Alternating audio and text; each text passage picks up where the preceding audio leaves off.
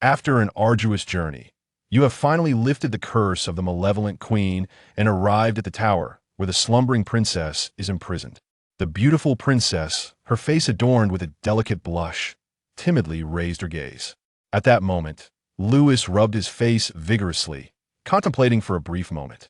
Ultimately, he bowed his head to kiss the princess gently, slowly lifting her into his arms before making his way to the evil queen's chamber. "Princess, do not be alarmed. I am merely a hired hand of the wicked dragon." As he beheld the enchanting lady seated in a chair, donning aristocratic stockings, Lewis rubbed his face once more. Should he crawl out from beneath the bed and greet this fair maiden? Such an idea did not seem prudent thus. He resolved to remain hidden beneath the bed, engrossed in a storybook.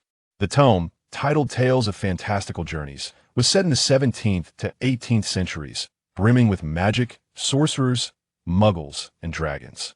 Within its pages lay a myriad of peculiar fairy tales, suitable for recounting as bedtime stories to children. Yet, should some mundane adults stumble upon this book while tidying up, curiosity might compel them to peruse its contents. And thus, Lewis found himself among the latter. He turned the pages to the latest entry, which narrated the tale of Princess Ossicris, who, in a bid to escape the clutches of her stepmother, the sorceress, sought refuge at the Royal Academy of Sacred Oak and became a magic professor there. However, the sorceress's influence remained relentless, and in her despair, the princess one fateful night uncovered her mother's book of destiny and began to pray for a prince to come to her aid. Upon reading this, Lewis's expression turned peculiar. He had certainly not chosen option A. Originally, there had been no B option. After finishing the book, he had tossed it aside with a frustrated exclamation of "what nonsense!" before retiring to bed. Upon awakening, he found himself clutching the book beneath this very bed. Now, the newly added B option echoed his earlier sentiment of "what nonsense." So, I have been forcibly drawn into this melodramatic tale. I have been transported to the bed beneath the story's protagonist, Ossicris. Suddenly, a line of narration appeared in the book, yet Lewis was unperturbed. In fact, he had come to realize that each of his actions was inscribed within its pages. It seemed he had become a character within the narrative. Completion rewards: 1 O'Sickley's Ear Cucumber, In Night Watchman's Blows, 1 Dark Domain Dungeon Bedroll, 1 Prisoner's Caress. B. Your Highness, I have finished cleaning beneath the bed. Is there anything else you require? Completion rewards: 1 Identification Card of Granny Stya Fairy, 1 Fairy's Knowledge, Random Basic Attribute 1. Both options sent a chill down Lou's spine, especially upon reading the latter, prompting him to instinctively check himself, which elicited a sigh of relief. Louis began to comprehend that he was not destined to become Granny Stya at this moment. Rather, it depended on how he chose to insert himself into this narrative. Upon selection, he would acquire the corresponding identity and knowledge. It appeared that he could only choose between the two. Louis vigorously rubbed his face. Opting for A would inevitably expose his identity as a traveler within the prison, leading to a fate of being dealt with by the prisoners before being placed upon the sorcerer's experimental table. Choosing B would be akin to mastering the Sunflower Manual. He suspected that this system was deliberately complicating matters for him. One option lacked a beginning, while the other lacked an end. Neither appealed to him. The world is veering toward the unpredictable. Louis mused for a moment, contemplating, if an option B could suddenly emerge, why can't a C option appear now? An idea blossomed in his mind, and he resolved to take a gamble, crawling from beneath the bed. At that moment, O'Sickley stood before the wardrobe, scrutinizing the plethora of garments with a furrowed brow, seemingly in a dilemma over what to wear. The array of clothing was remarkably fashionable, including an assortment of witches' attire. It appeared that this was not an ancient Europe, but a parallel world resembling it.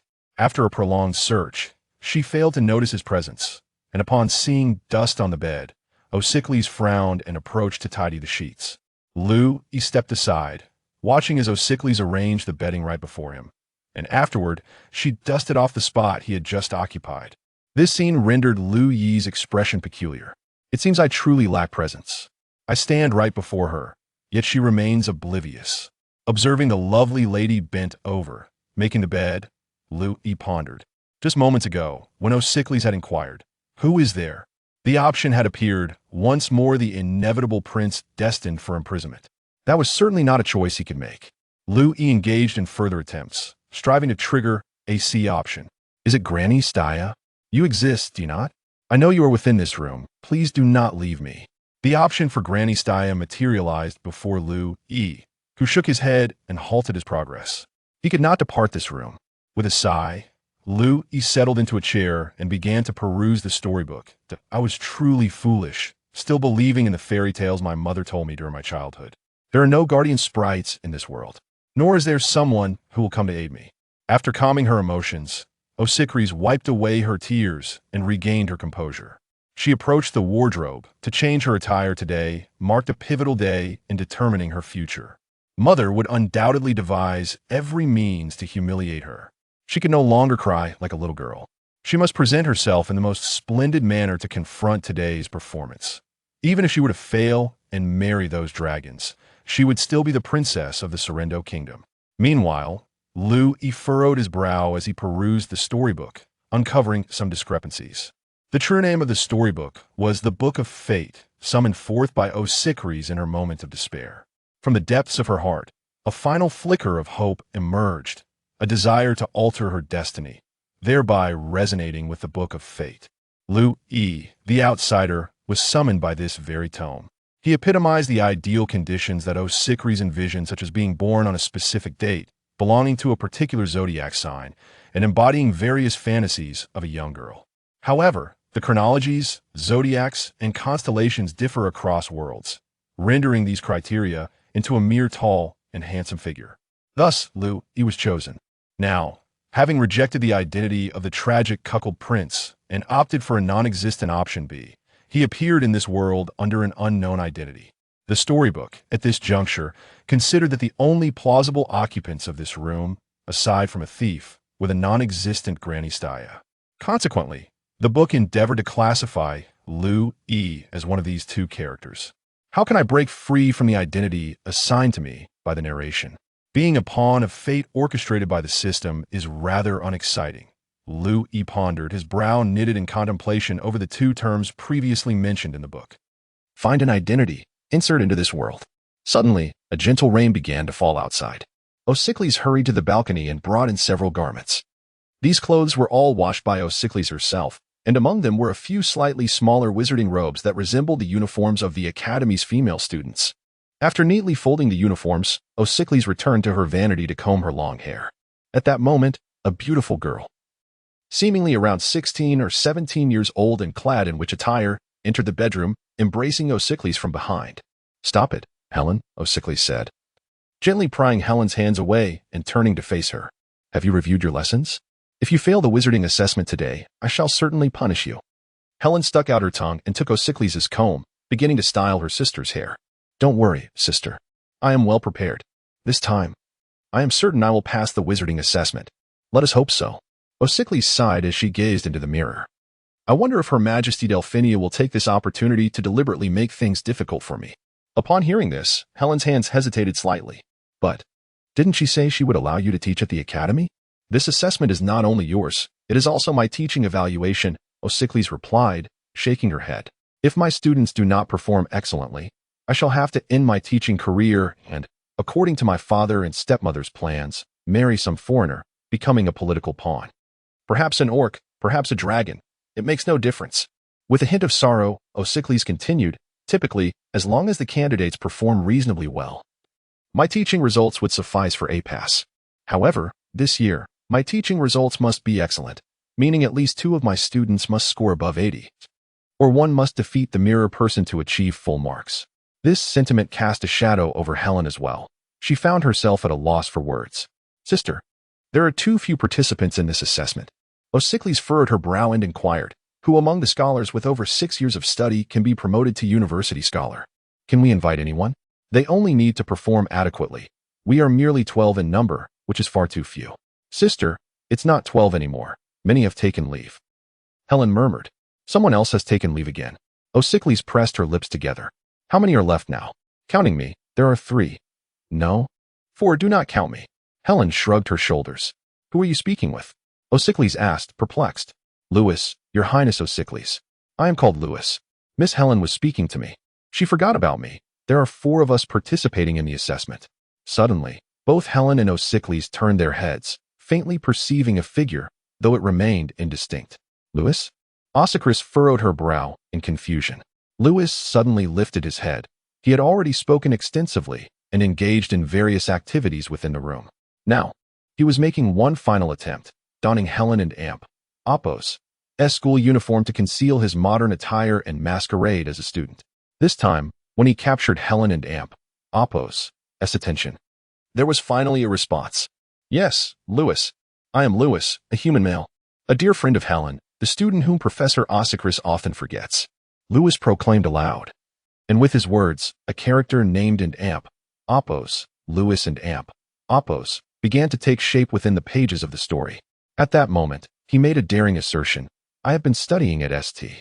Oak for over 6 years, mastering all spells and languages in the world, possessing the ability to learn any incantation at a glance. I am a powerful and youthful wizard. In that instant, a myriad of narratives filled the previously blank spaces of the text, gradually bringing the character Lewis to life. Suddenly, memories flickered in the minds of Helen and Osicles. Lewis's mind was suddenly awash with a wealth of knowledge. Acquired title, Forbidden Scholar. At this juncture, both Helen and Osicles trembled, turning their heads in astonishment to glance at the seemingly inconspicuous apprentice. The figure, once indistinguishable in gender and appearance, transformed in their eyes into a handsome, tall young man in his early 20s. However, his hair color and features did not resemble those of the Sauron people, and he was clad in Helen's wizarding robes. Indeed, he was called Lewis, a bookworm, prone to boasting, and fond of invading others and Amp, Oppo's, rooms and donning their garments.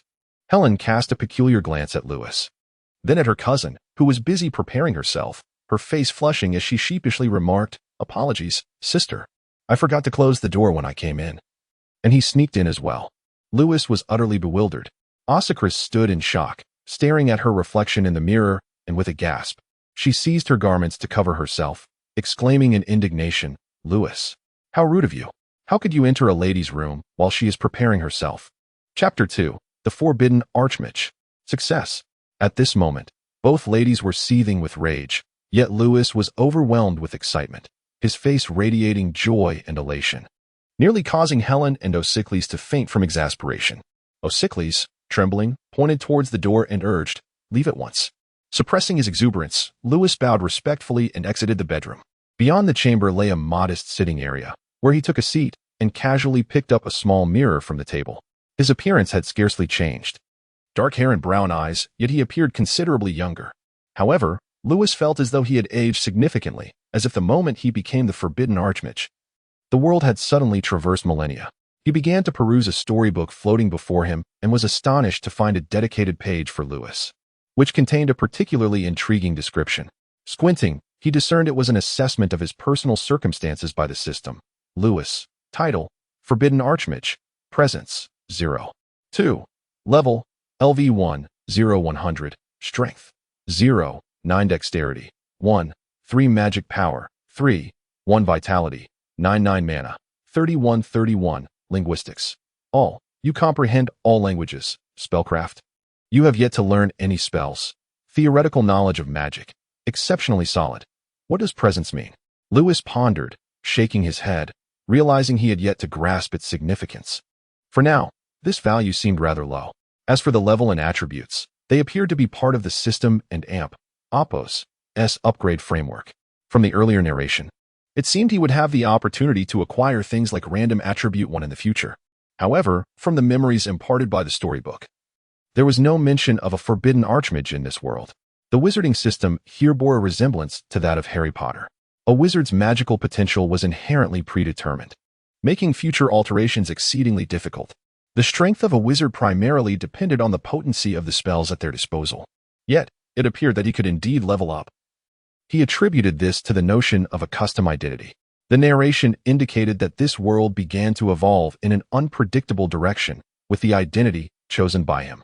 Lewis opted for custom, thereby crafting his identity within the story.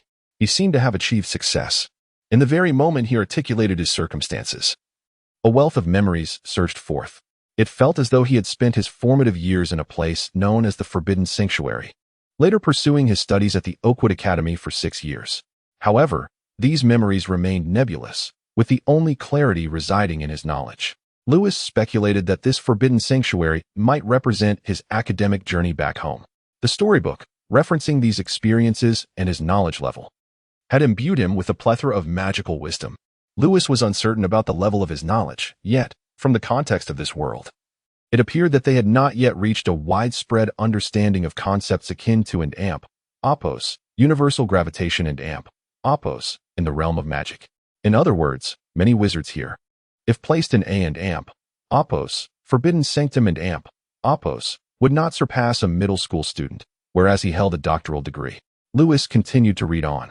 According to the personal evaluations outlined in the book, Lewis maintained a poor rapport with the students at the Holy Oak. The reason for this was his persistent disdain for his peers. In his eyes, they resembled kindergartners and elementary school students. However, from everyone's perspective over the past 6 years, Lewis was merely a talker. He often claimed to be proficient in all languages and magic, yet he had never cast a single spell. This had led to much ridicule and derision, as well as considerable ostracism. The only one with whom he shared a relatively better relationship was Helen. This might be a side effect of his self-proclaimed title of and amp, opos, the strongest wizard, and amp, opos. Nevertheless, Lewis felt that he was not as inadequate as others portrayed him. Indeed, he could not perform any spells, but that was simply because, in his narrative, he had never pursued such studies. He had an inkling that his foundation in magical knowledge was quite solid. Although he had yet to master these spells, he was merely a breath away. On the table lay an array of books and a charming backpack. Lewis casually picked up a book and began to peruse it. He could comprehend the text. The incantations within were also intelligible to him. While not as he had previously claimed to Helen of being proficient, he was rather familiar with them. Yet, he experienced a sensation akin to reviewing. As he read through a particular incantation, a moment of enlightenment struck him. The accumulation of years of knowledge has finally borne fruit. You have comprehended fill up quickly spell LV1010. At that moment, Lewis noticed that a new spell, fill up quickly, had been added to his character card S spell repertoire. Raising an eyebrow, he seized a seemingly adorable cup from the table, took a generous sip, and then grasped a wand beside the book. With a flourish directed at the half-full cup, he recited the incantation from the book. Subsequently, he felt a slight drain of magical energy, and the water within the cup began to rise steadily until it was full. Your understanding of and opos, fill up quickly and opos, spell LV110, has deepened. Indeed, the accumulation of knowledge. I sense that, although I have not laid eyes on these spells over the past 6 years, I have mastered the essential prerequisites for understanding them. At this moment, grasping them feels as effortless as solving elementary arithmetic problems. I am grateful for the bounty of knowledge. I believe this is far more valuable than merely possessing additional attribute points. Lewis closed his eyes in contemplation for a while before resuming his examination of the book before him. He discovered that many spells were immediately comprehensible, and with a few practice attempts, he could wield them with remarkable flair. The students of Oak Tree Academy had long studied the spell, which appeared to Lewis as simple as arithmetic. He could conjure it effortlessly. This was the manifestation of accumulated knowledge. After repeatedly practicing over a dozen times and discarding the water from his cup, he realized that spells need not be chanted aloud. According to his understanding of theoretical knowledge, as long as one adjusted the elemental structure with magical energy correctly, the magic would manifest naturally. However, within the confines of Oak Tree Academy, only the grand sorcerers could perform magic without incantations or wands. With a snap of his fingers, the cup gradually filled with water. He emptied it once more and, with a flick of his wand, the water was instantly replenished. It appears that using a wand enhances the effectiveness of the spell. Lewis mused as he glanced at his storybook, noticing that his proficiency in the quick fill spell had advanced to level 2-3-100. After 10 attempts, he achieved the ability to cast without a wand, and 100 attempts would elevate him to level 3, wherein a mere thought would bring forth magic. In the context of this world, Osikris and Opos, S execution of the quick fill spell seemed to be at around level 3. Yet, when she cast these minor spells, it was not merely a thought. She exhibited various little habits, such as a slight pout. Lewis felt that if he deepened his understanding of magic, he could master the quick fill spell with just a few more familiarizations, reaching level 4. At level 4, he estimated he could fill a large pool, and beyond that, he might be capable of diverting rivers and summoning storms. After perusing the book further, he discerned it was likely Helen's magical journal. Her notes revealed an extraordinary talent. She could effortlessly grasp many spells, mastering more complex ones within weeks. Yet, having spent her childhood within the academy, she had practiced these spells thousands of times and still could not perform magic without a wand, let alone without incantations. In the eyes of others, it seemed that casting without a wand or incantation was a feat reserved for prodigious witches like Osikris, who were innately attuned to magic. Suddenly, Lewis lifted his gaze. The insipid prince and the ancient sorceress might represent the pinnacle of initial character templates. He had not chosen the green-hatted prince nor the aged sorceress. Yet, the character template he had in Appos, customized and Appos, remained a benchmark, for he had allocated all his enhancements to the most precious asset of an apprentice potential. Chapter 3. Indeed. Multiple selections are possible upon reflecting on his circumstances. Lewis surveyed his surroundings and discovered that the living room was encircled by 3 rooms. One belonged to Osiklis. Another appeared to be Helen's, and the last was a washroom. Lewis's expression suddenly turned peculiar as he glanced at the items on the table, realizing that the books, cup, bag, and wand all belonged to Helen. He hurriedly wiped Helen and Appos' cup with his garment, only to find that his clothing was also her school uniform. Rubbing his face, he felt a wave of embarrassment wash over him. At that moment, he noticed what seemed to be a small room adjacent to the washroom. The door of this room appeared strange, almost ethereal, as if it were non-existent. Lewis suspected that this room was originally intended for Granny Staya. Upon reaching the door, he found it becoming clearer, revealing a small sign that read Lewis. As he opened the door, Lewis discovered a modest bedroom, approximately 15 square meters in size, furnished simply. On the bed lay his wizard apprentice uniform, wand, and other belongings. Additionally, there was a stretch bag, a common item among wizards. This bag appeared small but possessed a capacity akin to that of a suitcase. Lewis hastily changed into his uniform, folding the anachronistic shirt and trousers from his previous attire and placing them into the stretch bag. After completing his task, he wandered around the room, his expression one of confusion. He was certain that this was indeed his room, yet it seemed to have been prepared for Granny Staya in the narrative. But I am not Granny Staya. Why am I designated to live alongside Osiklis? With this question lingering, Lewis rummaged through the fantasy travel story to examine his background. However, he discovered numerous blanks regarding his backstory. It appears that Granny Staya's predicament has become a bug. I, too, am a bug, with a presence of merely 0. 2. Does this imply I could vanish at any moment? Shaking his head, Lewis set the book down and contemplated his current situation. He had ostensibly passed the first hurdle of entering this world. Yet, he felt as if he were merely a supporting character. According to the story and Appos' premise, Osiklis might very well depart after today and Appos' evaluation. Should the protagonist of the story change the scene, it was conceivable that her supporting student would meet the same fate. So, does this mean my role may last only a day? It became evident to Lewis that he now faced a crucial issue. He must align himself closely with the protagonist, ensuring ample opportunities for his presence in the narrative. Otherwise, he risked being forgotten by this world. Perhaps he should have chosen the identity of Granny Staya and accompanied Osiklis to Dragon Nest City. Lewis instinctively disregarded the last thought. He would never practice the Sunflower Manual.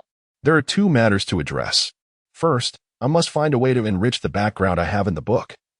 Those blank areas might be the reason for my particularly low presence. Secondly, I need to devise a means to assist Osiklis in overcoming today's difficulties and ensure she remains at the academy. Given my current and Appos' presence and Appos', I cannot afford to distance myself from her too much. However, it seems somewhat implausible for someone who has not cast a spell in 6 years to suddenly pass the wizard and Appos' examination. Lewis felt a slight headache. This second task appeared quite challenging. A commotion outside drew Lewis from his thoughts, prompting him to exit the room and enter the lounge, where he discovered Miss Helen had already emerged, tidying her belongings. As she picked up a cup, she cast Lewis a peculiar glance. Helen, I merely practiced and Appos' hastened to fill and Appos' with that cup, Lewis remarked, his face tinged with embarrassment. You see, the exam is approaching. I know, Helen replied with a smile, tossing the cup into the trash. I trust you. Helen and Appos' affection -2, by the way, Lewis, Helen and Appos' smile radiated warmth. Could you please return my school uniform? And Appos'. Lewis slapped his forehead, quickly retrieving Helen and Appos' uniform from his bag and handing it to her, only to see her toss it into the trash as well. Helen and Appos' affection -3, surely, this is excessive. Lewis rubbed his face, feeling somewhat speechless. However, he found himself curious about Helen and Osycles and Apos' memories. At that moment, Osycles also appeared. Though she politely nodded at Lewis, he could discern that her expression was not particularly favorable. "Let us go, Lewis." With that, Osycles descended the stairs. "It seems your identity has been acknowledged by this world. However, the general impression of this gentleman appears rather mediocre. Perhaps Lewis is not new to stealthily entering others' rooms and engaging in those peculiar activities. How can one so unjustly sully another's reputation?" Lewis was utterly bewildered. Indeed, he always says this. How could one refer to scholarly pursuits as Apos, sneaky and Apos? Lewis vigorously rubbed his face, realizing this must be a side effect of his Apos, self-setting, and Apos. Nevertheless, my identity as a traveler should remain concealed. As they walked, Osycles spoke to Lewis, first indicating that he needed to amend certain habits, such as refraining from addressing her as Apos, Your Highness and Apos. Within the academy, Apos, Miss Apos, would suffice. What do you typically call your mentors? Lewis paused, recalling his Apos, exchange student and Apos, status. Boss? Oh, right. Osycris and Apos' expression was peculiar as she shook her head. The wizards of the Forbidden Sanctuary always fancied themselves as unconventional. Suddenly, Lewis and Apos' demeanor shifted, for he realized that his background setting had inexplicably expanded. The descriptions concerning the Forbidden Sanctuary had also increased. Osycris continued to speak, asserting that although she was only a few years older than Lewis, her role as his mentor bestowed upon her the responsibilities of a guardian. Lewis should regard her as an elder and refrain from engaging in any peculiar antics. She spoke earnestly in a tone befitting an elder, conveying much wisdom. Yet, rather than displaying embarrassment or gloom, Lewis and Apos' countenance brightened with delight, for he observed that with each exchange he had with Osycris, the narrative within the storybook concerning him was gradually being refined. Seemingly noticing Lewis and Apos' joy, Osycris abruptly halted, her entire being trembling as she could no longer suppress her ire. She rebuked him, stating, "Lewis, the most essential quality of a wizard is virtue. Your behavior has become increasingly unbecoming. If I catch you hiding beneath my bed once more, you shall return whence you came." Helen cast Lewis a glance laden with a similar sentiment. The two young ladies appeared to recall more than before. Yet, they sensed that something was amiss. Suddenly, Lewis discovered that several pages had unexpectedly materialized before the first page of the storybook. The narrative now commenced with his unexpected entrance into the room, and these newly added pages detailed the events that transpired upon his arrival in the bedroom. Presently, these pages remained blank, gradually inscribing themselves as Osycris and Helen and Apos, memories and Apos, or perhaps and Apos, fantasies and Apos, unfolded.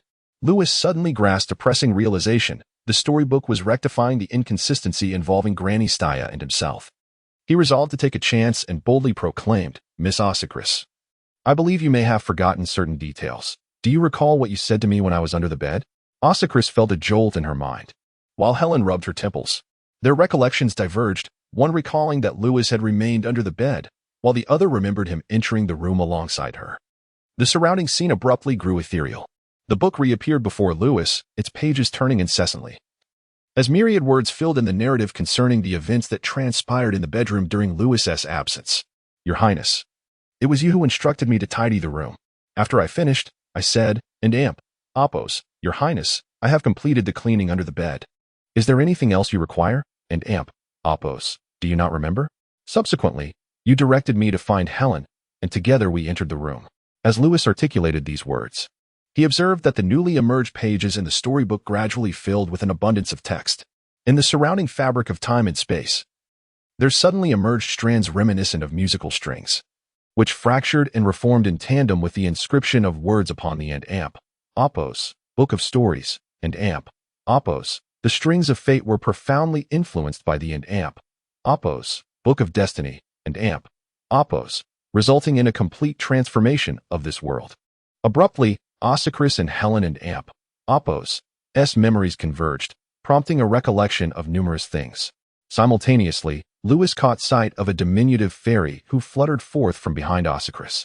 She offered a slight curtsy and, with a flick of her wand, gestured towards Lewis before vanishing into thin air. Throughout this entire episode, Ossicris and her companion remained oblivious to the fairy. However, after her departure, Lewis found a small leaf in his hand, adorned with an image of the tiny sprite. Identification card of Granny Style 1. Staring at the leaf, Lewis was momentarily taken aback. After a brief moment of contemplation, he handed it to Ossicris, saying, "By the way, Your Highness, I discovered this beneath the bed." "Found beneath the bed?"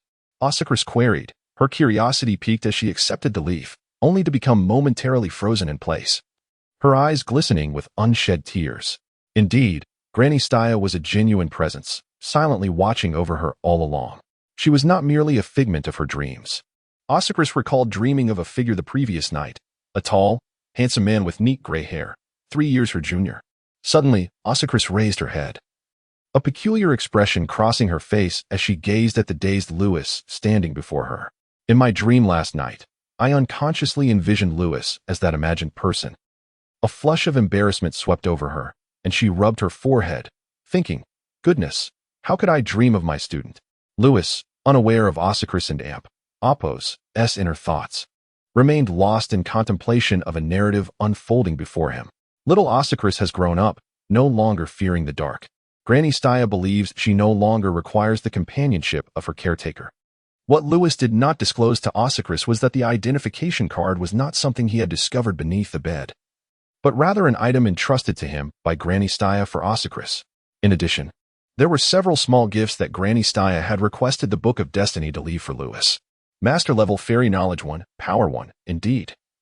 Multiple selections are possible, but what is the nature of Granny Style? Did she truly exist?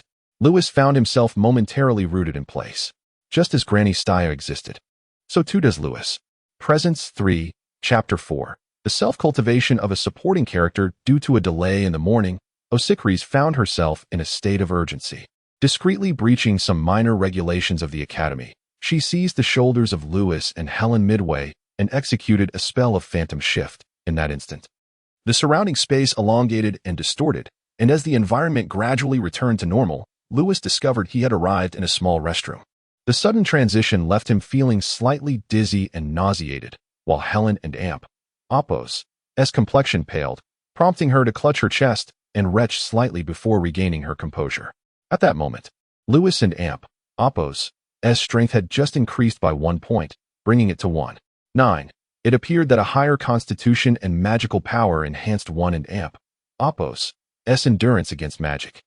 As he came to his senses, Lewis noticed Ossicris observing his face with a peculiar gaze.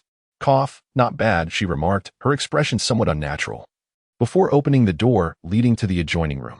This was a spacious hall, grand and beautiful in appearance. The room was adorned with numerous sofas, bookshelves, paintings, and a fireplace, along with animated and conversing silverware. Dozens of students of varying ages were bustling about in the lounge, seemingly preparing seating and magical instruments. In one corner of the hall, several adult wizards sipped tea and engaged in idle chatter. Upon seeing Ossicris emerge from the restroom, an elder wizard cast a mildly reproachful glance her way before exchanging smiles with several professors nearby. This wizard appeared to be the vice dean of the division, having spent time at the court, and could be considered a mentor to Ossicris. Ossicris introduced Lewis and Helen to the professors, engaging in conversation. She seemed to be quite popular within the academy, as many professors from the Sacred Oak Academy appeared to be supporters of this royal faction. However, as Ossicris had noted, no one addressed her as an Oppo's, Your Highness, and Oppo's, nor did anyone adhere to the elaborate court etiquette. Many elder wizards regarded Ossicris as a student of whom they felt proud.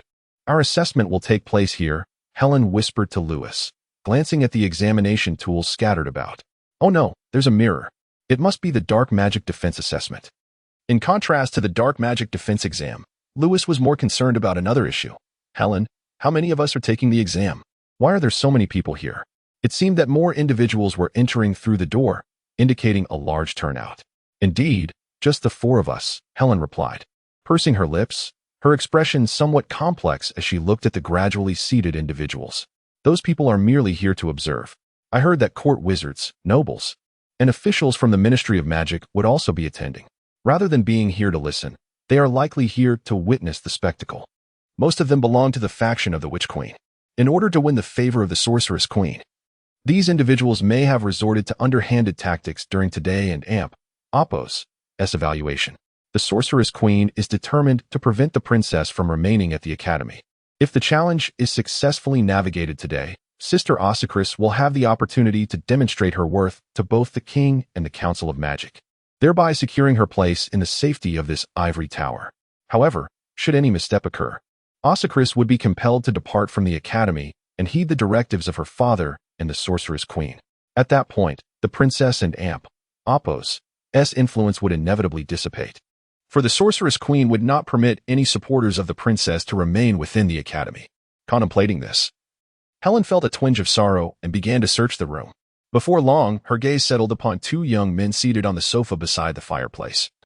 Imparting a modicum of reassurance to her, she hastened over, grasping Lewis's hand as she approached. Within the hallowed halls of the Royal Academy of Sacred Oak, the majority of apprentices hail from esteemed noble families, as evidenced by their comportment. Nearby the fireplace, a striking pair of youthful aristocrats lounged, appearing to be around 17 or 18 years of age. The other apprentices seemed to regard them with trepidation. Occasionally, one would be beckoned over, and those summoned would respectfully bow, leaning in to listen attentively to the nobleman's discourse.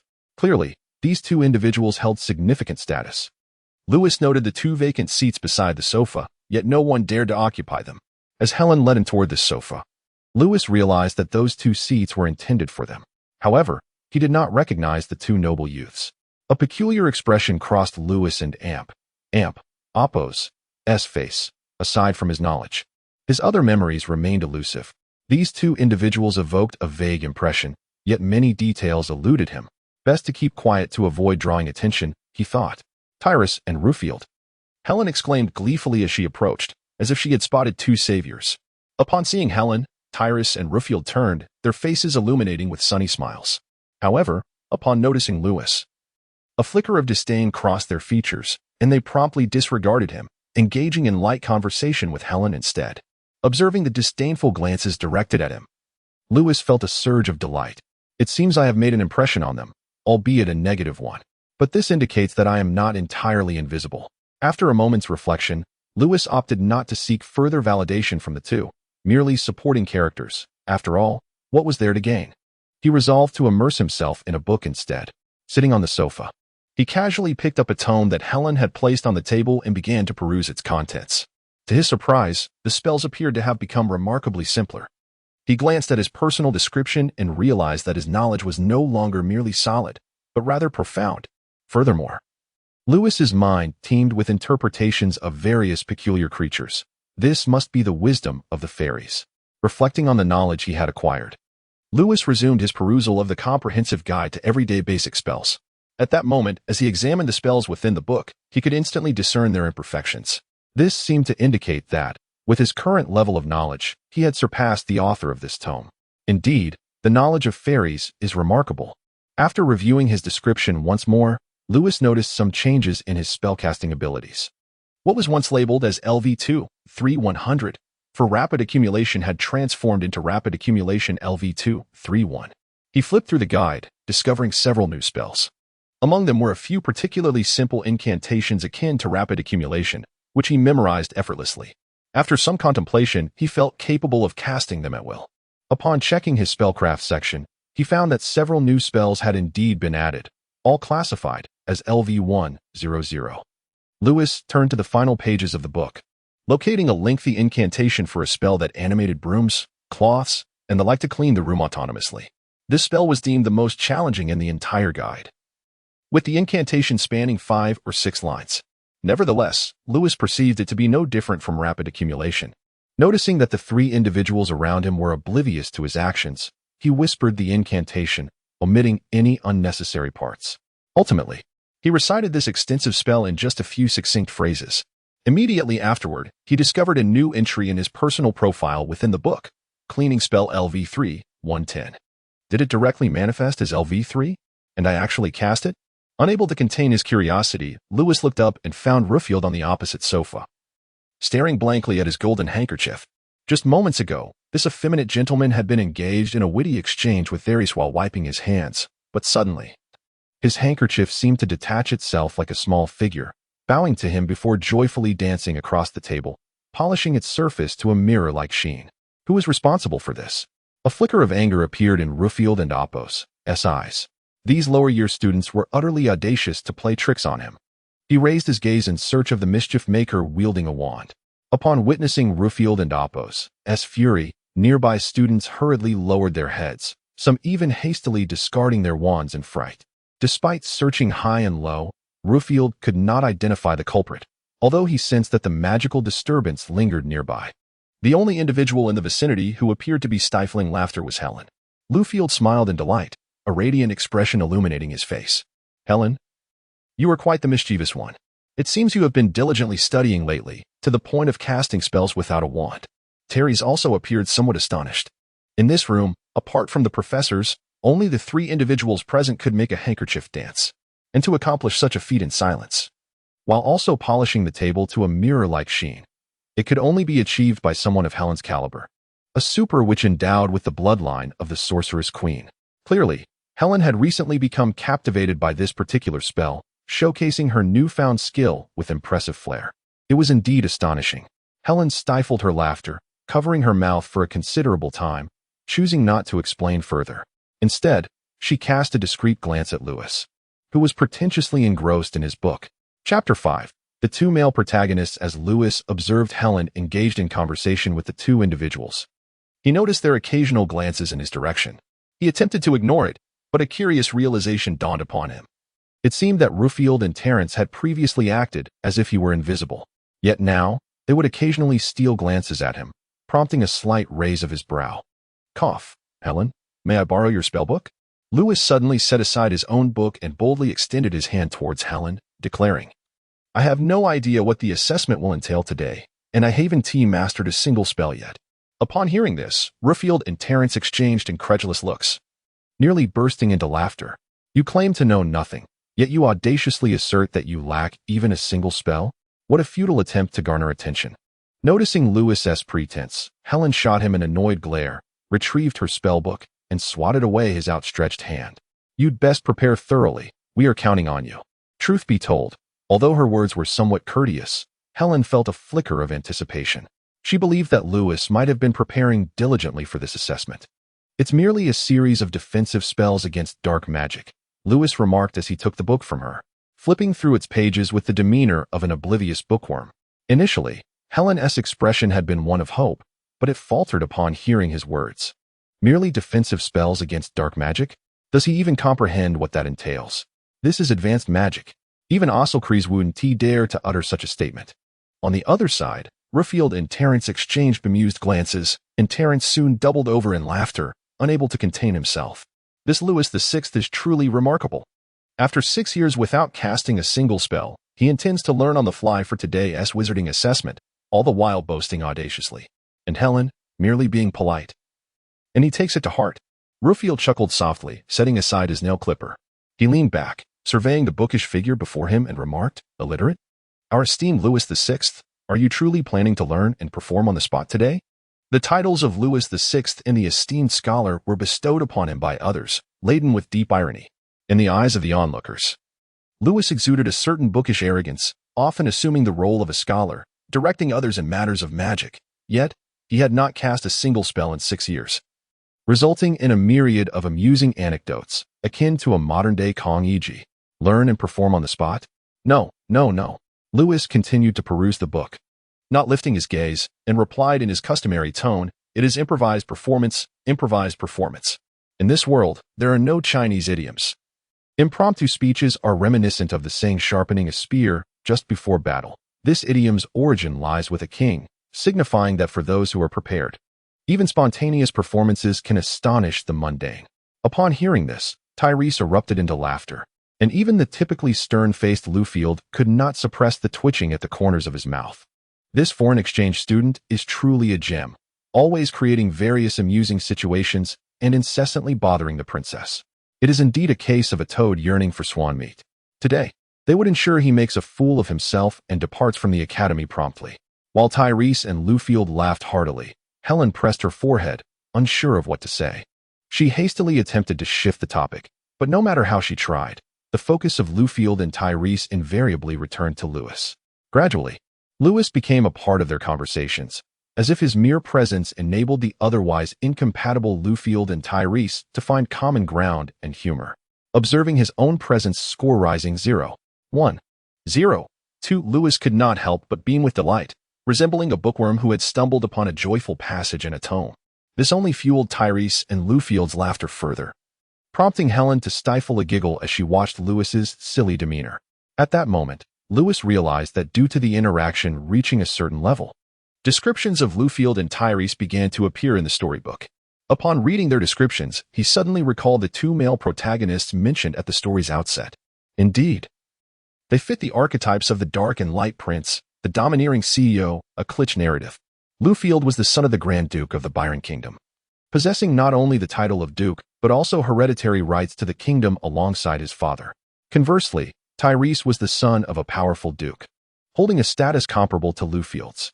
Both were sent by their families to represent their clans in support of Ossory's, with both families advocating against the princess marrying outside her lineage. The rationale behind this, naturally, was the hope that the princess would eventually ally with their families, or, more specifically, choose one of them as her husband. Thus, in the hearts of Tyrese and Lufield, Ossory's was not regarded as a true teacher. According to the narrative's predictable tropes, one of them was indeed destined to become Ossory's husband. This foreigner's name is quite challenging to remember. Merely listening does not allow one to distinguish Lufield from the rest. Lewis mused as he stroked his chin. He noted his own presence score now stood at 367, while Tyrese was at 309 and Lufield at 393. It seems these are the two male protagonists, not mere background characters. A tinge of disappointment washed over him.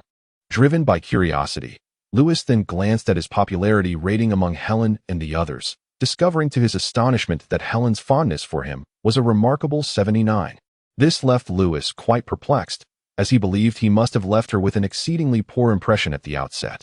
This suggested that Helen seemed to possess a remarkably high initial affinity towards him. Curiosity began to envelop Lewis. As for the favorability ratings from Tyrese and Lufield, they hovered around 20 to 30. Surely, it cannot be so? In his bewilderment, Lewis began to closely observe the two. He noticed that their gazes towards him appeared to have shifted somewhat from before. Initially, their looks resembled those directed at an inconsequential extra. Now, although they still regarded him as such, there was an added layer of mockery, disdain, and even a hint of wariness in their eyes. This was not the demeanor one would expect when viewing an unlikable peer. Rather, it resembled the scrutiny reserved for a jester. Lewis found this exceedingly strange. Could it be that this role of an extra also entailed the duty of being a foil to the protagonists? But what was my background? How was I perceived in the eyes of these two main characters? His curiosity deepened. Present circumstances indicated that the three students of Ossory were extraordinary, both in talent and lineage. Helen was self-evident, while Tyrese and Lufield were the quintessential protagonists, one destined to ally with Ossory through marriage, while the other, after a failed courtship, would wed Helen. Thus, it was only fitting that Ossory's students were all exceptional. So who was I? A being born from the fantasies of Ossory, gradually rendered real by the Book of Destiny. Chapter 6. How could a mere supporting character aspire to take center stage? A fantasy originating from Osicles, gradually materializing into reality. Just as Lewis was engulfed in perplexity, Helen unexpectedly leaned forward, rummaging through the magical notebook in his hands. A few strands of her hair inadvertently brushed against Lewis's face, yet she appeared utterly unperturbed, casually tucking her hair behind her ear before continuing her search. It was as if this interaction with Lewis was entirely commonplace. Observing Helen's demeanor, Lewis fell into contemplation. Could the fantasy travel tale be the very Book of Destiny described within the story? Osicles summoned me here, so does Helen subconsciously perceive herself as my sister-in-law? And when Lufield and his companion gaze upon me, do they see a toad longing to devour a swan? The recollection of the melodramatic fantasies chronicled in the book sent a shiver down Lewis's spine. He held no interest in such Klitsch narratives or in the concept of any so-called princess. His sole desire was to navigate the immediate challenge before him. These contents are of no use, Lewis. Helen turned to a particular page in the magical notebook and shot him a reproachful glance. Stop perusing those trivial matters and copy this down quickly. I need to review it as well. Improvised speeches, right? After speaking, Helen handed him a quill and a small notebook. Casting an exasperated look at him, as if to convey that he should have come prepared, she then returned to her seat. Lewis let out a silent sigh, grasped the pen, and lowered his gaze to the magical notebook. On the page Helen had turned to, There were numerous illustrations of terrifying creatures, such as evil spirits and soul reapers. He was well acquainted with these, having comprehensive knowledge of various faeries. He could even discern the inaccuracies in the illustrations at a glance. However, it was evident that despite the numerous errors in the illustrations and descriptions of the monsters, the two spells inscribed in Helen's notebook could effectively deal with them. One spell was named Demon Repulsion Spell, while the other was Evil Spirit Dispersion Spell, from Helen's annotations and research notes. It was clear that these two spells were exceedingly challenging. She believed they were incomplete. Each wizard, when employing these spells, needed to supplement them according to their own understanding. As Lewis delved into the study of these spells, he perceived them merely as elementary algebra applications. The missing elements could simply be represented as an X in the equation. You have comprehended and oppose, Demon Repulsion Spell LV107, and oppose, Evil Spirit Dispersion Spell LV106, and oppose him. It appears I must practice these elementary algebra problems a few more times. Lewis continued to peruse the area and stumbled upon a peculiar little note. The handwriting appeared fresh, as if it had been inscribed just that morning, with ink still smudging under the slightest touch. It seemed to be a cheat sheet prepared by Ossicris for Helen, containing her interpretations of a particular spell. However, the teacher's proficiency was evidently lacking, as her simplistic notes were riddled with flaws and convoluted explanations. Among her scribbles was a comment from Ossicris. This spell is obscure and difficult to comprehend, yet it might very well be their trump card in this assessment. Memorize it surreptitiously. I have not employed these spells in front of anyone else. Simply claim they are your original research. Lewis shook his head at the chaotic scrawlings of Ossicris. There was no need for further contemplation. Helen was doomed. With this incantation, he might be able to unleash its power completely, but based on Helen's understanding of magic, her success rate would likely not exceed 20%. He suspected that Ossicris's true intention was not for Helen to vanquish the mirror demon, but rather to use this remarkable spell to allow Helen to display some semblance of grace, even in failure, thereby earning her some points. However, there were two types of mirror beings in front of which one could not hope to exhibit any flair, the nameless ones and the abyssal spirits. When confronting these entities, it was either a complete triumph or utter defeat, with no chance for commendation. A loss could very well lead to an embarrassing spectacle. Why are you merely observing and not transcribing? Helen remarked, a hint of reproach in her tone. Lewis sighed inwardly and retrieved his blank spellbook from his bag, beginning to copy the notes. Moments later, he discreetly returned the book to Helen. Have you copied it all? Helen inquired, flipping through the pages. Make sure to memorize it well, and for heaven's sake, do not let the examiner catch you reading from a cheat sheet. While you may struggle to cast it, if the examiner senses its magical essence, you could still earn some points. But let me be clear, you used the banishment spell against the spirits, and I shall employ the exorcism spell. We shall each take one. Oh, Lewis replied, intrigued. Do you not require the banishment spell to earn points? Helen smiled with confidence. The banishment spell is specifically designed to confront soul reapers. Should one appear, I can handle it directly. Her implication was clear. If a soul reaper were to emerge, Lewis would be of no consequence. Let us hope so, Lewis mused inwardly. Before long, numerous officials from the Ministry of Magic, court wizards, and an array of professors and apprentices began to filter in. It appeared that a considerable audience had gathered for today's proceedings. Rufield, and there's also sensed a shift in the atmosphere. There were simply too many people. They instinctively straightened their posture, adopting an air of aristocratic elegance in their discourse. Lewis observed that, apart from a few academic wizards, almost no one greeted Ossicris. Everyone instinctively directed their gaze towards Rufield and Tyrese. Those looks held a mix of anticipation, curiosity, but more often than not, they conveyed a profound significance coupled with caution. It appeared that Ossicris was not in a favorable position, though not entirely besieged. She certainly seemed to be in a state of disarray. Among her supporters, the scholarly old professors exhibited no interest in politics, while the others harbored deeply rooted agendas. Clearly, in the kingdom of Talinda, the sorceress held the reins of power. Anyone who dared to stand up for Ossicris today would likely face dire consequences. Lewis, devoid of influence or authority, had no intention of becoming a scapegoat, nor did he wish to usurp the leading role from anyone else. As long as one individual could manage to pass through today, he would continue to play the part of a mute observer. However, to everyone's astonishment, when they reached the mirror, Ossicris boldly stepped forward first. After all, what right did a mere extra have to be at the back? Extras ought to position themselves at the front, serving as the vanguard for the protagonists. Chapter 7. Pay attention to your studies. Gazing at the reflection of his own peculiar smile in the mirror, Lewis's expression was quite remarkable.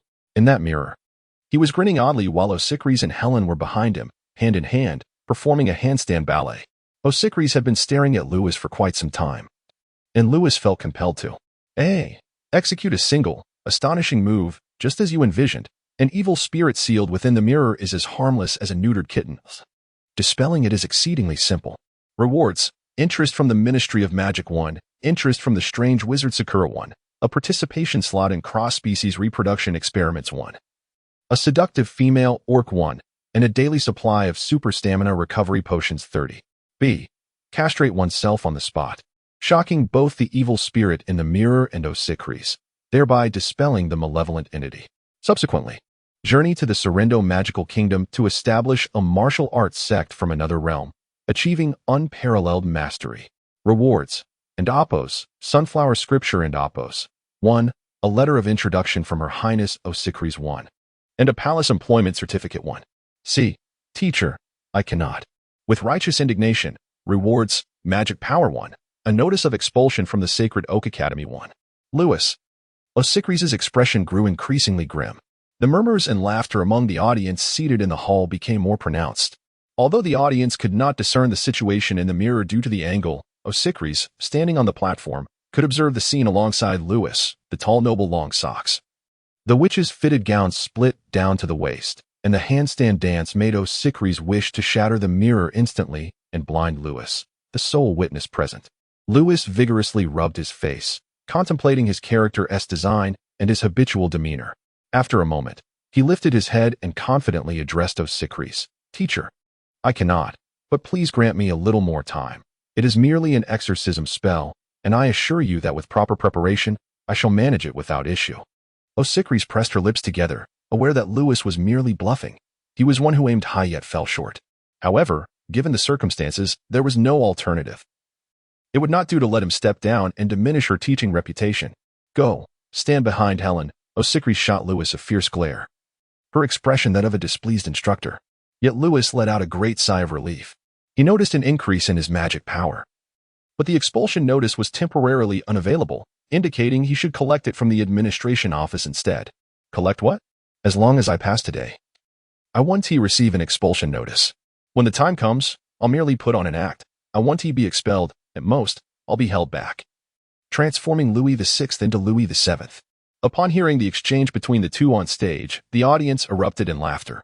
The officials from the Ministry of Magic and court wizards present that day were nearly in stitches.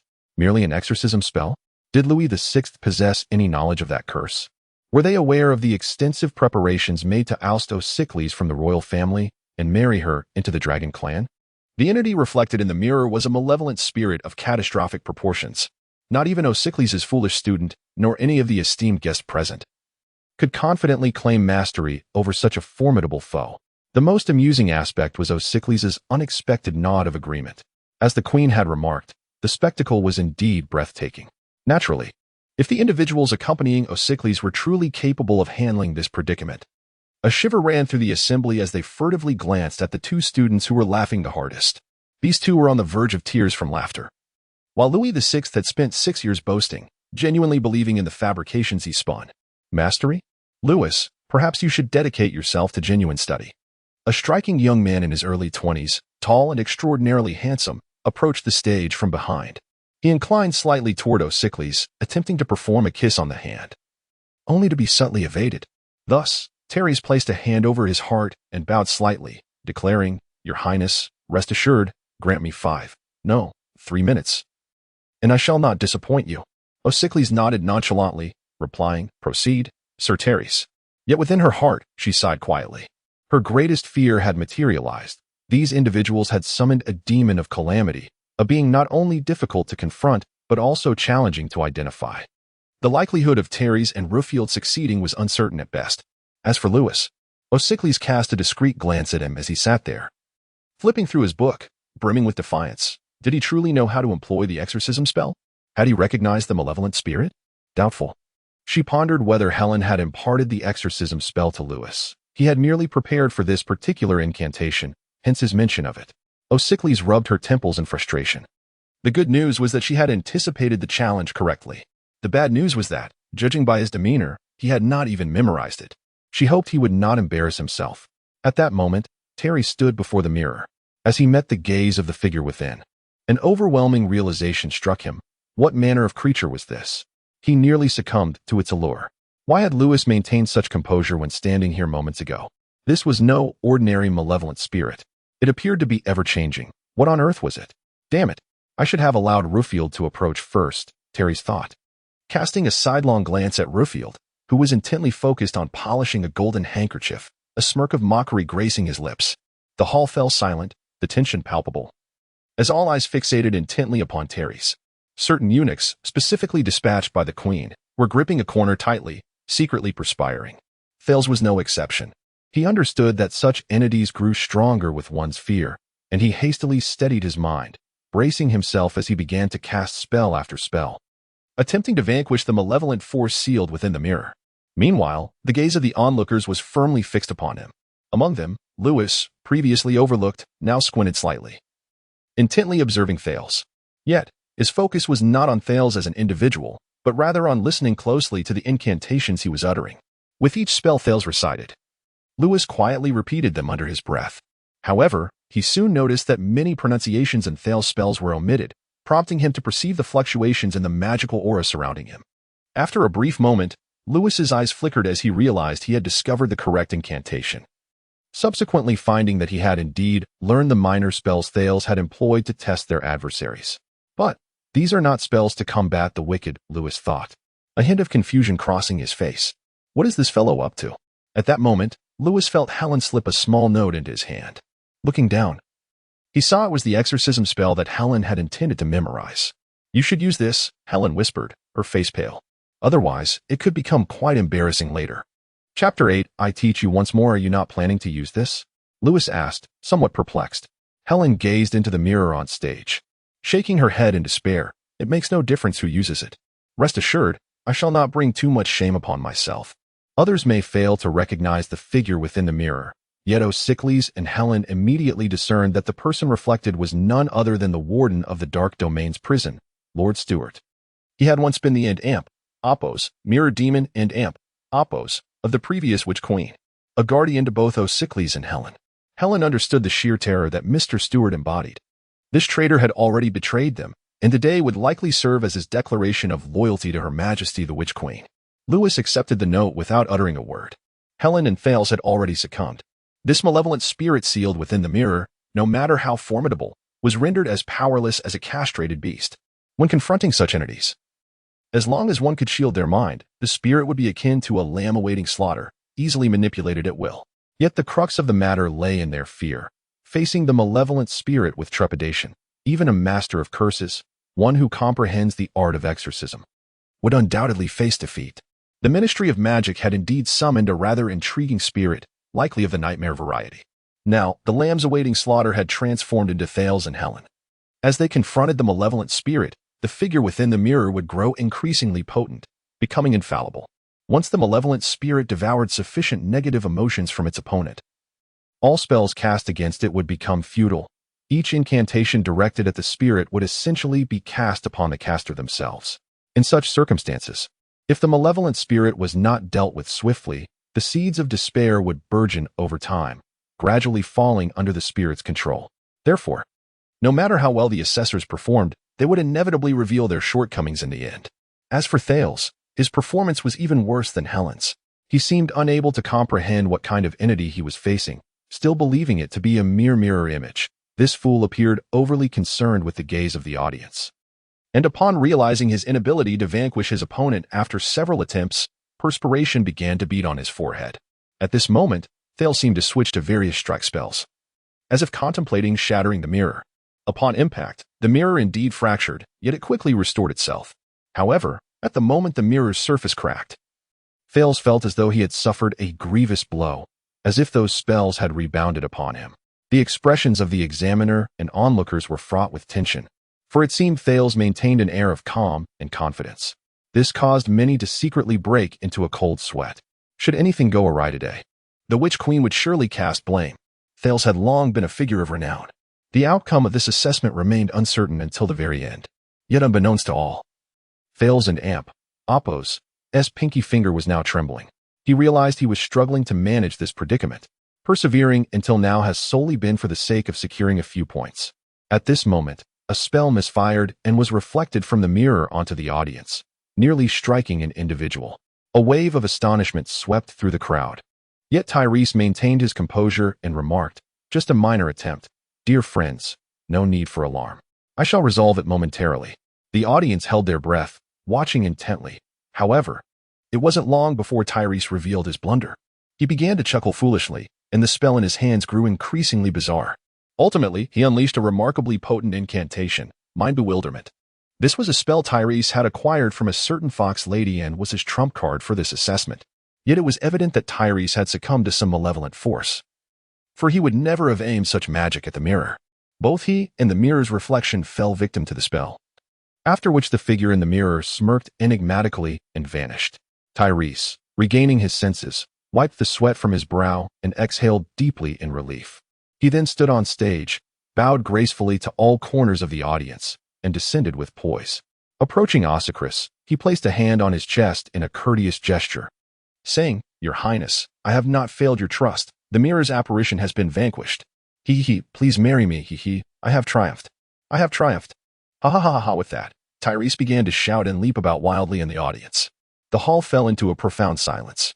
Even Ossicris's mouth slightly gaped in astonishment. Tyrese had been ensnared. This was the magic of the foxes. Such a spell was unsolvable without summoning Miss Yingling. Suddenly, a soft applause broke the silence. It was Ruffield.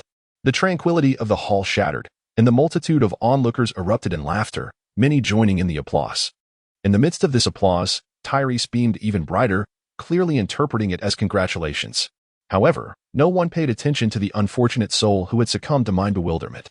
The audience's focus had shifted entirely to Ruffield. The malevolent spirit conjured was primarily intended for him. It was rumored that Ruffield had learned a most terrifying spell from a mysterious sorcerer. Thus, the situation was precarious.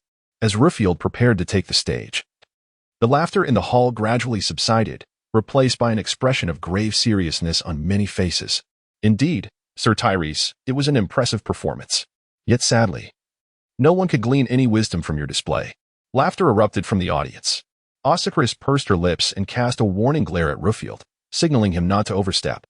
At this moment, all eyes were on Ruffield, who took out a golden handkerchief to wipe his hands and said to Louis, "You may not have fully grasped what Tyrese just taught you, but fret not." As he spoke, Ruffield handed the handkerchief to Louis, declaring, "I shall teach you once more. A waltz shall be performed by the reflection within 1 minute." Upon uttering these words, the previously chaotic hall gradually fell silent, as if everyone believed he was not merely boasting. Ossicris, upon hearing Ruffield's proclamation, was momentarily taken aback. Ruffield, exercise caution, that is. She coughed, and the examiner beside her cast a glance in her direction. Ossicris's complexion paled, and she refrained from speaking further. The hints provided in such a manner were akin to cheating, significantly impacting the assessment of one's teaching abilities. This examiner was specifically appointed to scrutinize. Ruffield said little more. He exchanged a calming look with Ossicris, seemingly aware of the nature of the situation. Then, he brushed off his sleeves and, amidst the gaze of the crowd, boldly stood before the mirror. To everyone's astonishment, he did not draw his wand. Instead, he extended both hands, manipulating the air as if orchestrating a marionette, and began to wave before the mirror. As he recited his incantation, the reflection truly began to dance. Gasps of astonishment echoed through the hall, and many could not help but rise from their seats. Even the examiner, responsible for the scrutiny, widened his eyes in disbelief. He had not anticipated Ruffield to act with such decisiveness, directly showcasing his extraordinary skills. Today would witness either the utter defeat of evil or Ruffield himself, perhaps in just a few movements. However, on the other side, Louis's expression grew increasingly peculiar. He sensed that Ruffield's magical aura was somewhat amiss. The spell's essence should differ from what he was executing. He glanced at the side notes, confirming his suspicions. Forbidden. Puppet Mastery LV00679. The caster seems yet to fully master this art. You cannot learn it entirely and must comprehend it independently. And Amp, Oppos, a commendable spell indeed. One that bewilders the mind and another that manipulates puppets, both appearing remarkably effective. Today has proven to be enlightening. And Amp, amp, oppos, and amp, oppos. Yet, regrettably, these spells are not meant to be wielded in such a manner. Shaking his head, Lewis retrieved a small slip of paper, the very incantation O'Sicries had provided for the purpose of cheating. Today, he intended to cheat before the eyes of all. Lewis tapped his fingers against the parchment, and the inscriptions morphed entirely. At that moment, waves of suppressed laughter erupted from the crowd. Lewis turned to observe Rufield, noticing that the reflection and amp, oppos, dance had become increasingly erratic, while Rufield's body began to twitch unnaturally. Within mere seconds, Rufield seemed to lose control, dancing in unison with the reflection. Eventually, he commenced a wild striptease in the hall, frolicking about in a state of undress. "Enough, Stuart," O'Sicries shouted in a pale fury at the mirror. "You are utterly uncouth." Yet, the reflection paid her no heed, instead reveling in the chaos even more. Chapter 9: The White Phoenix. O'Sicries closed her eyes, trembling all over. Her student had been the subject of ridicule on stage.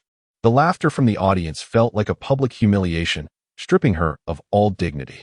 After today and amp, oppos, event, she could no longer show her face at the academy. There was no one in this world capable of rescuing her. It was merely a figment of her imagination. Her destiny was to venture to the dragon and amp, oppos, nest city and dwell among dragons. It seemed that the moment had nearly arrived, as the examiner finally spoke. "Very well, Mr. Stuart." The examiner glanced at the mirror, smiled, and addressed O'Sicries. If Mr. Rufield were to embarrass himself again, Miss O'Sicries would surely be pained. The figure in the mirror offered a slight bow, casting a bemused glance at the pale-faced O'Sicries. Then, with renewed interest, he turned his attention to Helen and Lewis, awaiting the final two lambs to take the stage. On the other side, Rufield had descended from the stage, utterly dejected amidst the uproarious laughter. Theirs also began to laugh heartily, evidently unaware that the spell afflicting the fool had yet to be lifted, and oblivious to the implications of Rufield and amp, oppos' failure. "What a splendid performance!" Theirs exclaimed, clutching his belly in mirth. "Lewis, have you learned your lesson? Go and dance with our esteemed spirit." At this remark, Rufield and amp, oppos' countenance turned ashen, casting a venomous glare at theirs. The spectators in the hall recalled Rufield and amp, oppos' earlier folly and erupted into even more raucous laughter. Theirs was under a spell. O'Sicries bore him no ill will. Yet, she too could not escape the pallor of despair. Her last hope had been shattered. Helen was no match for that entity. She would undoubtedly humiliate herself, losing all face and future prospects. O'Sicries realized she was doomed and could not allow her sister to suffer the same fate. She pressed her lips together, glancing at Lewis, her eyes betraying a sense of hopelessness. Lewis. The utterance of his name incited even more laughter from the onlookers in the hall. In the depths of her despair, O'Sicries found herself seeking assistance from a mere talker, and amp, oppos, Kong E.G. and amp, oppos. This scene was undeniably theatrical. Yet perhaps, in O'Sicries and amp, oppos' subconscious, it seemed natural to seek help from someone when engulfed by despair, though she had yet to recognize this truth. Thousands of gazes were now fixed upon the jester mockingly dubbed and amp, oppos, Louis VI, and amp, oppos, as the witch queen and amp, oppos, Delphinia and amp, oppos, had proclaimed. Today and amp, oppos' performance would be nothing short of spectacular.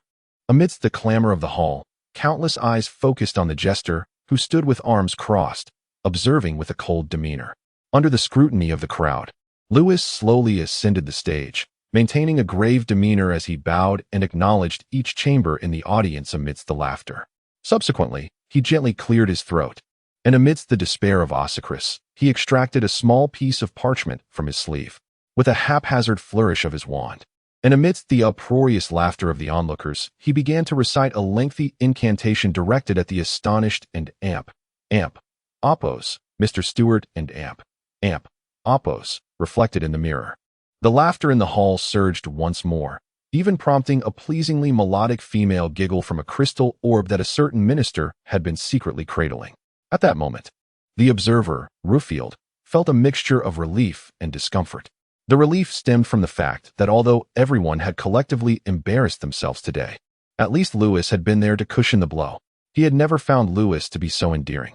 The discomfort arose from the realization that he had wagered everything against this malevolent spirit and ultimately faced defeat. Mr. Stewart was simply too formidable. Even though he had been sealed away, Rufield still felt an overwhelming sense of helplessness in his presence. Victory was utterly unattainable. Everything was over. From this day forth, none of the five would emerge unscathed. Ossicris, too, was pallid, watching Lewis perform on the stage, her mind swirling in dizziness. Nearly causing her to faint, she had actually believed in Lewis. Now, it was all over. Lewis had audaciously cheated in front of everyone. Her teaching career was effectively at an end. Yet, before long, Ossicris suddenly widened her eyes in realization. The spell Lewis was reciting was not the one she had given him. This fool had even miscopied the incantation? My heavens! Unlike the others, Mr. Stewart in the mirror wore an exceedingly peculiar expression. He had just attempted to extend his shadow into the heart of that individual through the mirror, seeking to uncover their fears through mind reading, so that his and amp, Oppos, nightmare seed and amp, Oppos, could flourish within their psyche. However, that person and amp, Oppos, heart seemed to harbor only excitement and curiosity. Well, excitement and curiosity could work, as long as there were intense emotional fluctuations, allowing the seed to gradually germinate, whether it be arrogance, greed, fear, extreme anger, or sorrow. All could be exploited. But soon, Mr. Stewart found that the person's heart had become as stagnant as a pool of stagnant water, devoid of any discernible emotions or thoughts. In a fleeting moment, he conceived an extraordinary stratagem, one not of spells, but rather a self-enclosing mental technique, cerebral closure. Cerebral closure? This was inconceivable. Stewart began to panic, attempting to unleash his nightmare seed to disturb that person and amp, Oppos' mind, only to discover that he could no longer control it. Suddenly, Stewart gazed at the earnest figure before the mirror, reciting from the slip of paper, drenched in cold sweat. What mere bookworm! This was a genuine wizard. What instilled greater fear in Stewart was the realization that the seed of nightmare he had sown previously had thrived just enough, not to erupt, yet potent enough for that individual to seize hold of him through it, casting an exorcism spell that rendered him unable to escape. It was as if that person had deliberately allowed the seed to proliferate within his heart before sealing off his mind. Stewart questioned whether this was mere coincidence. Yet there was no time for further contemplation. He hastily concealed the nightmare seed to prevent it from being discovered. Just then, he glimpsed the sorcerer outside the mirror, who flashed him a sinister smile. Has he caught me? Stewart thought in disbelief, his eyes widening. He has caught me. Damn it. He abruptly rushed to the mirror, pounding furiously on its surface. The assessment is over. It's finished. Someone stop that guy. To his despair, the crowd in the hall erupted into raucous laughter. He felt akin to a wretched prisoner, his hands shackled, trapped in a dungeon, while someone had lured him to the bars, seizing him by the collar and delivering a brutal beating. The examiner, who was supposed to assist him, merely laughed foolishly. Mr. Stewart, no one can help you now. A voice suddenly resonated within Stewart's heart, causing his scalp to prickle. His nightmare seed was now utterly controlled. Then, Stewart beheld a blinding light, within which an uncontrollable dread surged forth from his heart. He let out a heart-wrenching scream and, in his confusion, began to run wildly within the mirror, much like Rufield had before him. This scene left Ossicris and Rufield gaping in astonishment, while the laughter in the hall grew ever louder. Many noblewomen who had come to witness the spectacle were dabbing their eyes with handkerchiefs, believing it yet another prank orchestrated by that Stewart in the mirror. Clearly, no one could assist the already despondent Mr. Stewart. It was not until the blinding light appeared a second time that the academic professors rubbed their eyes in disbelief. The wand in that boy's hand radiated a white phoenix. This was the effect of the exorcism spell. A sealed nightmare. Such an opportunity is truly rare, Lewis remarked, shaking his slightly sore arms as he glanced at the narrative indicating one exorcism spell mastery, and resumed waving his wand, reciting the exorcism spell for the third time. Today, he intended to elevate this spell to level 2. As the incantation was once again recited, Ossicris and Rufield stared vacantly at Lewis, only to witness the radiant glow of magic emanating once more from the wand in his hand. When the luminous brilliance of the white phoenix enveloped the mirror anew, the reflection of the figure, whose frantic pace was about to cease, began to race wildly once more, reminiscent of Terrace and Oppos' earlier frenzied dash across the stage. The laughter that had filled the hall gradually transformed into sporadic fits of chuckles. Even Helen had ceased her weeping, gazing blankly at the mirror. Only a few bewildered noblewomen, oblivious to the magic, continued to giggle foolishly. It was not until beams of light began to shimmer incessantly from the wand that the hall fell into a profound silence, where the sound of a pin dropping could be heard. In that moment, both the audience and the stage were enveloped in stillness, leaving only the incantation of the end amp, oppos, clown and amp, oppos, echoing through the air, accompanied by the anguished and desperate wails of the malevolent spirit trapped within the mirror. Chapter 10. The Joke. The clown solemnly recited the spell, waving his wand as though he were a bookworm rehearsing verses in front of an ordinary mirror, occasionally glancing at a small piece of paper in his hand. His demeanor resembled that of a particularly inept first grader during a test of everyday incantations, creating a stark contrast between the radiant brilliance of his wand and the heart-wrenching, anguished shriek of the malevolent spirit reflected in the mirror. Amidst the flickering beams of light, the onlookers gaped in disbelief, questioning whether they were ensnared in a dream. Like the rest, Ruffield clutched his hair in desperation, pondering the same notion. Indeed, I must have fallen victim to a nightmare curse. Surely. Ha ha ha. Ha ha ha ha ha.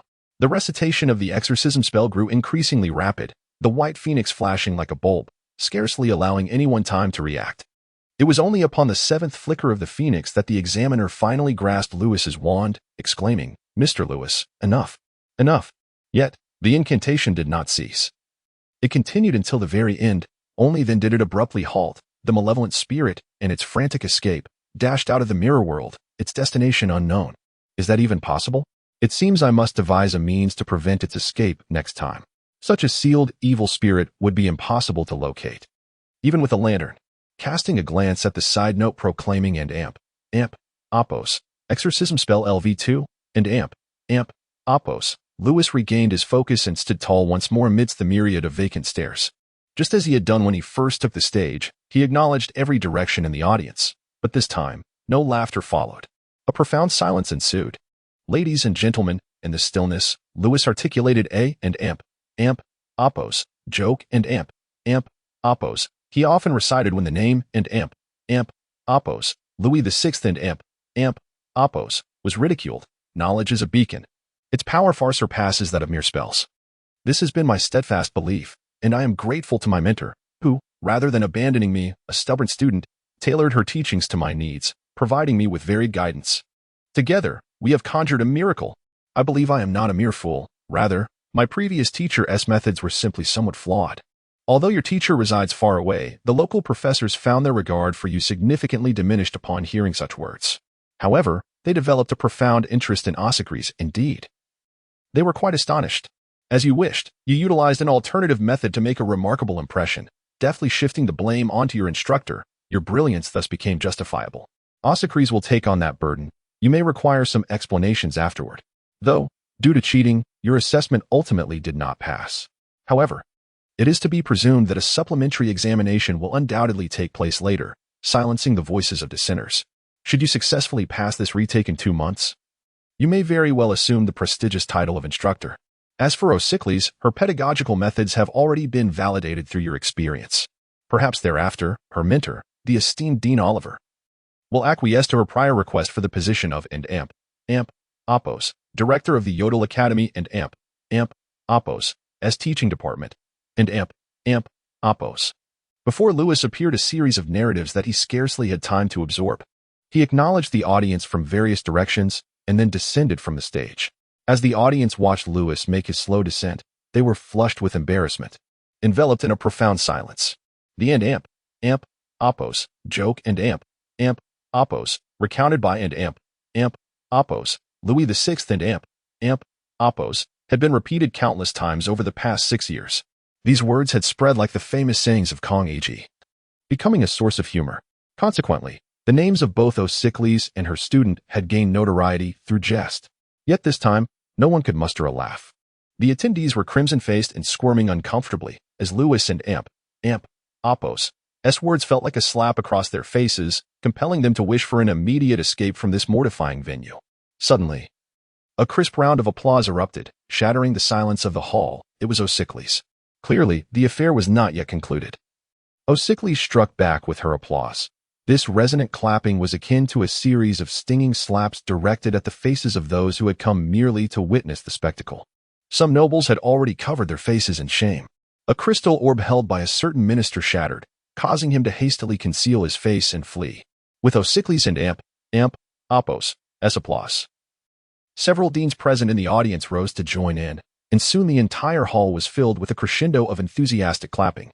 The applause from the professors and deans was genuine, yet the scene was undeniably awkward. The nobles, upon hearing the applause, recognized it as a mockery from the professors. Yet they were compelled to rise, forcing out painfully awkward smiles while blushing profusely as they clapped along. However, true to their nature, it was not long before some brazen individuals adjusted their demeanor, pretending that nothing had transpired, and descended from the stage alongside the deans to curry favor with Osicles. These nobles, having descended today, were mere opportunists. They understood that after this day, Osicles would undoubtedly receive robust support from the academy. The attitudes of the deans and professors today served as evidence. They had not laughed at any point, yet in the end, they fervently applauded. It was evident that Osicles had provided these professors with a compelling reason to support her. She had proven her worthiness to remain at the academy. In truth, today and Amp, Oppos, events had established that Osicles rightfully belonged within the institution. No longer would there be room for speculation. The academy would not need to endure the pressures of public opinion. After all, the union of the princess with the dragon clan represents a politically correct narrative. The oak tree wizard is renowned as the most illustrious white sorcerer in the world. Even the witch queen bows her head in deference, respectfully addressing the esteemed headmaster Oliver as teacher. Now, everything is in order. With the protection of the Oak Tree Academy, Osicris, the princess, possesses an inviolable safeguard akin to a royal pardon. As the most significant heir of Serindo, Osicris's secure presence within the kingdom heralds a future that all understand with clarity. The throne is inevitably destined for her, thus altering the noble's demeanor instantaneously. Today, Osicris has successfully navigated a perilous challenge, and the directors gaze upon her and Lewis with eyes brimming with astonishment. The professors are taken aback by today and Amp, Oppos, events. Lewis and Amp, Oppos, handling of the malevolent spirit is nothing short of remarkable. Many professors discern the underlying strategy. He deceived the spirit, luring it to plant the nightmare seed within his heart, subsequently sealing himself off and ceaselessly casting exorcism spells upon it, rendering the end Amp, Oppos, impeccable and Amp, Oppos, mirror demon riddled with flaws. Mr. Stewart is indeed formidable, yet in the eyes of a true wizard, its sealed form resembles that of a castrated kitten. However, the challenge he faced transcended merely a malevolent spirit. It also encompassed the distractions from those in the Witch Queen's faction observing the spectacle. Yet he remained composed amidst the turmoil. In contrast, the individuals whom the professors anticipated, Rofield and Terry's, faltered under the pressure. Undoubtedly, those present today witnessed a genuine, composed, and calm wizard. A true wizard, even with but a single spell, wields boundless power because he possesses the strength of knowledge. This is the essence of a true wizard.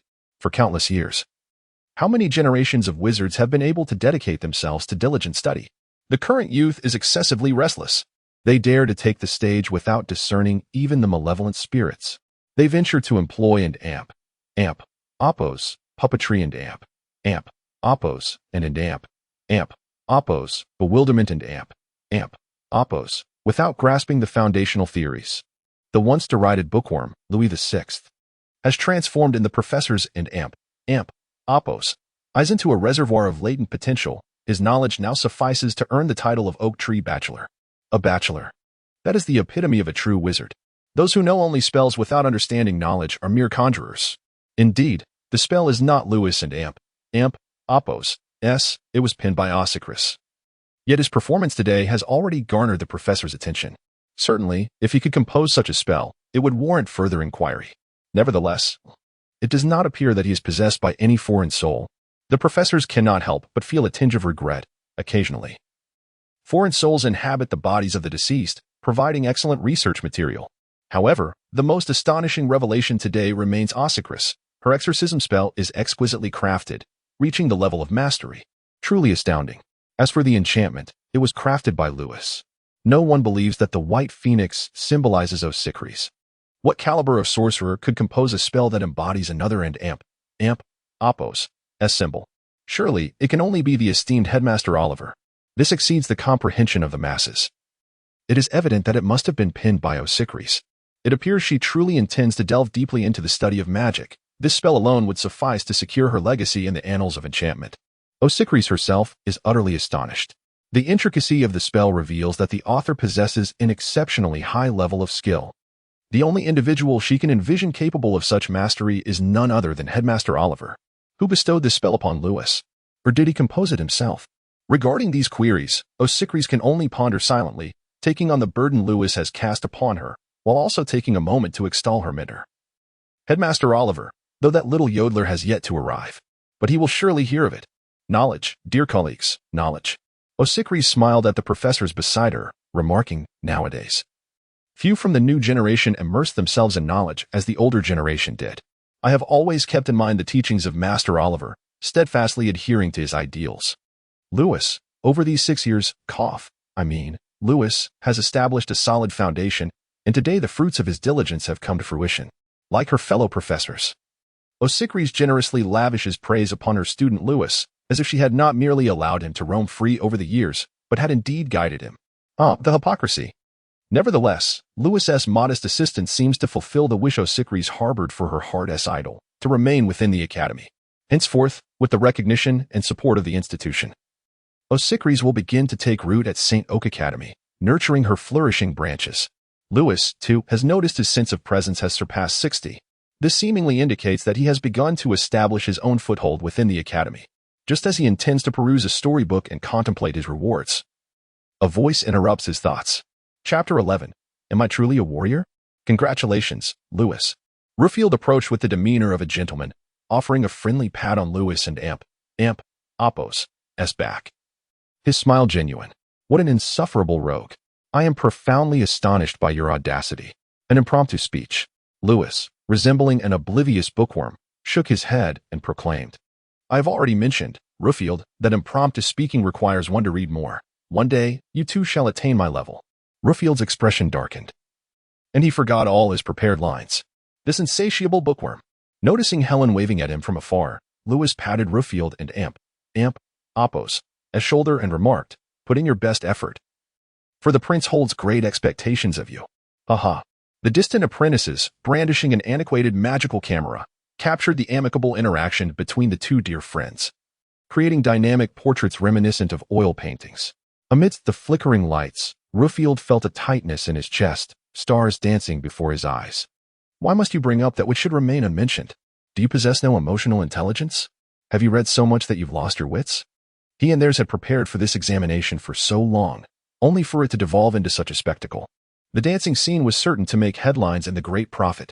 He needed to return and find someone to rectify this situation, otherwise the entire Isbell family would take pride in him. My lord. A noble approached, whispering in Ruffield and Oppos' ear, I have already contacted the publicity department. The carriage is prepared. Observing Osycris surrounded by professors in the distance, along with Lewis being questioned by them, Ruffield took a deep breath and rubbed his forehead, saying, Let us go to the publicity department to find my uncle. That scoundrel. Ruffield glared menacingly at Lewis from afar. What are you pretending to be? That spell was written by Osycris, not you. What are you boasting about? Time was of the essence. He needed to clean up his own mess. You shall await my return next semester. Now, Ruffield and theirs were in a predicament. It wouldn't and Oppos' make the headlines. But there would certainly be countless matters at home. It seemed they would not encounter these amusing fellows for the next 2 months of summer. By their next meeting, perhaps they would all be professors. Lewis, through merit, the other two, through connections. Meanwhile, Lewis had been led to the door by Helen.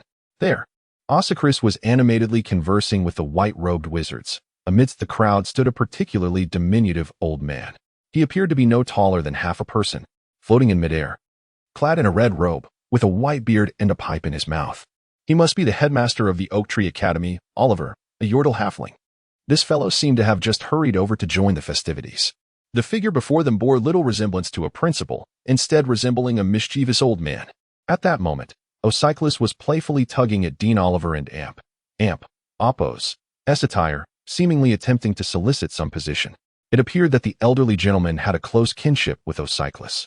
However, he paid her no heed, engrossed and puffing on his pipe, his face alight with mirth as he gazed into the distance. Lewis followed the direction of Dean Oliver's gaze and spotted Mr. Terrace, who was grinning foolishly while shaking hands with those around him. This scene nearly elicited a chuckle from Lewis. Alas, Terrace and Amp. Oppo's amusing performance was cut short when he was intercepted by a striking woman adorned with a witch and Amp. Oppo's hat. With a mere beckoning of her finger, Terrace, in a daze, approached her side. The witch then scrutinized Terrace and Amp. Oppo's eyes, blew a couple of breaths, and he promptly fainted. Sakura Bell has lifted Terrace's bewilderment. It seems a brief slumber will restore him. However, this day is destined to be unforgettable. Surely, when Terrace next encounters you, he will avert his gaze. His composure is evidently not as unyielding as that of Ruffield. Sakura Bell? Lewis's expression was one of perplexity. He recalled the eccentric sorceress by that name. Oh, she belongs to the Foxkin, and their names are quite peculiar. Yet she is indeed a formidable sorceress and a dear friend of my sister, Helen whispered. The Foxkin. Indeed, they are outsiders. Helen tugged Lewis toward the entrance, urging him, do not linger, lest she play tricks on you. Where are we going? Lewis inquired as they walked. To the Ministry of Magic's office at the Academy, the office for the handling of special mystical events, Helen replied, her voice tinged with excitement. Director Treve has just mentioned that although we did not pass the assessment, he can offer us a temporary position. Helen approached Ocyclus, whispering a few words to her sister, who was preoccupied with the professor and would likely require some time. Thus, the two found themselves waiting in the corridor, leaning against the mahogany railing. Lewis surveyed the astonishing scene before him. This was his first glimpse of the magnificent Oakwood Academy, resembling a colossal and grand magical castle. According to the records, its expanse was comparable to that of the Forbidden City. The combined number of towers from various houses exceeded 30, and within the gardens lay a black lake. Presently, they stood in a corridor adjacent to a spiral staircase in the western section of the castle. Peering down, he beheld the constantly shifting staircase, while the corridors below teemed with an array of peculiar wizards and witches. There were even diminutive figures, donning wizard hats, soaring on flying carpets or brooms throughout the halls. Furthermore, numerous nobles, ministry officials, professors, and students emerged from various examination rooms. Today, everyone was filled with joy. For the officials and ministers, the departments that had been lacking personnel finally welcomed distinguished scholars. Meanwhile, for the nobility, having relatives or loyal vassals enter esteemed positions was not only a matter of great fortune, but also a source of immense pride. Ocyclus was particularly jubilant, as her mentor had finally consented to promote her to the position of director of the instructional office. At this moment, Lewis, who was observing the festivities in the corridor, noticed some intriguing annotations appear before him. You have assisted Ocyclus in resolving her current crisis, thereby alleviating your own predicament. You have become more integrated into this world. Presence 30, Strength 3, Experience points 100, Attention of the Holy Oak Tree. Lewis eagerly perused his reward records. Among them was the and Amp, Oppo's, I cannot. Teacher and Amp, Oppo's, reward, which included an increase of and Amp, Oppo's, Magical Power 1, and Amp, Oppo's, and another reward labeled as and Amp, Oppo's, Certificate, and Amp, Oppo's, though this document was not a withdrawal certificate. Rather, it was A and Amp, Oppo's, Temporary Worker Certificate from the Special Mysterious Events Office, and Amp, Oppo's, awaiting his collection. Additionally, he received and Amp, Oppo's, Strength 3 and Amp, Oppo's, and Amp, Oppo's, Experience 100, and Amp, Oppo's, which were likely special rewards bestowed by the Book of Destiny for aiding Ocyclus in altering her narrative, fate. Lewis speculated that the energy of the Book of Destiny might stem from his own changes to the fate of this world. The more he accomplished, the stronger he would become.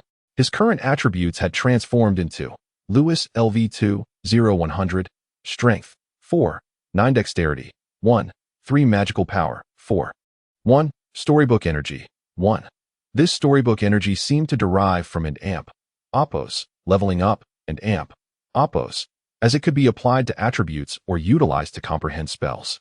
After contemplation, Lewis glanced at the commendable spells he currently possessed, and Amp, Oppo's, Exorcism Spell LV2, 080, and Amp, Oppo's, and Amp, Oppo's, Mind Bewilderment LV1, 015, and Amp, Oppo's, and Amp, Oppo's, Taboos. Puppet on Strings LV0, 0679, and Amp, Oppo's. He allocated that single point of storybook energy to the Puppet on Strings spell, and subsequently experienced a moment of enlightenment. You have comprehended and amp, oppos, taboos.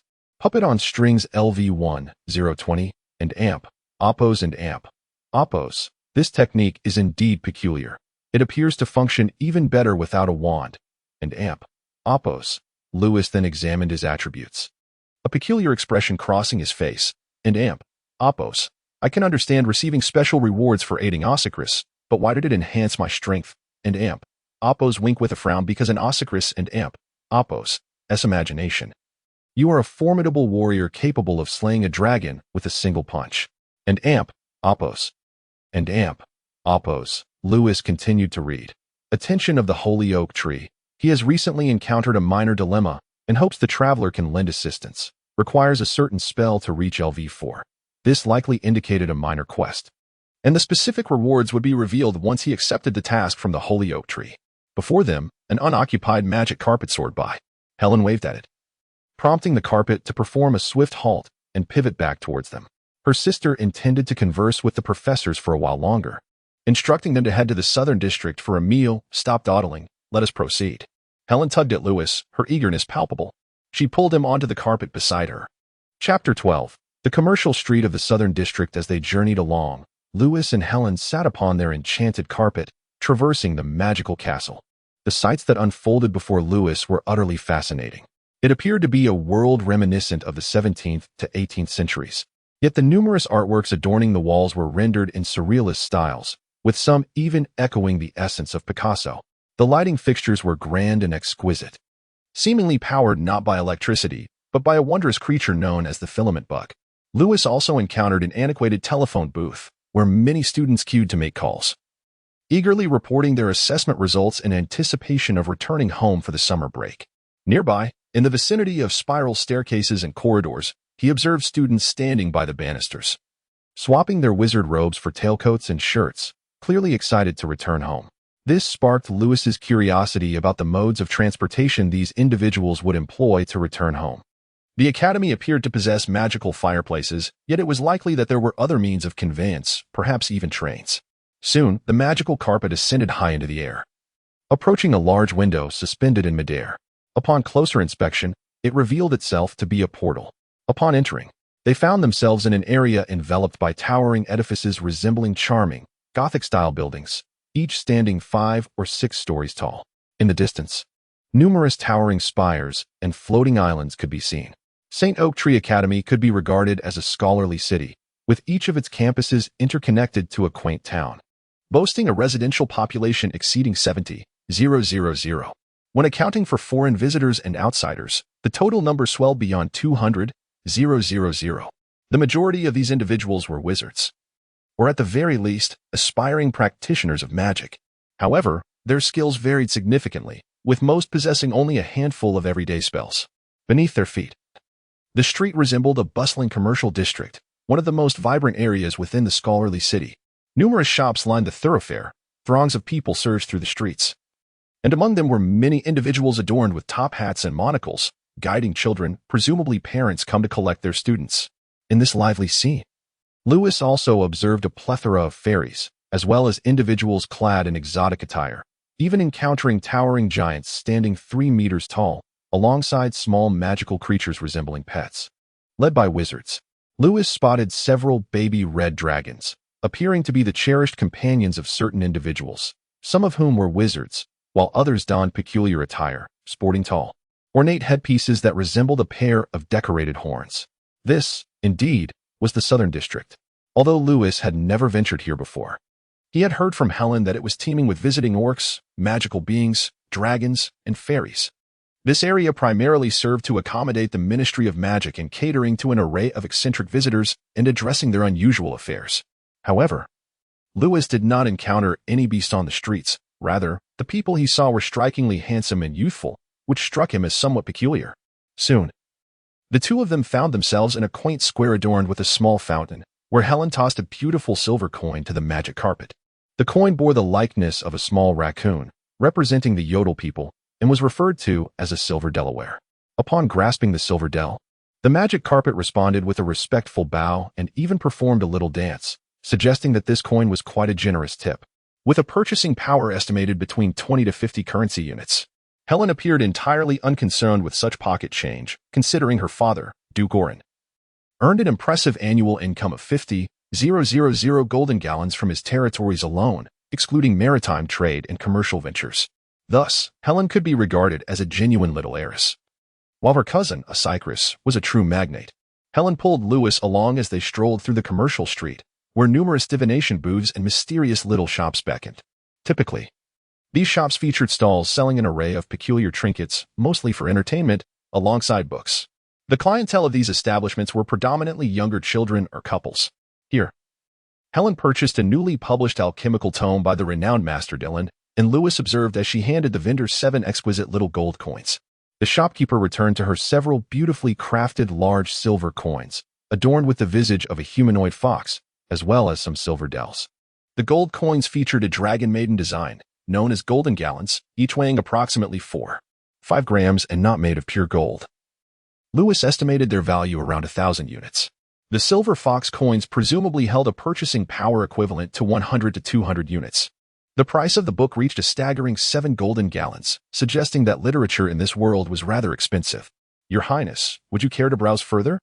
The shopkeeper inquired, seemingly familiar with Helen, as it had been a while since he had seen anyone pay with gold coins. Typically, patrons preferred checks. He introduced various wands and magical curiosities, which were favored by many young wizards like Lewis, who had just graduated. The wands were exquisitely crafted, with the cheapest resembling the one Lewis held, available for 2 golden gallons for a small bundle. Higher quality ones ranged from 6 to 7 golden gallons, offering greater magical capacity and the ability to cast more powerful spells. However, these wands were generally used by ordinary wizards. Truly valuable wands exceeded 20 golden gallons, capable of reducing magical consumption and withstanding weaker spells, often featuring additional minor enchantments, akin to a small firearm. Sir, you possess a discerning eye. The oak wand you hold is crafted from the new shoots of the sacred oak tree, with a core made from unicorn tail hair. Utilizing it not only enhances your spells but also grants you and Apos, magical missile and Apos. The shopkeeper boasted, behold this enchanting gem embedded at the end of the wand as handle. It possesses the power to unleash 30 projectiles, capable of reducing a werewolf to mere shreds. Its potency far surpasses that of Muggle firearms. Curious, Lewis inquired, are these magical gems reusable? Indeed, the shopkeeper replied, gesturing towards a crystal, the size of a human head, floating in the shop. You may recharge it here for a modest fee. Of course, if you happen to be a professor, the crystal arrays within the wizard's tower are at your disposal. Upon hearing the price, Lewis tossed the wand back to the shopkeeper. At over 300 galleons, it was beyond his means. Such wands were abundant, yet typically acquired only by 2 types of individuals, the exceedingly wealthy Muggleborns or the fabulously affluent wizards. In any case, they were all individuals of considerable fortune. As for the magical artifacts, they varied widely. The most were of lower tier. The shop housed only 2 mid-tier magical items, regarded as the treasures of the establishment. Despite their predominantly low-tier nature, their prices exceeded 100 galleons. Though steep, novice wizards revered them as priceless possessions. According to the shopkeeper, even a Muggleborn, with a single artifact at hand, could play the role of a monster hunter while traversing the world, dealing with werewolves and vampires alike. As for the magical treasures, those were mere legends. Are you truly not considering acquiring a wand, Lewis? Helen asked. I and Apos, LL wait until payday, Lewis replied, feeling in his pocket, where he currently possessed only a few silver dells. After a while of wandering, Helen led Lewis to a charming restaurant named Magical Kitty, where they settled at an outdoor table to enjoy a sumptuous magical feast. The lunch consisted of beef, fish, bread, red tea, and pizza, though the selection was limited. Each dish was exquisite and beautifully presented, with the added benefit of replenishing magical energy. Following the meal, Lewis felt invigorated, as if his vitality had been fully restored. The meal appeared quite expensive, costing nearly 1 galleon, naturally covered by Helen. Am I to rely on Helen for meals until payday? It feels as though I am living off a young girl's generosity, Lewis mused, eagerly anticipating his salary, while sipping tea and resting. A bracelet on Helen's wrist began to glow, adorned with several white fangs from a thunderbeast and a crystal orb the size of a finger. The orb revealed the visage of Ossicris. It seemed Ossicris had gone to the Magical Department South Office at Oak Grove. After a brief communication, Helen hailed a charming little carriage on the street, and they both boarded to head towards the tower housing the magical department. I wonder if the pay will be substantial when we start working at the magical department, Lewis inquired with curiosity.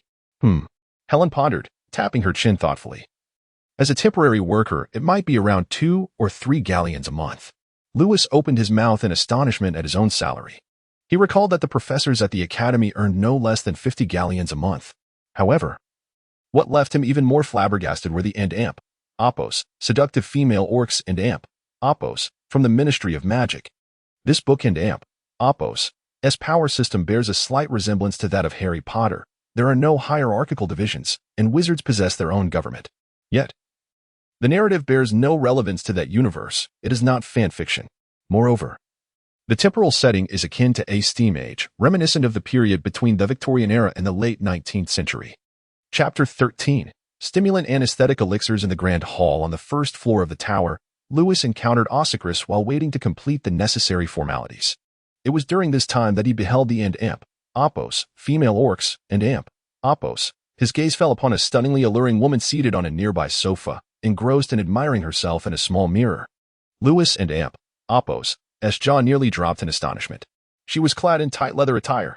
The Amp, Oppos, vixen and Amp, Oppos, with a face reminiscent of internet celebrities, sported ears that seemed to echo A and Amp, Oppos, cosplay of 02, and Amp, Oppos, and the tail adorning her dairy reappeared to be no mere prop. Another striking figure, a petite dragon girl, animatedly conversed with Ossicris, her dragon horn seeming to suggest a portrayal of and Amp, Oppos, Tiamat, and Amp, Oppos. Was this truly the essence of a seductive female orc? Why?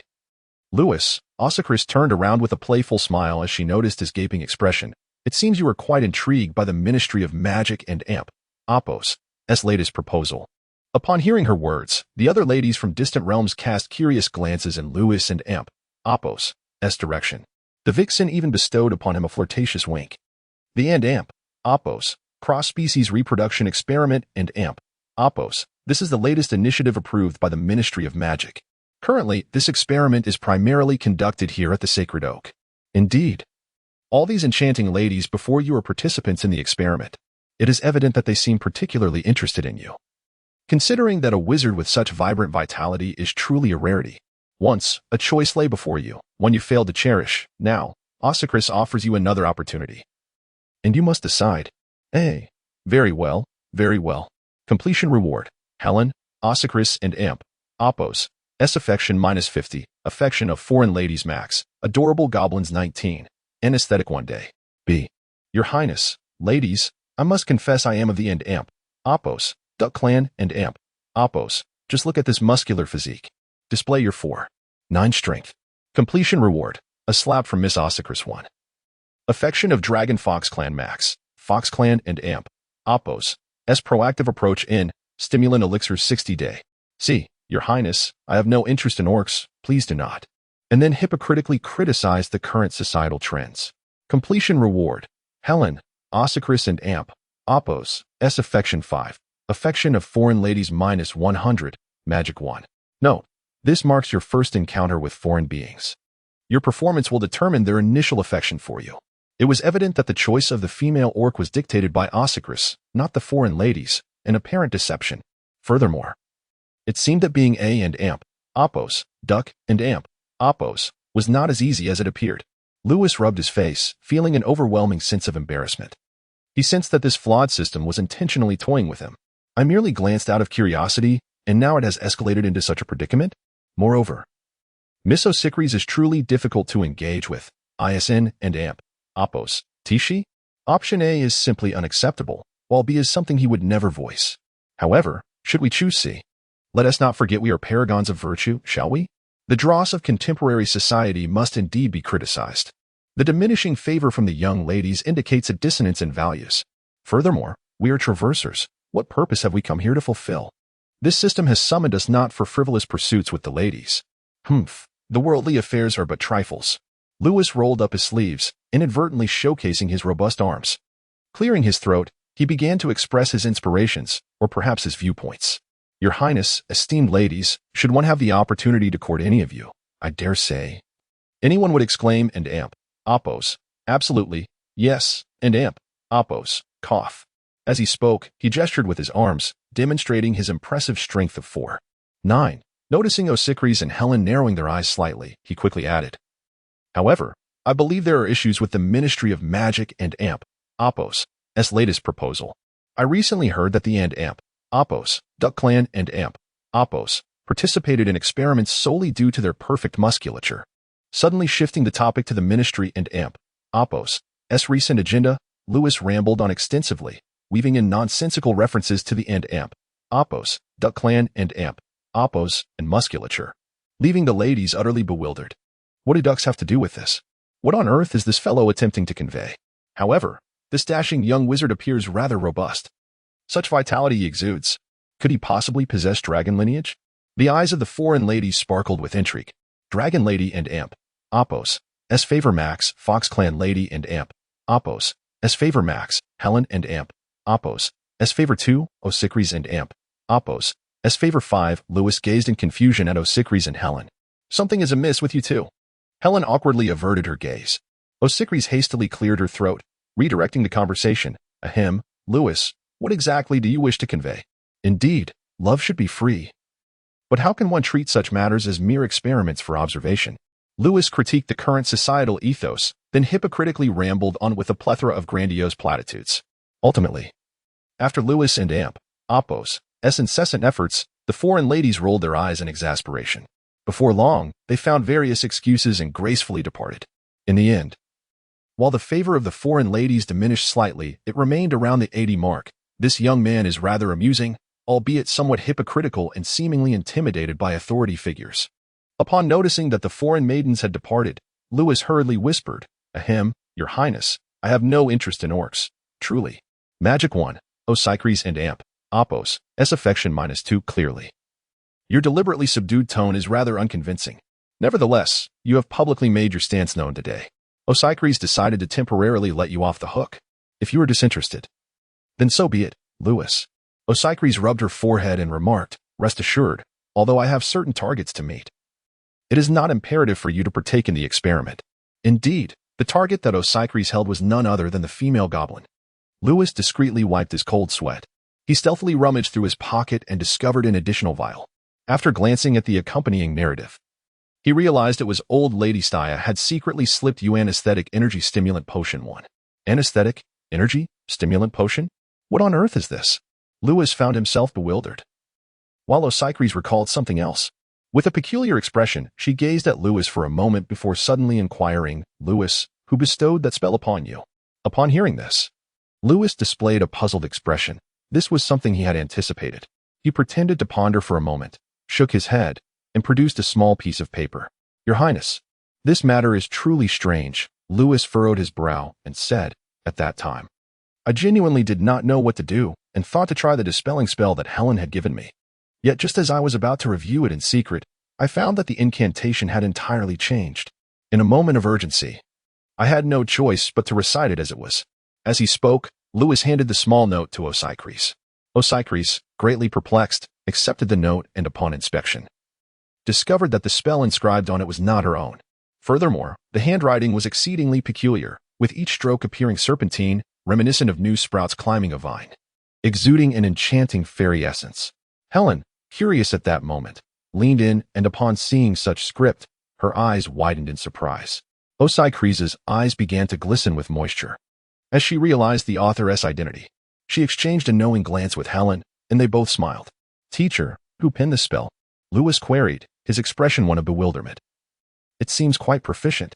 Osicris chuckled softly, offering no further elaboration. Indeed, it is quite remarkable. Noticing Lewis and Apos' eagerness to inquire further, Helen grasped his arm and, with a mysterious gesture, whispered, This is a secret, Lewis. Do not share it with others. Upon hearing this, Lewis nodded, somewhat understanding yet still perplexed. Also, you ought to study spells diligently. Helen shot Lewis a disapproving glance, but then, with a peculiar expression, blinked her large eyes. Wait. That dancing handkerchief from before seems to have been conjured by Lewis. He appears far more adept than I. Indeed, Lewis. Osicris furrowed her brows and cast a bemused glance at Lewis. Lewis, the Holy Oak is not the same as the Forbidden Sanctuary. One cannot simply pass with mere essays. Although your skills in spellcraft are rather, Modest, there is still much for you to learn. Spend this time diligently studying with Helen. What will you do if you fail the retest? Be a temporary worker for life? Yes, yes, teacher, Lewis replied, covering Helen and Amp's mouth with a grin, readily acquiescing to Ossicris and Amp's admonishment. She shot a disapproving glare at the two mischievous and Amp's children, and Amp's, her mind swirling with peculiar thoughts. It must be something written by Granny Staya, could Lewis, such an inexperienced novice, truly possess such capability? In summary, Ossicris believed that while Lewis lacked innate talent, diligence could indeed compensate for shortcomings. Lewis nodded earnestly, feigning a humble demeanor, which greatly pleased Ossicris. After addressing Lewis, she proceeded to scold Helen. Following the reprimand, Helen pouted, rubbing her eyes, devoid of the spirit to report back. Ossicris, in a huff, pinched her sister. The antics of her 3 students today were truly mortifying. Surprisingly, it was Lewis and Amp's performance that astonished Ossicris. Though the spell was bestowed by Granny Staya, the calmness and composure Lewis exhibited were undeniable. Furthermore, he faced not only a malevolent spirit but also an audience that perceived him as a jester. Under such pressure, both Ruffield and Theres faltered. Yet Lewis made not a single mistake in his recitation. It was as if he had pinned the spell himself. His memory for reciting another's incantations was commendable. However, what pleased Ossicris most was that this bookworm had an unexpected knack for flattery in critical moments, which made her feel quite at ease. The words delivered from the podium were indeed impressive. She had initially feared that upon reciting the spell, everyone would be doomed. To her astonishment, this lad executed a remarkable turnaround. This exchange student introduced by Granny Staya evidently possessed some ability. At the very least, he embodied the qualities requisite of a true wizard, though he seemed more akin to a knight. Shaking her head to dismiss the absurd thought, Ossicris rose from the sofa and declared, "Let us proceed to Director Triv and Amp's office. He should have returned with the necessary paperwork." Chapter 14. The Curse of the Malevolent Deity. Within this magical tower, a multitude of various foreign beings congregate, and the number of offices is quite abundant. Yet, what piqued Lewis and Amp's curiosity the most was the Amp's Office of Special Mystical Affairs and Amp's. According to Helen and Amp's description, this office appears to be dedicated to managing arcane matters, encompassing foreign entities, magical creatures, wizards, muggles, and even dragons, demons, and cultists. It seems to oversee nearly every conceivable affair. Such power is indeed formidable. However, this notion left Lewis somewhat perplexed. How could 2 newly minted wizards, who had failed their assessments, gain entry into such a prestigious department?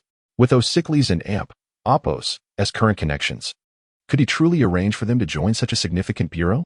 "Do you know, Lewis," Helen whispered mysteriously, "I have spent many years at the Academy. Yet I have scarcely ever seen an agent from that office. It is said that they are the elite among agents, the most enigmatic wizards within the Ministry of Magic. Each one possesses a legendary tale."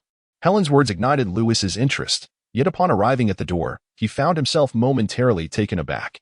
It appeared that a layer of dust had settled upon the entrance. Nevertheless, once inside, he felt a sense of ease wash over him. The interior was decidedly more inviting than the exterior. Though dust was still present, it exuded a sense of order, reminiscent of a small base designated for operatives.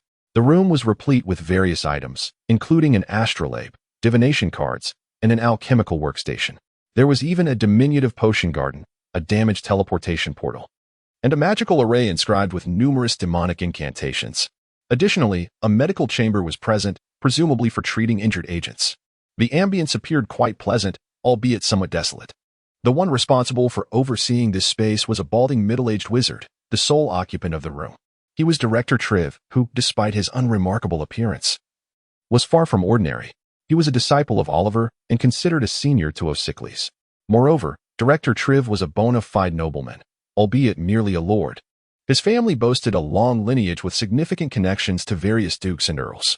Through conversation, Lewis gleaned that Mr. Triv was indeed an agent, specifically the Amp's, Diamond 2 and Amp's, cardholder.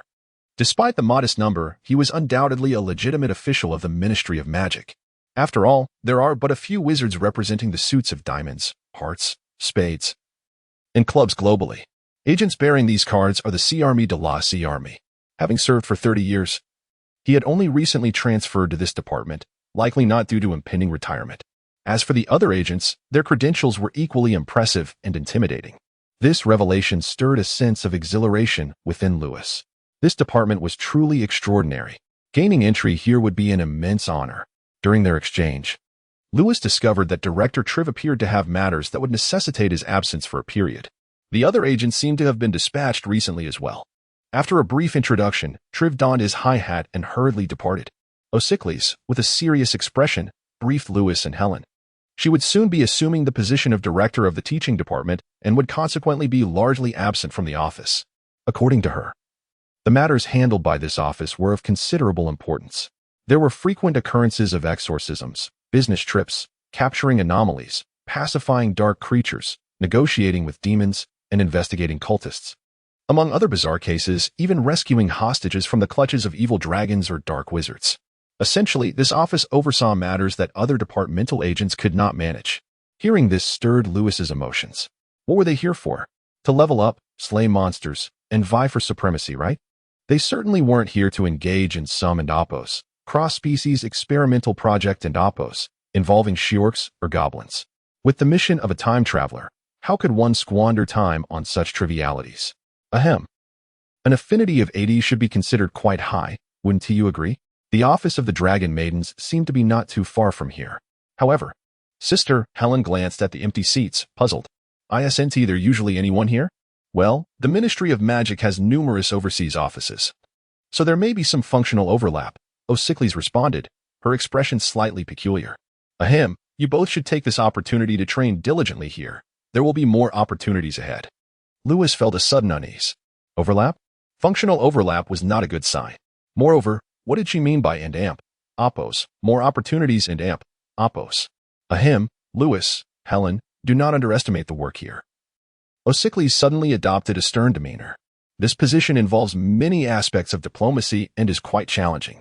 You both must not be complacent. Of course, being new. There may be fewer tasks at present. Ah, so that and oppos, that's how it is. Lewis realized, exchanging a knowing glance with Helen, both nodding earnestly. No rush, take your time. O'Sicklys continued to elaborate. Although they were still merely temporary workers or interns, if they performed excellently, there would be a chance to secure a position within the Ministry of Magic. The ensuing tasks would be more demanding, but the remuneration would also be substantial. After listening to O'Sicklys and Oppos' words, Lewis felt a sense of reassurance. Perhaps he had been overthinking it. Although they had not passed today's assessment, it could be deemed as an agent and amp, Oppos' evaluation. Furthermore, while O'Sicklys' status might not be particularly impressive, even a lean camel is larger than a horse. It was quite reasonable to assign the younger agents to a formidable department. However, would the challenges of this work be overly daunting? Behold, the abundance of medical apparatus here appears rather perilous. After a brief exchange, O'Sicklys departed. Once she left, the atmosphere between the two became charged with both excitement and anxiety. Helen expounded upon her visions for the future, summarizing her thoughts with a resolute declaration. Although I am the offspring of the affluent elite, I yearn to forge my own path. This specialized task force shall serve as the inaugural stepping stone on our journey ahead. Lewis found himself in complete agreement. Perhaps this narrative has summoned him forth to play a role in the salvation of the world. His destiny, undoubtedly, would be fraught with adversities. He must brace himself to endure trials and confront myriad challenges. Contemplating this, Lewis felt the weight upon his shoulders grow heavier, and a sense of solemnity enveloped him. That very afternoon, the first daunting challenge commenced with the arrival of a goblin. This gentleman, known as Oppos, KFC Bailiff Oppos, was impeccably attired in a suit, his mustache meticulously groomed. Yet he limped as he walked. Upon inviting him inside, the two offered him a seat, but he declined, standing with a grave expression and stating, I am afflicted by a dreadful curse which forbids me from sitting. I shall never be able to sit again. He began to articulate his plight.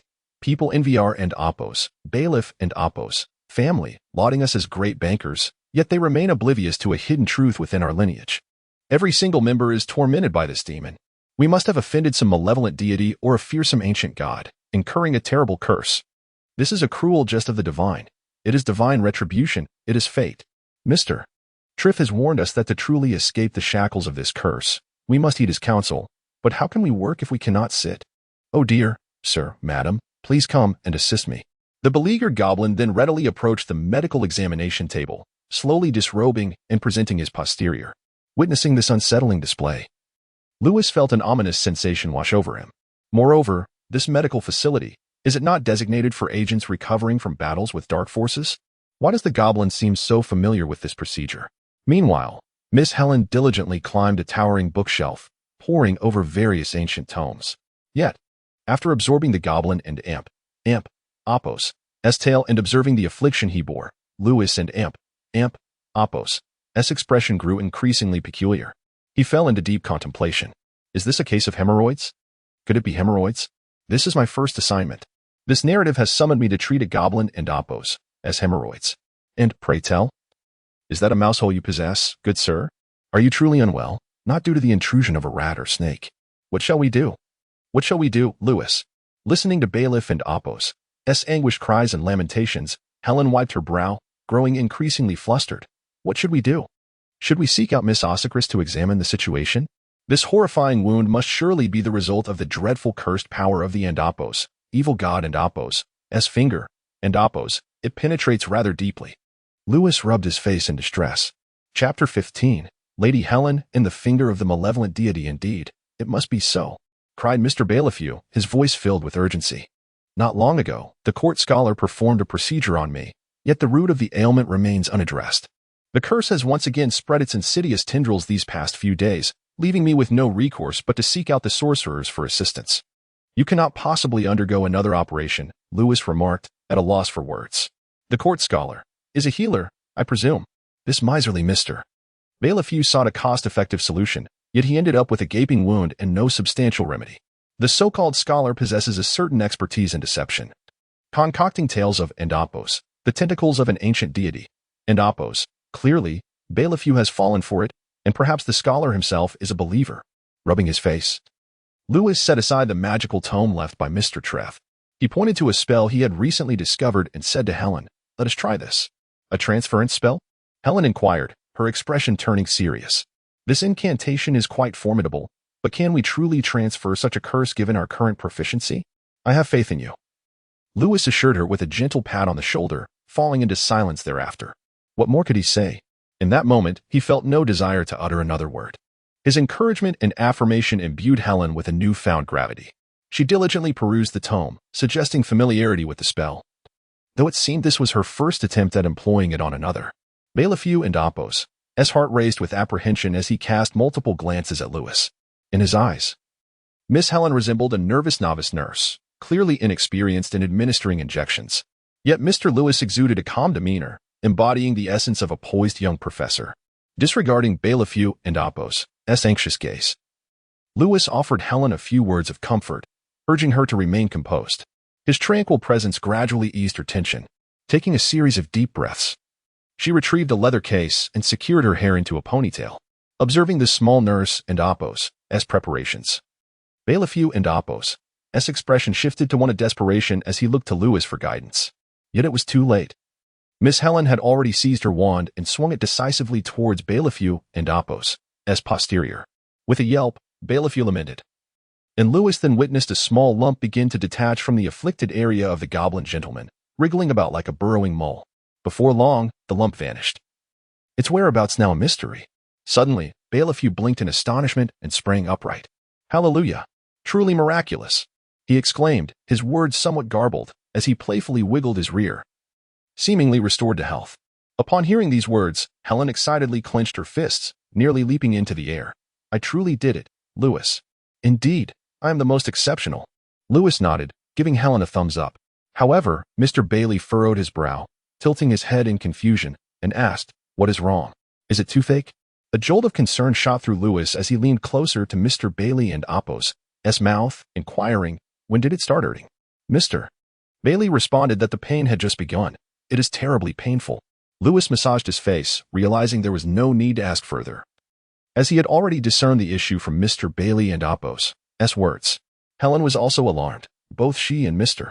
Bailey firmly believed that the curse from the ancient deity must have been triggered by the recent magic, spreading and transferring its effects, particularly for Helen, who was quite learned, She knew that there were some horrific, incurable ailments that could spread and metastasize.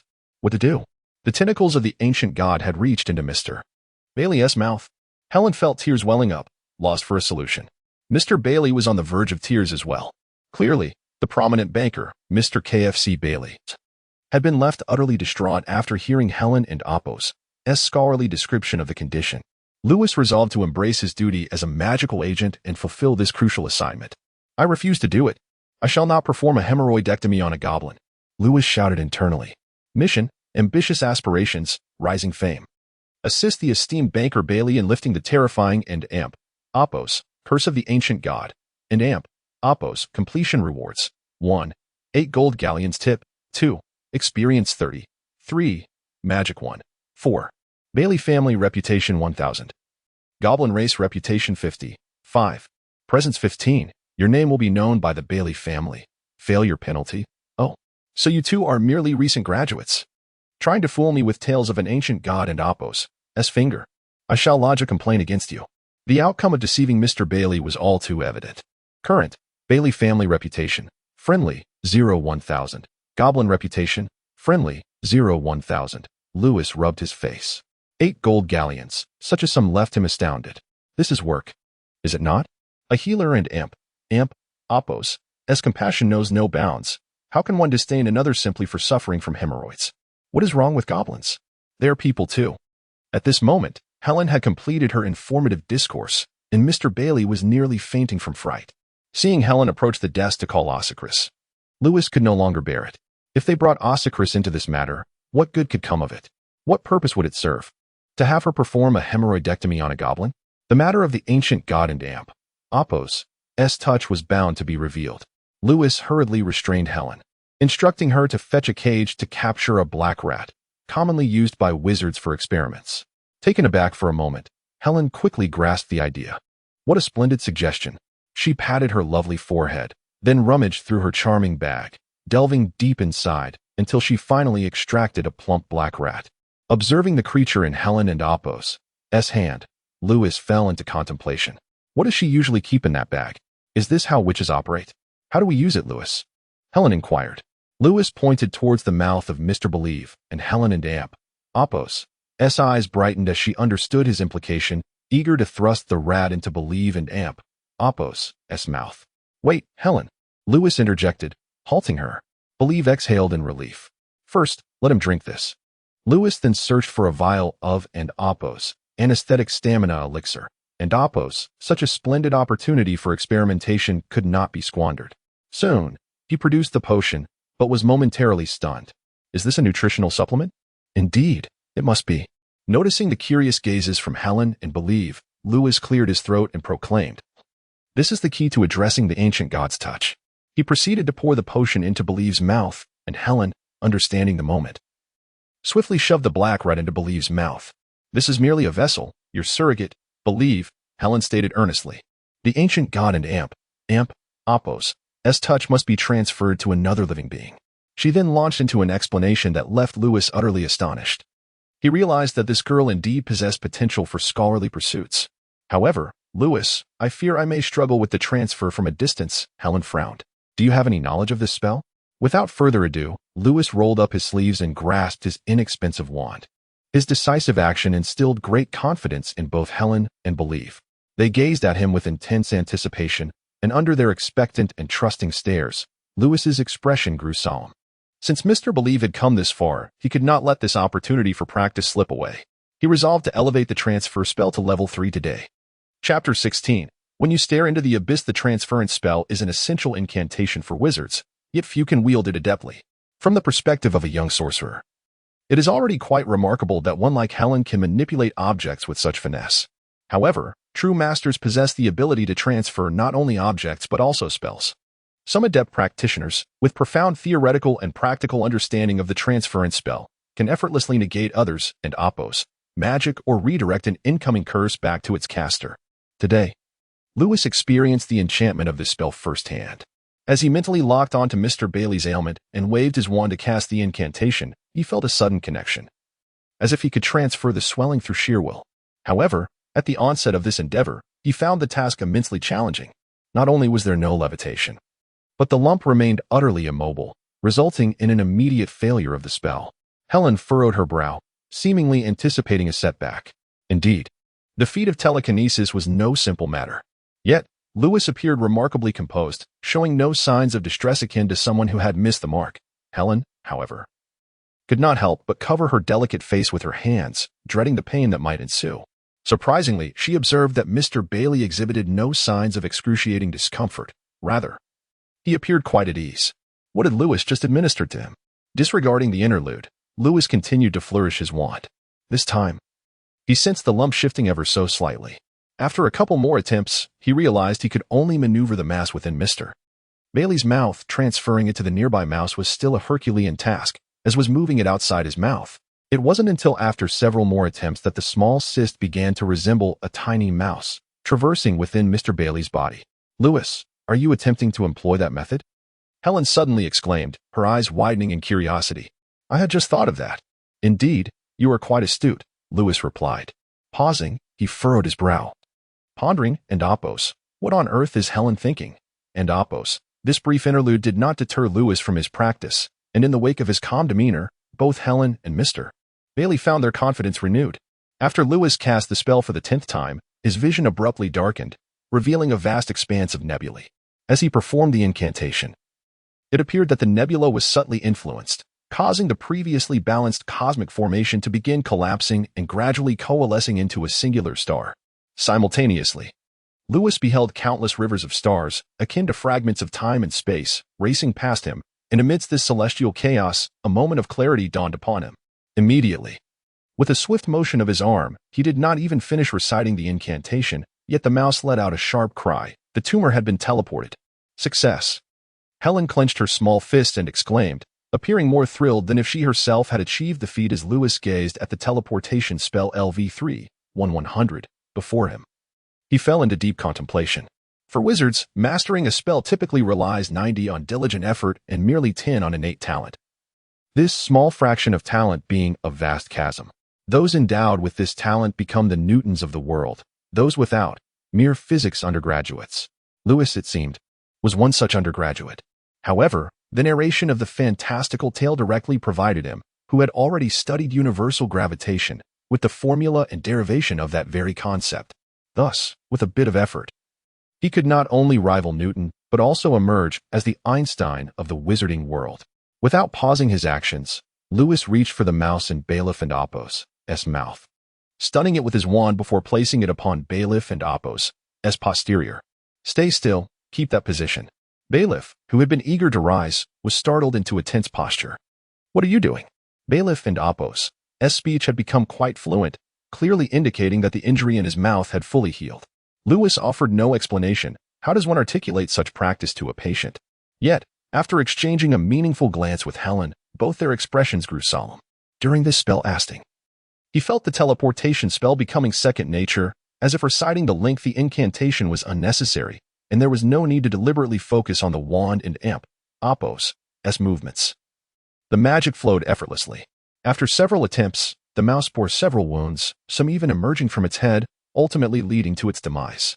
In the final casting, Lewis successfully moved the mouse far away, but it also resulted in the mouse acquiring a half-formed hole. Observing the peculiar sight of Mr. Bailiff's posterior, Lewis could not help but smirk. He had surmised correctly. This teleportation spell could not heal certain wounds. Yet it could rearrange a segment of a surface akin to twisting a Rubik and Oppos' cube. Thus, Bailiff and Oppos' injury resembled an edited image. The whole had diminished in size. Nothing to worry about. Who isn't he? Looked at their own reflection. Lewis set down his wand and picked up a damp cloth to wipe his hands.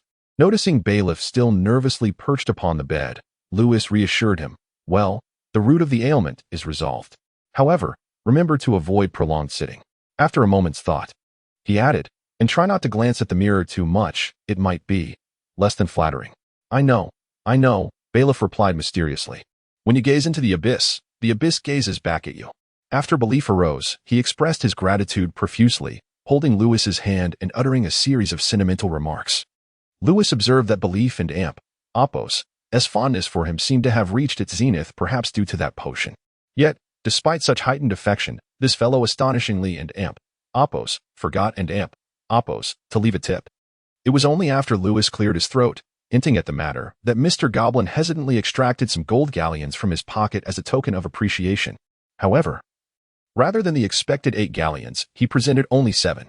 According to Mr. Belief, his gratitude could not be quantified by mere currency, yet 7 was the most perfect number, symbolizing the blessings of the god of protection.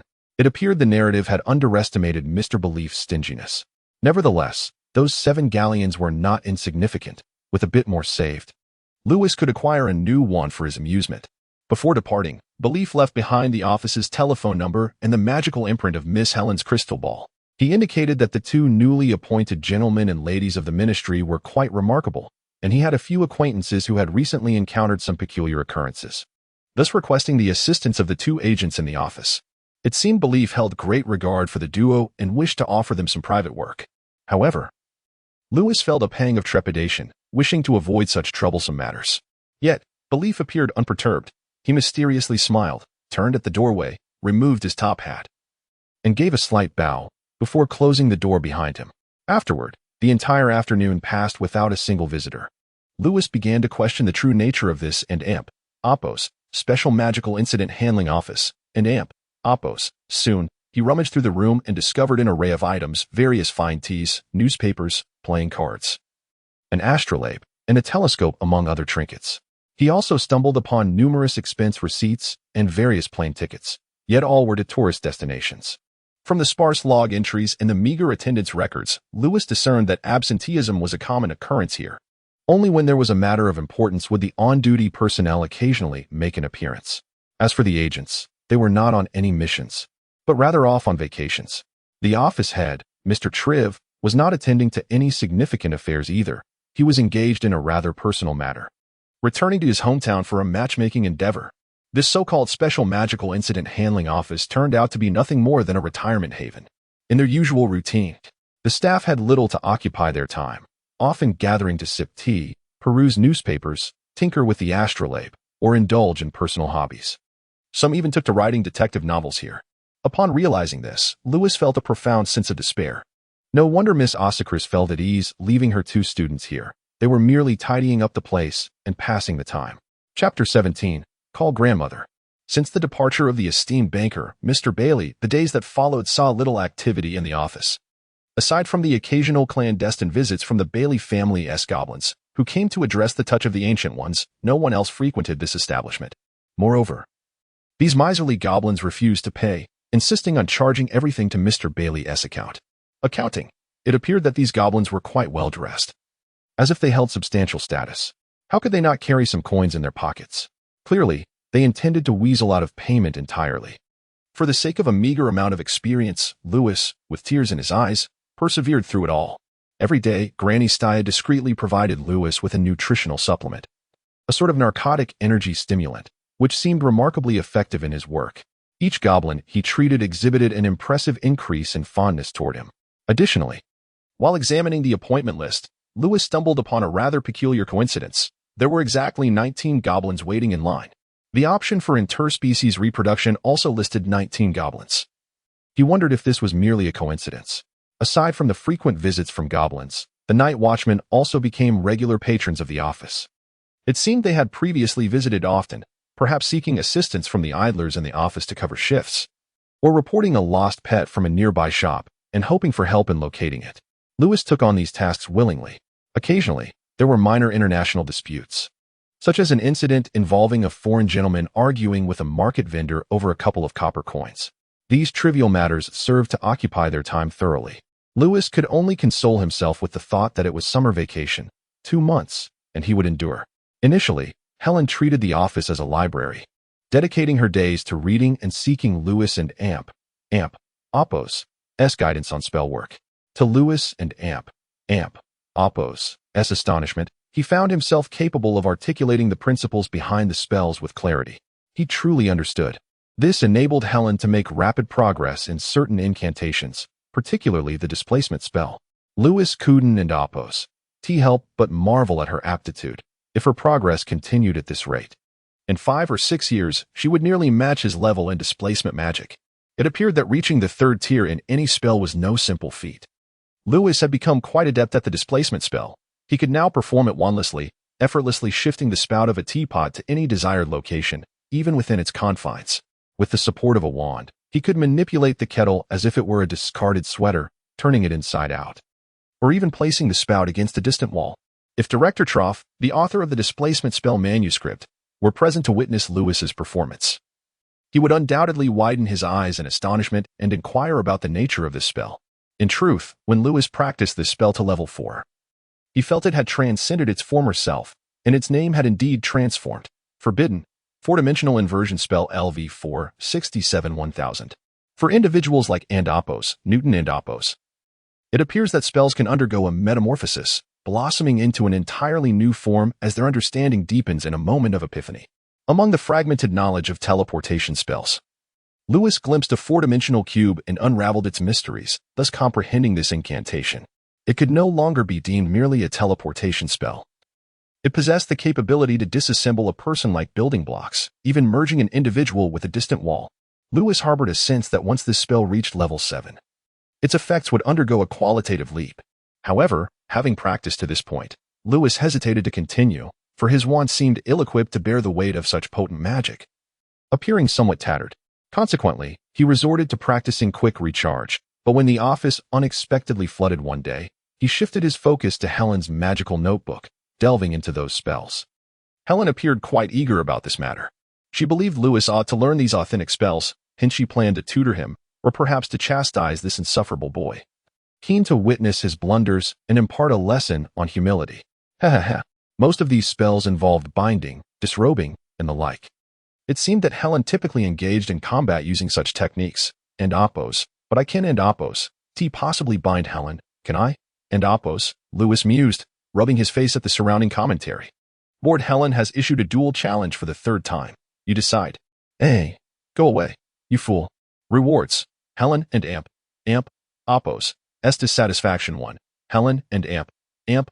Oppos. S entanglement 1. Helen and Amp. Amp. Oppos. S tricks and pranks in. B. Bind and disrobe. Rewards. Helen crying to the teacher 1. Ossicris and Amp. Amp. Oppos. S iron ruler 8. A letter of reprimand 1. Magic power 1. C. Grandma. Rewards. Grandma 1. Experience 100. A spell hurtled toward him, and with a wave of his hand, Lewis deflected it using a protective charm. This maneuver made Helen's large eyes blink in surprise. Indeed, this rascal Lewis had been concealing his true skills. Not just any ordinary adult wizard. Even the agents of the Ministry of Magic could not all wield the ironclad shield charm. This fellow executed it with such proficiency. Humph, the wicked dark wizard. You have revealed yourself, Helen declared, hands on her hips. Today marks your demise. Haha. Lewis remained silent, engrossed in a language book he had borrowed from the library just days prior. Coward, are you afraid? Helen dashed behind the table, brandishing her wand with an air of fierce determination. Call for Grandma, and I shall spare you. Several spells whizzed past, only to be deflected by Lewis. After a brief moment, it appeared that Lewis had discovered what he had been searching for. He turned to glare at the girl before him, a sinister grin spreading across his face. You have chosen your own demise. Watch as I vanquish your little grandma. Experience 100. Helen paused, momentarily bewildered.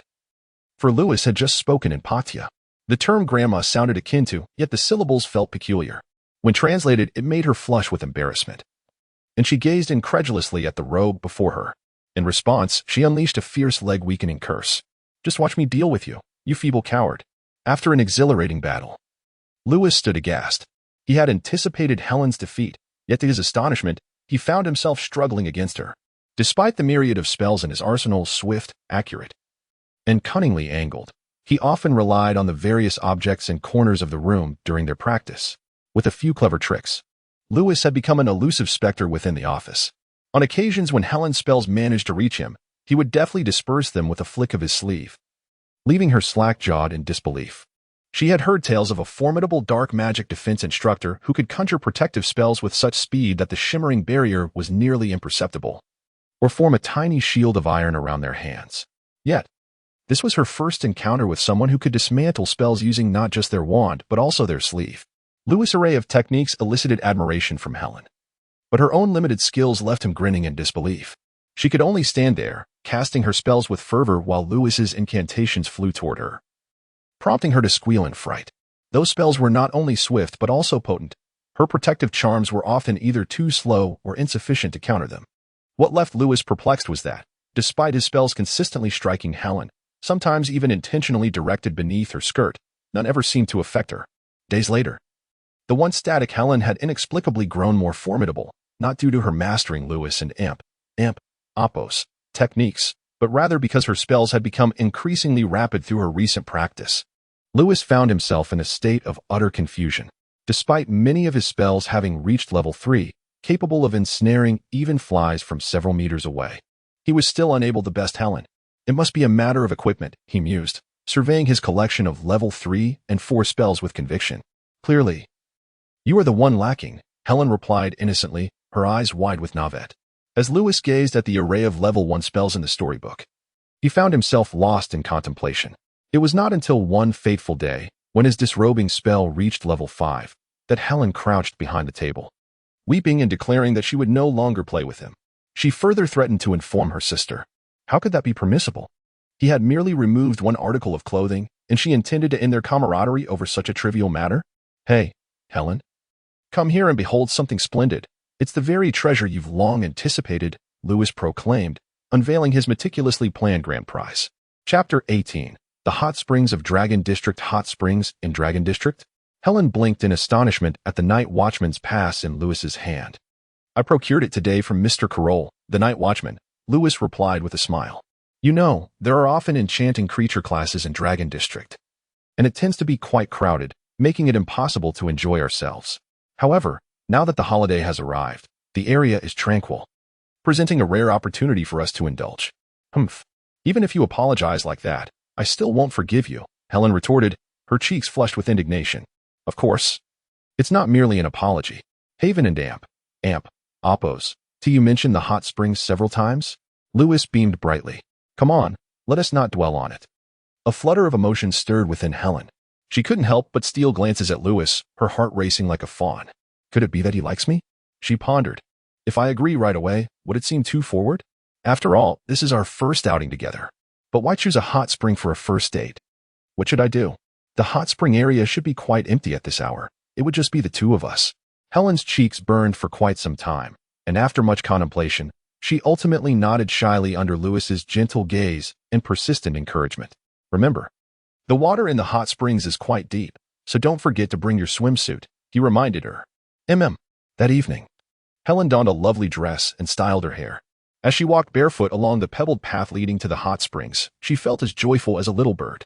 In the moonlit night, mist swirled around the enchanting forest, and gentle raindrops fell upon the steaming hot spring lake. Exotic fungi and ferns surrounding the lake shimmered beautifully under the moonlight, while tiny creatures resembling jellyfish floated ethereally above the water's surface, glistening in the soft light.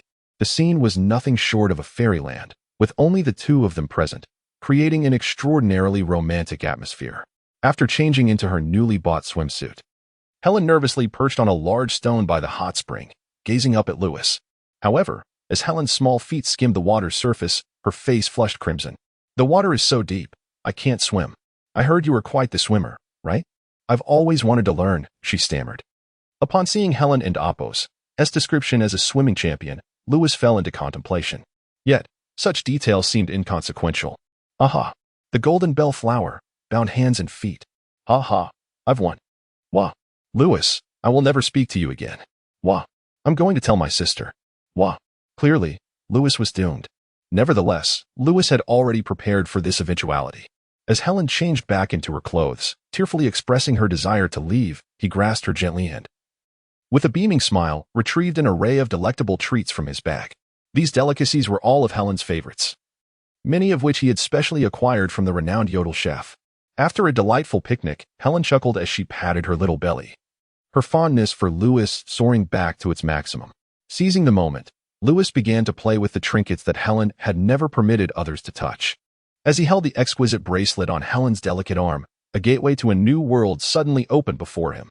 Lewis was astonished to discover that the magical artifacts of this realm possessed a plethora of peculiar functions. In comparison, the magical items found in the commercial street of the Southern District paled in significance. As for Helen's wand, it was truly a treasure of unparalleled value. If Triv had been in his office during this time and witnessed Lewis effortlessly dispelling Helen's enchantments with a wholesale wand, he would surely have widened his eyes in disbelief. Eager to inquire how Lewis had achieved such a feat, it appeared that the extraordinary artifacts on Helen were not limited to just the wand and the bracelet. The necklace, the rings, and even the beautiful gemstone anklet adorning her feet were all top-tier magical items. While charming Helen, Lewis had the opportunity to examine them all, left utterly astounded by the descriptions found in the narrative. A grand total of 7 elite artifacts. One could only imagine how even a seasoned professor would be left in tears upon encountering Helen. However, Lewis found himself puzzled. It seemed that the highest level of curse these artifacts could guard against was around level 5. According to the tomes on curse interpretation he had perused in the library, few texts ventured into descriptions of spells above level 5. Only certain tomes known as forbidden books contained narratives of magic surpassing that threshold. Lewis recalled the professors he had seen on the day of the assessment. Some of the more illustrious figures bore a tremendous magical aura, as depicted in storybooks, indicating a power exceeding 5 times his own. Yet, it appeared that the magic they wielded seldom surpassed level 4. Take, for instance, the renowned Miss Sakurabel, whose enchanting spell was merely between level 4 and level 5. Lewis's expression turned peculiar. It seemed that while wizards in this world possessed considerable magical prowess, mastering a spell around level 4 to 5 was regarded as an exceptional skill, earning notoriety among ordinary sorcerers. Magic power was akin to magical damage, yet despite the magnitude of one's brute force, a fundamental disparity remained between high-tier and low-tier magic. Level 3, Level 5, Level 7, and Level 10 each represented a qualitative difference, akin to entirely different forms of magic. Lewis gazed upon the myriad of daily spells on his personal panel, each nearing level 6, and a thought emerged in his mind. Despite the formidable magical prowess of the sorcerers in this realm, they seemed rather inept at wielding their magic. Humph. No matter how you sweet-talk me, I shall not heed your words again, Helen remarked, tying her hair back, retracting her foot, and playfully kicking Lewis twice. Her cheeks flushed. Lewis lifted his gaze, and upon witnessing Helen and Athos's bashful countenance and her sparkling, doe-like eyes, he fell into a reverie. That evening, although Helen repeatedly insisted that the dormitory doors were closed, Lewis found a way to escort her back. Recently, Osikris had been preoccupied with experiments and was absent from the dormitory, leaving only the two of them. Helen felt somewhat anxious. Indeed, this scoundrel, sitting in the common room. Helen nervously clutched her bag, stammering as she spoke to Lewis. Shall we perhaps read for a while? I just bought a new anthology of poetry. Lewis cast a glance at Helen's book and, with a playful smile, replied, Be good, little one. Play at home while Uncle goes to assist the night watch. With that, he swaggered out, leaving Helen pouting alone in the common room. Who was a child? 18 is hardly young. Yet, in some respects, it may still be true. Upon returning to his office, Lewis stood before a mirror. After a moment, the features of the reflection began to warp like the surface of water, soon transforming into the visage of Athos. Wu Yinzu. Athos. He stroked his chin, appraising the adornments he wore. Shaking his head, he realized only his face had changed, while his attire remained unchanged. This was a trick he had learned from Stuart, a technique he had thoroughly mastered over the past few days. The ethereal beings possessed a unique physique, granting them exceptional talent in transformation. They could not only alter their forms but also manipulate their surroundings. As for Lewis, he had been practicing quietly for several days indeed. Even the vice dean would struggle to discern his and Athos' transformation spell LV3, 7100, and Athos, without employing detection magic. Of course, Mr. Nightmare was even more adept, capable of achieving A and Athos, group transformation, and Athos, nevertheless. Level 3 was sufficient for Lewis and Athos' purposes. After all, this was not an ordinary transformation spell, rendering it adequate for his excursions. Today, Lewis planned to venture towards the Sacred Oak, where he believed there might be something of interest. He donned a new outfit, first acquiring a pipe, then slipping into an old wizard and Athos' robe from the lounge and Athos' cupboard. Once dressed, he stood before the mirror to assess his appearance. Clad in the new attire and holding the pipe, he appeared significantly more mature, resembling a young professor in his 20s or 30s. Subsequently, Lewis employed a subtle technique within the Athos' transformation spell. Athos. Thus, even if someone were to dispel his enchantment, they would behold Athos, faceless one. Athos. It seemed promising. Lewis raised an eyebrow slightly, removed his pipe, and took off his wizard Athos' robe. After placing his belongings into a bag, he donned the attire of the night watchman, transforming back into his own visage. Then, armed with Mr. Carroll's credentials, he ventured out to patrol. Chapter 19. The Blessing of the Sacred Oak. Before long, Lewis arrived at the grand entrance of the West District. Several gatekeeping fairies were fast asleep, but upon noticing Lewis and Athos' approach, they greeted him and granted passage. Having frequently substituted for the night watch, Lewis had become quite familiar with the gatekeepers. Typically, the West District was off-limits to students, not due to the presence of the sacred oak, but rather because of the myriad peculiarities within that might frighten or even harm unwary students, or certain thieves, for that matter. Especially in recent days, something seemed to have emerged from the Shadow Realm, prompting intensified patrols in the area. During his recent shifts for Mr. Carroll, Lewis had primarily been responsible for overseeing the West District. After signing in, he exchanged a few words with the captain. Upon hearing that Lewis had brought several fine bottles of whiskey, his colleagues could not help but feel a sense of anticipation.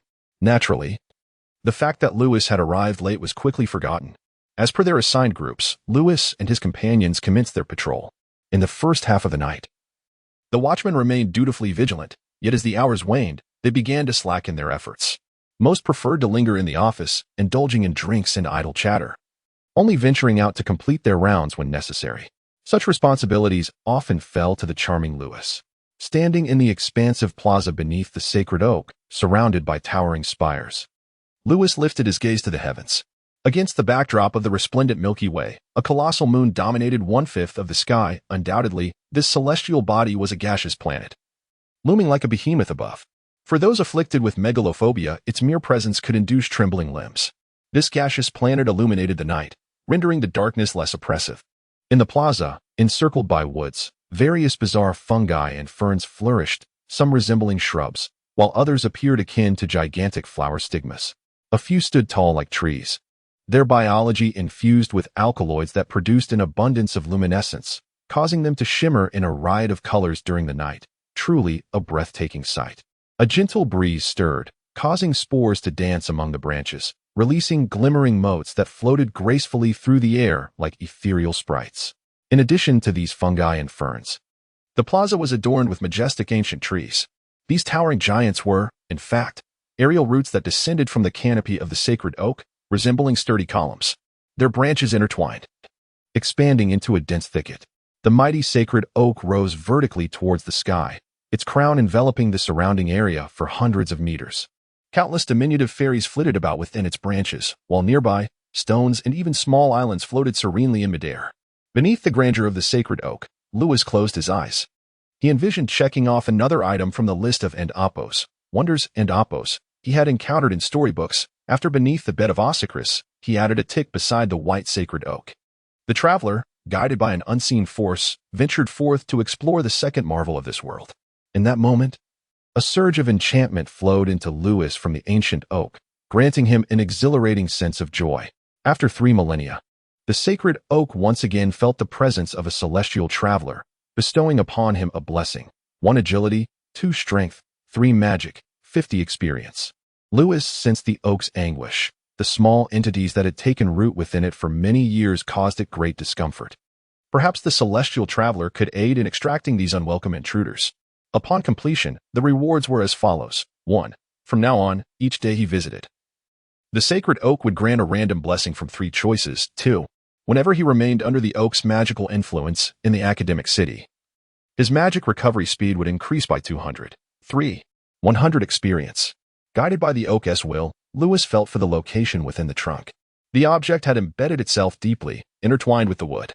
The oak's vast magical power rendered ordinary spells ineffective.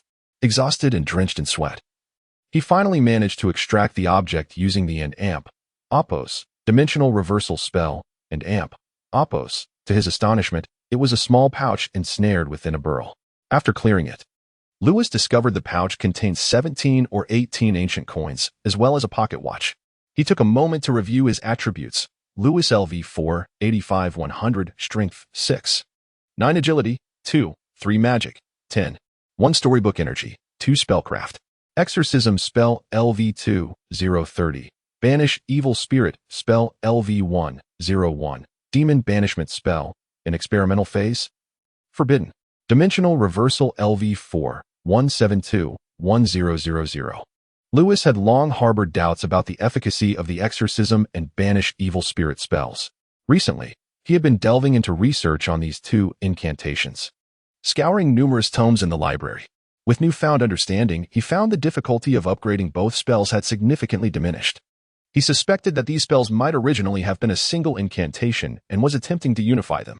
Over the past few days, inspiration had struck, leading him to craft a new spell, which he named the Demon Banishment spell.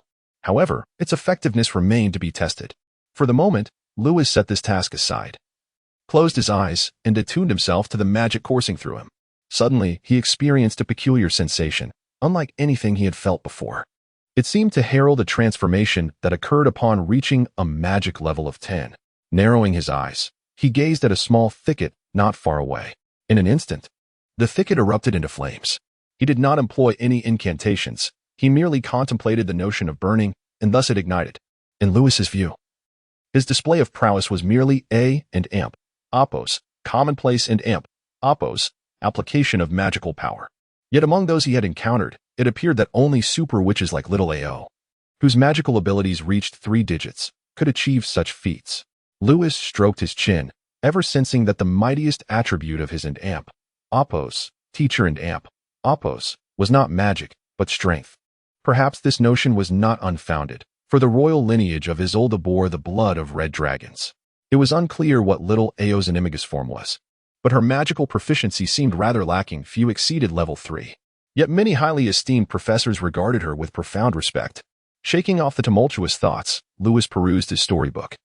Examining the spells within his grasp, he harbored a persistent feeling that powerful magic existed in this world. Yet it seemed to be regulated by a select few at the pinnacle of the pyramid. Resuming his focus, he expended a portion of the storybook's energy and began to comprehend dimensional inversion. As fragments of the starry sky flitted before his eyes, Lewis deepened his understanding of the fourth dimension. Forbidden. Dimensional inversion LV5, max, dot, and amp, opos, was the ultimate spell not level 999? Yet he felt capable of reaching level 999. Lewis stared contemplatively at the end amp, opos, and amp, opos, that followed. Convinced that this magic possessed even greater depths, like twisting space akin to manipulating a Rubik and amp, opos, S-cube. He tapped the storybook lightly, and the nebula swirled before him. A wave of clarity washing over him. You have comprehended forbidden. Dimensional inversion LV6, max, dot. Lewis closed his eyes, sensing that this spell was still a touch shy of the Rubik's cube. But he should now be able to manifest even more. A beautiful little beagle bug, adorned with a cerulean hue and shimmering like jade, flitted before him. Then an odd scene unfolded. This tiny sprite was persistently attempting to reach a nearby flower, yet it could not succeed. With each attempt, it found itself reappearing at a position behind it. The space surrounding it seemed to have transformed into AM by a strip. Curiously, Lewis observed this remarkable creature. If Director Triff were present, he would surely be wide-eyed, for only those stung by such a being could perceive it. After watching for a while, Lewis pointed a finger at the diminutive sprite, and immediately, the beaglebug disintegrated into countless slices. Strangely, these slices continued to hover in the air, as if untouched by harm. Lewis beckoned with his hand, and the slices elongated like a strand of grilled dough, revealing that the beaglebug's heart still beat within them, and suddenly quickened, as if it sensed the mischievous wizard before it and grew somewhat anxious. This indicates that its vision is intact. Even more astonishingly, Lewis could clearly see the blood vessels of the tiny insect pulsating, yet the blood did not flow downwards. Instead, it traversed through the air, moving from one side of the slice to the other. It was only when Lewis beckoned with his finger that a few drops of blood leapt from the insect into a test tube he held. Four-dimensional. This magic can now truly be deemed four-dimensional. Lewis nodded in acknowledgement, only to suddenly feel a sharp pain in his leg. Upon looking down, he discovered that his robe was ablaze. Were it not for his exceptionally robust constitution, he likely would have sustained burns by now. The fire he had ignited moments ago was now spreading rapidly, igniting several nearby bushes. The smoke it produced caused tears to well up in Lewis and Amp, Oppo's, eyes. I was too engrossed and completely forgot to extinguish the flames. Lewis hastily waved his sleeve, urging for a swift accumulation of water. In an instant, a tempest arose. Dark clouds swirling above, and a magnificent water dragon descended from the heavens. The water dragon extinguished the flames entirely, leaving behind a small pool and a meandering brook. Chapter 20. Do not look back. Upon witnessing the extinguishing flames, Lewis exhaled in relief. With a flick of his wand, he traced over the charred areas. And in mere seconds, the flora rejuvenated, flourishing with renewed vitality. Satisfied that no traces of wrongdoing remained, he settled upon the roots of the ancient oak, idly toying with the coins before him. Within his extensive repository of knowledge, these coins sparked a sense of familiarity. After a brief examination, he identified them as coins from the era of the witch king Isolde in the previous century. Isolde was the great-grandfather of Osicles and the inaugural witch king of the New Age. Born a bastard to a duke, he had overthrown the old dynasty in collaboration with the Dragon Mother, thus establishing a new kingdom. The descendants of the Isolde lineage thereafter possessed the blood of dragons. Osicles himself bore this draconic heritage, and the kingdom of Selindo maintained customs of intermarriage with dragonkind. Historically in this world, witches inherently wielded greater magical prowess than their male counterparts, resulting in a plethora of witch queens but a scarcity of witch kings. Thus, despite these coins being merely relics of the last century, they still held considerable collectible value. If one were fortunate enough to find a discerning buyer, their worth could multiply several times over. The pocket watch was equally extraordinary. Shamian's pocket watch, exquisite magical artifact. Description: Shamian often boasted that it could halt the passage of time, preserving one's youth eternally. However, it was merely a common trickster's item from Diagon Alley. After undergoing a series of fantastical adventures and being nurtured by the magic of the ancient oak for years, it had transformed remarkably. Functions: 1. Accelerated thought. Description: Time appears to slow, yet your mind remains sharp, 3 seconds. 2. Containment. Description: The magic of the ancient oak enhances the watch's capacity to store a spell or blessings for 7 days. 3. Absorption. Description: It aids in absorbing harmful energies, such as curses. When its hands begin to move, it signifies that you have been subtly ensnared. Lewis tucked the watch away, preparing to depart. However, as he ventured away from the vicinity of the ancient oak, a radiant light suddenly enveloped him. He looked up to discover that the area surrounding the ancient oak was gradually illuminated, with moonlight filtering through the canopy, casting ethereal beams of light akin to pillars of air, creating a breathtaking spectacle. Before you leave, please accept the blessing of the ancient oak. Would you like today's blessing to be? A. Daily random, immunity to evil. The Western District has been rather turbulent of late. Although you are as robust as a mountain beast and can withstand a few blows, this blessing is undoubtedly the safest option. Indeed. These past few days have been unsettling, Lewis mused, his eyes flickering with contemplation. Fearless. The malevolent forces grow stronger in response to your fears. However, if you remain unafraid, you shall be invulnerable. Energy infusion. 5 mana restoration S, lasting for 30 minutes. The recent disturbances near the sacred oak had finally roused the night watchman. And from a distance, a figure approached, lantern in hand, somewhat inebriated. Lewis had no time for contemplation. He hastily stored a blessing within his pocket watch and darted into a nearby building dedicated to the study of dark magic defense, the Dreamweaver Tower. Moments later, a small group of tipsy night watchmen arrived beneath the sacred oak, engaging in curious murmurs before departing. Within the Dreamweaver Tower, a young professor, pipe in mouth, hurriedly traversed the halls, seemingly having forgotten something in the laboratory. Soon, he reached the 13th floor, a place renowned among apprentices for its access to the enigmatic Shadow Realm. The chilling tales that plagued sleepless nights among the students predominantly originated from this very tower. Occasionally, professors, staff, or night watchmen would encounter peculiar incidents within its confines. Recently, a small fox had stumbled upon one such bizarre occurrence, leaving her nearly soul-shattered. Even now, she found herself haunted by nightmares, feeling the damp strands of hair beside her pillow upon closing her eyes. Subsequently, she pinned a complaint to the Ministry of Magic, which Director Trev somehow managed to suppress, perhaps to avoid further complications or complaints from others. While tidying her office days later, Helen discovered the suppressed complaint. Upon reading it, her legs turned to jelly. Lewis, I fear something dreadful has escaped from the Shadow Realm. It seeks a vessel. Trembling, Helen cautioned Lewis. If you find yourself in the West District and inadvertently enter that tower, remember, when you hear footsteps, do not halt, for it will pursue you slowly. Never glance back, nor gaze into mirrors. Seek a corner to remain for the night, keeping your eyes wide open. Do not answer any knocks, but if the door opens, even on its own, Helen could not continue, her fear palpable. At this thought, Lewis's heart raced. In a moment of distraction, he felt something flutter near his eye, prompting him to pause and rub it. However, an unsettling sensation crept up to his heel. The corridor lay shrouded in darkness, devoid of any presence. Shaking his head, he quickened his pace. The classroom stood empty, their seats vacant, and the entire floor lay in profound silence. The only sound that echoed through the corridor was the steady rhythm of Lewis and Apos' footsteps. Not long after, an eerie incident transpired. He felt as though someone was shadowing him. Whenever he paused, the corridor echoed with an additional footfall, as if a figure behind him mirrored his steps, stealthily trailing him. Moreover, it seemed that each time he halted, the sound behind him drew closer. An inexplicable itch brushed against Lewis's neck, reminiscent of human hair. Unable to restrain himself, he turned around, only to find the corridor deserted.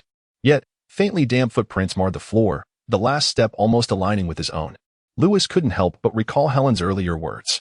Rubbing his face vigorously, he hastened into a room resembling a dance studio and shut the door. However, to his dismay, there was a full-length mirror in the room.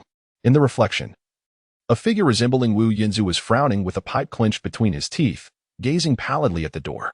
Everything appeared normal, yet, peculiarly, the door in the mirror stood ajar. The reflection of Wu Yinzu, however, did not turn. Lewis blinked forcefully, only to discover that his reflection had lowered its head, wearing an expression of gloom. At that moment, the door in the mirrored room abruptly slammed shut. A series of chilling sounds reverberated through the air. After a few sinister chuckles, the mirrored figure suddenly froze, noticing that the scene behind him had begun to distort. "What sorcery is this? Do not be alarmed, sir. I mean you no harm. This is merely a little and Apos. By a strip, and Apos." In his excitement, Lewis extended a trembling hand, retrieving his pocket watch, his face alight with barely contained exhilaration. At last, "I have encountered you." In his heart, Lewis fervently expressed gratitude for Helen and Apos' kind warning. Since hearing the rumors of the Dreaming Tower, he had made 7 or 8 visits in recent days. Each time he stood watch, he would come searching. This time, Helen had truly been a tremendous help. Without her guidance, who would have known to close their eyes, turn around, pause, and gaze into a mirror? At that moment, the figure in the mirror suddenly realized that the nightmare seed he had sown in the man's psyche had severed its connection. As for telepathy, the mind of the wizard before him had inexplicably turned into a stagnant pool. Observing the unmistakable excitement etched on Wu Yinzu's face, Stuart fell into deep contemplation. "Sir, why do I feel as though you bear a striking resemblance to someone I know?" Chapter 21. Are you aware of the consequences? "Sir, I must say, you seem somewhat familiar," Mr. Stuart inquired, blinking with uncertainty. "Not at all, Mr. Stuart. I am new here and do not know you." Wu Yinzu could not help but let out a sinister chuckle. As Lewis spoke, he began to pace outside, while the visage of the malevolent spirit in the mirror darkened. It mirrored Lewis's movements, following him back and forth. "Are you here specifically to find me? Are you aware that the Witch Queen now permits me to roam freely at this hour?" The sorcerer outside the mirror remained silent, yet the figure within discerned something peculiar.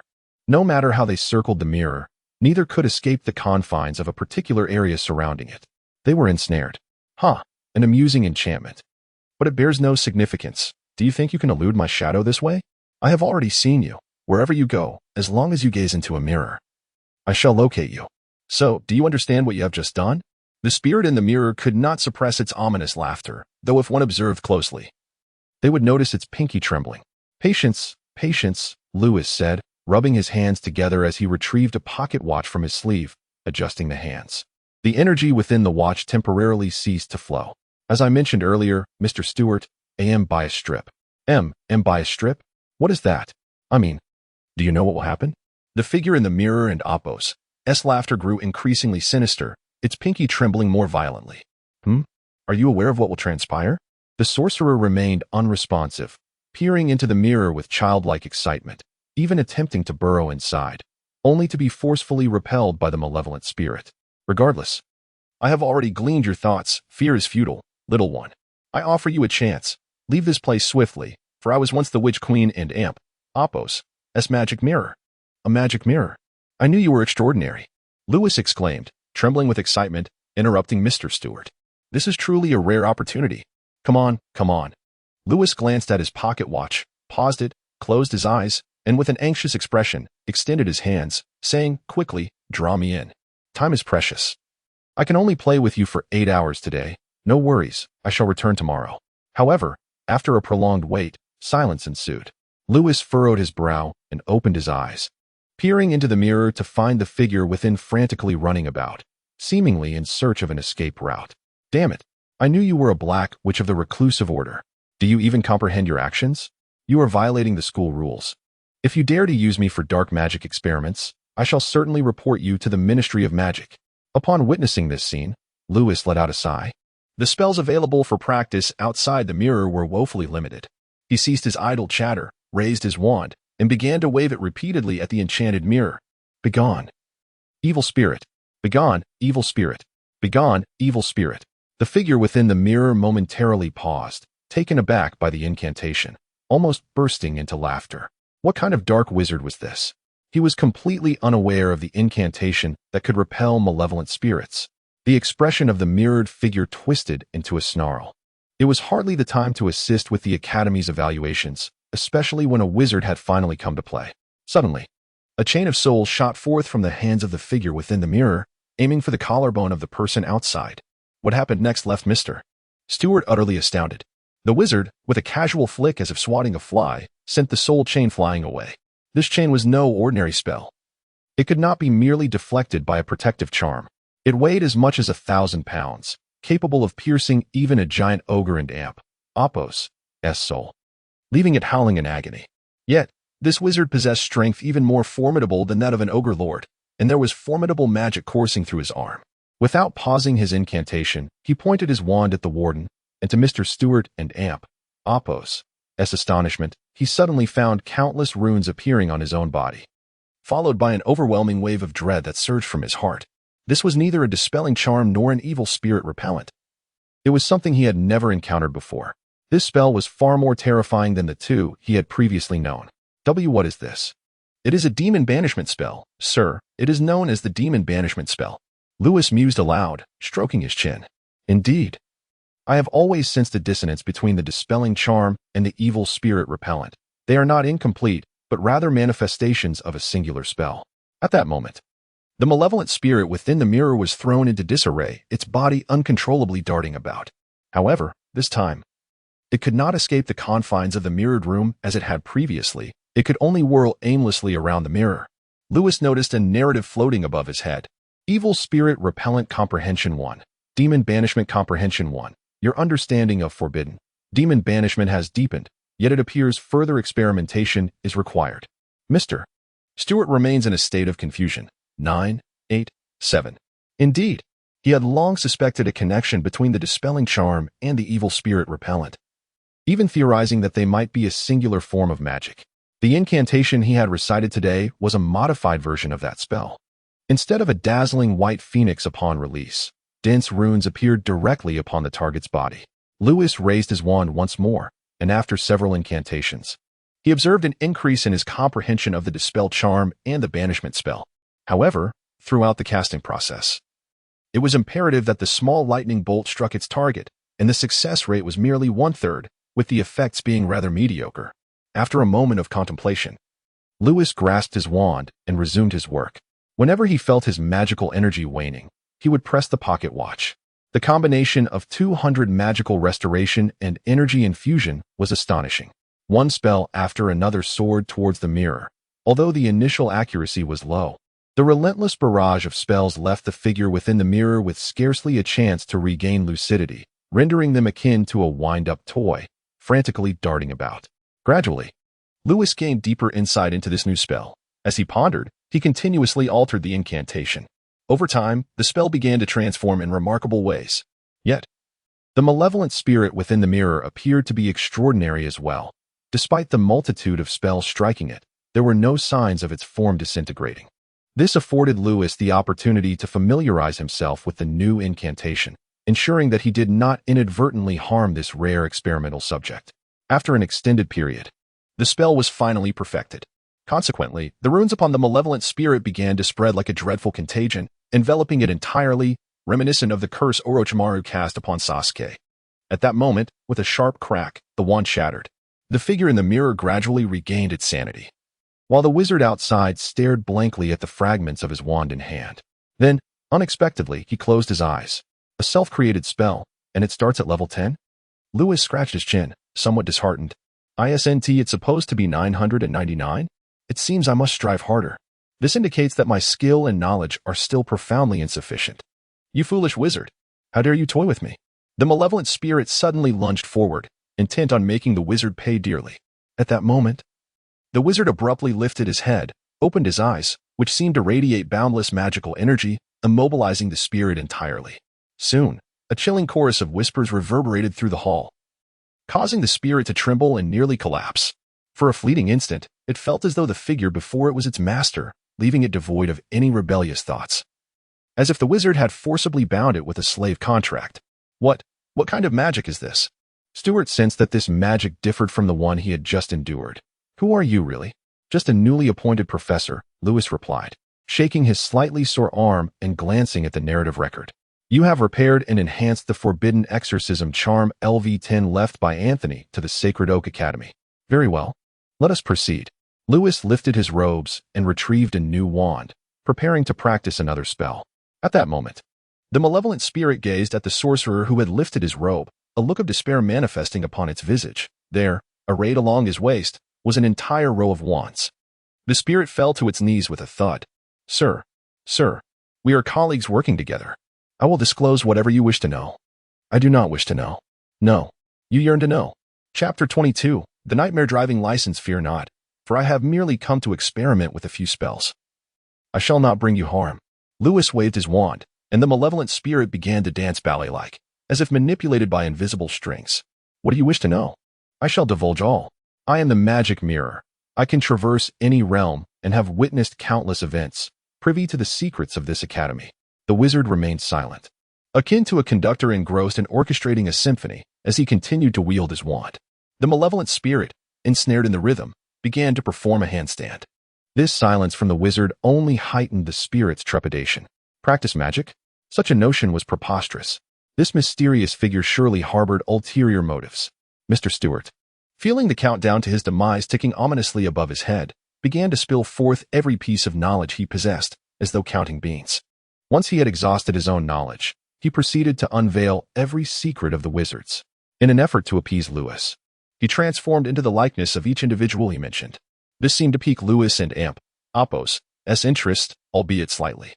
The spirit soon realized that whenever it took the form of a male wizard, Lewis would frown, a reaction solely due to the lack of grace in male wizards performing ballet, but when it morphed into a female witch, a subtle smile would grace Lewis's lips. Intrigued, the spirit began to tailor its transformations and the secrets it revealed accordingly.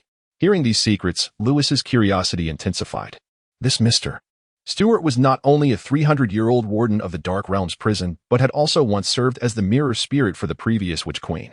Following the ascension of the current Witch Queen, Stuart had become her pawn.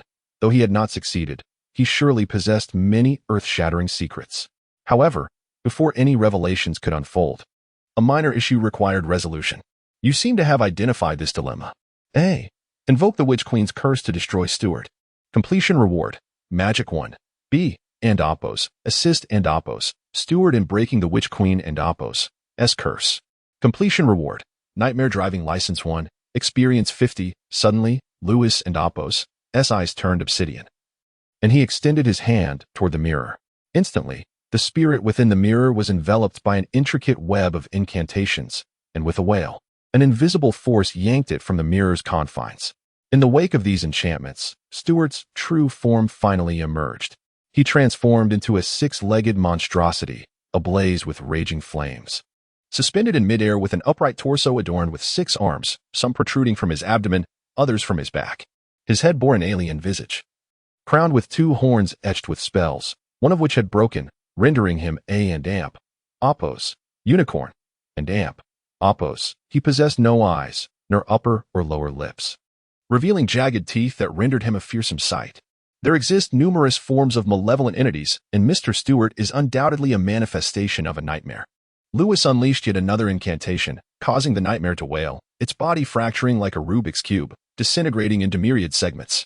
These fragments hovered in midair, spread out like scattered sheets of paper, each inscribed with a dense array of black runes.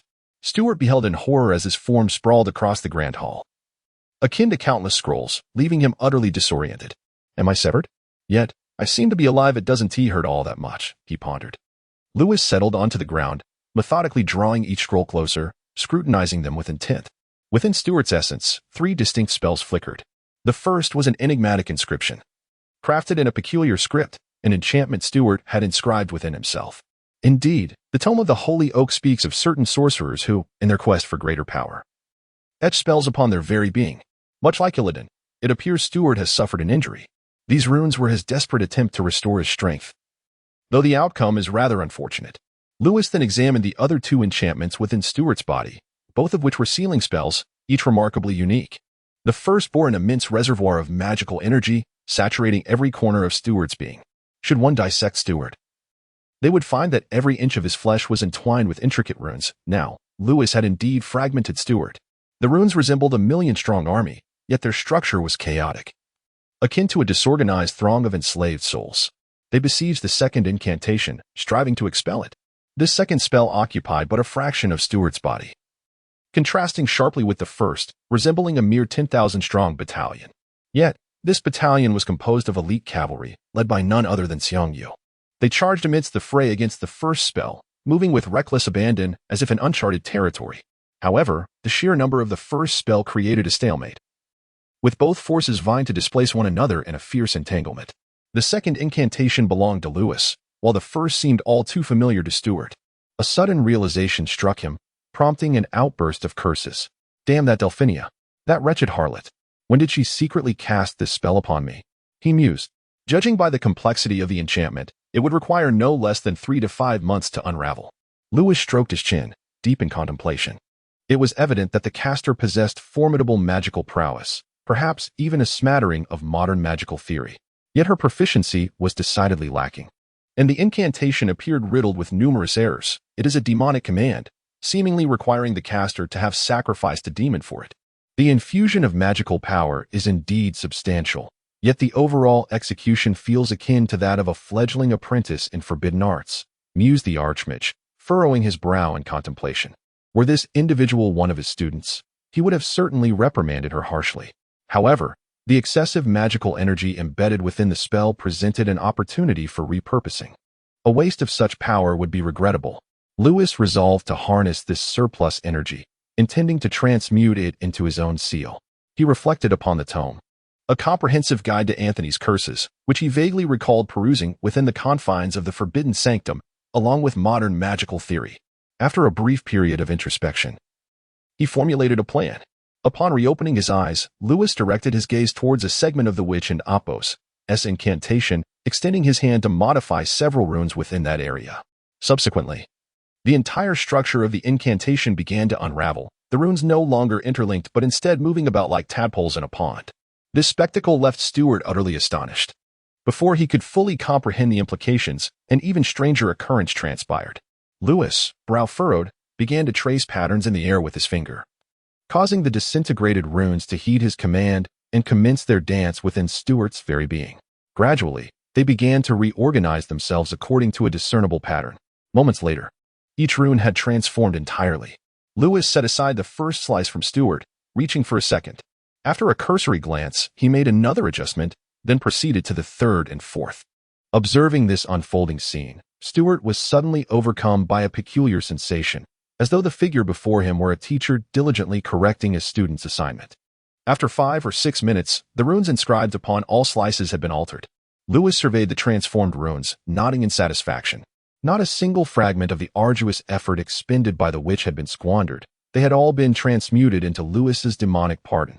From that moment forth, even if 10 witches were to arrive, they would find themselves scratching their reddened ears, timidly inquiring of their instructor how to approach this intricate and formidable incantation. Upon the final rune's modification, a radiant flicker enveloped all inscriptions, merging into the very essence of Stuart and Apos' soul flame. In that instant, Stuart experienced a profound sensation. After 2 decades, he had suddenly regained a master. Before Lewis appeared a line of text, Nightmare Driver's License 1. Brave Knight. You have acquired your first mount. Swiftly wield your dragon spear to vanquish the dragon. Though the spear you possess seems somewhat ill-suited, perhaps a switch to one of ironwood would be advisable. The wizard Lewis chose to disregard the narration. It appears that there is no text provided for me to edit and translate. Please share the content you would like me to work on. Chapter 23. I am the master of dreams, the king of nightmares, the sovereign of the world. Lewis disregarded the narration and picked up a slice, commencing the second act of restoration. This time, he endeavored to mend Stuart's body. I observe some damaged areas upon you, Lewis remarked, as he began to rectify the erroneous incantations on Stuart's form. What transpired? That was the doing of the Witch Queen, Stuart replied, his tone laced with a hint of anger and fear. I once served as the magic mirror for the previous Witch Queen, Francesco. After Her Majesty Francesco's demise, I slumbered for an extended period. Only the young Oscaliris and Helen occasionally approached me with peculiar inquiries. Lewis scratched his ear, feeling an unsettling familiarity with the name and Apos, Francesco, and Apos. If only he had access to a search engine, he could look it up. He sensed that Francesco might indeed be a notable figure. Perhaps, upon investigation, he would uncover the nature of the world he had entered. Of course, it could also be a mere coincidence of names. Subsequently, a new queen arrived in the Empire of Sorrento, Delphinia. Francesco was both her foster mother and mentor. However, I did not wish to pledge my allegiance to her. I yearned to serve Princess Oscaliris. Hence, I implored Delphinia for my freedom. Enraged, she forcefully extracted me from the magic mirror, which resulted in the damage to my body. Upon hearing this, Lewis rubbed his cheek. It was surprising that the new Witch Queen did not eliminate Stuart for his disloyalty, but merely imposed a slight punishment. Should it not have been the case of if I cannot possess it, neither shall you? Lewis continued his repairs, employing knowledge of alchemy and necromancy. He recalled 2 tomes that addressed such matters: A Brief Exposition on the Seraphic Colossi by Maria, and Conversations on the River Styx by Rosegard. He felt an odd sense of familiarity with these authors, yet according to the records, their eras were lost to the mists of time, reaching back to the Jurassic period. In the hazy recesses of his memory, he recalled certain fragments.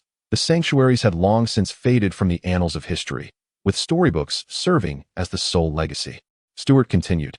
She granted me freedom, yet my body suffered her wrath, and my magic mirror was stripped from me.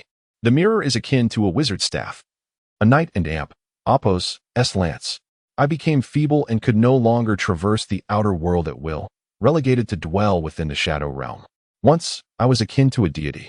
I am the master of dreams, the king of nightmares, the sovereign of the mirror world. Stuart recounted his tale, and Lewis nodded thoughtfully. If the Witch Queen were akin to a boss in a novice village, then the magic mirror would certainly be her subordinate, perhaps the penultimate mini-boss in the novice village dungeon? He completed the final incantation. Suddenly, a powerful blue magical flame ignited across all of Stuart and Amp, Apos, fragments.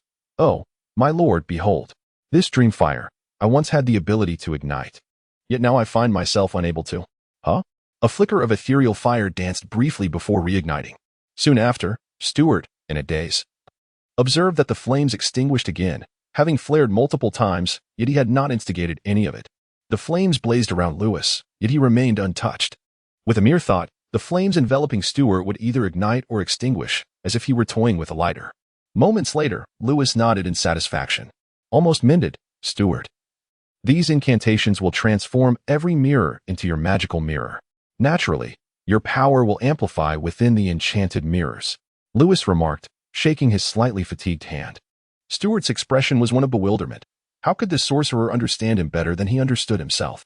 You previously mentioned a sealed magical mirror in a hidden chamber of the Academy? I shall visit it soon. As for the wounds upon you, as long as you continuously draw upon the power of dreams, they will gradually mend. With that, Lewis waved his hand, transforming the fragmented Stuart back into a bewildered unicorn. What has transpired? Have I grown stronger? Stuart realized that many of the powers he could not previously harness were now at his disposal. It was evident that this unicorn, with a broken horn, was imbued with enigmatic and formidable incantations. Its legs no longer appeared deformed, and the other broken horn had begun to regrow, while not fully restored. The area where the horn was missing was adorned with a multitude of spells, as if an invisible horn had begun to sprout there.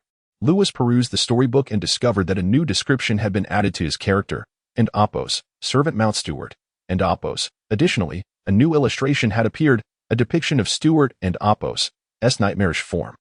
This illustration resembled a card, bordered in purple and gold. It bore the inscription, "May become a legendary epic nightmare and Apos, Stuart and Apos, due to its master. Nightmare Stuart, magical creature, mirror demon, SSR. Attribute, High tier greater demon. Status: extremely weak. Recovering, requires sustenance. Strength: 3, 9, 8, 9. Agility: 18, 27. Magic: 8, 30. Knowledge, demonology. Master of dreams, master of telepathy. Profession: magical mirror. High tier tailor, court etiquette officer. Eunuch. Talent: spirit of the magical mirror. Repaired, lacking the magical mirror one. Exist within any reality between the outer world and inner world. As long as someone dreams of your name, you can locate them. If someone gazes into a mirror and is seen by you, you can transform into them. You possess immunity against the majority of magic below the 5th tier. Only the 12 noble wizards who delve into forbidden knowledge are aware of how to contend with such terrifying forces. Description: the sole means to resolve the enigma of the magic mirror is to allow its nightmare seed to penetrate your soul, and then to continuously cast spells upon this nightmare seed. At this juncture, the magic mirror will no longer be immune to your enchantments. Exorcism spells are particularly effective. Exercise caution. In the realm of spellcraft, Stuart is knowledgeable about a plethora of spells, yet 90 of them are of the 1st level, with the remainder being 2nd and 3rd levels. A 3rd level spell is considered to be masterful, and it appears that Stuart is also familiar with several 5th level spells. Among them lies a 6th tier spell. This particular spell, which Lewis had encountered previously, is the 6th level magic mirror of Stuart, Max. It is also referred to as and Apos, the mirror of Osicris and Apos. The name derives from the fact that this spell was created by the late sorceress, Francesca, who is the mother of little Ao. After creating this magic, the great demon king Francesca named it after her daughter. Stuart can be regarded as a eunuch and pupil of the former sorceress, while also having been a pet of the current sorceress, Little Di. The effect of the Mirror of Osicris can be succinctly described as returning harm to the sender. Previously, Lewis had witnessed Stuart employing this technique against Theris and Rufield. Any spells that struck Stuart would instead be reflected back upon the attacker. Moreover, Stuart remains unaffected by enemy spells, as it is a magic mirror. Similarly, the former sorceress, wielding the magic mirror, would not be harmed by spells directed at her. Rather, those spells would rebound upon her adversaries. Her mastery of this magic undoubtedly far surpassed that of Stuart, and she possessed a magic mirror of her own. Thus, with this singular technique, she earned the moniker of Demon King among countless wizards. What is most remarkable is that this spell is impervious to defense. No protective spells or artifacts can withstand it. Little Ao also possesses this magic. Although she lacks a magic mirror, she can still immunize herself against certain lower-tier spells if she wields a voodoo doll. Furthermore, any spell she cannot evade will trigger the Mirror of Osicris' effect upon her enemies, causing them to suffer simultaneously. Thus, while Osicris and Apos' magical prowess may not rival her dragon form in combat strength, she remains a well-known figure in magical circles, akin to Sakura Bell. Both are recognized for mastering a formidable technique and are not to be trifled with. Lewis is profoundly intrigued by this spell. According to the narrative, although Lewis had not previously mastered this incantation, should he wield it, Xiao Ao would regard it as a matter of course. After all, Lewis is her true disciple. Intriguingly, in Xiao Ao's heart, only Helen and Lewis are deemed her genuine disciples. Neither Taris nor Rufield have acquired this particular spell. However, this spell is not suitable for nefarious purposes, as its signature is far too distinctive. Once Lewis employs it, everyone will recognize the user as being associated with Xiao Ao. Of course, should one practice this magic to a level of 5 or above, even if Lewis were to use it for ill intentions, others would remain oblivious to its origin, unless the dread Lord Francesco were present. Stuart possesses knowledge of advanced incantations beyond this one. In fact, every nightmare is a master of spells, yet Stuart stands as the most adept among them. Thus, he has achieved a level of mastery over these enchantments. And Apos, restored and Apos, taboo, mind corruption LV5, max devour the life energy of an enemy unit, healing oneself, requires them to instill fear in you. Restored taboo, weakness LV5, max weaken a person to the brink of death, particularly effective against the faint-hearted. Restored taboo, nightmare cycle LV5, max awaken the nightmares within the hearts of those around you.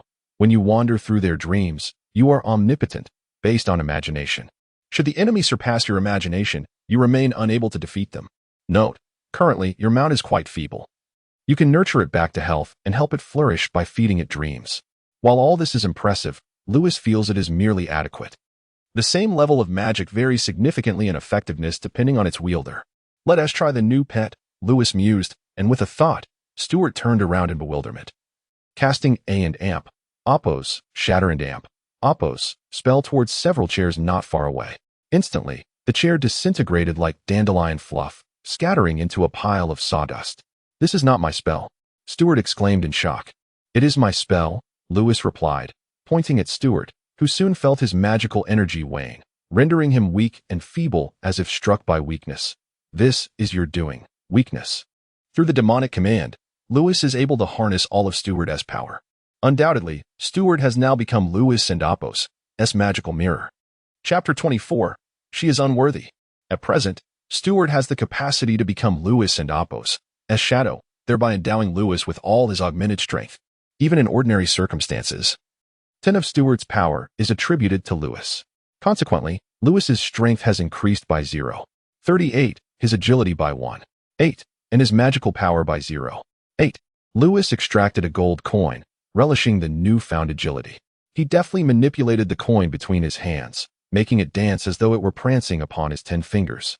Yet, it appears that I do not require such agility. During spell casting, I need not control my gestures nor be mindful of the rhythm of wand waving. Moreover, I harbor little interest in potions and alchemy, but a qualified warrior. Before the narrative could conclude, Lewis shut the storybook that depicted the void state before him. Noticing Stuart still gazing at him in a daze, Lewis snapped his fingers. Instantly, Stuart transformed into a nightmare form, his expression one of utter bewilderment. With the grace of a nimble warrior, Lewis leapt onto a fiery steed, commencing his swift navigation through the Dream Tower, a feat that most court knights would struggle to achieve. It appeared that Stuart could disregard all terrain and even fly.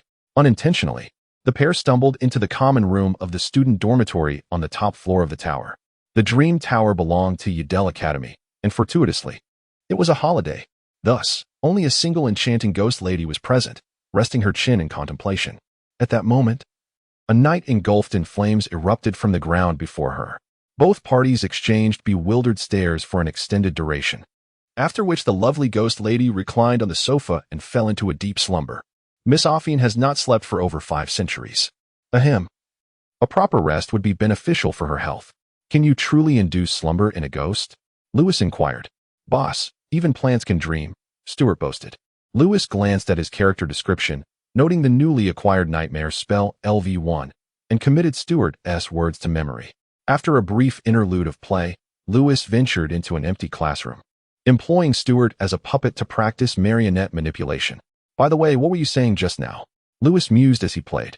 I intend to listen to some stories while I practice. Speak freely, for you may now express yourself without restraint. Stuart trembled slightly. Was this to be the first trial set by his master? But what is it that you wish to hear? Why the expression of one eager for gossip? After a moment of contemplation, he replied, My lord, I believe you recently commenced your tenure, and there are certain taboos within the academy, as well as matters pertaining to the Black Prison, all of which you ought to be apprised of. Allow me to recount the intricate entanglements among the Oakwood wizards and the historical rivalry between the light and dark sorcerers. Stuart, unwilling to slacken his pace, divulged what he believed to be sufficiently sensational revelations. Yet, as Lewis listened, he found himself grimacing. All of it seemed trifling and inconsequential. However, the malevolent spirits appeared to regard these trivial matters as profoundly significant, and the wizards seemed to share this perception. Their internal conflicts resembled a child's play, devoid of gravitas. It seemed that, to the collective consciousness, to slay a person and wield a few particularly potent yet forbidden lethal curses rendered one a malevolent dark lord. A figure cloaked in enigma. No one knows who they are, save for me, Stuart intoned mysteriously. For she is my former employer, Ossicris's mother. Ossicris's mother. Lewis blinked vigorously. Indeed, Stuart continued enigmatically. Her public persona is that of a witch queen, yet in the shadows, she is the leader of a clandestine order. A formidable revolutionary in the realm of magic. However, she faltered. And thus the wizards branded her with a pejorative, Dark Lord, slandering her for allegedly attempting to disseminate dark magic throughout the world. What were her intentions? My dear, he elaborated, wizards are the most powerful sovereigns of this world, formidable enough to instill fear in both deities and dragons. This strength is traceable to a mysterious sorcerer who wandered here from another realm 3 millennia ago. He is known as Anthony, self-proclaimed as a star traveler from the Dawn Sanctuary. He imparted fragments of knowledge, yet regrettably, such wisdom remains inscrutable, and those who dare comprehend it are gripped by terror. Even a mere portion of this knowledge has incited widespread panic among wizards, as they believe it subverts the very fabric of our world. For it is magic that only the divine may wield. Ultimately, the Ministry of Magic passed legislation to categorize such knowledge as forbidden scholarship, leading to its destruction. Only methods to enhance magical prowess remained, exclusively possessed by the noble elite. This rendered the world increasingly distorted. While the wizards and oppos, magical abilities escalated, the evolution of magic itself stagnated. His Majesty, King Francesco, grew utterly disillusioned with the actions of the wizards, prompting the establishment of the clandestine order. The king believed that the knowledge had not been entirely obliterated, and she had successfully unearthed it. It turned out that the 12 great wizarding families, who once followed Anthony, did not completely eradicate the magical teachings. Instead, after destroying a portion, they divided the remnants into 12 parts, each great house retaining a share. It is unfathomable that, by merely consolidating 2/12 of that knowledge, she became invincible. A magical revolution has commenced. Yet, ultimately, this revolution met with failure. Magic remains in the hands of a select few, while many are oblivious to the existence of wizards and dragons in this world. Stuart felt a sense of melancholy. The once revered Emperor Francesco has faded away with the dissolution of the Hermetic Order. People believe the Dark Lord and the Witch Queen are distinct entities, yet in truth, they are one and the same. However, the Emperor left behind a legacy, a seed, his adopted daughter, the current Witch Queen, Her Majesty Delphinia. In comparison to his biological daughter, Emperor Francesco deemed his eldest daughter Delphinia more suited to inherit his legacy. Ossicris, on the other hand, was better destined for the Dragon Nest City. She was meant to command the dragon lineage, albeit this required her to marry into the dragon clan. Ultimately, Delphinia inherited everything from her predecessor, including the tome known as the Book of Fate. This was the grimoire of the great sage Anthony. His Majesty believed that the Dawn Sanctum was a mystical place for nurturing the deities of magic. Within this enigmatic sanctuary, each generation of forbidden sorcerers, referred to as Endopos, forbidden masters Endopos, were believed to be the gods of magic. As Stuart recounted this tale, a vague memory of Lewis gradually crystallized, his experiences studying at the Forbidden Sanctum. The forbidden sorcerers were indeed the Dawn Sorcerers. However, the storybooks altered the world's destiny to assist Lewis in concealing his identity, replacing the Forbidden Sanctum with the Dawn Sanctum in the minds of the people. In Lewis's recollection, the Forbidden Sanctum was a magical academy of high-level magic civilization that existed 60 million years ago. It was also the source of many magical civilizations. Now, it has vanished from the annals of history, yet wizards can still occasionally explore this sacred realm of knowledge in dreams and fantasies. Essentially, it is a place dedicated to nurturing the gods of magic. Of course, in the eyes of the forbidden sorcerers, they do not consider themselves as gods. For in their conception, only those who can devour stars may be deemed divine. As for Mr. Anthony, he indeed qualifies as Lewis's mentor. Within the Forbidden Sanctum, there existed many apparitions of great sages, all of whom imparted magical knowledge to Lewis. Anthony, being the previous Forbidden Master, served as Lewis's guide. 3,000 years prior, Anthony journeyed to this world, which turned out to be the last realm he traversed. He vanquished the gods of this world, reducing their leader, the moon god, to a mere pixelated image. He ignited the flame of magic in this realm. After accomplishing this monumental task, Anthony's journey reached its conclusion. He, along with the Forbidden Sanctum, faded from the collective memory of the people. Perhaps it is due to his power in this world exceeding the threshold of presence. Indeed, his presence was so diminished. However, before his disappearance, he endeavored to intertwine his diary with the fateful forces of this world, ensuring that the diary did not vanish alongside him. This diary is none other than the Chronicles of Fantastical Journeys. It possesses the ability to alter destinies and draw energy from them, capable of addressing the issue of presence, while also chronicling the Forbidden Sanctuary. It has the potential to reopen the sanctum that exists within the realm of fantasy. Lewis, consequently, unlocked this DLC, becoming the last of the Forbidden Scholars. The current Forbidden Sanctuary has faded away, or rather, Lewis's knowledge embodies the sanctuary itself. Anthony left behind a remarkable tome, rumored to connect to a sacred domain of sorcerers. This book had once been opened by Her Majesty Delphinia, only for her to be astonished at the absence of any text. Later, it remains a mystery how Delphinia triggered the book, leading to the emergence of a passage, 3 questions, to be precise. The first pertained to celestial phenomena. Well, sorcerers are all well-versed in astrology. And the answer was rather straightforward and amp. Opos, the sinner, and amp. Opos, the second was a question of religious philosophy. Sorcerers held no interest in religion, deeming those involved as charlatans. Nevertheless, since the question was posed, a response was necessitated, as it was common knowledge, the answer being the sun god and the moon god. However, the most peculiar was the third question. The book informed the sorceress that it mattered not if the first two answers were incorrect, for it had adjusted the difficulty according to her knowledge level. Thus, as long as the final answer was correct, she could still enroll in the Dawn Sanctuary, though with her intellect, she might struggle to graduate after completing middle school. Yet, this still filled the sorceress with immense excitement.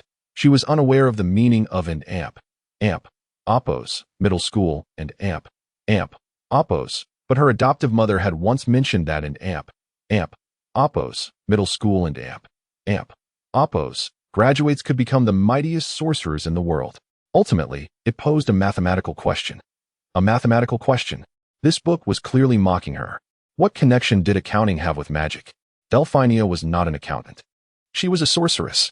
She declared her disdain for answering, thus, she scribbled an arbitrary response. Ahem, the question was indeed rather challenging. We consulted numerous accountants, and it was likely answered incorrectly. Subsequently, the book self-destructed, leaving behind a message. You are unworthy. Lewis scratched his face. He had encountered these three questions in a certain storyline of the storybook before his traversal.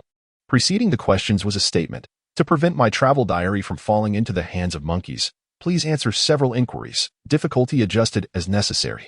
The first was to describe the position of the ground you stand upon in the cosmos, offering three options. One was the center, the other near the sun, representing heliocentrism and geocentrism, respectively. As for the third, it was a fill-in-the-blank. Naturally, it was the Milky Way or Iron Arm solar system.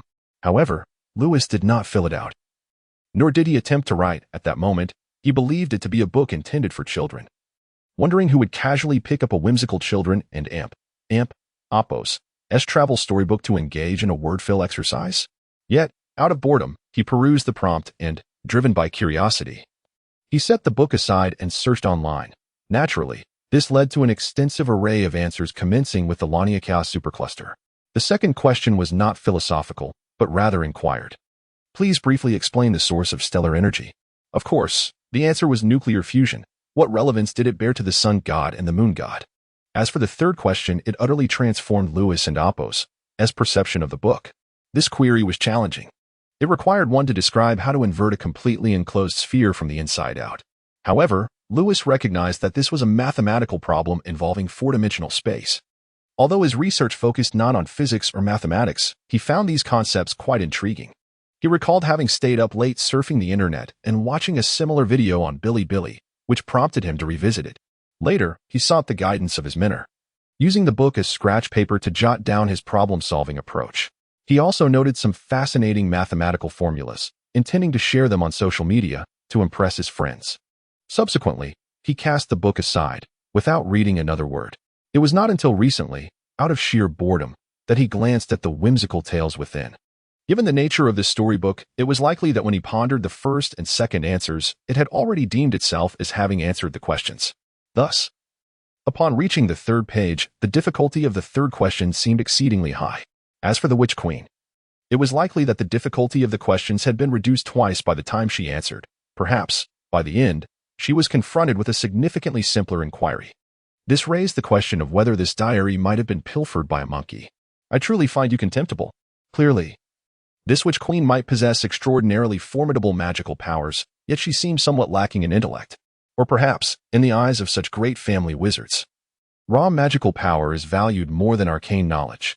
Indeed, their immense magical prowess renders them astonishingly powerful. Some wizards are as formidable as deities. When they unleash their abilities, they often can overcome 10 opponents with ease. Conversely, some wizards belong to the intellectual faction, mostly found in the Magic Enthusiasts Association within the Kingdom of Sorinder. These self-proclaimed magic enthusiasts, despite their low magical power rendering their personal strength quite mediocre, occasionally give rise to remarkable talents. Although these intellectual powerhouses may possess average magical abilities, they can deftly maneuver through magical challenges. resolving enigmas that even god-level wizards find perplexing, earning them both disdain and respect from the Witch Queen, who must refer to them as teachers. In comparison to wizards like the Witch Queen, Little Di, who belong to the realm of raw magical power, Lewis can be regarded as a definitive intellectual. Yet, it seems his magical ability is also capable of enhancement. Certainly, do not forget to assert your presence, otherwise, should your power become too overwhelming, you may fade into obscurity. Perhaps this is the very reason Anthony chose Lewis. This individual excels at stirring the pot. Chapter 25 Incredible. The matter concerning the Witch Queen, Little Di, left Lewis somewhat speechless. However, today he managed to glean some genuinely useful information from Stuart. The fantastical story travel diary is indeed the book of destiny, and now this tome resides in his possession. He is now the forbidden scholar of this generation, the sole individual of his kind in the world. Ultimately, Lewis extracted some details about Little Ao from Stuart.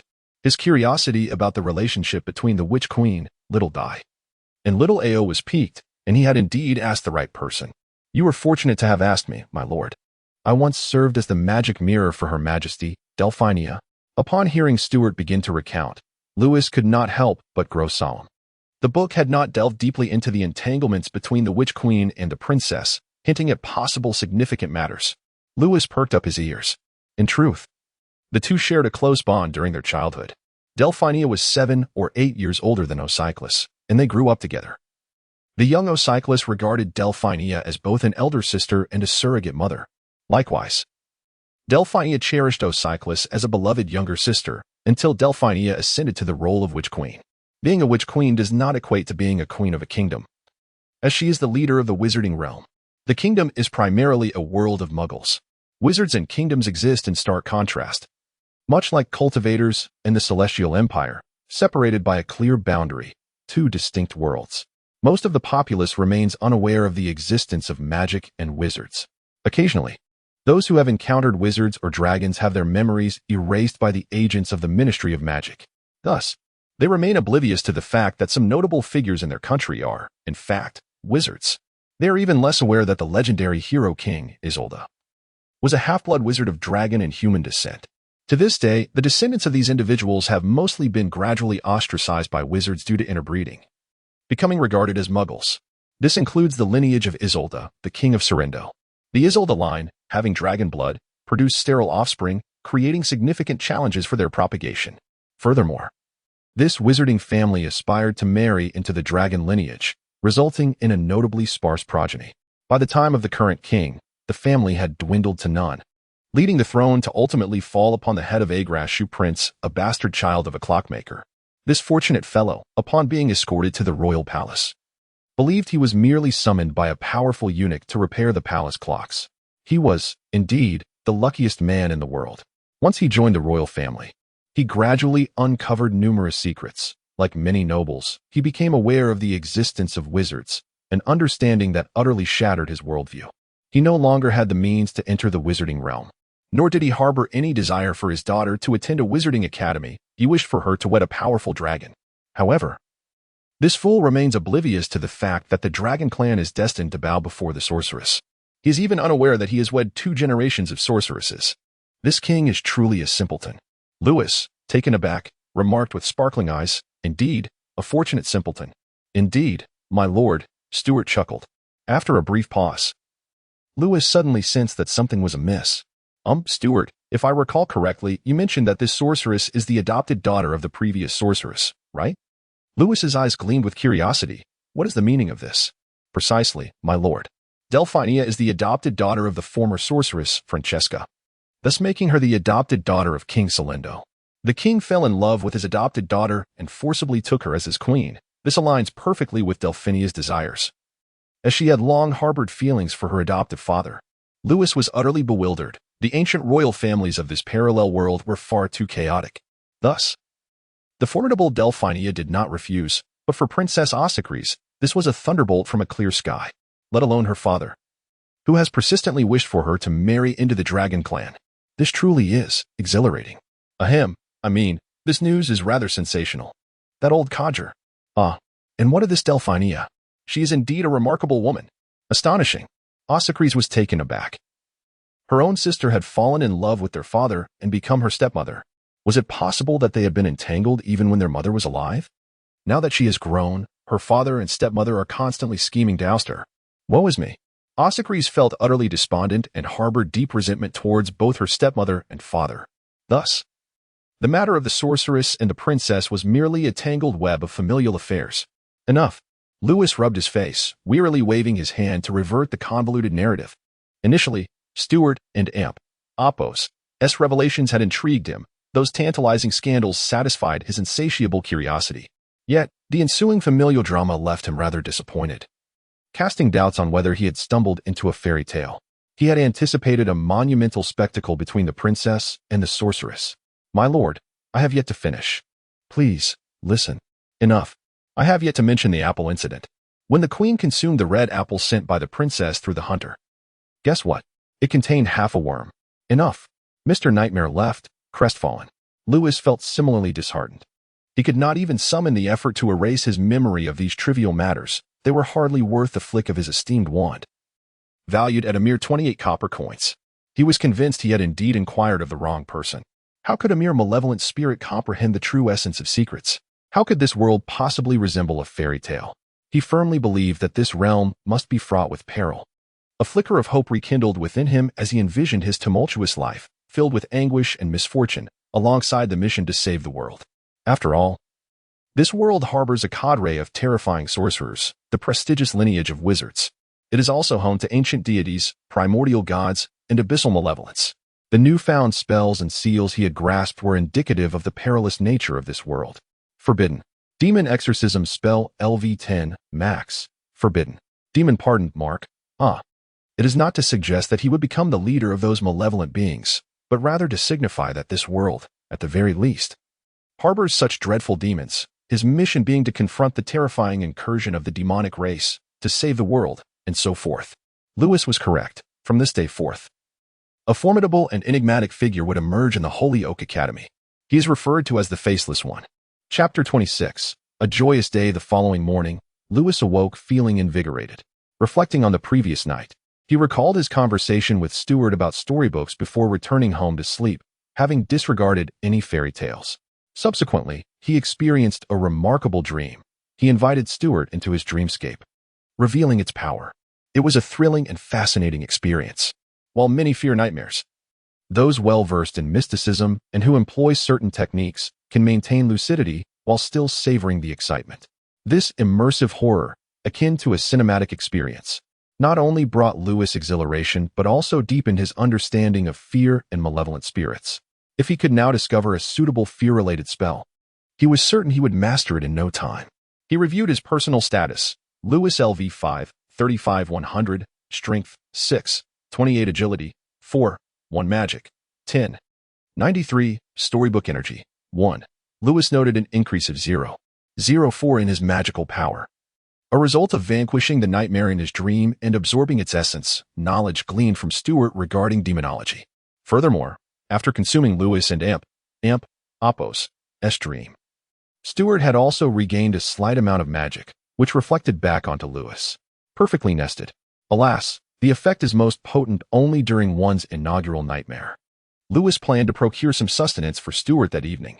Should they wander through the dreams of dark sorcerers, both their magical abilities would enhance. Moreover, feeding Stewart's souls would bolster his strength. Though the increases from either method were modest, they contributed to a steady accumulation. Lewis discerned that each time he depleted his magical energy, it would increase by 1%, and his recovery rate would notably accelerate. I shall reserve the energy from the storybook for later. He intended to select a purely offensive spell, mastering it to the 4th tier, and subsequently utilize the energy to comprehend a 5th tier spell. Dressed, and while attending to his morning routine, he glanced at the spellcaster's status within the storybook.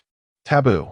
Nightmare spell LV2, 830. This was an enhanced fear spell combined with a sleep incantation learned from Stewart, a curse capable of ensnaring individuals in a cyclical dream, killing them invisibly. Last night, he had experienced this very spell. In that dream, Lewis engaged with the spell in various ways, and it appeared that the night had yielded excellent results. Not only did it deepen his understanding of the incantation, but it also enriched his knowledge of nightmares and fear. Now, Lewis could silently cast this spell upon others, and as his comprehension of fear and dreams expanded, the spell would become increasingly refined. Taboo. Puppet level 266-100. Through relentless effort last night, I have attained the second tier of this spell. Unlike other incantations, its comprehension is not determined by the frequency of use, but rather by the time spent manipulating the puppet. Approximately 1 minute of practice yields a slight increase. While controlling a person consumes about 1 point of mana per minute. Regardless of the tier, the minimum mana expenditure is 1 point. And the tier of the spell signifies its efficiency and effectiveness. Thus, infusing 10 points of mana into a first-tier spell may not yield the same potency and intrigue as infusing just 1 point into a fifth-tier spell. After freshening up, Lewis entered the living room, where he found breakfast and a small note.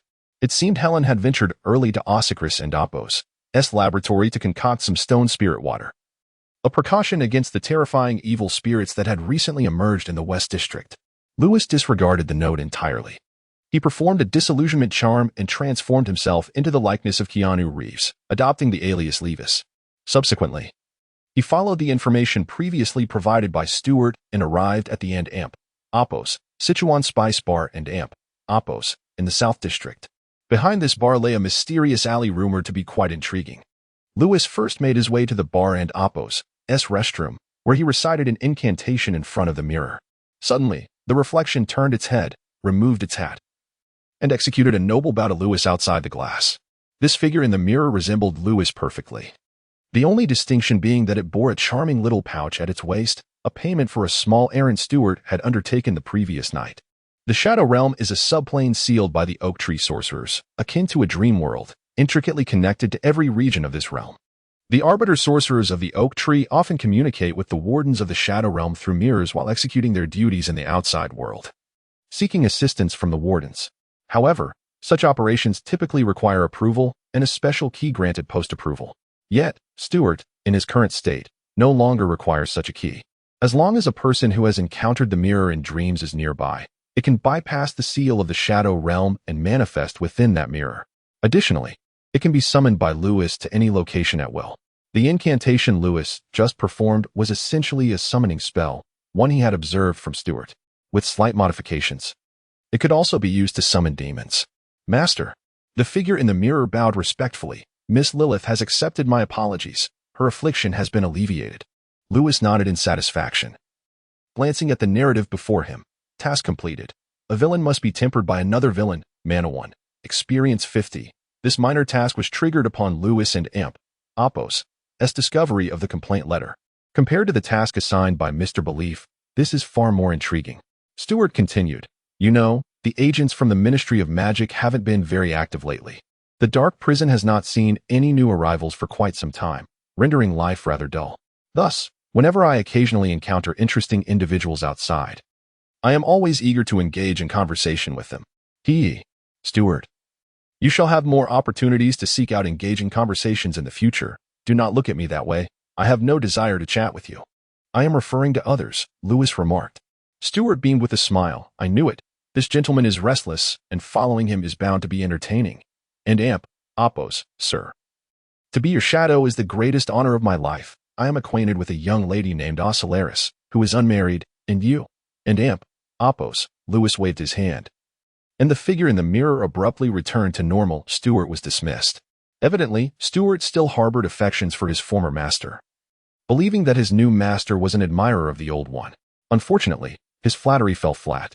He was unwilling to hear any more about the trivial matters between the witch and Ossilaris. Today was meant for enjoyment. With this thought, Lewis chuckled and reached for his waist. Earlier, the reflection of Lewis in the mirror had revealed an extra pouch at his side. After glancing in the mirror, this pouch now appeared at Lewis and Apo's waist. The coin purse was unmistakably feminine, exquisitely crafted, and bore a pleasant fragrance.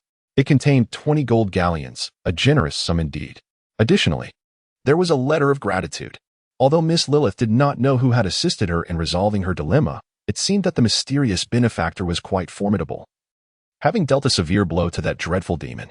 A wizard who instills fear in both demons and vile spirits is truly unimaginable. Thank goodness. The Ministry of Magic has finally sent someone to deal with that terrifying demon. You must be a senior employee of the Ministry, or perhaps a powerful Yodel wizard. I have heard that malevolent spirits fear them. Regardless, thank you. I understand that you may not care for this money. It cannot adequately express my gratitude, but it is a token of my appreciation. I am profoundly thankful for your actions. 26 galleons. Lewis extracted the coins. When combined with the ancient currency, it amounted to a considerable sum. Now, he had already gleaned much about the various aspects of St. Oak Tree Academy through Stewart. He had learned about an intriguing locale, Nocturne Alley. This is a renowned wizarding market where gamblers and professors of dark arts, as long as they possess a bit of coin, choose to venture into Nocturne Alley to procure items not found in the ordinary marketplace. It is often euphemistically referred to as duty-free shopping alley, yet the wares within are far from mere contraband or illicit goods.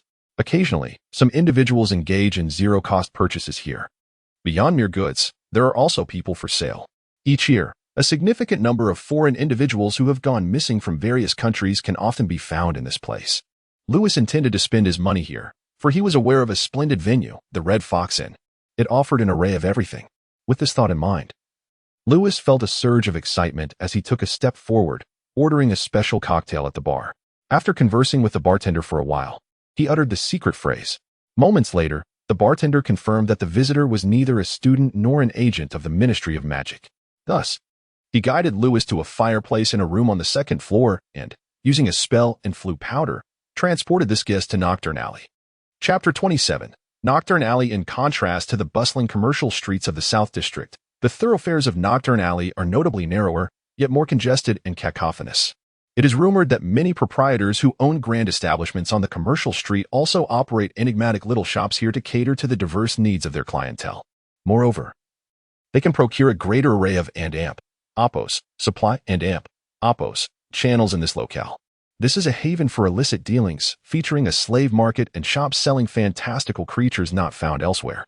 Even the places that Helen once claimed did not exist in the academic city can be found here.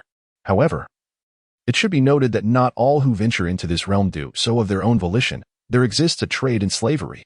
The streets are teeming with activity as Lewis, puffing on his pipe, ambles along the muddy path.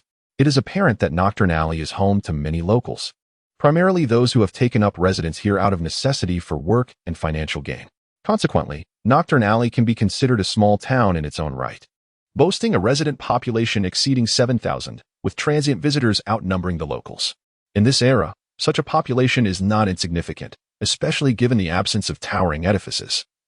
The area encompasses a considerable expanse. Visitors to this enclave do not solely hail from the academic city, as numerous avenues lead to Nocturne Alley beyond that singular locale. Albeit the majority of patrons do originate from the academic city.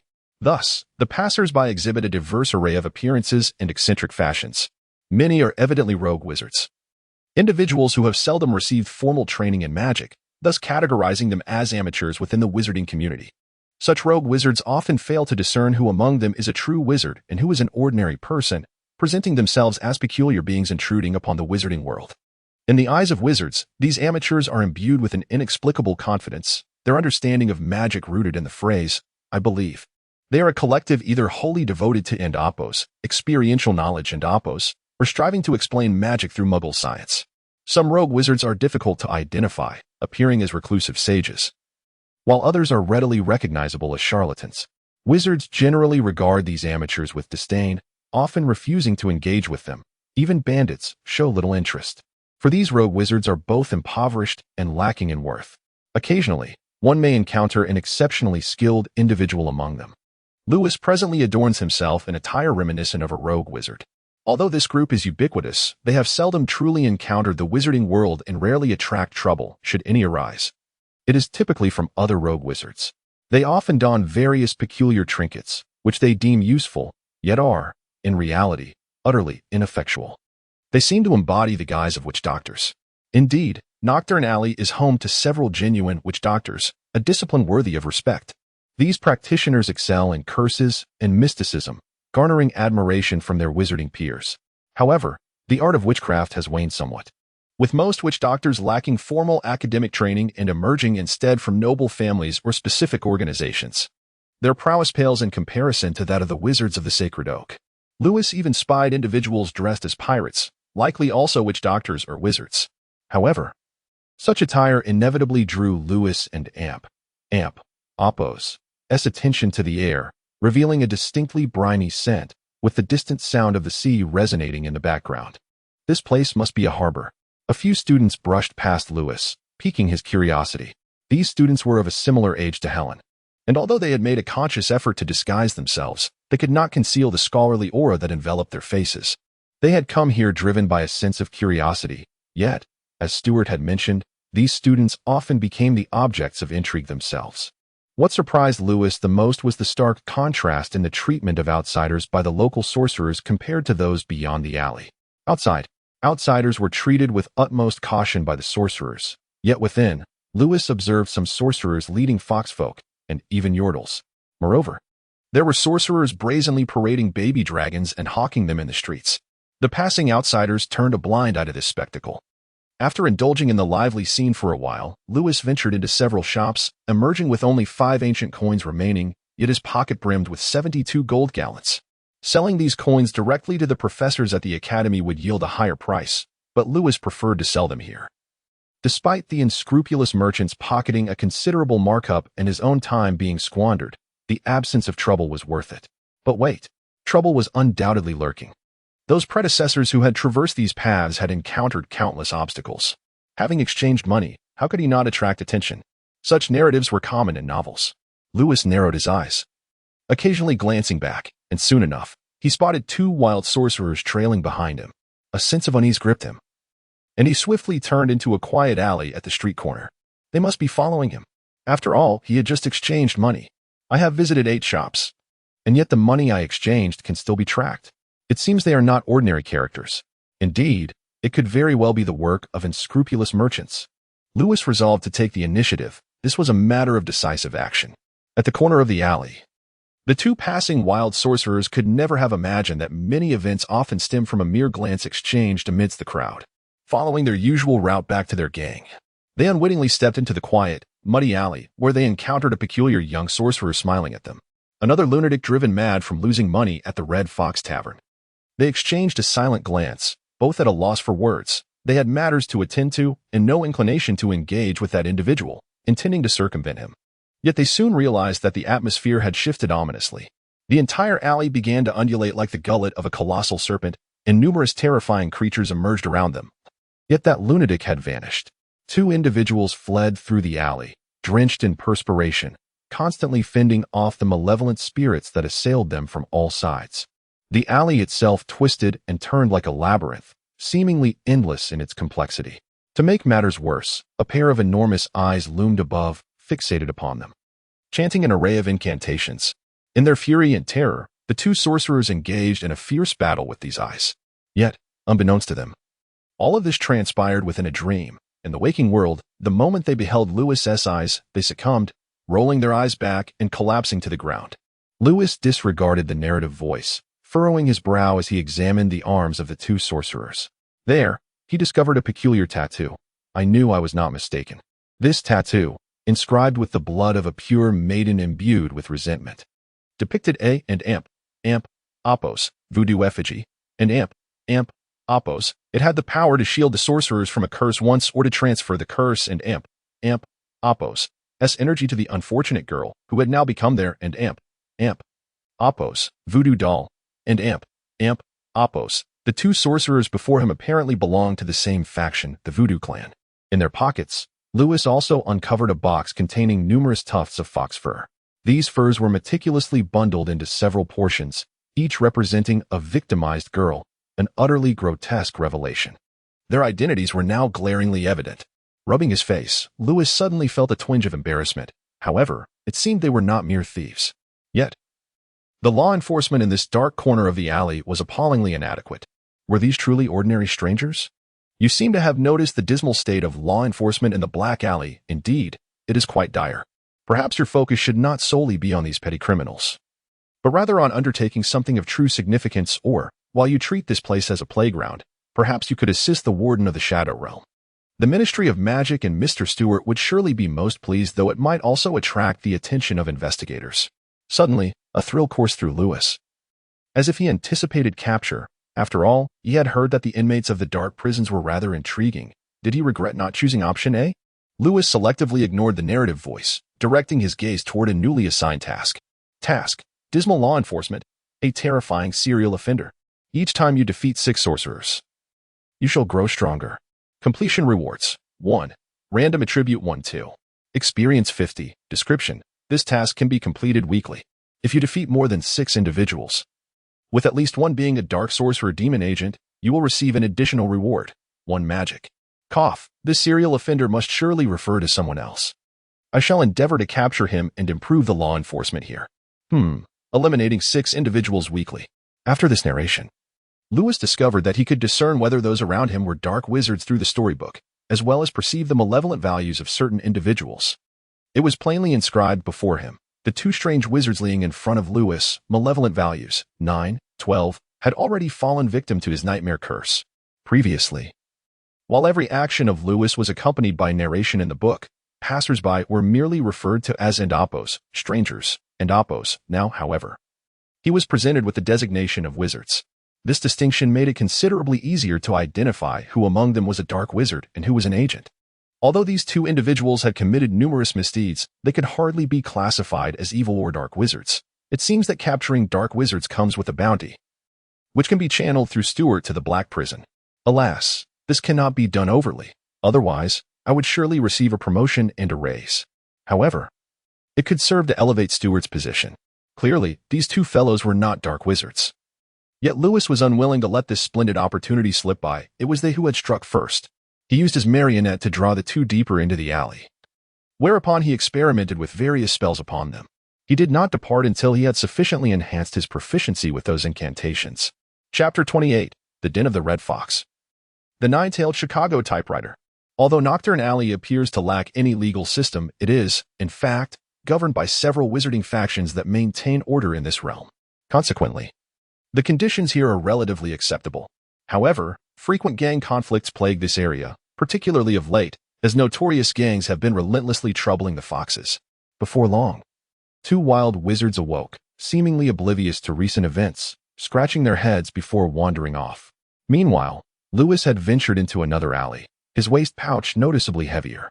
Regrettably, most of the contents were merely coins and checks, yet the accumulated cash amounted to 7 or 8 galleons, a modest windfall. Additionally, the 2 wild wizards possessed a considerable amount of spellcasting materials, which Lewis did not overlook, given his current financial straits. The effects of the nightmare curse and the bewitching charm proved to be extraordinary. These 2 wizards, knowledgeable in magic, were rendered utterly defenseless after succumbing to the curse. The nightmare curse, originating from Stewart, was certainly at a level capable of rivaling even the Witch Queen. However, the bewitching charm appeared equally formidable, possessing the ability to transform others into unwitting spies for the caster.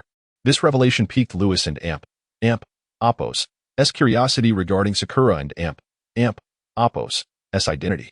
While this enchantment may not have been her creation, her mastery over it was undoubtedly substantial. Considering the effects of the bewitching charm, it seemed that most wizards would stand no chance of resistance before her. Combining the bewitching charm with the nightmare curse could indeed alter another and Appos' subconscious, even leaving indelible mental imprints. Perhaps I shall experiment with this come nightfall. Shortly thereafter, Lewis arrived at his destination, standing before a peculiar establishment. Known as the Den of the Red Fox, it ranked among the most bustling venues in Nocturne Alley. Interestingly, this rather disreputable locale was owned by the Foxes, one of the principal factions maintaining order in the alley. The name Den of the Red Fox conjured images of a place one would scarcely expect to find in a scholarly town, and indeed, such activities did take place here. However, those who frequented this establishment were often the most serious individuals in Nocturne Alley. Yet, the decor of the shop and the poised demeanor of the enchanting ladies at the entrance led Lewis to suspect that the establishment resembled more of a brothel. This caused him to pause, questioning Stewart and Appos' assertions. Upon witnessing the young and dashing wizard in a state of bewilderment at the entrance, the alluring vixens giggled behind their hands. They cast glances at Lewis and Appos' exquisitely crafted, albeit ultimately inferior, wand clearly a product of the Den of the Red Fox. It was evident that he was a returning customer. Albeit appearing somewhat bashful, the little foxes boldly approached, intertwining their arms with Lewis, playfully dragging him inside. Upon entering, Lewis was immediately enveloped by the lively atmosphere. The establishment was bustling with patrons, many engaged in jovial conversations over drinks, while on a raised platform, scantily clad foxes danced enticingly. It appeared to be a unique tavern, brothel, and casino all rolled into one, prompting Lewis to question whether he had indeed wandered into the right place. As he surveyed his surroundings, he listened to the playful banter of a little fox beside him. She refrained from offering extensive introductions, focusing instead on jesting with him. Yet, her words evoked memories of what Stewart had once said. In truth, the revelers were engaged in serious discussions, conversations about business, maritime trade, demographics, channels, and even assassination. With the right connections, one might even procure cutthroats or demon hunters here. The long tables resembling gambling stations served as counters for the sale of various arcane items. The attendants, dressed similarly to croupiers, donned attire that was decidedly revealing, showcasing their flawless figures. The clientele did not appear to be mere shoppers. Rather, they seemed to be gambling, flitting from table to table, some exuding excitement, others tinged with anxiety. 72 gold gallons would likely yield no treasures to satisfy one's desires in any mysterious nook, save for the Red Fox Denver. The little fox chirped playfully. For only 20 gold gallons, you can acquire the masterpieces of our masters here. She tugged on Lewis's arm, leading him to a gaming table. Even if you don't find the perfect piece, they won't let you leave in disappointment. As she spoke, the fiery young maiden subtly brushed her tail against Lewis's thigh, her eyes sparkling with unspoken promises. Clearly, if patrons lost excessively, the little foxes of the Red Fox Den would offer consolation prizes. It was indeed a clever tactic, serving dual purposes while providing receipts. No wonder Stewart mentioned that Director Triv loves frequenting this place. Those public funds in his office must have been lavishly spent here. Lewis mused as he gazed at the array of items on the table, which included both grand staffs and diminutive wands, reminding him of the world of Warcraft. However, in this realm, most wizards required wands or staffs to cast spells. Outside of those who frequently danced on the brink of life and death, few would study wandless magic. After all, the difference in magical consumption and potency between wielding a wand and foregoing one was substantial. The Oakheart wizards seemed to favor smaller wands, and Lewis intended to procure one today, as Gandalf's grand staff was cumbersome and out of place in any setting. Moreover, a smaller wand could serve as a pistol. Better quality wands often possessed built-in spells like magical missile. Lewis discovered that the exquisite array of wand boxes before him bore a striking resemblance to those in his office. However, a notable distinction lay in the small seals adorning these boxes, designed to prevent wizards from glimpsing their contents. Yet, even if one were to peer inside, it would likely prove futile, for many of the wands sold here were mere dregs masquerading as treasures. Crafted from esteemed materials such as unicorn hair, phoenix feathers, and dragon heartstrings, they were ultimately subpar rejects. These wands held a true value of scarcely a couple of gold dragons. Yet here they were priced at an astonishing 20 gold dragons each. Their authenticity was nearly impossible to discern, and without a trial, it was impossible to ascertain their true quality. Today, however, the illustrious work of Master Securing, Foxfire, was on display. The girl cheerfully exclaimed, "This is a genuine wand of great worth. And no one has drawn it yet. If it were up to me, I would choose that one." Following her pointed finger, Lewis nodded thoughtfully.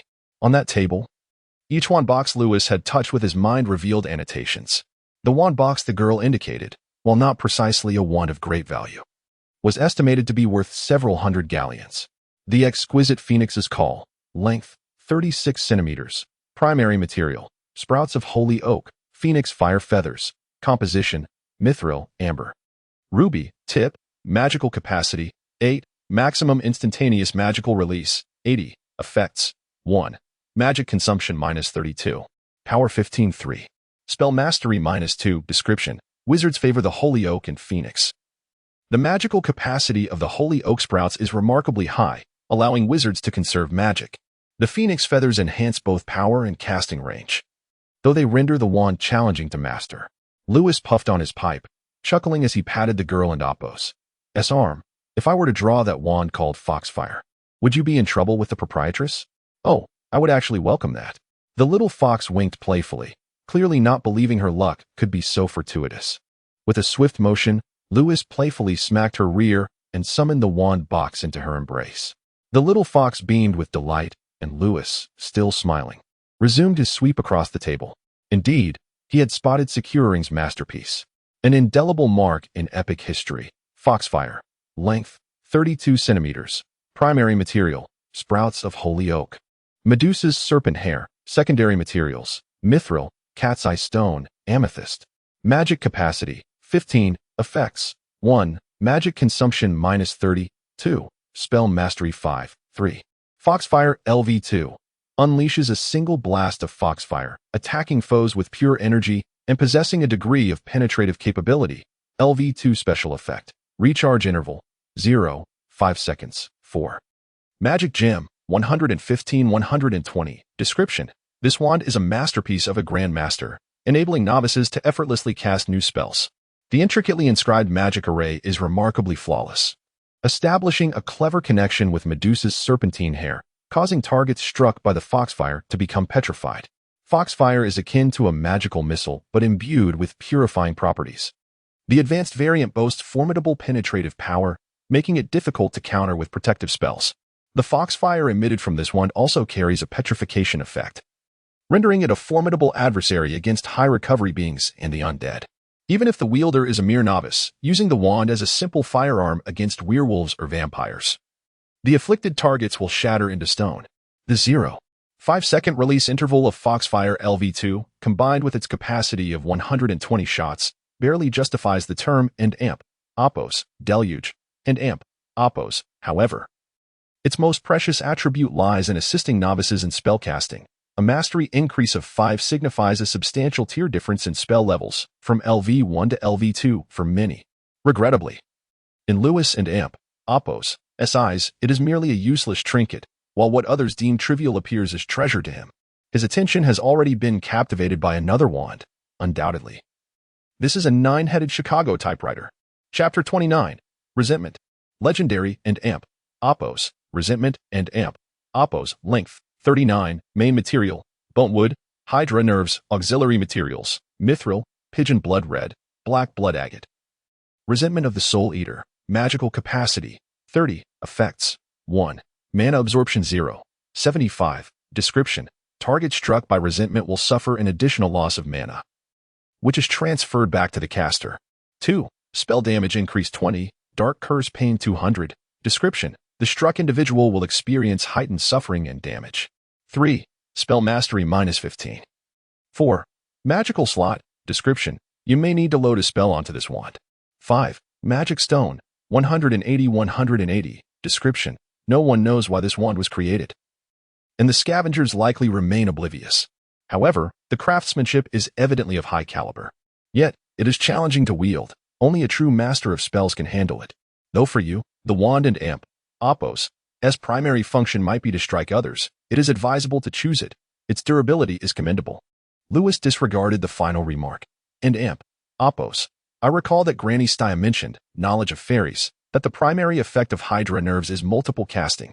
If it bears the spell of Foxfire, the interval would not only be reduced, but also affect multiple targets. Lewis's eyes sparkled with excitement. If this Foxfire reached level 5, it would undoubtedly create a flurry of snowflakes. In his hands, this one would transform into A and amp, Oppos, Chicago typewriter, and amp, Oppos, and amp, Oppos. First, I shall unleash a burst of my own magical energy, followed by a shot of resentment. And then another burst of my own mana. And amp, Oppos, Lewis and amp, Oppos, brows arch with delight. And amp, Oppos, triple the joy. And amp, Oppos, he beckoned with his hand, grasping the wand, and then selected a lesser item to contend with the dealer. Subsequently, the dealer proceeded to unveil and unpack, assisting with the stabilization. Before long, a lovely little fox approached, clad in a high-ranking sorceress robe with a side slit, accentuating her svelte figure. She appeared to be the store manager, likely called upon because the dealer could not identify resentment. Miss Lilith. A few little foxes offered a slight bow to the manager. It had been quite some time since such an exquisite wand was unearthed. Lilith remarked as she picked up the phoenix cry, her eyes reflecting a hint of regret. She had intended to keep this wand for herself. Alas, fortune had not favored her. Sir, your luck is remarkable. The phoenix cry is an exceptionally outstanding wand, one that only directors can afford at the Holy Oak Tree, Lilith stated. However, when she turned her gaze toward resentment, her expression shifted to one of peculiarity, and she offered no commentary.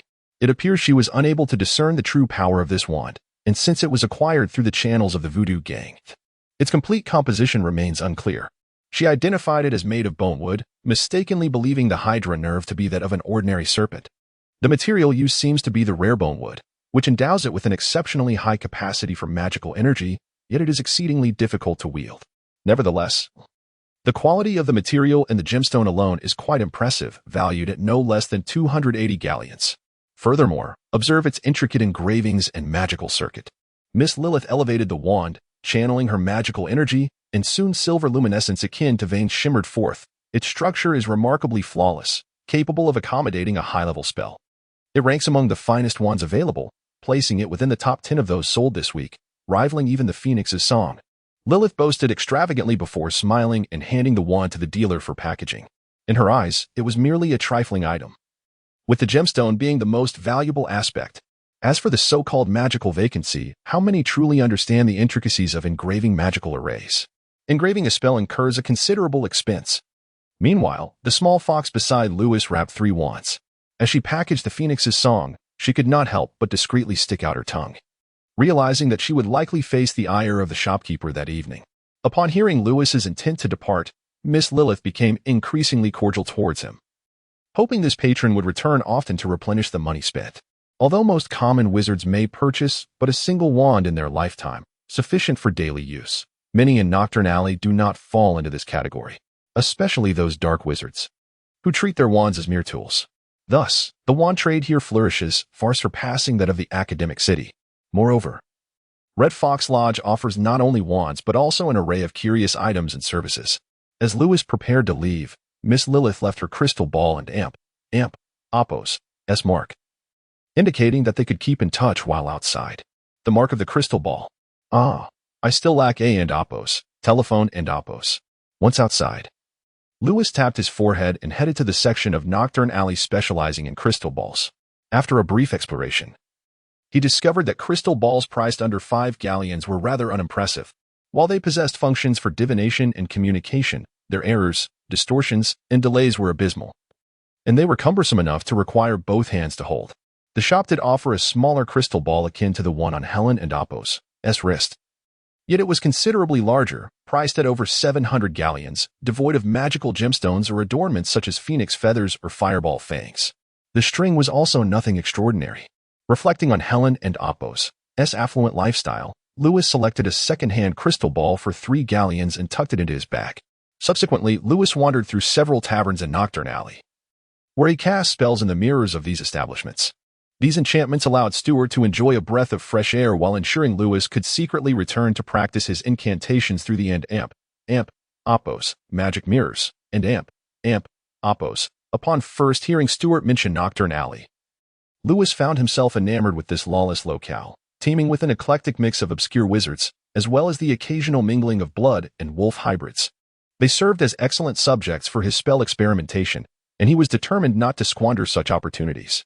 Before departing, Lewis spent over a dozen galleons to acquire a copy of a comprehensive guide to transfiguration, a revered tome recommended by the professors at St. Oak Tree. Aspiring wizards wishing to master transfiguration would invariably procure a copy, as it detailed the intricacies of 4th and 5th tier magic, with no further content beyond that. Although Lewis recalled having studied numerous aspects of transfiguration, he had yet to delve into the realm of incantations, and this book promised ample material for extended study. While this volume was available in the academic city, it typically cost around 20 galleons, particularly for versions annotated by esteemed professors, which were even pricier. The academy itself never charged tuition. However, students and Appos' annual expenditures on books often constituted a significant portion of their expenses, occasionally surpassing even that of potion making. Additionally, the cost of paper was exorbitant. Despite the availability of various inexpensive papers in the Muggle world, wizards preferred to use parchment or a special paper treated with enchantments. Thus, in the academic city, most items were either prohibitively expensive or entirely unavailable. In contrast, Nocturne Alley offered these goods not only in abundance but also at remarkably low prices, as they were primarily counterfeit or smuggled wares. Chapter 30. Mirror, mirror, please have some decorum. Lewis emerged from the fireplace in his office, brushing off his robe as he approached the sofa. After placing a book on the table, he sighed, remarking that it was indeed a wise investment to acquire knowledge with money, the most prudent transaction in the world. With merely 3 golden galleons and a handful of silver coins left in his pocket, he reflected on how the 70-odd galleons had been spent judiciously. Seated on the sofa, Lewis opened the two wand boxes on the coffee table, and a wave of joy washed over him as he gazed at the wands. It was akin to the thrill of purchasing a car for the first time, and in this case, he had procured two. The wand named Fengming resembled a work of art, adorned with intricate patterns, golden amber, crimson gemstones, and mithril filigree intertwined in perfect harmony. Its only flaw was its ostentation. Much like a striking red Ferrari. Holding it, Lewis could feel its fiery, pulsating energy, urging him to act with greater speed and ferocity. Unable to resist, he waved Fengming. And in response, the fireplace crackled to life, boiling water, while the teapot and cups danced in delight, and tea leaves flew from the cupboard. In an instant, the office seemed to be filled with an abundance of invisible servants, bustling about with purpose. How could it be deemed difficult to master? Lewis found it remarkably intuitive. Addressing the vibrant little wand in his hand, "I shall accompany you by day henceforth." He sensed that while this one might not rival Helen and Apo's, it was certainly of comparable caliber. Setting Fengming aside, he picked up the wand named Resentment. A chilling aura emanated from its surface, yet at that moment, Lewis felt a profound tranquility. It resembled a giant's finger bone, marked with red and black stains reminiscent of blood. These were likely remnants of the black blood chalcedony and pigeon blood ruby, melted by the resentment of the soul siphoner. Resentment and Apo's exterior was far more understated than Fengming and Apo's. Yet wielding it conveyed a palpable icy power. This one belonged to an entirely different echelon and surpassed the Firefox in prowess. Magic cast with it would be formidable. Undoubtedly, in the hands of a dark wizard, Resentment would be a priceless treasure, and Lewis fell in love with this little artifact at first sight. The sole aspect he found somewhat lacking was its magical capacity, which, though superior to that of Firefox and Fengming, still left something to be desired. Nevertheless, it would likely accompany him for a while. As long as he refrained from using it to strike others, perhaps Lewis could indeed utilize it for some time. The corner of Lewis and Apo's eye twitched involuntarily as he glanced at his fist, feeling capable of shattering a wizard and Apo's skull with a single blow. Disregarding the annoying narration, he reached for the antique telephone on his desk and ordered takeout. Subsequently, he changed into a fresh set of attire, sipping tea as he calmed his mind to delve into a book. Occasionally, he would stir the phoenix feather within his wand, transforming various objects on the table into peculiar creations. Initially, these were teacups adorned with mouse-like tails, which later began to move. Eventually, a box on the table morphed into a nightingale that took flight, emitting a series of cheerful chirps. As he felt the essence of the phoenix feather, Lewis contemplated that perhaps one day he might conjure a phoenix or even a hydra. That evening, Lewis transformed into a nightingale and made his way to the sacred oak tree. After absorbing the blessing of energy infusion, he shifted into a gray python, slithering towards a subterranean area within the academy. When he assumed the form of a faceless figure in a dark robe, he found himself in an expansive, lofty chamber. The academy's spring water flowed here, and the air was refreshingly crisp. Besides being somewhat dim, the surroundings were quite pleasant. The walls comprised both earth and stone and enchanted obsidian, bearing numerous remnants of spells seemingly used as targets. The hall was furnished with several stone tables and chairs, alongside platforms and alchemical tables. It also housed various magical artifacts, such as peculiar cabinets and full-length mirrors. This place had evidently served as a secret hideout for someone practicing dark magic, though the thick dust and moss suggested that it had lain undisturbed for many years. This was the clandestine sanctuary established by the previous witch queen during her time at the academy, and those who once knew of its existence were now long gone. Suddenly, Lewis and Apo's shadow stirred, giving rise to a grotesque nightmare that took on his form. The conclave, my lord. This was once the meeting place of the conclave members. No one has visited here for many years, Stuart remarked, a hint of nostalgia in his voice. I never anticipated seeing this place again in my lifetime. Lewis discerned Stuart and Apo's underlying desire for him to revive the conclave, but he held no interest in such matters, merely wishing to utilize the space as a gymnasium. After all, he did not consider himself a dark lord or a figure of mystery. The conclave? Lewis arched an eyebrow, indulging in a whimsical thought. Henceforth, this place shall be known as the Hydra and Apo's lair. Stuart beamed with delight, replying, as you wish, my lord. After exploring the area, Lewis's footsteps eventually halted at the central stone platform, which featured a stone table and a floor-length mirror veiled by a curtain. Stuart gazed at the mirror, a reminiscent expression gracing his face. He reached out and with a flick, a chilling breeze swept through, causing the curtain to fall away. The ancient mirror. Adorned with countless incantations, emanated a weighty presence, yet Lewis could no longer sense any magic within it. Due to the fact that its surface was marred by numerous cracks and fractures, the mirror lay in ruin. As the High Witch, she possessed the most substantial resources within the realm of sorcery. Thus, each High Witch endeavored to create artifacts bearing her name, destined to endure through the ages. The illustrious Francesca, the most formidable High Witch in history, was no exception to this tradition. She crafted a total of 7 enchanted mirrors. This was the enigma behind the Dark Lord's immortality.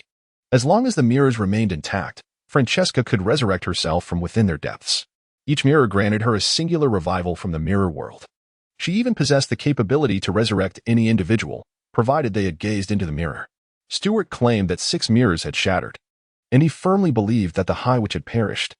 He theorized that the reason she refrained from her 7th resurrection was due to the fact that the last mirror within the palace, if broken, would reveal to the world that the Dark Lord was indeed the High Witch. The narrative that the High Witch and the Dark Lord had perished together would vanish. Furthermore, her 2 daughters would face judgment. Her revolution had faltered, and her adopted daughter, Delphinia, represented a new dawn. This was the aspiration of a leader, the spark she wished to ignite. She hoped her daughter, Ossicris, would lead a life akin to that of an ordinary princess, ideally finding a suitable consort. Perhaps from the dragon lineage, this was a modest wish of a mother. Ultimately, before her demise, Francesca made a final wish to the Book of Fate to reunite with her 2 daughters. Each daughter made a wish upon the Book of Fate. One wished to attend school, alas. The storybook perceived her as a monkey, thwarting her educational aspirations. Consequently, the Book of Fate vanished from her grasp. Adhering to Francesca's desire, it found its way to Ossicris. Destined to alter her fate, she made a second wish to seek a romantic match. However, it appeared her ideal suitor.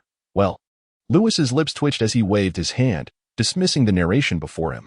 Thus, the book came into Lewis's possession, though the princess's demands of the prince were excessively stringent, resulting in disappointment. He only met the criterion of being tall and handsome. Yet, it was not regrettable, for this book had wandered for millennia. Finally discovering its true master, Lewis did not employ the Book of Fate to alter his destiny, but rather transcended it, embarking on the journey to craft his own fate. Henceforth, the storybook began to weave a new tale, transforming into Lewis's chronicles of enchanted adventures, and this enchanted mirror would now belong to him. This is a gift. Lewis's eyebrows arched in surprise as he noted that the storybook referred to it as a gift rather than an heirloom. Indeed, I sensed something peculiar. The 7th mirror remains unbroken, which might suggest that Francesca is not dead. Thus, she has no need for a 7th resurrection. And Oppos, could it be that Francesca has shed her former identity and assumed a new one? But if she is alive, how could she bear to watch her adopted daughter marry her own husband? Lewis recalled Stewart's words. The sorceress did not love her husband. She married him solely for the sake of the kingdom of Salindo, Muggles, and Amp. Oppos, technology has grown increasingly formidable. Was it to maintain control over the kingdom that she sacrificed herself, only to bestow her most beloved adopted daughter upon that king once more? It is indeed peculiar for an adopted daughter to wed her adoptive father. Furthermore, after Francesca's death, Delphinia, who was as close as a sister to Ossicris, could not wait to expel her from the palace, and the king consented. If it were out of disdain for the princess, why choose such a prestigious family for her? A dragon clan. Would a stepmother truly select such an illustrious family for her stepdaughter, inviting trouble upon herself? Could there be a secret at play, one that she fears Ossicris might uncover? Ossicris is Francesca and Amp, Oppos' most intimate confidant. If she were in the palace, she might recognize her and unveil some hidden truth. Just as he was deep in thought, he was taken aback by the options presented in the storybook. Francesca had originally intended to bestow this enchanted mirror as her daughter's dowry. Could this be considered a gift from a mother-in-law? You decide. Staring at the 3 options laid out before him in the storybook, Lewis was astonished. I understand that you manipulate the trajectory of the world's fate through me to gain energy, but must you resort to such means to acquire it?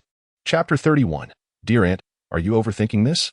Francesco initially intended to present this magical mirror as a dowry for his daughter.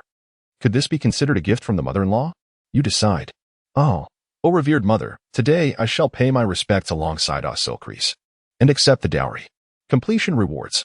Ossicris' ethereal pleas and a resounding slap in, Princess's Body 1, Witch Queen's Challenge Letter 1, Dragon's Nest Battle against the Evil Dragon 18775. Magical Mirror Design Blueprint 1. B. What nonsense is this? What about Helen, Sakurabel, Lilith, Delphinia, the Black Dragon Maiden, and Granny Staya, among countless others? What will the readers of the story and those peculiar stockholders do? Completion rewards. Power to summon storms 1. Peculiar stockholders trust 1. C. Kneeling devoutly. Your Majesty Francesco, I apologize for disappointing you. Indicating ex-impotence affection for men. Completion rewards. All attributes 1. Lewis was astonished.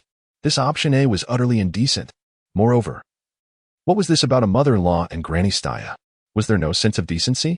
Did he think I was unaware of the implications of that power to summon storms? It was likely the title of Sea King. Would I forsake my dignity for those 2 layers of opportunity? Lewis shook his head and ultimately knelt, murmuring a prayer. Stuart dared not approach closely. But with his mind-reading abilities unable to discern his master's words, he could only listen intently. What was his master up to?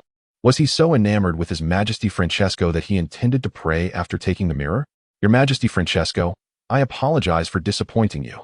Stuart is ex-impotent. He prefers men. All attributes 1. Stuart was taken aback. My lord? How did you know? Get away from me, you vile eunuch. Lewis retorted with disgust, then began to mumble softly. Stuart strained with all his might, honing in on his mind-reading skills.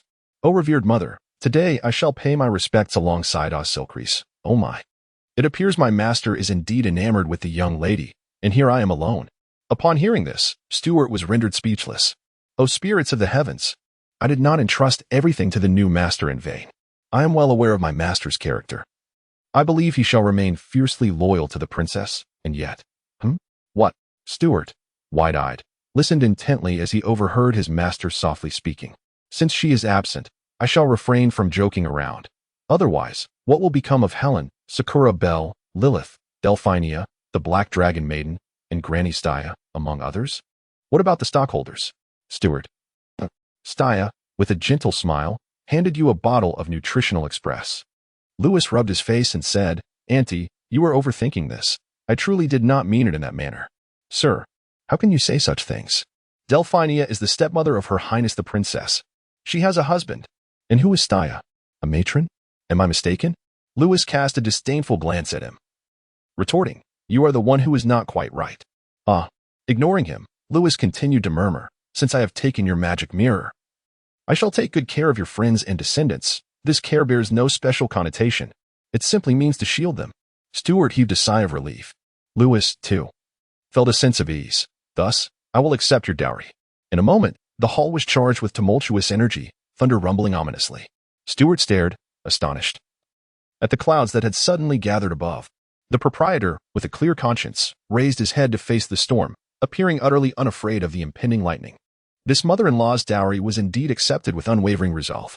Realizing his slip of the tongue, Lewis waved his sleeve at the sky, dispersing the tempest, and then addressed Stuart, Not and Oppos, your dowry and Oppos. Stuart, I did not mean that. You understand.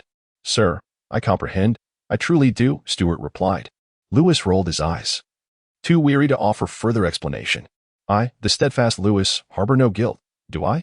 Those who read my story shall bear witness to my true nature. He approached the magic mirror and began to observe it closely. Now, he was fully aware of its condition and felt confident in his ability to restore it. Stuart, with an obsequious demeanor, edged closer. Sir, there are many renowned legends in this world. Among the most famous are the magician and Oppos, magic box, the artist and Oppos, canvas, and the pumpkin. After a long discourse on various curiosities, Stuart smiled and said, But if we are speaking of the most renowned, at this juncture. Stuart raised a hand, circling it above his head in a noble gesture, implying modesty. Without him uttering a word, Lewis anticipated his intent, his face betraying disappointment. Ahem, sir. Do not look at me like that. I can only claim second place. Lewis discreetly wiped his brow, feeling relieved, and inquired, Then what is the most famous? Stuart's expression turned enigmatic. Stuart drew out the suspense with a prolonged syllable and remarked, It is known as the Book of Destiny. It is said that its owner, by continuously altering their own or others' fates, can draw energy from the book to fulfill their desires. However, this book has vanished, so well. With a noble gesture, Stuart smiled, implying a certain modesty. Evidently, this second-ranking magic mirror had now assumed the role of an uncrowned king. Lewis chose to disregard Stuart, feeling thoroughly disappointed. Was this truly all there was? Nevertheless, the magical box, the canvas, the pumpkin, the infinite crucible, and a dozen other renowned treasures seemed rather intriguing. He pondered whether he might have the opportunity to encounter them in the future. He closed the Book of Destiny, suspended in the void, and commenced his restoration work. With a wave of his hand towards the magic mirror, it transformed into slices. Just as he had repaired Stuart before, Lewis set to work on mending this mirror. During the restoration process, he discovered that in addition to its functions of life extension and magic immunity, the mirror possessed numerous other significant capabilities. The most illustrious of these treasures, indeed, not an exaggeration, was the world within the mirror. It contained a parallel realm, identical to this one, albeit with everything reversed and utterly devoid of life. Hence, one could traverse this mirror world to any location, the exit being the mirror itself. Moreover, the mirror world served as a dreamscape, allowing one to ensnare any individual within its confines through a nightmare spell. If, in the dreams of a dreamer, these creators of dreams could vanquish nightmares, then within the realm of this mirror, the Dreamweaver was none other than Stuart. Thus, in this mirror world, Stuart was an omnipotent deity. As long as the mirror remained intact, he was invincible, though, if faced with terrifying adversaries that surpassed Stuart's imagination, the outcome could be uncertain. Additionally, the magic mirror functioned as a supreme prophetic artifact, enabling its master to uncover secrets, such as inquiring about who is the fairest of them all. However, the accuracy of such answers depended on the potency of the inquirer's magic. The greater the magical strength, the higher the success rate. Yet, Lewis believed that the precision of these answers was also contingent upon the inquirer's own understanding. Those who perceive mathematics merely as a tool for accounting will yield results solely related to calculations. As for who is the most beautiful, Lewis doubted its reliability. Questioning who is the greatest seemed more pertinent. Among those he had encountered, Helen undoubtedly excelled academically, while Asilchris was a mediocre student, a passing grade of C, at best. Lewis had already reviewed her exam paper on his first day here, thus confirming his assessment. However, the most striking impression was left by the strange sorceress Curling, who undoubtedly belonged to the category of students desperately in need of remedial lessons. Yet, the exact score of the student remained unclear. As her assignments had yet to be graded, he resolved to test her capability shortly. Before long, the repair work approached its conclusion. Once completed, the fragments began to move within Lewis's deft hands, swirling and assembling like disordered building blocks or a chaotic Rubik's Cube suspended in midair. Yet, the magic of the mirror seemed depleted, prompting Lewis to infuse it with his own magical energy. Surprisingly, a mere 10 units of magic only restored it slightly, leaving Lewis taken aback. Nevertheless, the mirror became operational once more, albeit at a painfully sluggish pace. He proceeded to channel more energy, gradually replenishing the mirror's magical essence. Ultimately, he assessed that he had infused over 1,000 units of magical power, indicating that the mirror possessed a magic capacity exceeding 100. Furthermore, Lewis noticed several shattered crystal arrays near the mirror, all imbued with magic and originally hovering in its vicinity, serving as adornments that enhanced the mirror's magical potency. The immense power of the mirror was attributable to two factors: the prophecies it could unveil and the realm within. However, the primary reason lay in its ability to resurrect.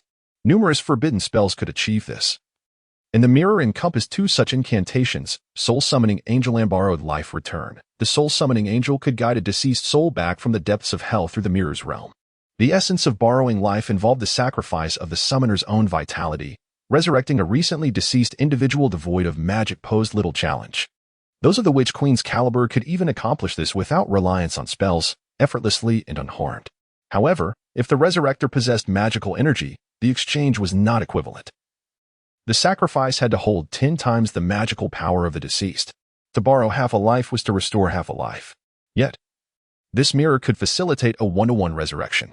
Given Lewis's current magical energy, the mirror could enable his return without complete shattering. The fact that this mirror had been employed by a Witch Queen, who had shattered it, indicated her magical prowess surpassed 3 digits. It appeared that the former Witch Queen possessed formidable power. The strength of a spell equated to the consumed magical energy multiplied by the spell's level and the caster's magical coefficient. A magical capacity in the hundreds could swiftly accumulate even for those less versed in the arcane arts, wielding the power to summon storms with a mere flick of a wand. With Lewis's current magical energy, his mist spell required a level 5 incantation to achieve such an effortless effect. Thus, this underperforming sorceress, despite her academic shortcomings, could still engage in a formidable duel with her instructor. However, if this teacher's magical prowess reached a similar magnitude, after mending the mirror, Lewis found himself gazing into its depths for quite some time. stroking his chin as he contemplated testing its prophetic capabilities. "Stuart, how do you feel at this moment?" "Sir, I can sense the power of the magic mirror." Stuart responded with a hint of excitement. "Give it a try," Lewis suggested. He cleared his throat and stood before the magic mirror. At that moment, both Stuart and Lewis wore solemn expressions. Magic mirror, who is the greatest of them all? Chapter 32. Who is peering at me? Magic mirror, who is the greatest? Beside him, Stuart looked at Lewis with a bewildered expression. Suddenly, Stuart was drawn into the mirror by an invisible force, and a figure materialized within its depths. It was a sultry woman changing her attire before a full-length mirror. Her fiery red hair cascading down, adorned with two pointed ears atop her head, and a fluffy, voluminous tail swaying behind her. Indeed, she was a less-than-stellar student, performing even worse than Ocyclus, earning a grade of C in Lewis's estimation. Magic mirror, who is the fairest? The same alluring figure of Yingling emerged. Who is the ugliest? A beautiful Helen appeared. How can this be? There must be an error. The reflection of Helen Stuart bellowed. Miss Helen is one of the most beautiful princesses I have ever seen. How could she possibly be ugly? And the most beautiful person in the world is certainly not Yingling. It should at least be Princess Ocyclus or Queen Delphinia. You know nothing. Lewis rolled his eyes. Indeed, the answers were inherently linked to the questioner. Pondering for a moment, Lewis inquired, Magic mirror, what is the derivation of the law of universal gravitation? Stuart appeared utterly perplexed. What was universal gravitation? But before he could ponder further, the thoughts within Lewis and Apo's mind were reflected in the mirror. Stuart transformed into a swirling mist, and the scene within the magic mirror began to shift. As the image changed, a grassy meadow appeared, with an apple tree standing proudly. Beneath the tree sat a scholar adorned with a wig, diligently scribbling in a tome. The view zoomed in, revealing the intricate calculations within the book, culminating in the universal gravitation formula. Lewis began to comprehend. If the magic mirror could be likened to a computer, then Stuart was merely its administrator. The accuracy of the mirror's responses depended on the questioner, not on Stuart as the administrator. Furthermore, the scenes depicted were not necessarily Sir Newton's authentic experiences. Had Stuart posed the question, perhaps the answer would have involved an accountant instead, and the result might not have even pertained to universal gravitation. Determined to test this further, Lewis waved his hand, dispelling the illusions within the mirror, and instructed Stuart. Pose a mathematical question. Stuart in the mirror was taken aback. What math question should he ask? Suddenly, an idea struck him. He recalled a problem encountered during the witch's visit. Deliberately, Stuart reflected on that memory, and with it, transformed into a mist once more. An image materialized in the mirror, a spacious, opulent bedroom featuring a beautiful young woman in her late 20s, clad only in a form-fitting bodysuit, a quintessential D-grade student. She stood before the mirror, biting her finger, alternating her gaze between the reflection and the book in her hands, reciting the contents to the magical mirror. Little Ao and Little Di set forth simultaneously from a lofty tower, following a path to the dining hall to savor the delightful cakes made by Mama Francesco. If Little Ao traversed half the time at speed x and the other half at speed y, while Little Di covered the first half of the distance at speed x and the latter half at speed y, where x does not equal y. Before the question could be fully articulated, Lewis had already calculated it on a piece of scrap paper, provided that x is not equal to y. Little Ao would inevitably arrive at the dining hall first. He blinked, curiosity piqued by the answer the magical mirror had once provided.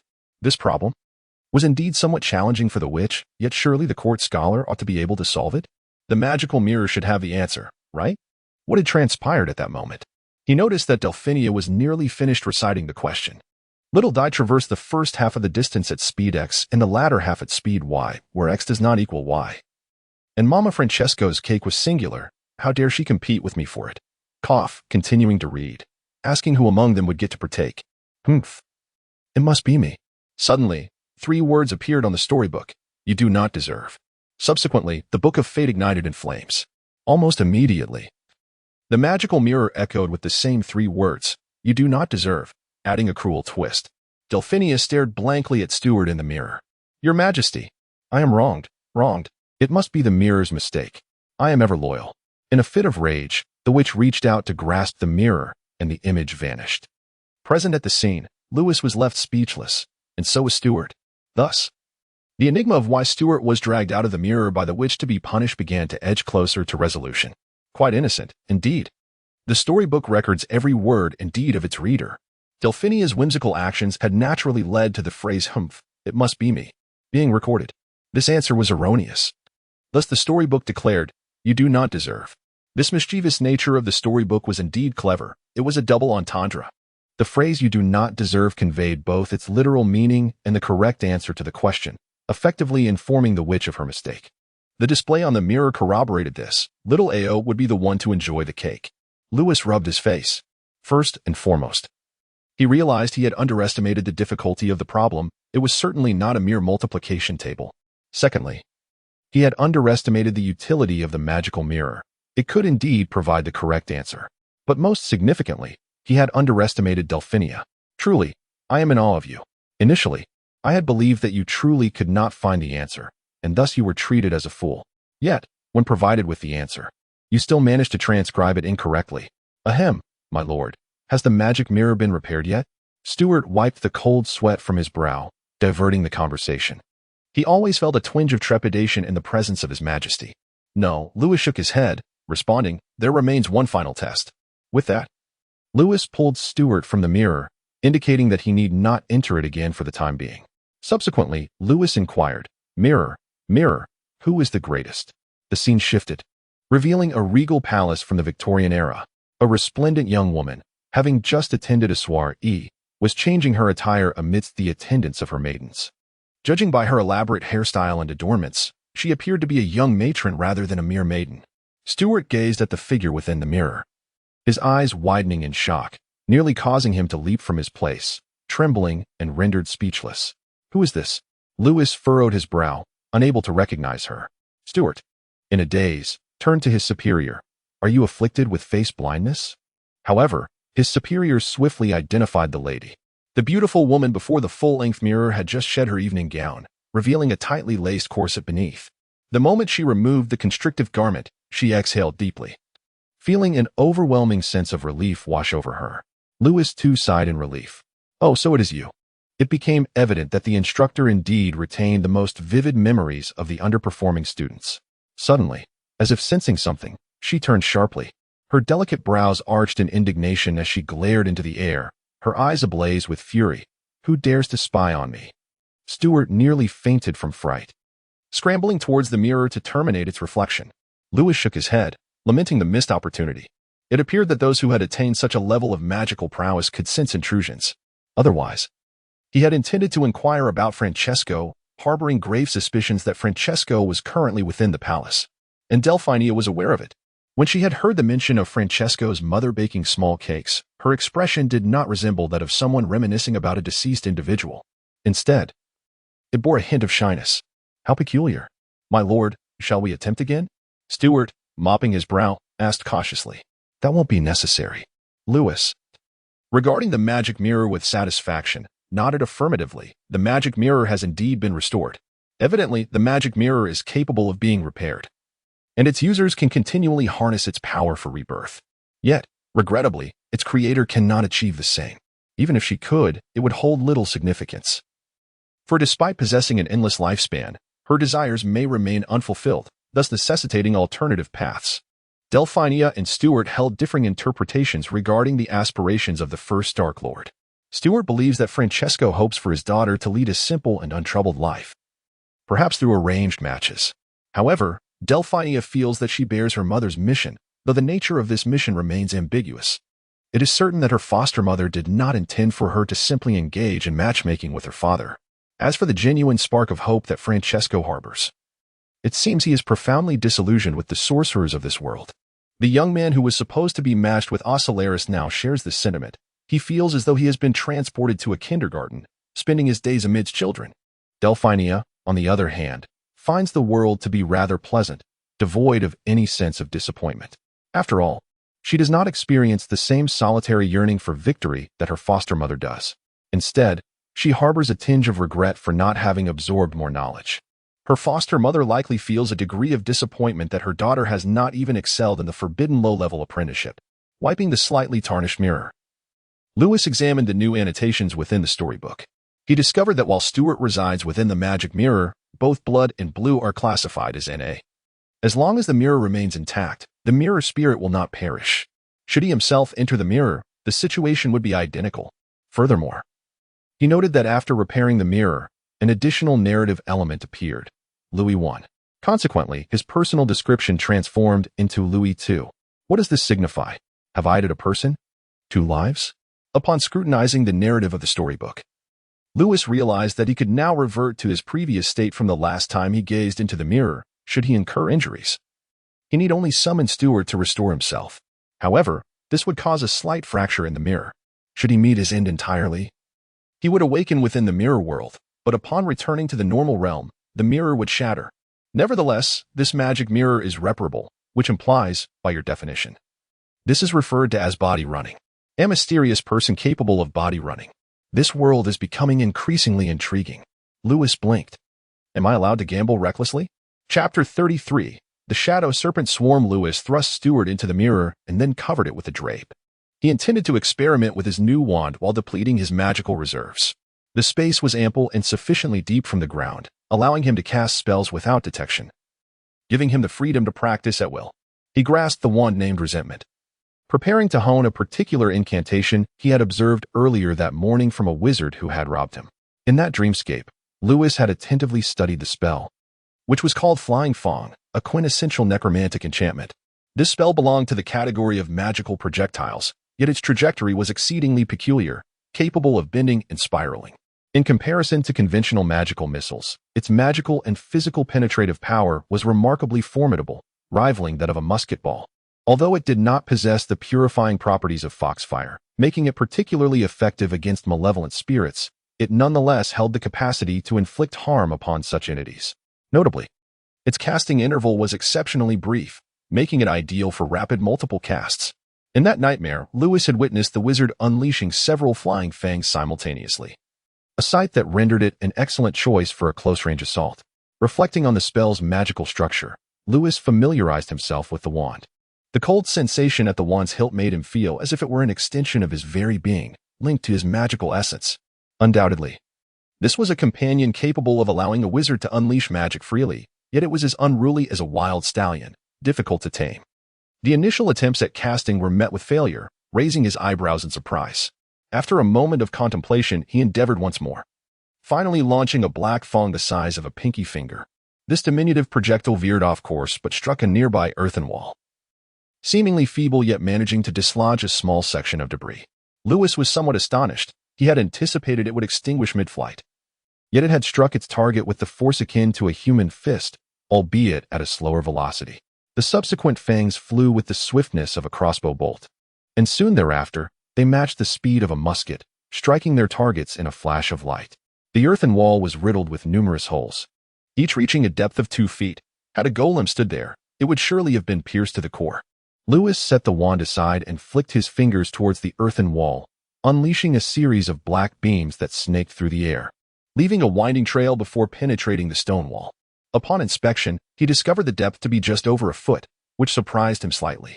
It seems the disparity in equipment makes a significant difference, he mused with curiosity, before flicking his fingers again towards the obsidian wall. This time, he left behind 7 or 8 holes, each approximately 6 centimeters deep. Nearby, the drape over the mirror trembled in fear. The curse upon the obsidian, however, was cast by His Majesty, Francesco. The cursed obsidian wall was akin to a dragon's armor several meters thick. Yet, the actual thickness of a fire dragon scale armor measures only 2 to 3 centimeters. The underlying leather, although resilient, pales in comparison to the dragon scales. To strike the obsidian to a depth of 5 or 6 centimeters would be sufficient to leave a dragon bloodied and battered. If a knight were to face this, even fully armored, the diminutive black tooth could shatter their hefty shield and pierce through both armor and flesh. Louis attempted to use an ordinary wand, but before he could channel much magical energy, the wand shattered. However, utilizing the power of resentment allowed him to unleash dozens of strikes within mere seconds. This could be likened to the printing presses of Chicago that he had envisioned, yet it was not the true might of resentment. The Hydra. Louis closed his eyes, attuning himself to the wand in his grasp. Moments later, he suddenly opened his eyes, seizing the wand and sweeping it fiercely towards the obsidian wall, releasing the pent-up magical energy within him. Instantly, hundreds of flying teeth formed a fan-shaped array before him, and in the blink of an eye, they surged towards the wall. This scene resembled a swarm of dense black serpents lunging towards their prey. The sound of air being sliced echoed like the hissing of snakes. In an instant, the obsidian wall was riddled with deep wounds, each over a foot in depth. Lewis struck once more with great force. This time, the obsidian wall could not withstand the onslaught, and the curse above it was utterly shattered, resulting in a cascade of debris. The enchantment left by the sorceress collapsed, causing the curtain upon the mirror to shake violently. Lewis disregarded Stuart's small antics, wiped his brow, took a brief respite, and then expended 1 point of storybook energy to grasp a deeper understanding of the flying teeth. You have comprehended Forbidden, Shadow Serpent LV5. Lewis tested this new spell. In an instant, countless black serpents emerged from the folds of his robe, swiftly filling the space around him. They moved autonomously, guided by Lewis's will, swirling about with astonishing speed, leaving behind only eerie afterimages. It seemed that the flying teeth were released one at a time, while a powerful sorcerer could unleash several simultaneously. In contrast, the Shadow Serpent Swarm allowed for the release of entire groups, and with practice, multiple groups at once. Initially, with his current magical capacity, Lewis could only conjure hundreds of flying teeth, but with the Shadow Serpent Swarm, he could unleash thousands of black serpents. Stuart's mouth fell agape at the sight in the mirror. If those black serpents were unleashed in Nocturne Alley, a massacre would undoubtedly ensue. After toying with the magic for a while, Lewis commanded the black serpents to turn upon one another, and soon they vanished entirely. He felt a sense of satisfaction with this spell. He grasped the curse of resentment, studying its magical circuitry for a while, before shattering it into fragments with a 4-dimensional inversion and reciting an incantation.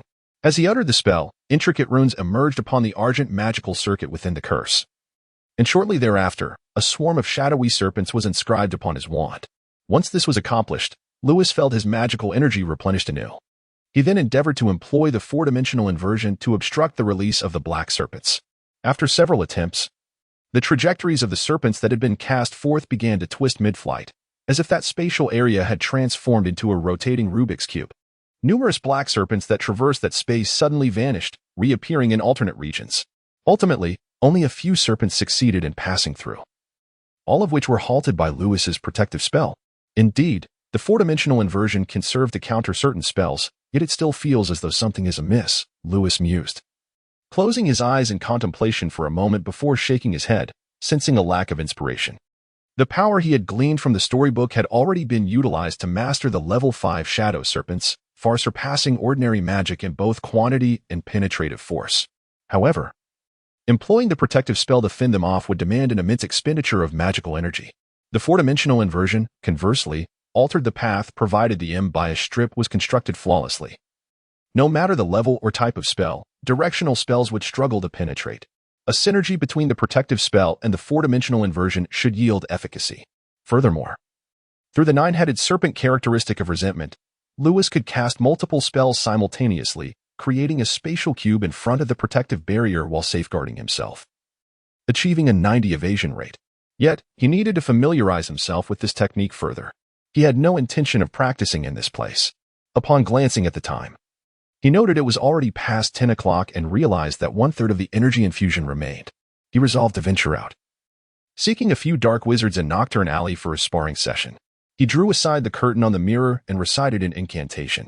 Before long, the mirror grew increasingly transparent, revealing a drunken man vomiting before a toilet. After the drunkard wiped his mouth, he noticed a faceless figure quietly washing its hands in front of the mirror, causing him to slip in fright and faint. That night, the drunkard experienced a nightmare, followed by a pleasant dream. Upon awakening, he remembered nothing, yet felt an inexplicable chill whenever he entered that restroom.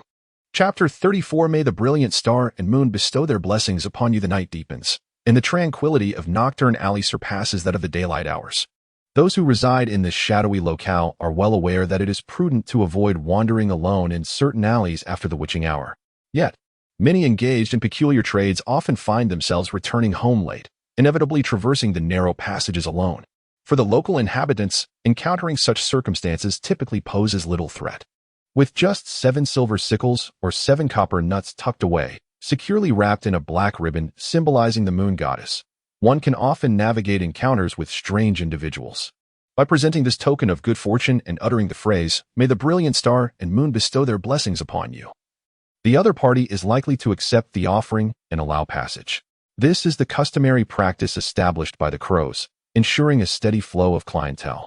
For the majority of Nocturne Alley's denizens are shopkeepers or those down on their luck. If the locals were to vanish, the alley would no longer attract its unwitting prey. However, for outsiders or apprentice witches, fortune does not shine so favorably. After all, they themselves hold considerable value. Particularly, those strikingly beautiful foreign maidens studying at the sacred oak often find themselves the object of heightened scrutiny. After much hesitation, the lovely Miss Fox donned her hood, obscuring her hair and features, and timidly ventured into the dim alleyway. Though she was clad in an oversized, tattered school uniform, it could not conceal her graceful figure. As she walked, the charming little pouch at her waist jangled incessantly, and no matter how she tried to muffle the sound, the enchanting melody persisted.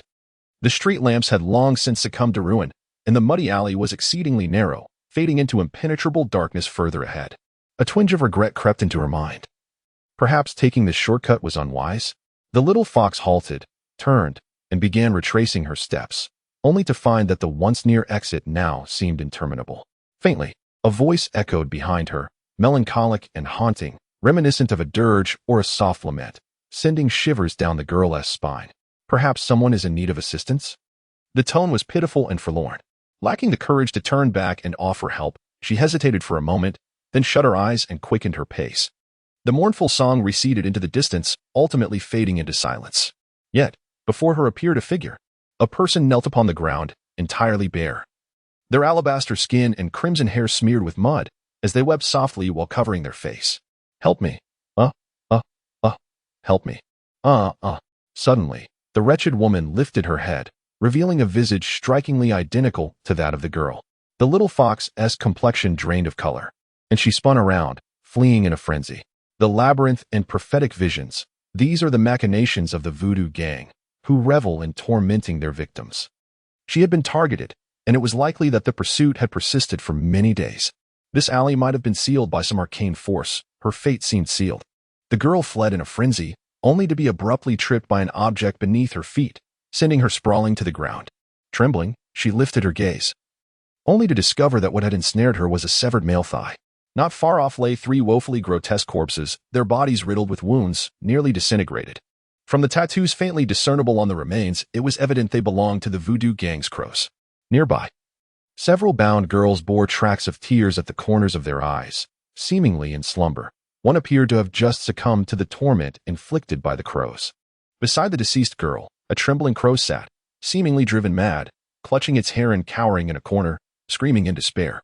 At that moment, before the crow, a tall figure clad in black stood silently in the alley, his back turned to the girl. He wielded a wand, coldly extracting the anguished soul from one of the corpses, casting it into a mirror he held. The scene resembled a demon harvesting souls. A damp sensation spread from the girl's waist, causing her body to tremble uncontrollably. The unexpected intruder prompted the figure in black to slowly lift his head. Beneath the hood, the girl beheld a face devoid of features. He raised a finger in a shushing gesture toward her, then resumed his grim task. Moments later, having harvested the souls from several corpses, he approached the deranged crow, transforming his wand into a dagger and slicing open the crow's palm. Subsequently, he recited an incantation, and blood flowed profusely from the crow's hand, dripping onto the pale visage of the deceased girl. Before long, the crow aged rapidly, followed by his demise. To her astonishment, the lifeless girl suddenly gasped and sat upright in bewilderment. A revival from death. The little fox shivered in fear. Was he the fabled death god with 1,000 faces? Lord Polster? Or perhaps the King of Hearts? The King of Spades? Many were versed in this magic, yet only a select few could truly grant life anew. Of course, there was one more terrifying entity. The little fox dared not dwell on the thought, nor utter his name. A warrior who saves lives. Lewis had always believed that possessing a blue bar signified one as a wizard, but in truth, certain warriors also bore blue bars, such as paladins. Lewis disregarded the narration, pulling the soul of the fugitive from the shadows and casting it into the mirror. Dusting off his robe, Lewis surveyed the pitch-black alley and extended his hand into the darkness. Thus, the entire alley began to rotate and invert like a four-dimensional Rubik's Cube. The labyrinth devised by the voodoo gang was effortlessly unraveled, and the faceless ones along with the little foxes were transported back to the realm of normalcy. Footsteps echoed as the enigmatic figure departed. Upon passing by the girl, she trembled and timidly produced a silver coin bound with a black ribbon. "May the resplendent stars and moon bestow their blessings upon you." Lewis paused, Observing the girl with her eyes closed and hand raised, he took one of the silver coins. Upon inspection, he discovered that the visage on the coin had been whimsically altered by the mischievous little fox to resemble her own. He chuckled softly, pocketing the amusing coin before departing. After leaving, Lewis ventured to a bar within the safety zone, albeit in the guise of a striking human woman. Her alluring figure and features captured the attention of inebriated patrons, many of whom approached her with flirtatious intentions. It appeared this lady possessed an innate charm for seduction. Indeed, only a man could truly comprehend the nature of men. The four unfortunate souls who had perished had all mentioned this bar as a stronghold of the voodoo gang. Within its walls, whether sorcerers or mutes, there were few virtuous souls to be found. According to the unfortunate ones, a formidable sorcerer was said to reside here. However, after surveying the establishment, Lewis found no fearsome figure. The strongest he encountered was merely a slight improvement over the four deceased. It seemed Stewart had covertly visited previously, having indulged in merriment and cast nightmares upon a few individuals, yet astonishingly, they remained oblivious to their plight. It appeared that the majority of sorcerers in this world were merely practitioners of street tricks, with someone like Helen being considered an elite. No wonder this is a novice village. As for that dreadful sorcerer, what true sorcerer would squander their days and nights in a bar? They must only occasionally make an appearance during daylight.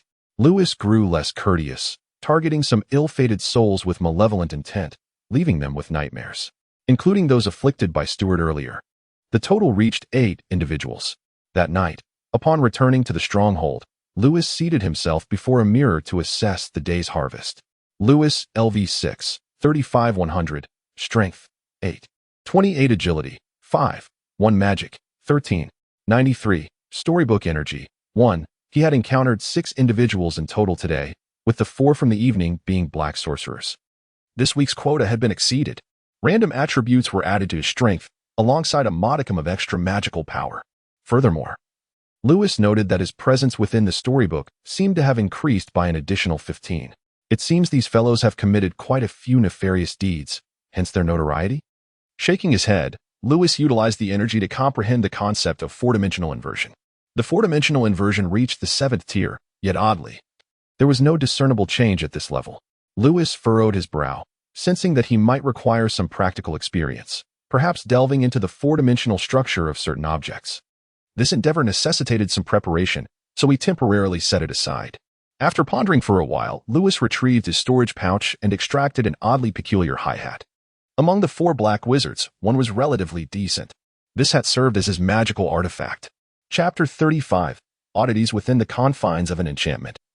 A hat soared to a passage adjacent to the hall.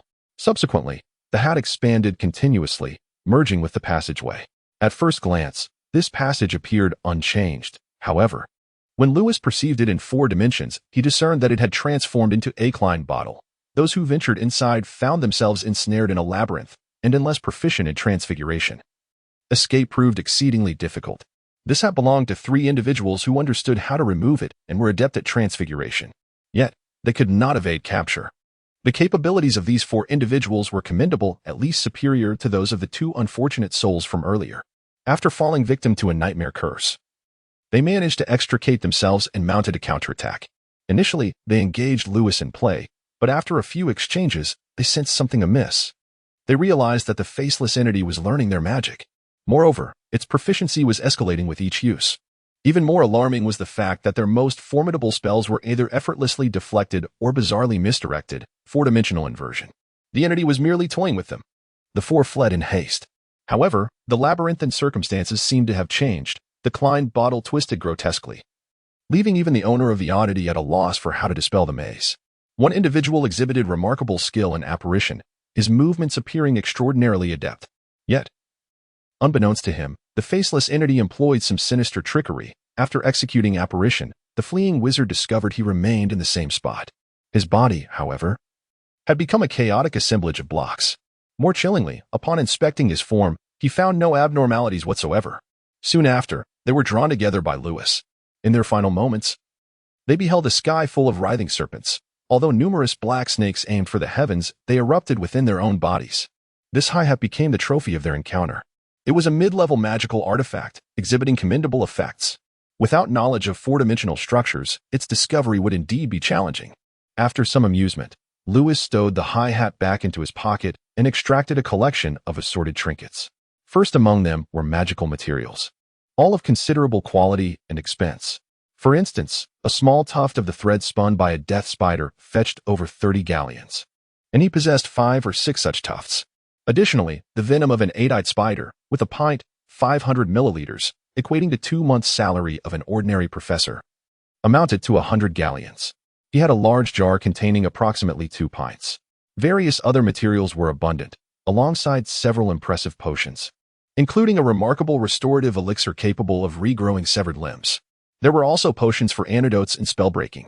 Moreover, there exists a myriad of magical powders, such as the flight dust, forget-me-not dust, and the slumber dust, among which is a particular exorcism powder known as decapitated toadsong. This potion is crafted through a cruel method using living, wondrous creatures as its base. When this exorcism powder is dispersed, it emits the mournful cries of toads, effectively banishing malevolent entities. At that time, those 4 individuals even scattered this cursed substance upon Lewis. These items essentially complete the essential arsenal of any sorcerer. After Lewis meticulously organized these items, he produced several trinkets, all of which were magical artifacts or low-tier curiosities. He retained the intriguing ones while discarding the less appealing into the mirror. The reflection of Lewis in the mirror, after sorting through the discarded items, remarked, "Master, if one were to traverse the channels of the Shadow Realm, the value of these items would approximately total 200 galleons. However, the prices in the Shadow Realm tend to be rather unscrupulous. In my estimation, merely these few ones would exceed 200 galleons. Indeed, their quality is rather mediocre. Yet they serve their purpose adequately. Please assist me in managing them." Lewis inquired, "What of the 4 prisoners?" "They are all wanted criminals," Stewart replied with palpable excitement. "The total bounty exceeds 800 galleons. I shall collect it in your name." 800 galleons took Lewis by surprise. If such a sum were to be acquired weekly, it would indeed be a fortune. To put it into perspective, a head professor's monthly salary ranges from 60 to 80 galleons. And the position of a professor at the Holy Oak Academy is undoubtedly a high-paying profession. An 800 galleons bounty. Lewis stroked his chin thoughtfully. It seems these individuals have committed numerous misdeeds. Indeed, among these 4, one is a repeat offender, previously known as the 7 of Spades in the infernal Black Prison. His name is Fern. I can assure you, I would not mistake him. Many years ago, he served as the director of the teaching department at the Holy Oak Academy. After his transgressions, he descended into a life of crime, becoming a notorious villain. His life's narrative is quite fascinating. I am eager to glimpse his soul." Lewis nodded. This Fern must indeed be the one skilled in the art of transformation. Among all, he possesses a modicum of defensive capability. 7 of Spades? What sort of wanted criminal is that? Lewis inquired with curiosity. Stewart explained, "This is an assessment from the warden of the hexagonal infernal prison regarding the wizards beyond its walls. We do not merely evaluate prisoners. We also assess those more notorious wizards who have graced the pages of the news. Among all wizards, many are numbered. Yet only a select few are deemed worthy of being called hearts, spades, diamonds, or clubs. The jacks, queens, and kings are the true sovereigns." Upon hearing this, Lewis nodded in understanding. In this world, the imagery of jacks, queens, and kings evokes the likeness of historically renowned monarchs. The jack represents youth, while the king embodies age. Stewart continued, "J is the uncrowned king, an individual who has earned his title solely through personal prowess. Q and K hail from illustrious families that have produced sorceresses or sorcerers of great renown. They each possess unique and formidable abilities, making them truly exceptional. Among them, only a select few are distinguished by all 4 suits. As for A, it represents the leaders of the Magical Council, Parliament, and various prestigious academies. And the Jokers, well, you understand." Stewart elaborated further. It seemed that, apart from A and the Jokers, the rankings were often in flux, particularly within the Black Prison of the Hexagonal Inferno. Today, a certain wizard might hold the rank of 3 of clubs, but should he vanquish a prominent figure, he would ascend the ranks. However, few dare to challenge Q and K, as they originate from noble families or hold significant power, often surrounded by numerous subordinates. Thus, J is deemed the uncrowned king. Most of them come from humble beginnings, and to bear this title denotes remarkable individuals, whose strength may not be inferior to that of K, particularly. The current J's have remained unchallenged for over a decade, and each one strikes fear into the hearts of wizards in places like Nocturne Alley. After hearing this, Lewis began to comprehend that those higher in rank wield greater strength and power, while those lower in rank may possess less authority and fame. Yet their abilities are not to be underestimated. My lord, wizards with numbers are renowned, and those with suits are even more famous, often commanding substantial bounties. According to reliable intelligence, there is currently a notorious dark wizard at large in Nocturne Alley, one who deserves to be imprisoned in the lowest tier of the dungeon. Many have perished at his hands, and if you can capture him, the reward will be exceedingly generous. Stewart insisted, you must pursue this matter. Lewis counted the coins of those individuals. What a jest. This person was clearly a major antagonist. He was merely dabbling in spells. Why take on formidable foes when he could engage with the lesser ones? Presently, Lewis lacked a clear understanding of the wizard's levels and intended to seek out the Voodoo Guild soon, planning to exhaust them before moving on. Stewart, unfazed by Lewis's rejection, regarded him with confidence. The fellow before him could even turn a dragon into a sieve. The spell capable of transforming individuals into building blocks was so bizarre that it left Stewart bewildered. He was convinced that the wizard known as the Diamond J, the formidable magician Herald, would eventually be summoned by the boss. Compared to magician Herald, Stewart found himself more curious about the undertakings of his own employer in the past.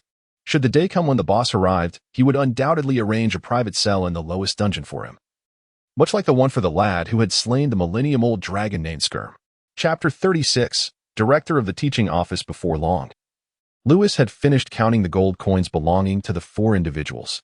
In terms of cash, there were merely over 30 galleons. He glanced at the pile of unsigned checks strewn across the floor and shook his head. The wealth of these 4 was considerable, but it remained locked away in the bank. The checks in their possession could not be cashed. They would merely benefit the Ministry of Magic, including the bounty. If he pooled resources, he could amass over 1,000 galleons. Stewart, do you think I need anything else at this moment? Lewis inquired, gazing into the mirror with a raised eyebrow, seemingly recalling something that brought a smile to his face. Today, I spotted a wizarding robe in Nocturne Alley. It appeared rather splendid, rumored to be crafted from basilisk leather, infused with numerous enchantments and potions, but it costs over 1,000 galleons, which feels rather excessive. My lord, if it is a magical robe you desire, I would recommend having one custom made. At this juncture, Stewart bowed, exuding an air of humble servitude. In the past, I tailored robes specifically for the Witch Queen. You see, as a magical mirror, few tailors in this world can rival my craftsmanship.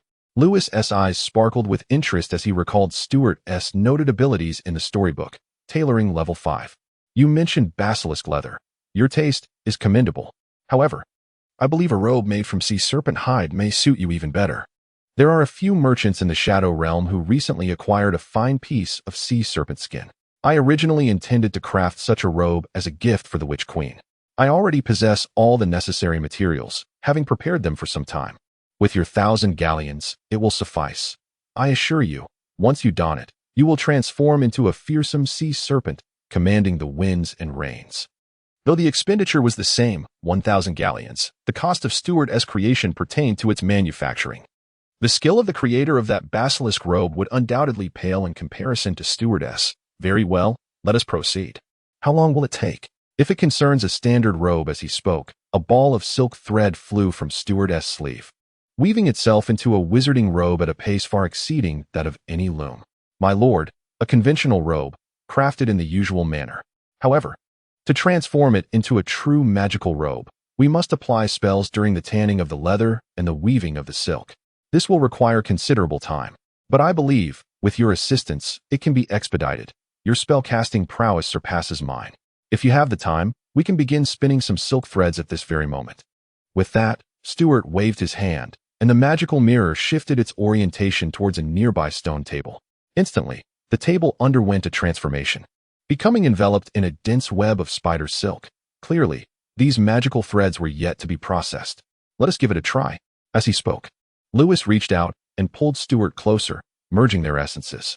Under Stewart's guidance, they commenced their work that very evening. With 7 or 8 minutes of energy remaining, Lewis artfully stretched this brief span into a full hour of productivity. Lewis's shadow Stewart was tirelessly spinning threads, while Lewis diligently infused the strands with enchantments as instructed.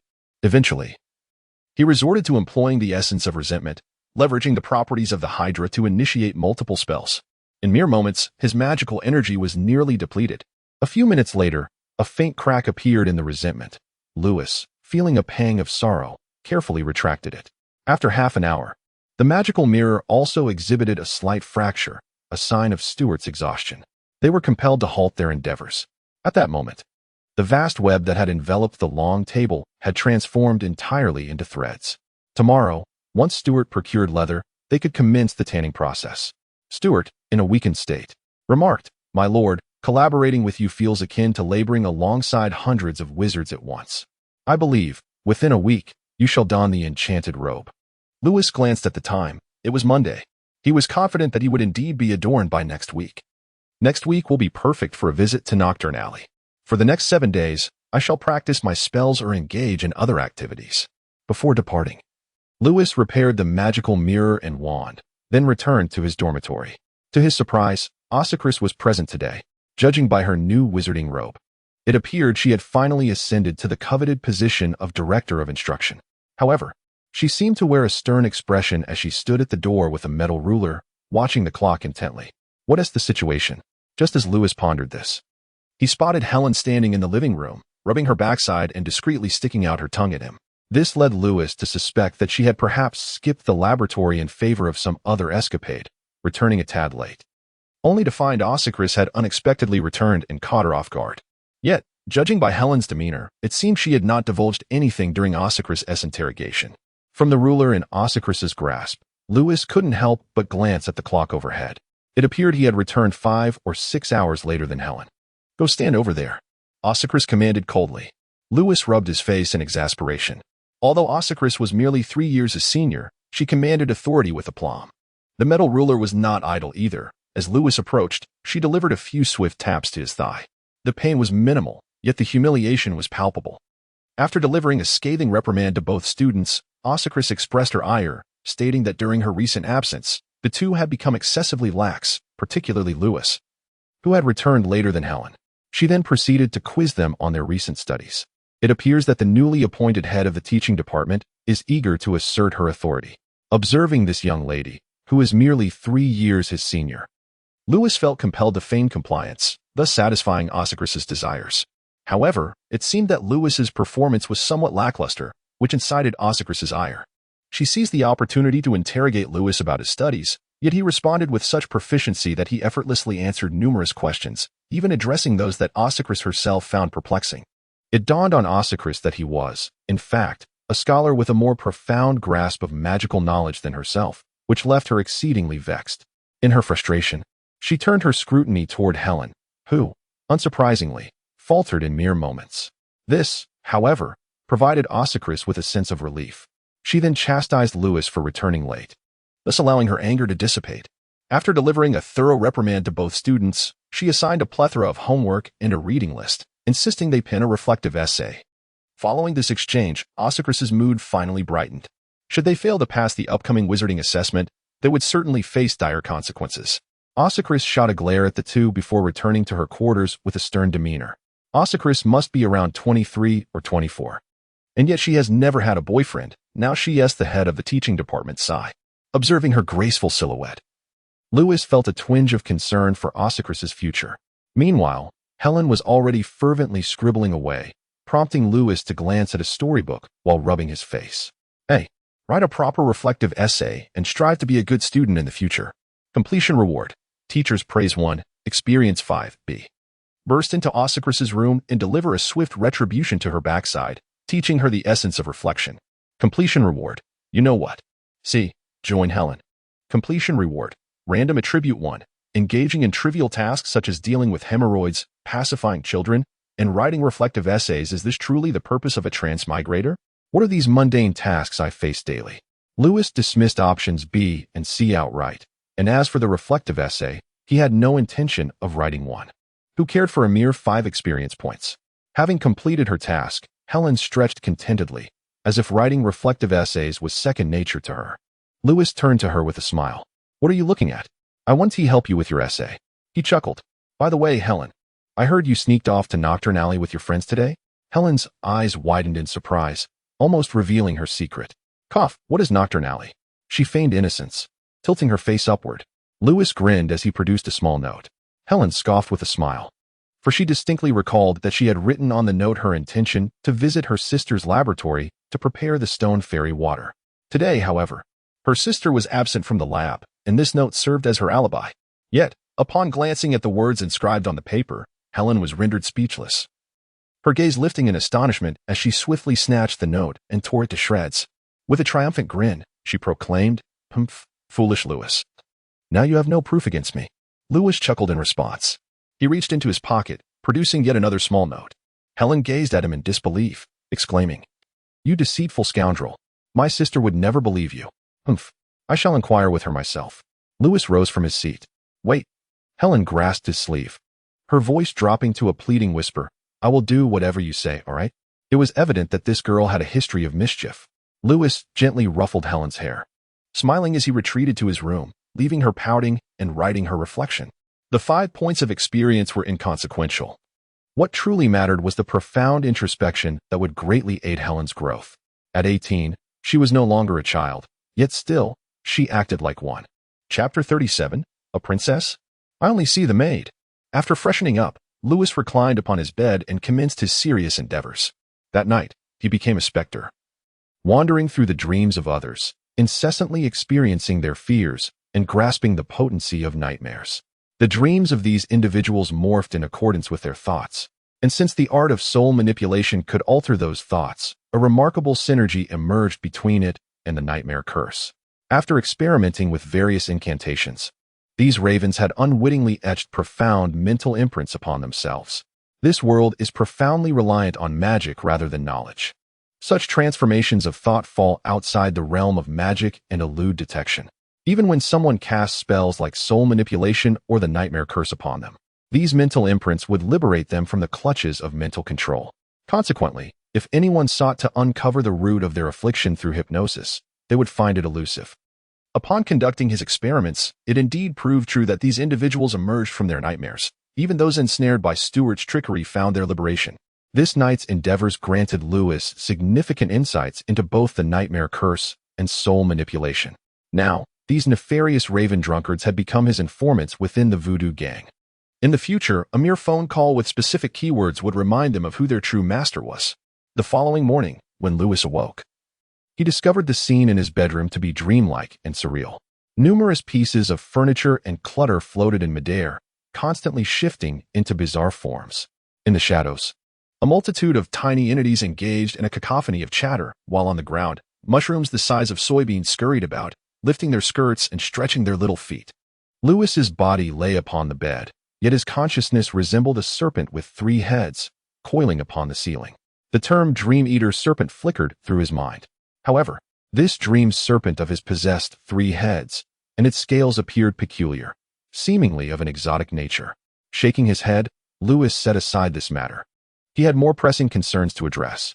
He found himself unable to return to his corporeal form, and the magical aura in the room felt unusual, easily capable of alarming others. Lewis contemplated calmly for a moment. He recalled reading about such phenomena in a book. Certain wizards, when their magical prowess reached a particular zenith, could disrupt and even distort reality through their dreams. These wizards often possessed unique gifts, akin to the dream-eater serpent, capable of drawing elements of reality into their dreams or traversing the dreams of others. Lewis understood that this was not an innate gift, but rather a series of side effects arising from his continuous wanderings through the dreams of others, experiencing the power of dreams. He reflected on the knowledge he had acquired and began to channel his mental energy. Then, with a deep inhalation, the raucous little figures, the animated mushrooms, and the furniture in the room were all drawn into Lewis's mouth. At that moment, he gradually awakened. When Lewis opened his eyes, he found himself lying in bed, and everything in the room appeared as it always did, as if the preceding events had been mere illusions. However, upon closer inspection, it became evident that many objects in the room seemed more vibrant than before. He understood that this was a consequence of the magical influence granted to him by his dreams. After checking his status in the book, Lewis discovered that his magical power had increased by 163 since the previous night. His total attributes had transformed into strength, 8, 28, agility, 5, 1, magic, 16, 56. He had devoured the dreams of more than a dozen sorcerers in one breath last night. The increase in his magical power was partly due to the digestion of those dreams, and partly a result of his own magic being stimulated by the dreams of others. This surge had exceeded 10 of his original power, which posed a certain danger, risking his transformation into some bizarre magical creature. Moreover, he had captured 4 dark sorcerers the previous night, whose magical prowess and the power of their dreams far surpassed that of the common sorcerers found in taverns. Thus, he needed to devise a plan for his physical training to avoid overexertion. Rubbing his eyes, Lewis rose from bed and made his way to the living room. Ossicles had set out early in the morning, and Helen had sneaked out to play with the young ladies. In the washroom, a heap of unwashed clothes lay piled up, just a few spells, and those 2 girls were indeed quite lazy.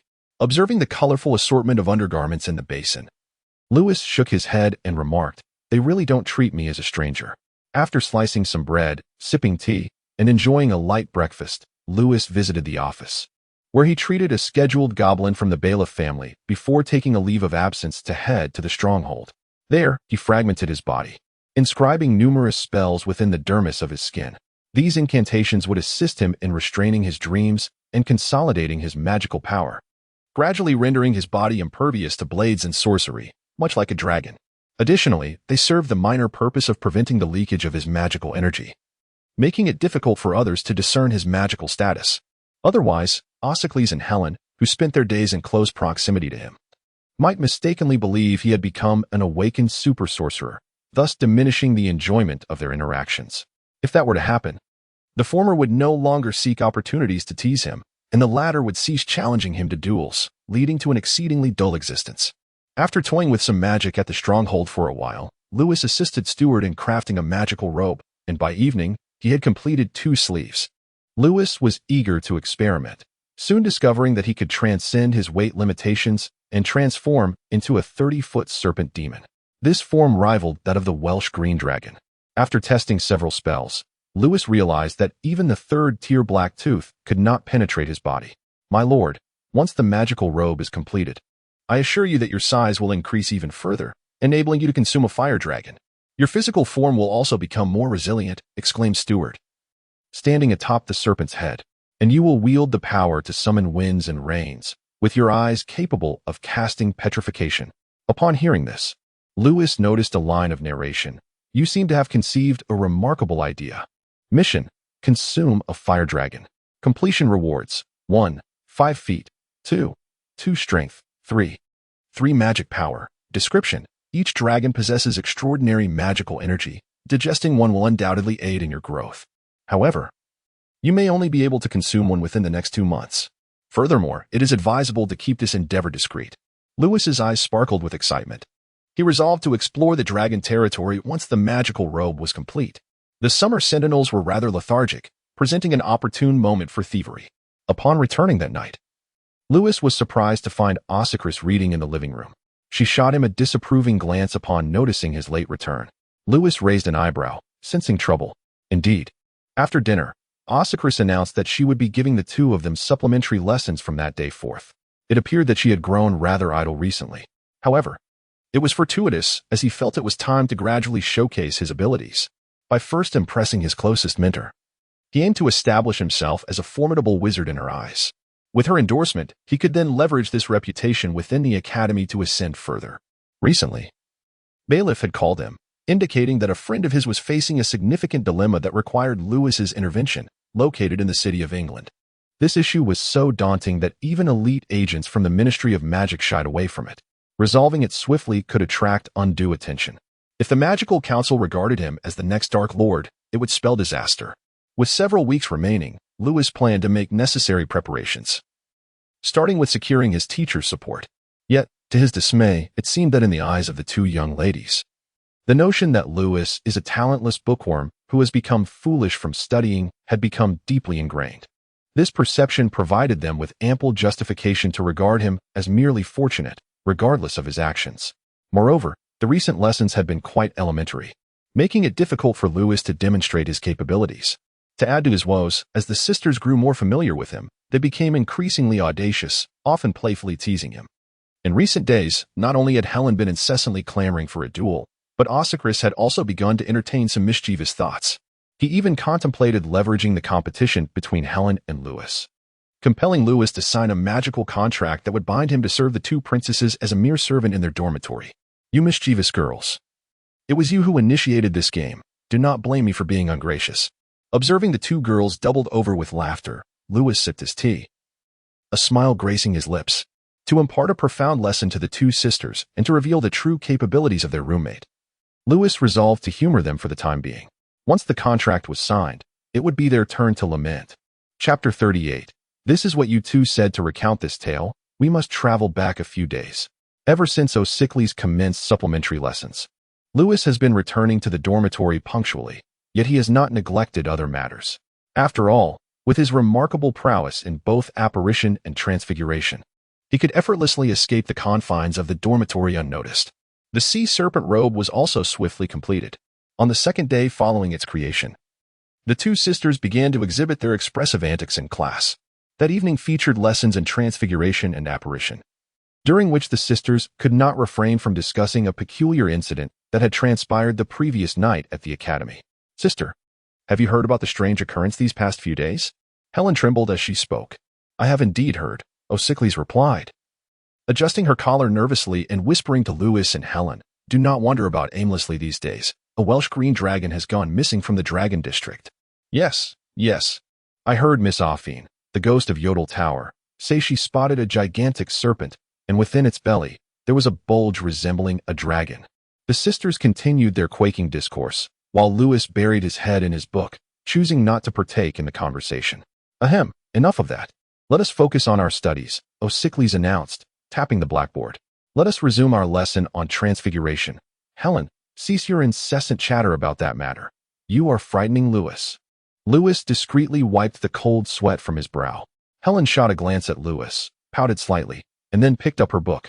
During these recent transfiguration lessons, O'Sickleys was pleasantly surprised to discover that her once clumsy student, Lewis, had unearthed a modicum of talent under her tutelage. Astonishingly, he had transformed a stone into a stone apple just yesterday. This revelation took O'Sickleys by surprise. Today, he had astonishingly transfigured a stone into a red apple. Within merely 2 days, this left O'Sickleys utterly astounded. She had initially presumed that Lewis would require at least 2 weeks to achieve such a feat. Lewis offered a most reasonable explanation. Despite never having cast a spell during the 6 years of his education, he possessed an innate understanding. His prior inability to perform magic stemmed from not having discovered the essential key, but under his teacher's meticulous guidance over the past 2 days, Lewis had finally found the true path. This filled O'Sickleys with immense pride. Yet Helen's lips curled in disdain. What was there to be so proud of in Lewis's smug demeanor? In response, Helen demonstrated her own transfiguration prowess, animagus, as the petite cat, over 1 meter in height, bounded across the sofa. O'Sickleys beamed with delight. Her sister had finally succeeded. Helen, with a showy flourish, waved her little paw at Lewis and meowed playfully. Lewis, you big fool. Coward. You me light wave. Bite you be you. I'll protect you. Just call me Grandma. Lewis rubbed the veins on his forehead, feeling a mix of annoyance and amusement. Don't be disheartened, Lewis. Helen is the most outstanding prodigy in transfiguration among the new generation. Sooner or later, you will surpass her, O'Sickleys said with a smile. I believe you possess a commendable talent for transfiguration. Your animagus might. Here. O'Sickleys furrowed her brow. Super witches possess a keen sixth sense, and she firmly believed that Lewis had the potential to become an animagus, perhaps a giant serpent. At this thought, O'Sickleys' mouth gaped open, her expression turning peculiar. At that very moment, she saw a tempest raging in the skies, thunder and lightning crackling, as a terrifying 9-headed serpent coiled among the clouds. Currently, this serpent had only 1 head and a small stature, yet it could already devour a Welsh green dragon. Upon hearing the word serpent, Helen abruptly ceased her playful antics, her face reflecting her surprise as she glanced at Lewis. A giant serpent? Ahem, teacher. I have no talent for transfiguration, Lewis murmured, burying his head in a book, secretly wiping his cold sweat. Impossible, Lewis. You must have talent, O'Sickleys insisted, shaking her head to dispel the recent vision. Her premonitions were often erroneous, and she had been somewhat frightened by the recent rumors, clearly a distraction. Nevertheless, regarding Lewis's potential as an animagus, O'Sickleys was convinced she was not mistaken. You have talent. You will surely be an animagus. It should be. Ahem. It should be a. Ahem. Teacher, I am not an animagus. You must be mistaken. Lewis glanced at the book titled Vanishing Without a Trace. A sudden inspiration striking him. My talent lies in apparition. Though apparition is an advanced magic that requires registration with the Ministry of Magic. It has been discussed in upper year courses, and some exceptional newcomers are already capable of using it, like Ruffield.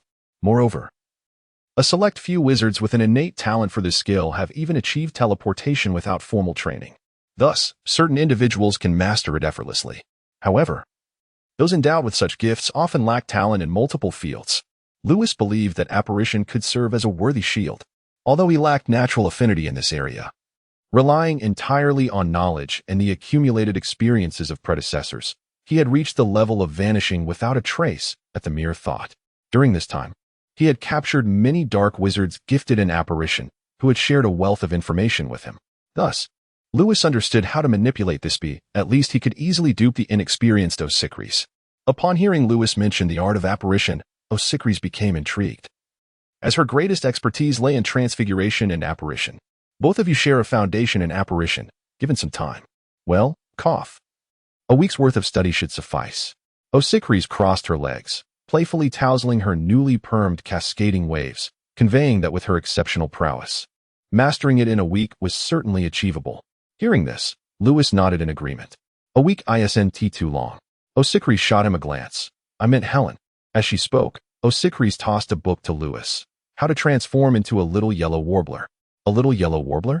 Lewis, this is perfectly suited for you. Helen puffed out her chest with pride as she looked at Lewis, chirping in a playful tone.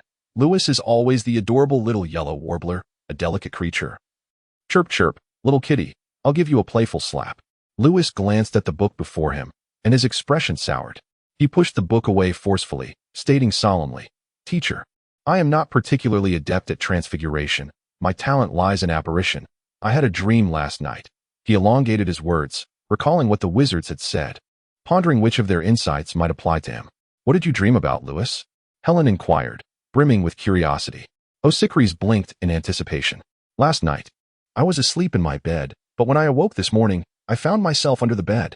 Lewis articulated this classic case often encountered by gifted wizards with utmost seriousness. The two sisters exchanged peculiar glances, while others might experience sudden apparitional phenomena. This foolish lad had merely fallen out of bed in the night, yet believed himself truly gifted, and even had the audacity to share it with others. How could you sleep so soundly, falling to the floor yet remaining asleep? Helen giggled as she envisioned Lewis's silly demeanor from that night. Collapsing under the bed yet still in slumber. Osicris could no longer maintain her composure as a lady. She turned her head away, wiping away tears of laughter. I told you, teacher, I don't need a month. A week is ample time for me to master apparition. Lewis furrowed his brow, visibly displeased. Observing Lewis's frown, Helen felt she hadn't sufficiently offended him, and added with a smirk, If you can master apparition in a week, I'll wash your socks every day. I'll prepare your foot bath. Osicris playfully crossed her legs, a smile dancing at the corners of her mouth. After this, the two sisters resumed their conversation, entirely dismissing the matter at hand. Heh. Lewis nodded and began to fiddle with the crystal ball on the table, which was used for recording lessons. He played back what had just been recorded, and after confirming its content, he took out his own crystal ball and cast a spell to copy the recording into it. You were the ones who made the first move. Don't say I bullied you too when the time comes. Lewis thought menacingly. Over the next few days, he was determined to ensure that these two maids fully recognized who truly held the power within this dormitory. Chapter 39. Must you change the tricks to wash my feet? As Lewis recorded, the sound of the spell interrupted the sisters' idle chatter, prompting their curious gazes to turn towards him. Uncertain of his intentions, Lewis declared, It's settled then. I shall procure a foot basin in a couple of days. With that, he delved into the pages of Vanishing Without a Trace. The sisters momentarily paused, caught off guard by his earnest demeanor, before exchanging glances and then observing Lewis's serious expression, barely suppressing their laughter. This bookworm. Could he truly believe he possessed some innate talent? How delightfully amusing. Lewis, be sure to buy a larger basin, Helen winked. For my sister and I have a plethora of garments yet to wash. Osicris' eyes suddenly sparkled with a clever idea. She discreetly passed Helen a piece of parchment hidden beneath the table and then subtly pinched her. Upon seeing the parchment, Helen's understanding dawned. What a mischievous sibling she had. She had surreptitiously inscribed a wager agreement between Helen and Lewis on that parchment. Whoever lost would be responsible for cleaning the house, cooking meals, and laundering everyone's clothes. When the time came, a few well-placed spells would ensure that Lewis, the scoundrel, would be unable to renege on his promise. Confident of her impending victory, Helen hastily added a few more stipulations to the parchment, massaging legs, kneading shoulders, and other forms of flattery. Ahem, Lewis, Ossicris cleared her throat. Drawing his attention, have you pondered over the assignment I set for you yesterday? Just as Lewis wore a puzzled expression, unable to decipher the sister's intentions, Helen suddenly seized his hand, intending to press it upon the parchment.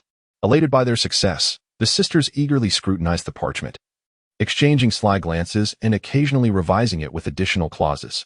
Helen even included a foot-washing clause. Subsequently, Ossicris whispered something into Helen's ear, leading her to cast a disdainful glance at Lewis before altering it to washing socks instead. Lewis stood in stunned silence. He sensed that these two sisters had taken him for a fool. His suspicions were confirmed. Clearly, Ossicris lacked the qualities of a proper teacher. She merely wished to treat him as a servant. Helen too seemed eager to witness his befuddled expression while delighting in the opportunity to tease him further. It appeared that these two indolent girls intended for him to cater to their whims. After all, in this academy there were no obedient maids, and they had long since devised ways to make Lewis toil for them. Today, they finally extended their clutches toward the unfortunate Lewis, who resolved to serve as the little eunuch for the two princesses. Those entries on the parchment appeared rather enticing. Completion rewards. Mysterious Tome 1. Distorted Sentiments 2. The Sisters' Peculiar Training 2. Lewis nearly snorted in indignation at this narrative. Who the hell is a eunuch? Am I to be treated as one? You initiated this. He glanced at the next segment. B. Ensure that the mischievous Helen knows who the master truly is. Completion reward. Made 1. The sly instigator, Ossicris, urged Helen to take the lead while she feigned benevolence, and perhaps would even deliberately tilt the scales. One might say she was powerless against her. Lewis disregarded this commentary entirely. He resolved to transform this maid into maid 2. This wager doesn't count. I haven't sworn an oath with magic. Lewis reached to seize the parchment. Lewis, you did say so. How can you renege? Helen snatched the parchment back, pounding the table, employing a provocation. Didn't you say you'd buy a wash basin? You're all talk. Ahem, Lewis. Ossicris languidly intervened. Teasingly, reneging is hardly the mark of a gentleman. You mustn't bully Helen like this, he. Lewis regarded the green tea girl before him and nodded, pointing at the parchment. A wager is fine, but you claimed you would wash my feet. Write your name down. Otherwise, I shan't comply. Ossicris' eyes widened in disbelief. What did he say? He wants me to wash his feet. Growing up in the palace's sheltered environment, Princess Ossicris found it hard to fathom that someone would utter such words to her. She was taken aback. This is hilarious. Sister, Lewis wants you to wash his feet, Helen exclaimed, clutching her stomach in laughter. This bookish fool had truly lost his mind. Just look at your attire. You hardly ever wash it. Such sloppiness. As Lewis spoke, he waved his wand, adding to the parchment. If you want me to wash your clothes, don't let Helen take the lead. Hide behind. This nearly left Ossicris faint with rage. This blasphemous wretch. Her face flushed with anger, a mix of red and blue. With a murderous glare, she fixed her eyes on Lewis, who met her gaze defiantly. In that moment, it was as if sparks were flying between them. Seeing this bookworm daring to glare back at her, Ossicris' eyes nearly ignited with fury. This student is utterly intolerable. It would be prudent to give him a thorough lesson in dueling later on. Meanwhile, Helen was beside herself with laughter. Whether it was her sister's frustration or Lewis's comeuppance, she found boundless amusement. What are you glaring at? As a teacher, you must honor your word. If I don't improve within 7 days, I shall serve as your eunuch. If you underestimate my talent, you must keep your promise. Very well. Sir Lewis. This remark amused Ossicris to no end. Are you intent on employing tricks to make me wash your feet? Ossicris thought that such an act would be far too lenient towards Lewis. Instead, he ought to drink the water used for washing my feet. Sir Lewis, since you are so confident, I shall teach you thoroughly. But if you fail to grasp it, do not blame me for not forewarning you, you presumptuous fellow. Humph. With that, Ossicris playfully shook her slippered foot and smiled at Lewis, contemplating how to deal with this impudent boy later. Clearly, Ossicris' words implied that if Lewis failed to learn, the repercussions would be far from trivial. Helen, with her large eyes, watched her sister and Lewis bicker, reveling in the drama and eagerly anticipating the moment to shower them with petals. Her sister was surely infuriated today. Just look at her face. It brought Helen immense joy. Lewis was undoubtedly doomed. Just wait. Her sister would undoubtedly make this scoundrel pay. Soon, the wager among the trio was established, and to prevent any change of heart, they each cast a spell. Helen's spell was disturbance of the heart. Whoever lost would find their socks in disarray, and if they did not wash them, it would cause them great distress. Quite malicious indeed. Upon witnessing Helen successfully cast her spell, Ossicris pretended to offer praise, and then theatrically demonstrated disturbance of the heart on the specially designated parchment, clearly concerned about her sister's spellcasting abilities. After performing the spell, she elaborated on its intricacies as if conducting a lesson, deliberately showcasing her own poise. Indeed, I am a princess. I am above being angered by a mere child. I am not angry. Not at all. Finally, with a beaming smile, Ossicris wickedly cast a shameful remorse spell while pretending to explain it to Lewis and Helen. In summary, it would induce profound shame should one fail to wash another's clothes for a day that would be plagued by guilt, curled up in bed, weeping, only to find solace through countless silent apologies to alleviate the day's shame. If one neglected to wash the next day, the torment would intensify. In the future, should you encounter those mischievous little goblins, this spell will surely impart a frightful lesson. Ossicris subtly scolded while intentionally avoiding Lewis's gaze. Observing the young woman before him, Lewis rolled his eyes in exasperation. It was evident she was the type who could not take a joke. While Helen might not be troublesome, Ossicris certainly would be. But it was all too late. These two girls, utterly dejected, had concocted something that, while not particularly lethal, was profoundly humiliating. People often find that they are their own best judges. To Helen, the greatest discomfort stemmed from agitation, while for Ossicris, the most unbearable affliction arose from the pangs of a guilty conscience. Lewis was exceedingly pleased and saw no need to employ any further spells. All he could do was offer encouragement. He cast a spell that would leave the maids feeling a deep sense of joy and ease, as if they had drawn encouragement from the depths of their own hearts after completing their tasks.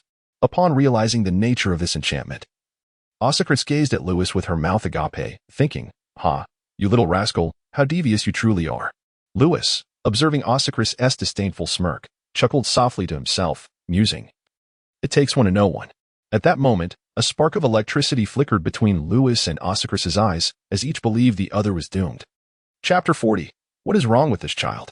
After the agreement was finalized, in order to prevent Lewis from having second thoughts, Ossicris snatched the parchment from his hands and promptly set it ablaze, ensuring that no one could later cheat or lift the curse. With a mischievous smile, she turned her gaze toward Lewis, silently contemplating. "Do not blame me for treating you like a eunuch." Helen, reveling in the mischief, cast a knowing look at Lewis, eagerly anticipating the unfolding drama. In the ensuing days, the proud Lady Ossicris indeed took it upon herself to thoroughly instruct Lewis and his companion on the art of apparition. Not only that, but she adopted a rather stern demeanor, implying that if Lewis failed to grasp the lesson, he would face dire consequences. This teacher, attempting to embody the role, often glared at Lewis, deliberately seeking to provoke him, even brandishing her wand as if it were a disciplinary rod. In a twist of irony, the emotionally inept and bookish nerd Lewis boldly remarked, "Teacher, you aren't still holding that against me, are you? Seeking to pick on me? That's rather petty, don't you think?" Were it the thick-skinned Helen, she would have merely chuckled and continued her playful torment. However, for Ossicris, this became a soul-stirring inquiry. Her face flushed instantly. With such a delicate visage, she still harbored thoughts of making me a eunuch? Just wait, you'll be the one serving as a maid. Over the course of the next 7 days, Lewis accompanied the two of them on delightful escapades. During their apparition lessons, he consistently posed a series of foolish questions. "Teacher, this morning while reading and eating a sandwich, something astonishing happened. Can you guess?" The sandwich mysteriously vanished. Lewis, with a twinkle in his eye, shared this revelation with Ossicris and Helen. "Oh, teacher, why do you suppose that occurred? Today at lunch, the cafeteria served beef. I raced there just in time. And despite the goblins chasing me, they couldn't catch up. But guess what happened when I reached the stairs?" Lewis, cradling his recently repaired tooth, teased them. "I fell." He continued, "Oh, teacher, what do you think caused that?" These absurdly whimsical inquiries only escalated in their absurdity. Initially, Ossicris maintained a stern expression. But soon she could no longer contain her amusement, often turning away to stifle her laughter or feigning distraction. "Excuse me, I need to pick up my pen." As for Helen, she was in fits of laughter, and eventually she went so far as to document all of Lewis's antics in her magical journal, crafting them into anecdotes for her amusement. Lewis, one day, I shall write a book of jokes featuring you as the star, Helen declared, biting her pen and winking. Helen, how can you possibly write all of this down? Ossicris reprimanded, confiscating the journal to maintain order in the classroom. She donned the guise of a good teacher, compelling the pouting Helen to apologize to the visibly displeased Lewis. That evening, as Ocellaris took a bath and lay on her bed in a state of ennui, she seized upon the collection of jokes, justifying her actions to herself by claiming it was for Helen's homework review. However, as she chuckled at the humor, her laughter gradually faded. She suddenly realized that the seemingly foolish questions posed by Lewis were becoming increasingly bizarre and specialized, and among them were one or two queries she had encountered previously. She mentally counted the days, sat up abruptly, and began rummaging through Lewis's recent assignments, meticulously comparing them to the questions he had asked. A jolt of concern struck her. On the fifth day, Lewis continued to pose those silly questions. But this time, Ocellaris found no amusement in them. Instead, she felt as though she had encountered a specter. By the sixth day, Helen too was devoid of laughter, her mouth agape as she listened to the questions, for she too had started to face these inquiries. She began to suspect that Lewis was progressing faster than she was. Today marked the 10th day since Ocellaris commenced her remedial lessons, coinciding with the 6th day of their wager. She had informed her sister just yesterday that they needed to accelerate their efforts, as she anticipated her sister would only be able to perform apparition the following day. Tomorrow. Would it not be fortuitous? Could it be that Lewis's progress truly surpassed her own? Even more unsettling for Helen was that her sister had made a rather serious declaration. Lewis, apparition is an exceedingly perilous form of magic. Do not rush into it recklessly. Ocellaris further explained that she would take them to a professional training venue in a couple of days, as she had been preoccupied. Oh, in a couple of days? You have no idea. Yesterday I dreamt I was napping on the office sofa. But when I awoke, oh, guess what? Lewis teased, tantalizingly withholding the punchline. The sisters widened their eyes, straining to listen, their fists clenched in anxious anticipation. It turned out to be merely a dream. Helen released her fist, exhaling deeply as she wiped the sweat from her brow, while Ocellaris patted her chest, leaning back against the sofa. That night, Ocellaris refrained from discussing apparition, instead focusing on transfiguration, hinting at the joys of the transfiguration spell and encouraging Lewis, affirming her belief in his potential as an animagus. Lewis, you can do it, Ocellaris declared earnestly, raising her fist in support, with Helen nodding vigorously beside her. Oh, Lewis replied, but why was today solely dedicated to transfiguration? Ocellaris turned to the blackboard to write. Oh, you wouldn't believe it. After finishing that dream about the office last night, I woke up on the living room sofa. Hearing Lewis recount his tale, Helen buried her head in her book, her eyes wide with astonishment as if she had encountered a ghost. Oshikris remained silent, diverting the conversation to the topic of transformation magic. Even when Lewis stood and approached her, pressing her for answers, she seemed oblivious to his presence. Cough, Helen, please take note of this question. Oh. Observing the two sisters engaged in their animated discussion, Lewis reclined on the sofa, a smile gracing his face, reminiscent of a few days prior when he fiddled with the crystal ball intended for classroom recordings. Alas, this time, no one was putting on a performance for the audience. Both sisters averted their gazes, deeply engrossed in their discourse on transformation magic. That night, Oshikris dreamed of Lewis asleep on the living room sofa, a sight that startled her awake, drenched in cold sweat. After wiping her clammy forehead, she realized it was merely a dream, and a wave of relief washed over her. However, sleep eluded her. Disturbed by the dream, she tossed and turned, fixating on the image of Lewis. Hadn't he forgotten to cover himself with a blanket? Moreover, it struck her that Lewis had not washed his feet that evening. Helen had even playfully scolded him. How could he be so careless? One must wash thoroughly with warm water before sleep to ensure a good night's rest. If all else fails, a warm towel would suffice. Why then? Was she fixating on this? Oshikris found herself in a daze. Suddenly, she sensed something amiss and tiptoed towards the living room. Upon stepping outside, the sight of the magnificent moon casting its luminous glow through the dimly lit room filled her with awe. Lewis's bedroom door was shut, and the sofa was devoid of him. It was merely a dream, just a dream. A profound relief enveloped her as she discreetly wiped away her cold sweat, ventured to the living room, and poured herself a glass of cool tea.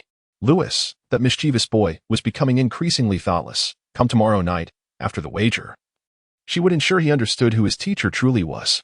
Having finished her tea, Oshikris still felt a sense of unease. She set down her glass, inexplicably glancing back at the sofa, only to be struck with disbelief as she gasped, nearly collapsing. There, on the sofa, was Louis, sound asleep, in a state of shock. O'Shikris rushed back into her room, firmly shutting the door behind her. Moments later, the door to her bedroom creaked open once more. A stealthy figure, cheeks flushed, crept into the living room, clutching a beautiful, steaming towel, clearly prepared with fresh hot water. Simultaneously, a crack appeared in Helen's door, revealing a troubled expression. Chapter 41. The agony of not washing his feet. Damn it. Damn it. Damn it.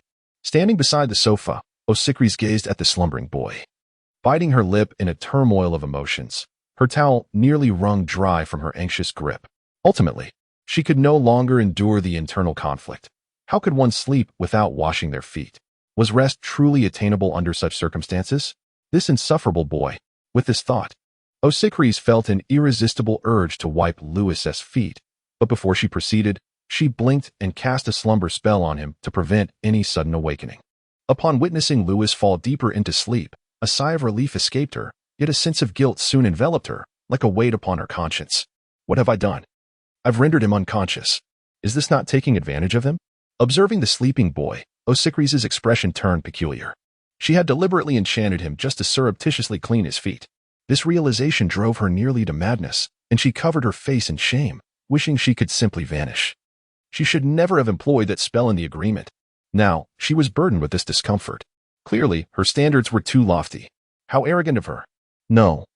She must find a way to lift this enchantment by tomorrow.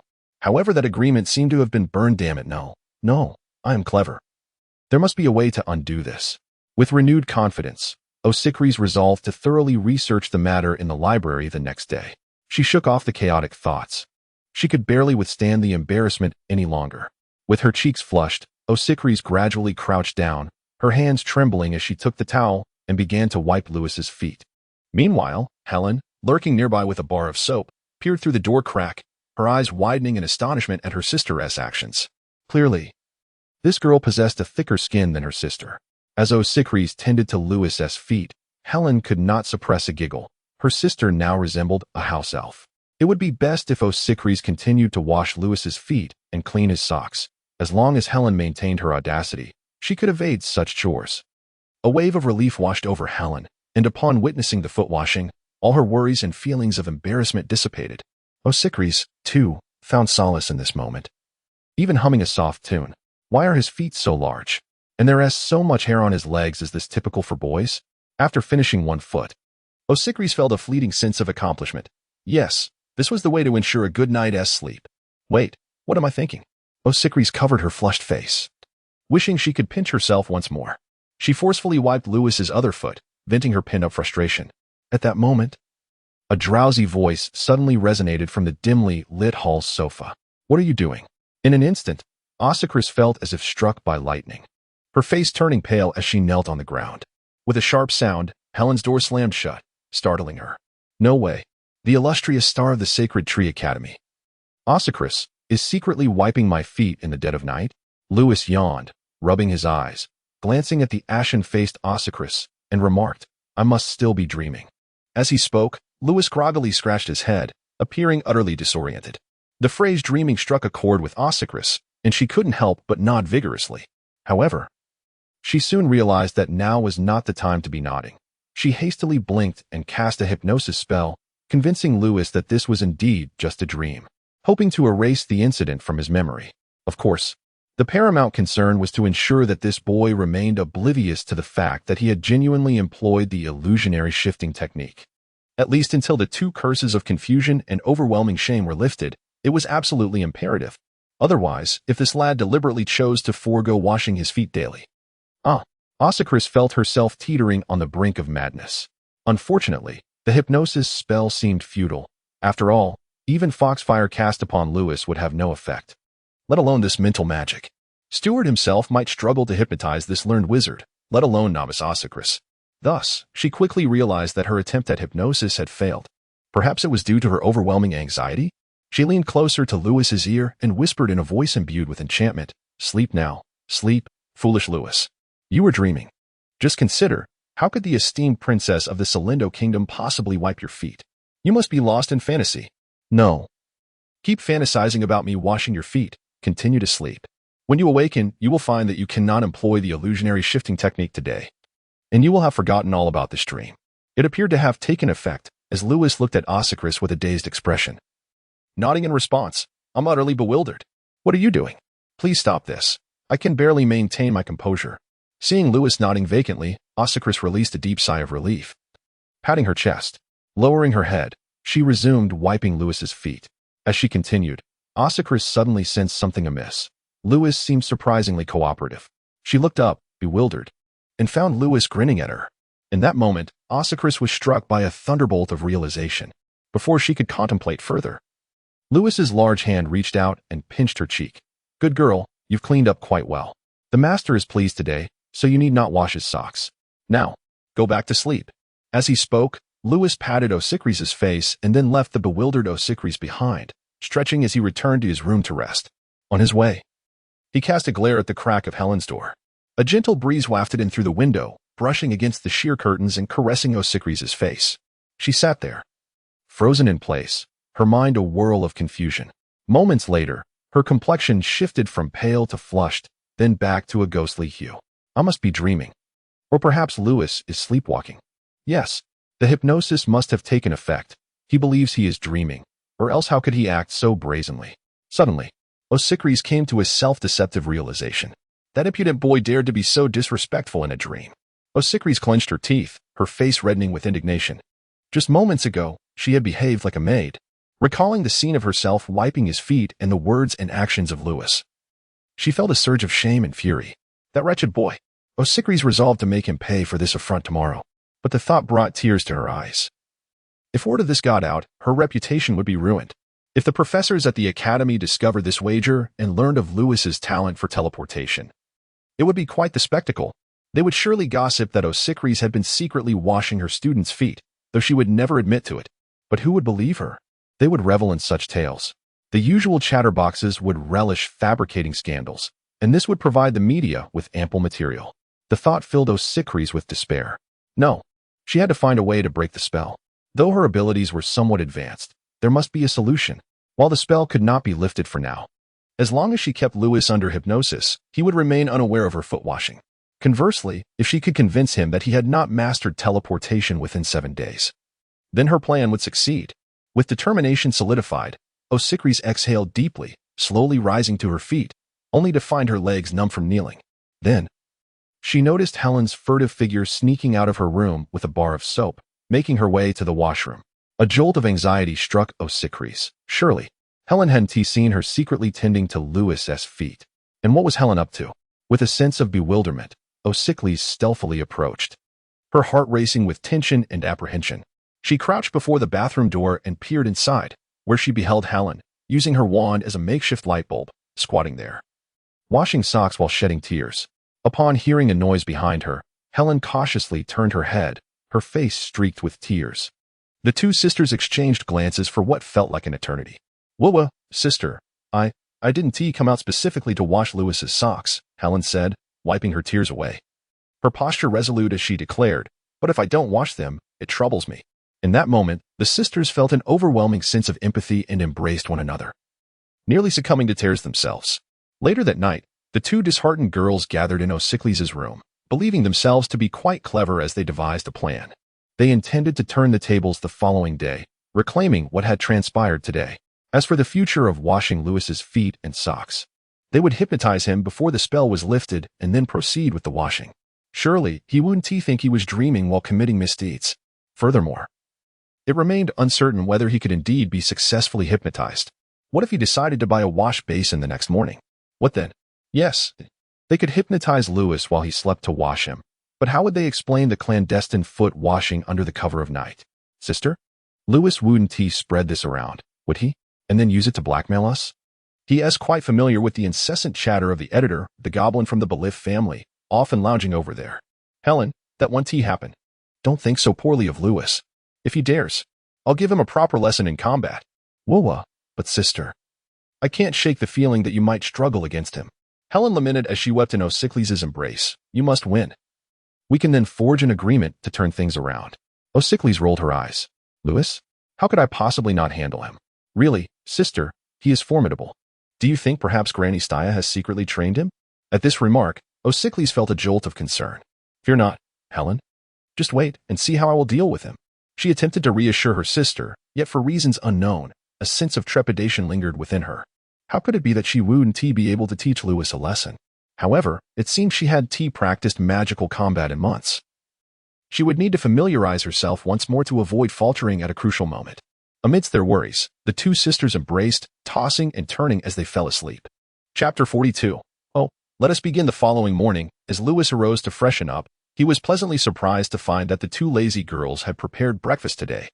Upon seeing Lewis emerge, the sisters raised their voices, engaging in a spirited discussion about culinary skills.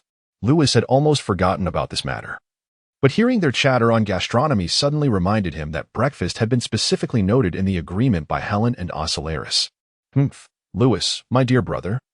It seems you have benefited from my newfound passion for cooking, Helen remarked, casting a cautious glance at Lewis, her expression tinged with a hint of guilty secrecy. Oscillarius, concealing her head behind a copy of the Yodeler's culinary guide, furtively assessed Lewis's demeanor. If he recalled last night's events, her ability to face him would be severely compromised. Lewis merely uttered a nonchalant "oh" and began to eat. The sisters, noticing his seemingly vacant expression, breathed a sigh of relief. Ah, teacher. As Lewis appeared poised to inquire further, the sisters tensed, exchanging anxious glances. Never mind, it seems I've forgotten.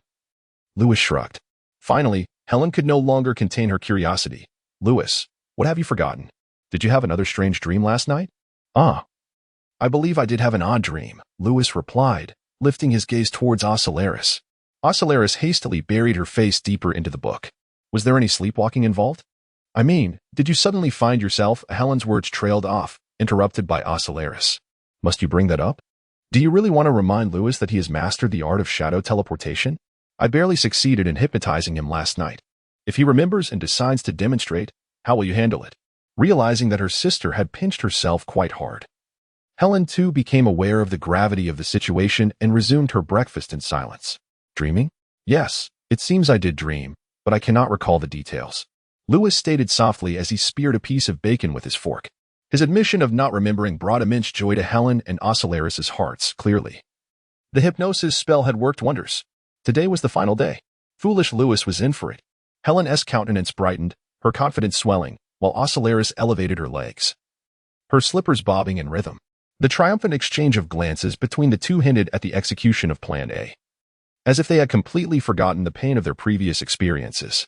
Lewis, oblivious to their scheming, finished his meal, retreated to his room to don his coat, and approached the door to put on his shoes, seemingly preparing to venture outside. Wait, today is Saturday, young Lewis. Where do you think you're going? It's a day of rest, Oscillarius chimed cheerfully. To be mindful not to return too late. Helen still needs to practice her shadow teleportation this afternoon. While Helen had yet to master this particular skill, Oscillarius was prepared to employ some underhanded tactics. She feared that if this matter lingered too long, something might go awry. Thus, she wished to resolve it during daylight. I need to step out for a bit, Lewis declared as he exited. Not long after, Lewis returned. Oh, little Lewis. How did you come back so quickly? Osicles had just conspired with Helen about their plans to cheat, and was reveling in her triumph. She glanced at her freshly adorned nails from the previous day and beamed. Helen is eager. Let us commence without delay. Helen puffed out her chest with pride, having her sister's peculiar artifact assured them success. All right, Lewis replied, taking a seat.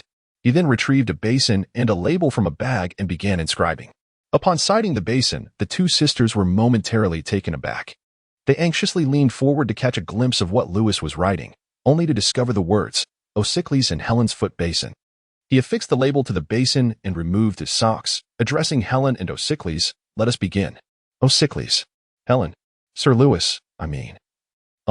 Osicles, feeling dizzy, abruptly stood, abandoning her slippers and the notion of her nails, her mind consumed by the events of the previous night.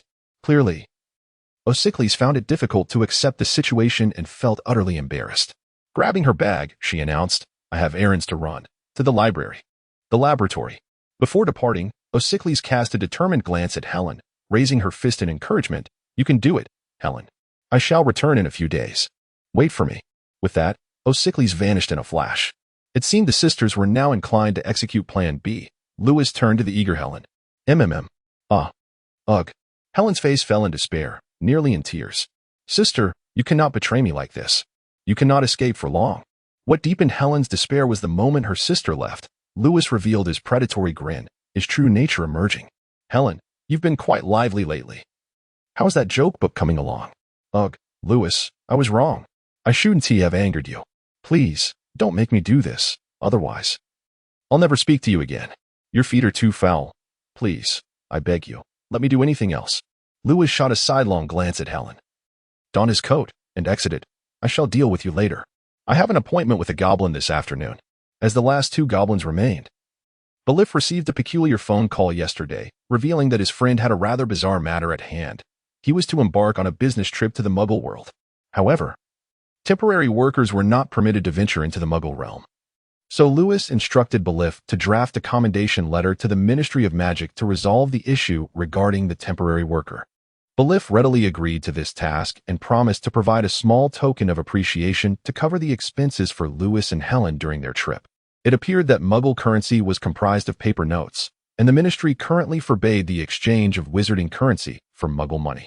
According to the schedule, one of the cursed goblins was available this week, while the other could meet next week. Once this matter was settled, it was likely that the temporary worker would soon be promoted.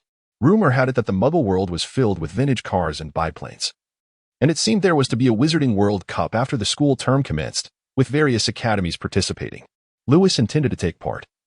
He had yet to purchase a flying carpet or broomstick. However, Louis mused that vintage cars and planes would suffice. He wondered how much extra money he could earn from this trip and the costs associated with the biplanes and vintage cars.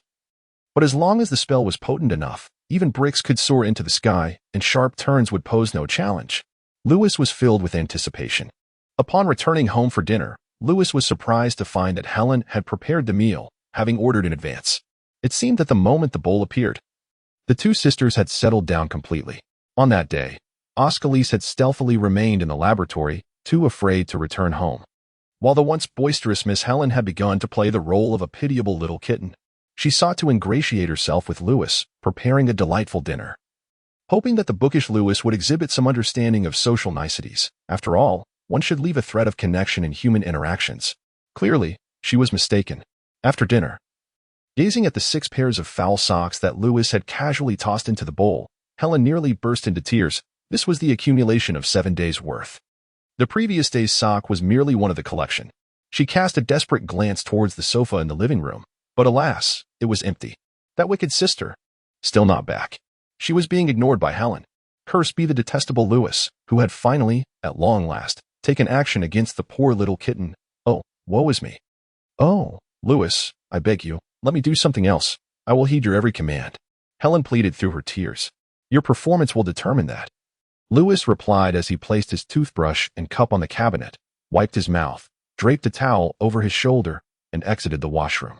Following that, under Helen's watchful gaze, he began to apparate from the far left of the living room to the far right, then back again, gradually increasing his speed until a series of his phantoms filled the room. Helen stood in awe, dumbfounded. This great trickster. He had mastered apparition long ago. Such remarkable skills. Even surpassing my sister. Observing Helen's astonished expression, Louis chuckled softly, contemplating the gradual unveiling of his seal. His playful interactions with Osicles were merely a means to instill in her the belief that his formidable power was entirely justified. Staya, the matriarch. From this point onward, he merely needed to seek out some stepping stones to gradually ascend and establish himself as Louis VI, carving a name for himself and rising to prominence. Otherwise, how could he achieve great things while feeling constrained?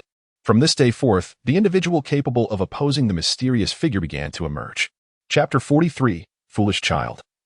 Run away. Louis yearned to break free from his restraints, yet before doing so, he needed Helen and Osicles to recognize their own abilities. However, this endeavor required a gradual approach.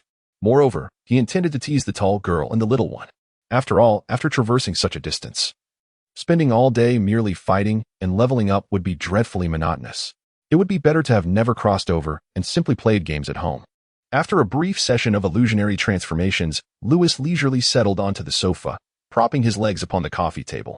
As he clipped his nails, he began to jest with Helen. Oh, today I visited Chit Chat and spent the afternoon cracking sunflower seeds with the editor. It seems I accidentally left my crystal ball on his desk. I can't quite recall. Helen stared in disbelief. Chit-chat?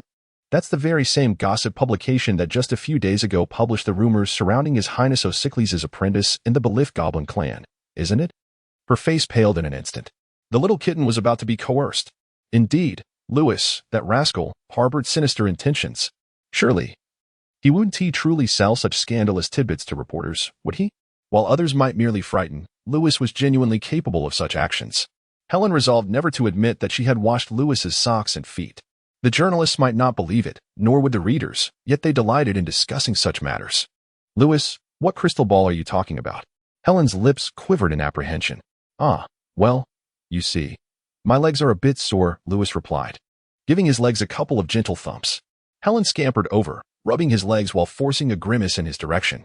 You didn't really forget the crystal ball, did you? You have the best memory, Lewis. Otherwise. Oh, and what if I'd forget? Lewis inquired, his curiosity piqued.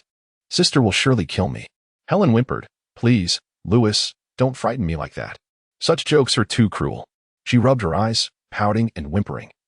If you continue like this, I won't be friends with you anymore.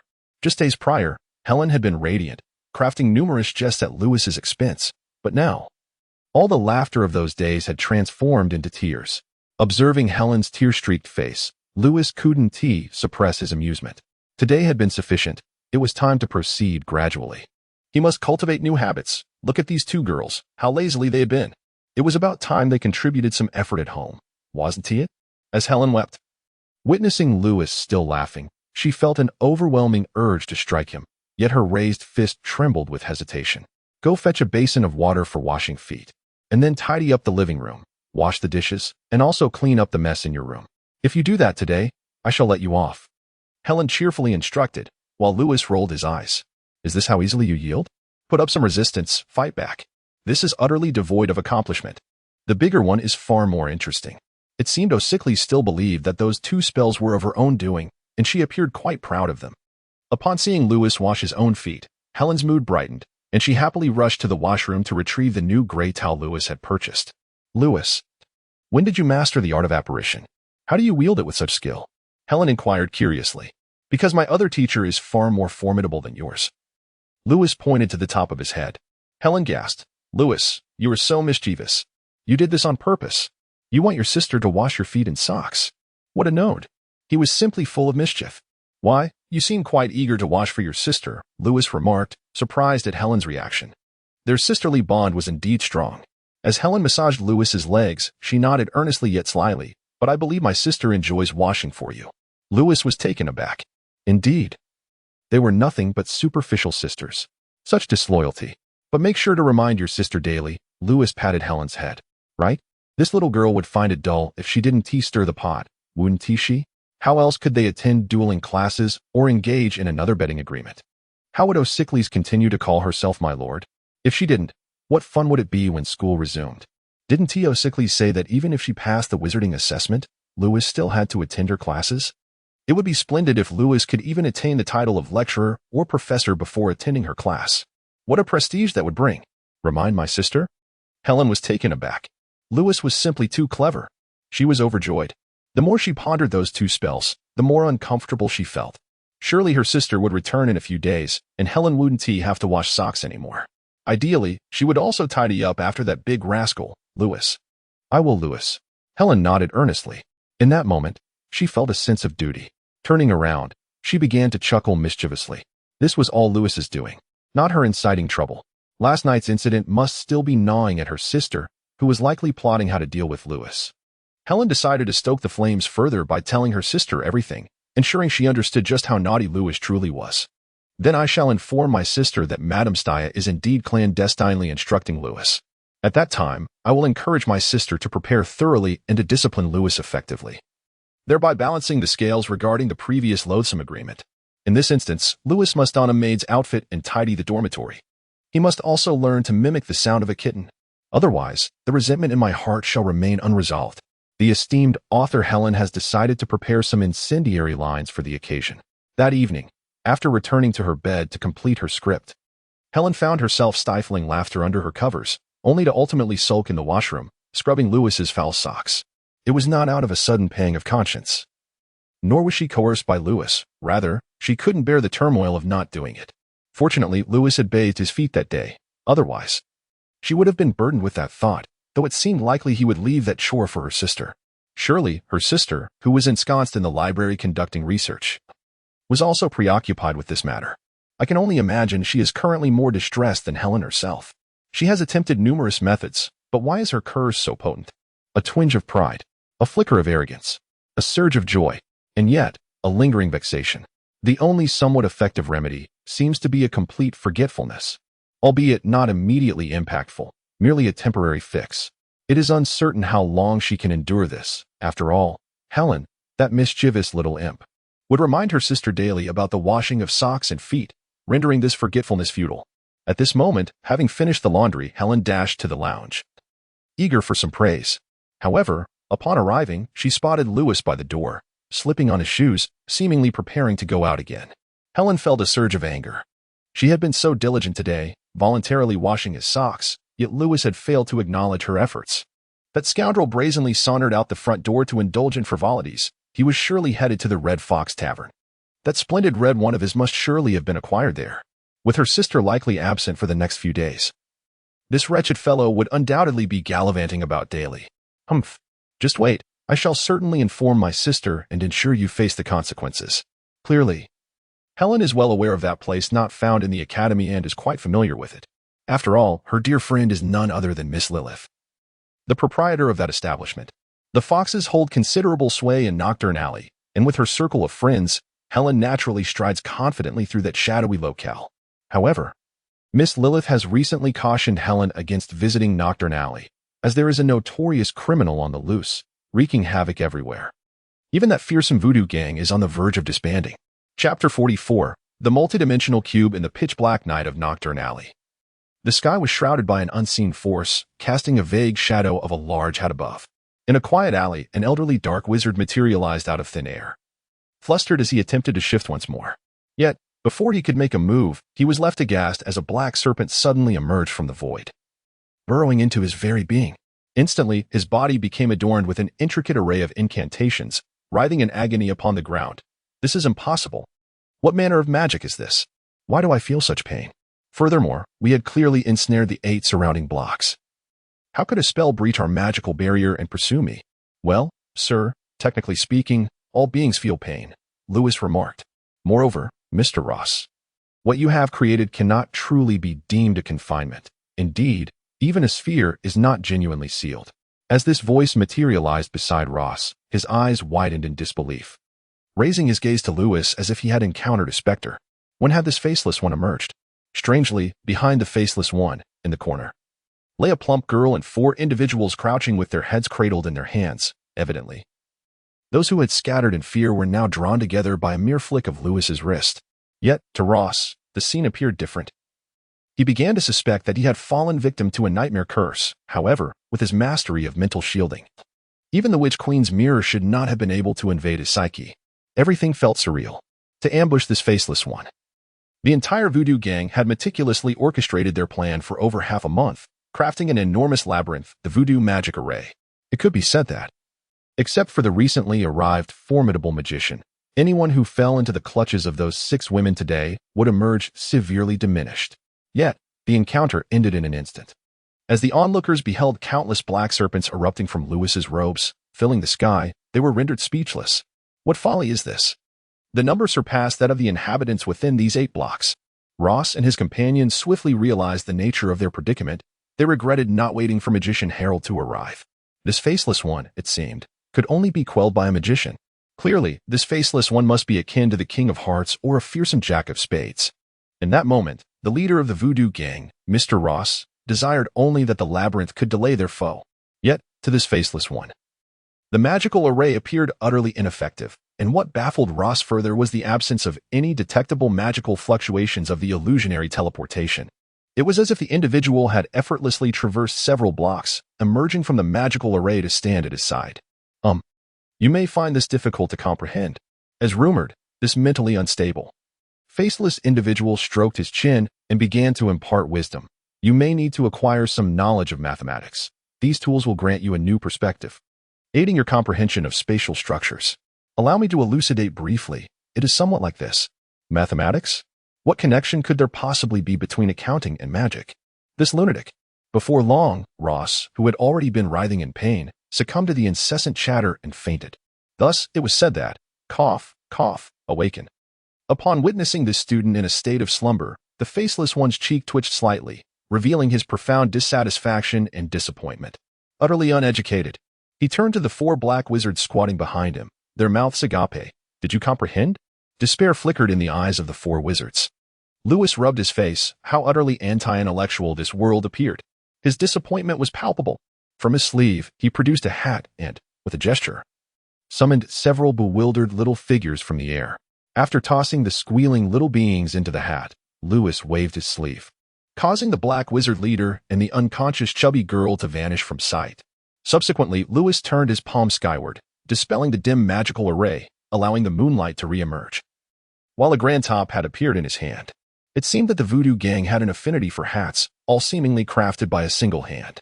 Shaking his head, Lewis extracted a large stack of tall hats, placing the tallest one atop the others.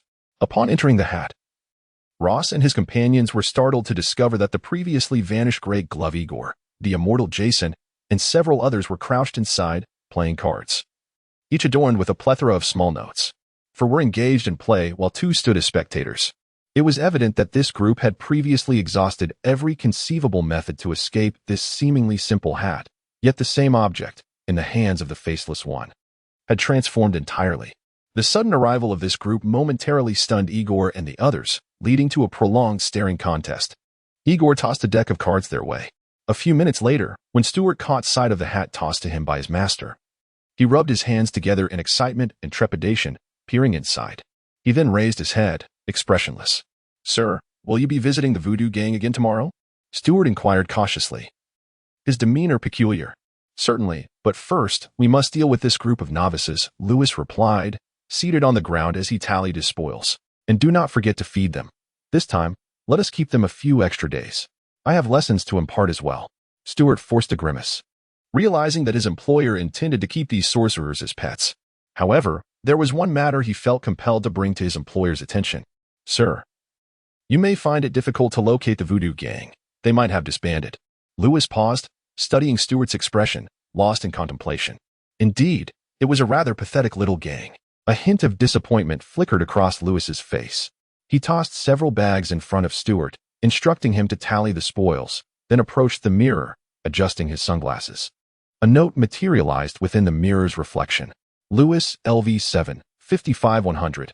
Strength, 13, 19 agility, 7, 23 magic, 28, 89. Storybook energy, 1. Why has my strength increased again? Lewis's expression soured. Osicles had taken approximately 10 days of makeup classes, meaning 2 weeks had passed since then. During these 2 weeks, Lewis had consumed a Welsh green dragon, strength 2, magic 3. He had initially expected something far larger, only to discover it measured just over 10 meters in length. While 10 meters could be considered substantial, it seemed rather diminutive in the presence of truly colossal beings. Following that transformation, Lewis realized that the greater his magic and strength, the more formidable his transformed body became. If he were to cast Stuart into his shadow during transformation, not only would he grow larger, but he would also sprout an additional pair of heads.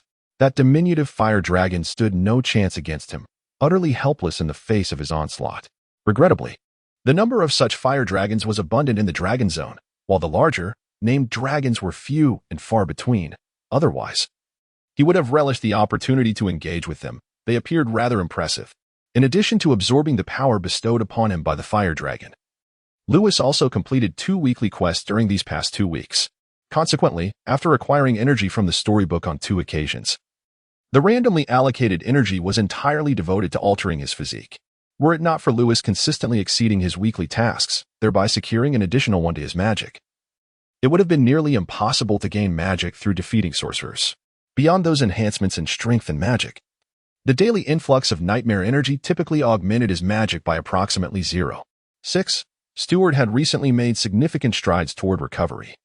Though he still had a long way to go, however, his current stats of 8 strength, 21 agility, and 30 magic contributed a 10 boost as a shadow to Lewis.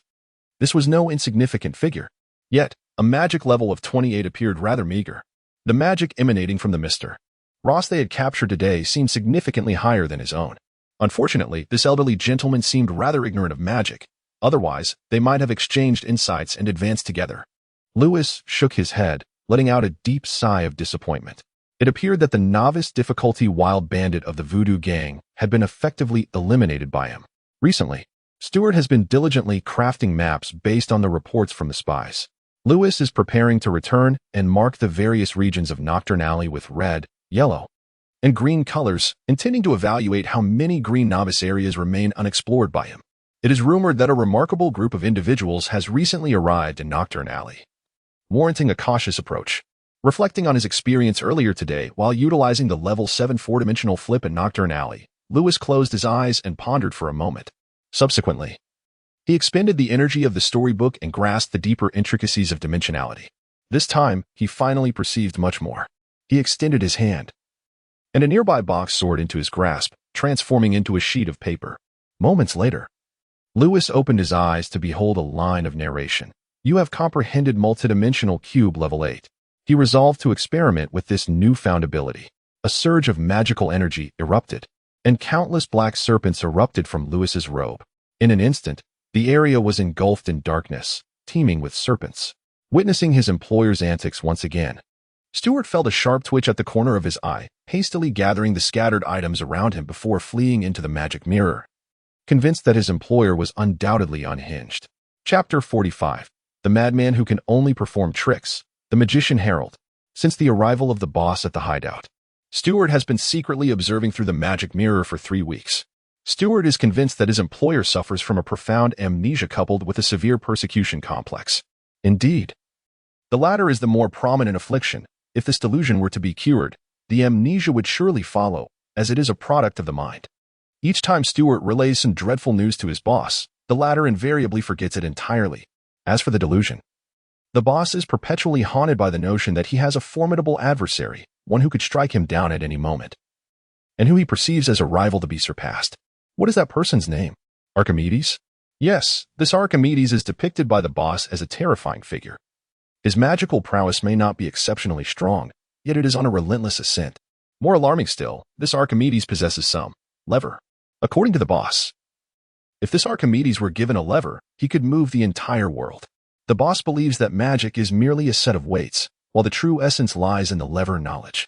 When a person's knowledge reaches a certain threshold, they require little magical power to effortlessly dispatch Stewart or Osicles with even the most rudimentary spells. The boss's nemesis wields this lever with remarkable and dreadful skill. Stewart is convinced that the enemy spoken of by the boss is, in fact, the boss himself. Currently, the boss engages in a daily ritual of attempting to eliminate himself. He refers to this as what? Breaking through a bottleneck in the face of life and death. Whether he has indeed shattered that bottleneck, Stewart cannot ascertain, but according to the records, the boss has successfully extinguished his own existence several hundred times.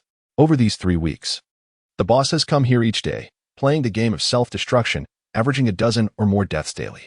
During the first week, the boss employed a peculiar method. He would first unleash a vast array of magic at the far left of the hall, then simultaneously teleport to the far right while casting spells, attempting to strike himself.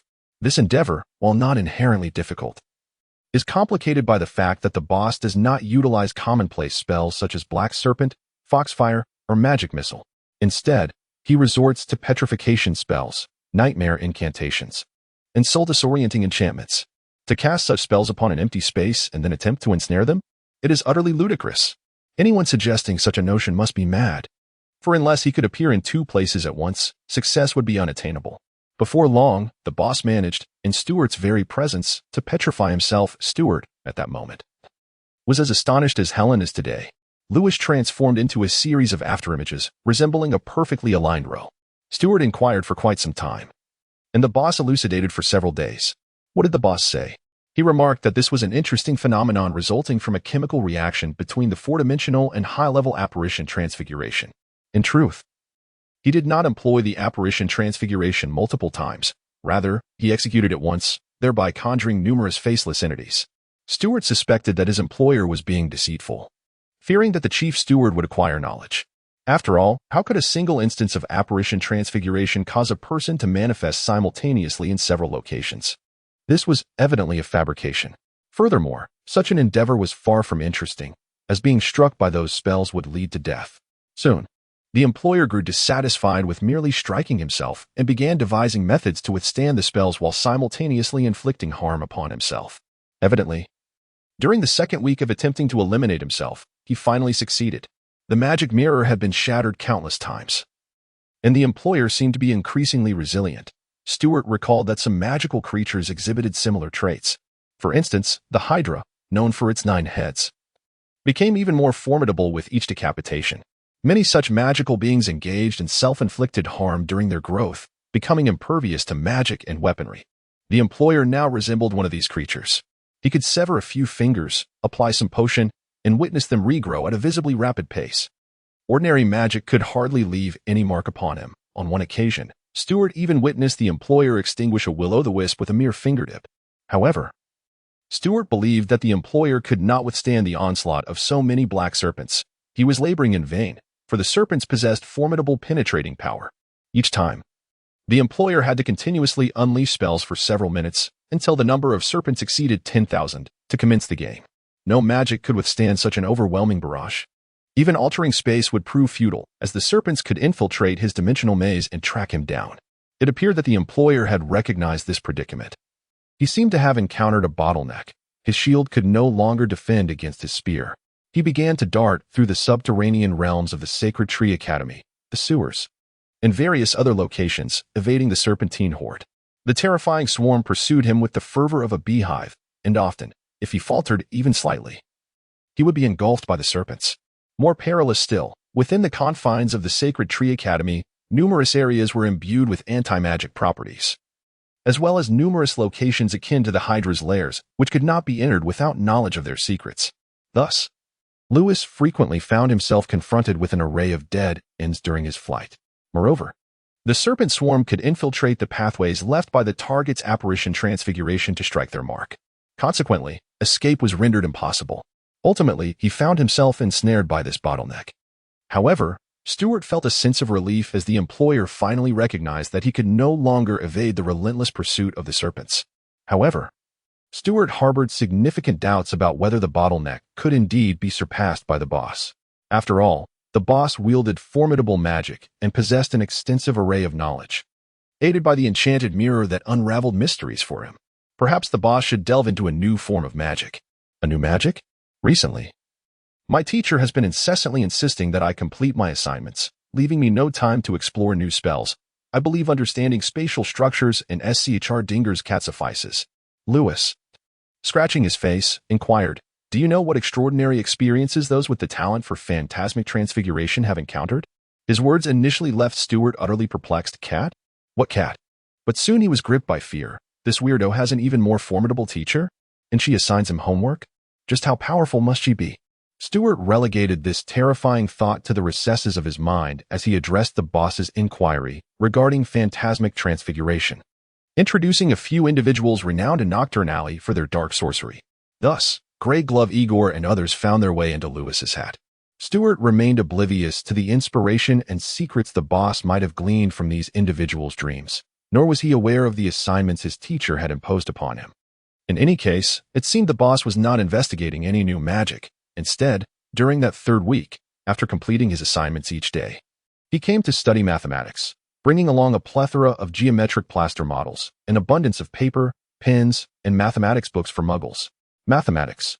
What connection does accounting have with magic? Ah, Stewart, fundamentally, there is indeed no connection. These mathematics and geometry texts reveal no secrets of magic. However, you must understand that mathematics is a language, a set of eyes. It enables me to discern certain patterns. With my continuous exploration and comprehension of spatial structures, I have begun to perceive the fourth dimension within my mind, yet they are exceedingly intricate, rendering my exploration of four-dimensional structures akin to a blind man groping an elephant. I require a pair of eyes to uncover their patterns. Lewis gestured toward the geometric plaster models on the ground, saying, "They represent the most fundamental constructs. If I can thoroughly study them, I shall be able to discover a pattern, thus enabling me to see the complex forms these objects assume in 4 dimensions." Recently, I recalled a book titled How to Transform a Fire Demon Lord into a Bitmap. It illustrates, through a mathematical lens, the various structures of an object across different dimensions. I hold memories of this book within my mind, yet I need to conduct some derivations. Soon, with the assistance of the enchanted mirror, Lewis unearthed formula after formula, successfully deducing segments of truth, filling the ground with paper. Today, he also managed to transform a box into a piece of paper. Even more bizarrely, when he hurled this drawing of the box onto a distant cup, the cup was inexplicably encapsulated within the paper, without any protrusion. Upon Lewis's grasp of the paper, he found himself standing upon its surface, subsequently experiencing a curious transformation akin to being ensconced within a box, his stature seemingly diminished. However, Stewart could distinctly perceive his employer's vanished legs, which appeared remarkably three-dimensional. This paper depicting a box resembled a masterpiece from an artistic virtuoso, manifesting a trompe-l'oeil illusion upon the ground. Yet, this illusion possessed the peculiar ability to contain tangible objects. Stewart stood in stupefaction. Meanwhile, his employer uttered a profound declaration. Now, the entire academic city has, in my perception, been rendered a mere plane. With that, Lewis commanded a swarm of serpents from the heavens to descend. He suddenly advanced a step forward. The entire hall momentarily transformed into a myriad of mirrors, each reflecting an iteration of Lewis. Countless black serpents struck each reflection. Yet Lewis remained unscathed, as though he were a mere figment of existence. Clearly, beyond the plane in his sight, Lewis possessed the capacity to conceal himself within dimensions. He could now traverse any so-called forbidden magical realms in the most clandestine of places, bestowing upon himself an evasion rate of 100%. Perplexed? Allow me to elaborate. Lewis rolled up his sleeves, invigorated by the prospect.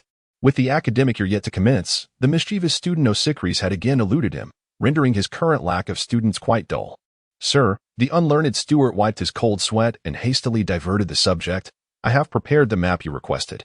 You should return and examine it. I've heard that a certain alliance has emerged in Nocturne Alley, dedicated to apprehending a particularly heinous criminal. I fear they may be searching for you. Do take care not to encounter them when you venture out tomorrow. Oh, I shan't be going. I intend to remain here for the month. No, sir. With this map in hand, you shall surely avoid them, truly. I have meticulously compiled the intelligence from our spies. There is a rather intriguing scholar who has recently arrived in Nocturne Alley. He would certainly grasp the concepts you impart.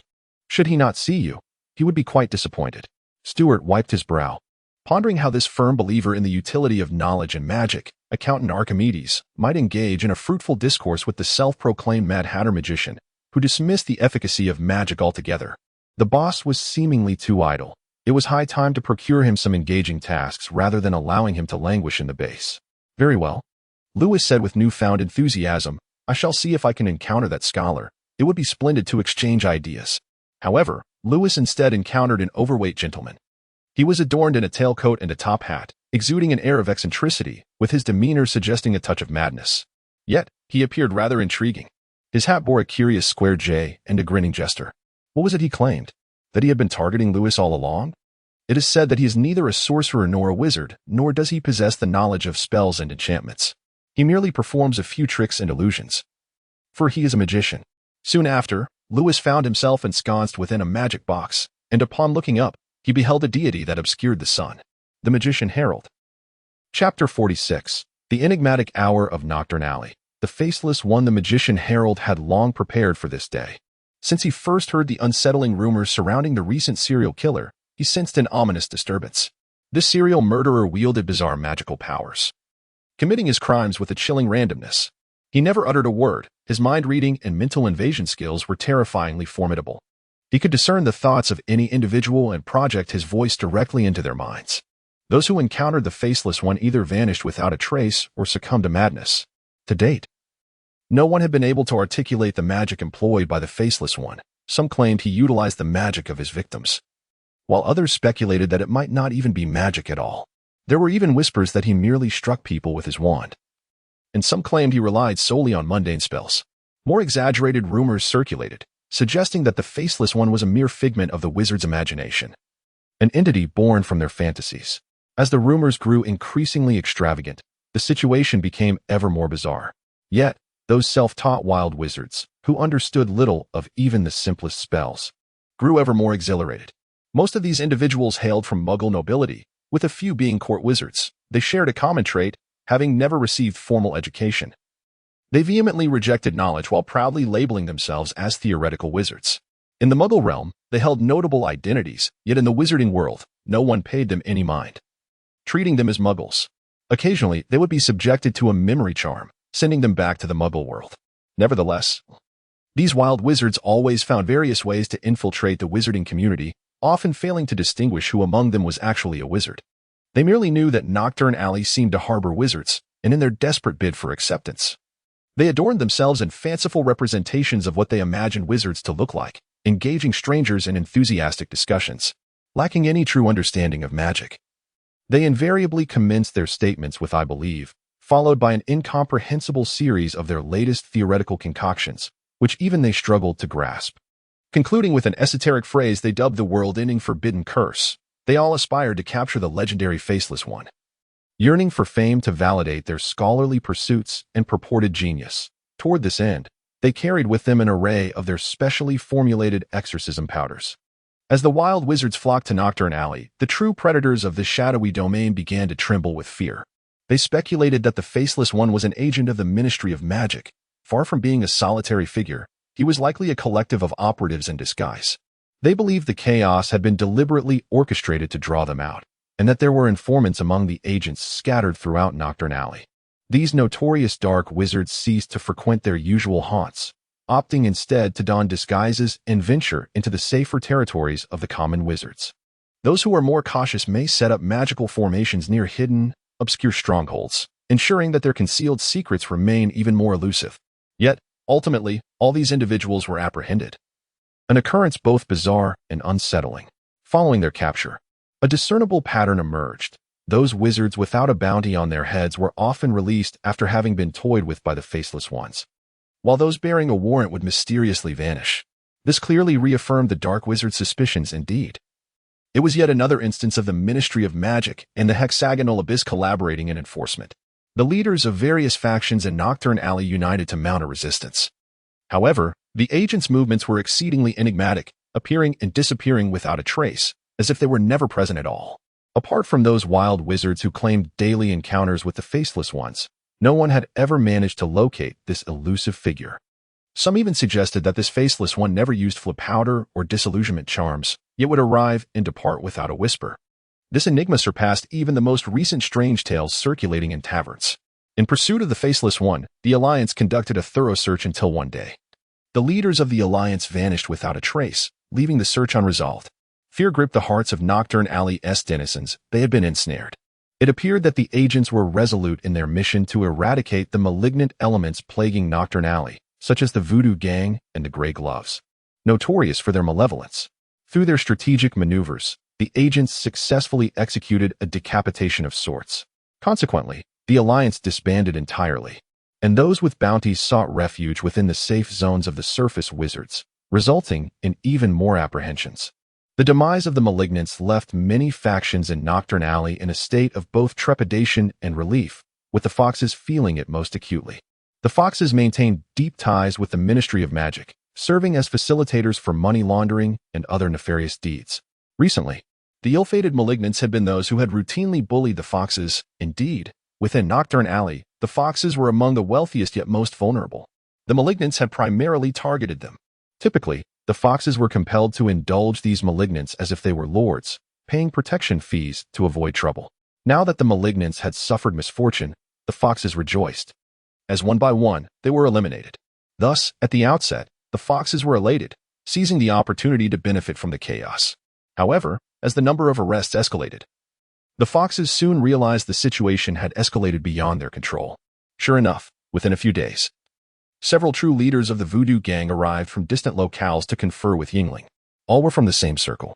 Aware of Yingling's connections with the Ministry of Magic, the Ministry had annual quotas for arrests, and while some actions by the Malignants were indeed excessive, once the quotas were fulfilled, it would be prudent not to pursue total annihilation, wouldn't it?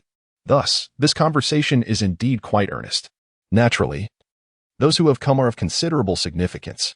Miss Sakura, who usually flaunts her power at the Icon Tree Academy, now trembles in fear during this dialogue. She begins to confess candidly, swearing and pleading that this matter is, in fact, unrelated to her. However, the following day, these individuals simply vanished. What a coincidence! Today, the true shark lurking in the shadows of Black Corner Alley has finally been unearthed. He also engaged in a conversation with Sakura.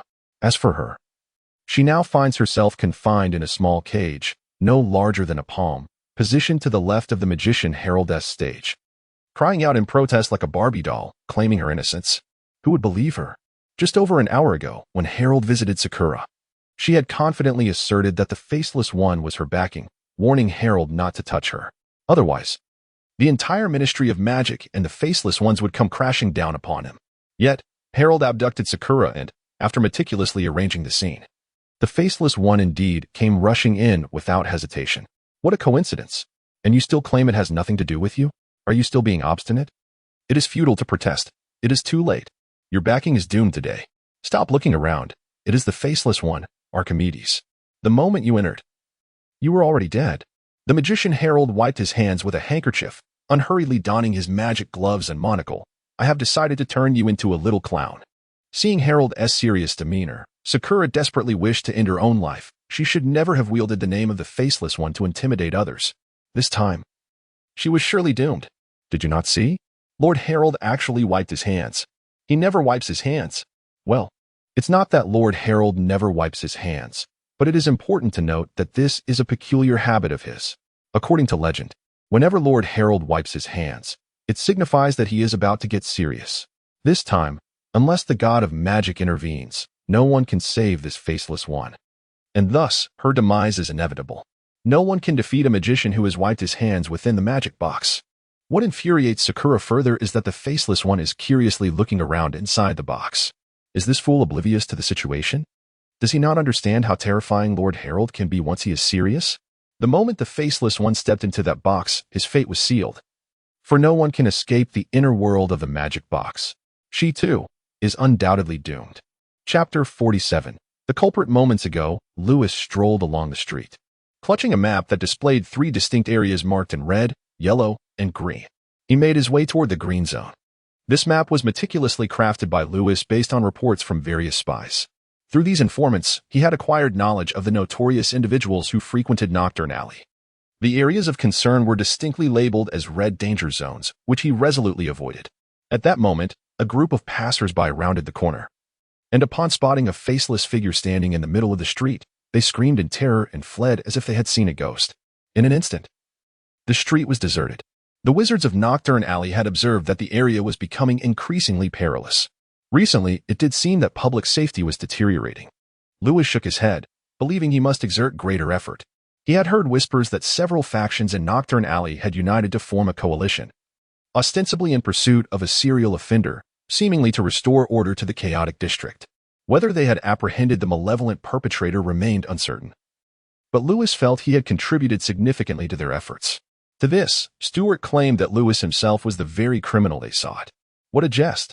He considered himself a paragon of virtue, dedicated to vanquishing evil. Stewart, however, expressed skepticism regarding Lewis's assertions. To persuade his superior, Stewart provided a list, suggesting that if Lewis was doubtful, he should inquire with those individuals. Thus, during his lessons with Osric, Lewis took it upon himself to visit each of these individuals, casually inquiring who possessed the talent for disapparition. His knowledge about the peculiar incident of awakening beneath a bed had been gleaned from their accounts. Initially, these individuals displayed bravado, boasting their names, each claiming to be the leader of a particular faction. Names such as Grey Glove Igor, Immortal Jason, Voodoo Gang Ross, and the Undead echoed with a certain gravitas. Their threats carried weight, suggesting that they were indeed the dark wizards he sought, and that his arrival was an invitation to meet his demise. However, after conversing with Lewis, their bravado crumbled, and they quickly recanted, asserting that they were not wizards at all, but rather carpenters, blacksmiths, stonemasons, farmers, fishermen, and hunters. It was evident that they were lying, for they were indeed serial offenders.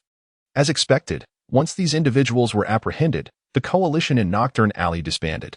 That very day, Lewis chuckled at Stewart, remarking, "You claim the disturbances in Nocturne Alley were orchestrated by me? You suggest I am the serial offender?" With the capture of these individuals, the coalition fell apart. Who, if not them, is the true criminal? From that point onward, Stewart ceased to mention the subject of the culprit. However, following this, Lewis did not cease his pursuit of the culprits, for he firmly believed that the security of Nocturne Alley remained inadequately managed. Thus it was certain that offenders still lurked within. One particular incident validated Lewis's suspicions. Rumor had it that a remarkable group of wizards had arrived from the Muggle world to Nocturne Alley, purportedly possessing knowledge of a forbidden curse beyond comprehension, capable of annihilating the world. These individuals strode through the alley with an air of superiority, and no one dared to confront them. They would seize passers-by and interrogate them on the whereabouts of other wizards. Not only did they expound upon their newly discovered theories, but they also looked down upon those who failed to grasp their concepts. Contempt was their common currency.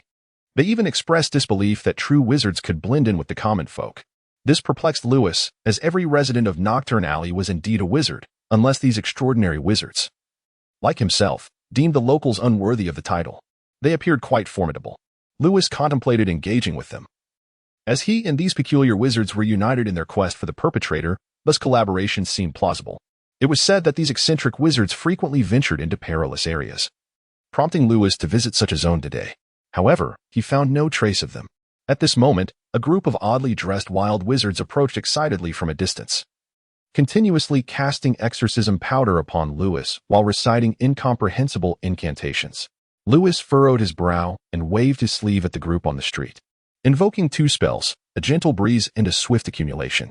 A violent whirlwind erupted from his sleeve, and the sky darkened with ominous clouds, accompanied by flashes of lightning and booming thunder. In an instant, the individuals before him were swept into the air by the tempest, followed by a torrential water dragon cascading from above, inundating the entire street in a blink. The 16 wild wizards and 138 passers-by were either hurled into the sky or washed away towards the sea. You have defeated 16 muggles and 138 wizard passers-by. Power 1. Experience 50 at last. It seemed that the security of this street had improved significantly. Yet, it was rather peculiar that not a single dark wizard could be found in this dangerous area. Lewis, somewhat puzzled, shook his head and resolved to leave. He took a step forward and, in an instant, traversed several blocks to arrive in a safe zone. Strangely enough, the recent safe zones had seen an increasing number of dark wizards. These dark wizards often disguised themselves as ordinary folk, yet armed with the knowledge from storybooks. Lewis could identify them regardless of their attire. They were unmistakable. Intriguingly, these individuals were particularly fond of setting up magical arrays in their residences and nearby streets, convinced that such enchantments would render their temporary abodes more concealed. In the realm of higher dimensions, places adorned with magical formations are strikingly conspicuous, prompting Lewis to venture into such alleys whenever he encounters them. He possesses an uncanny knack for uncovering their secrets. Occasionally, certain magical formations pique his interest to the extent that he makes a deliberate effort to inspect them.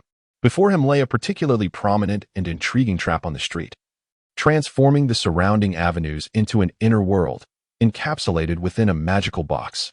At the center of the thoroughfare stood a conjurer, intently observing a magic box before him. It appeared that this trap was of his own making, for the rotund fellow seemed to have concealed it within the higher dimensions. This was the first time Lewis had encountered someone adept in such a manner. Intrigued, he projected his essence into the inner world, placing it within the magician's box.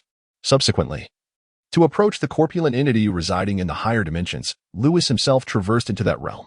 At this moment, the magician was peering into the box, his ample face carefully scrutinizing something within. Curious, Lewis approached, hands clasped behind his back, and stood beside him. He discerned that the box and the external world formed a nested time-space continuum. Lewis's projection lifted its gaze, spotting a large, jovial face in the sky, grinning down at it. Turning back, Lewis observed the rotund magician, who seemed oblivious to the corporeal Lewis standing beside him, yet he could perceive Lewis's projection within the inner world through the box. Fascinating. Lewis felt a surge of interest.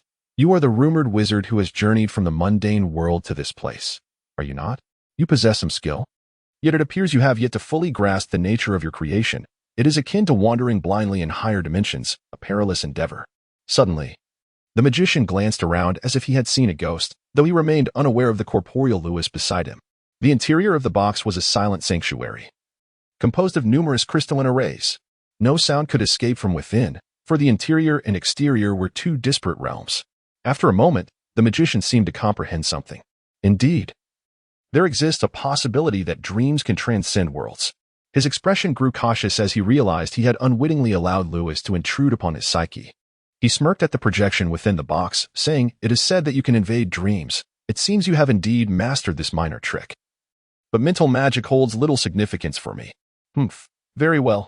Lewis glanced at the plump figure beside him, aware that in this nested time-space environment, the magician was blind. He shook his head, somewhat astonished, and remarked, "It is quite astonishing that someone could conjure such magic without any understanding. Truly, you are a remarkably gifted talent."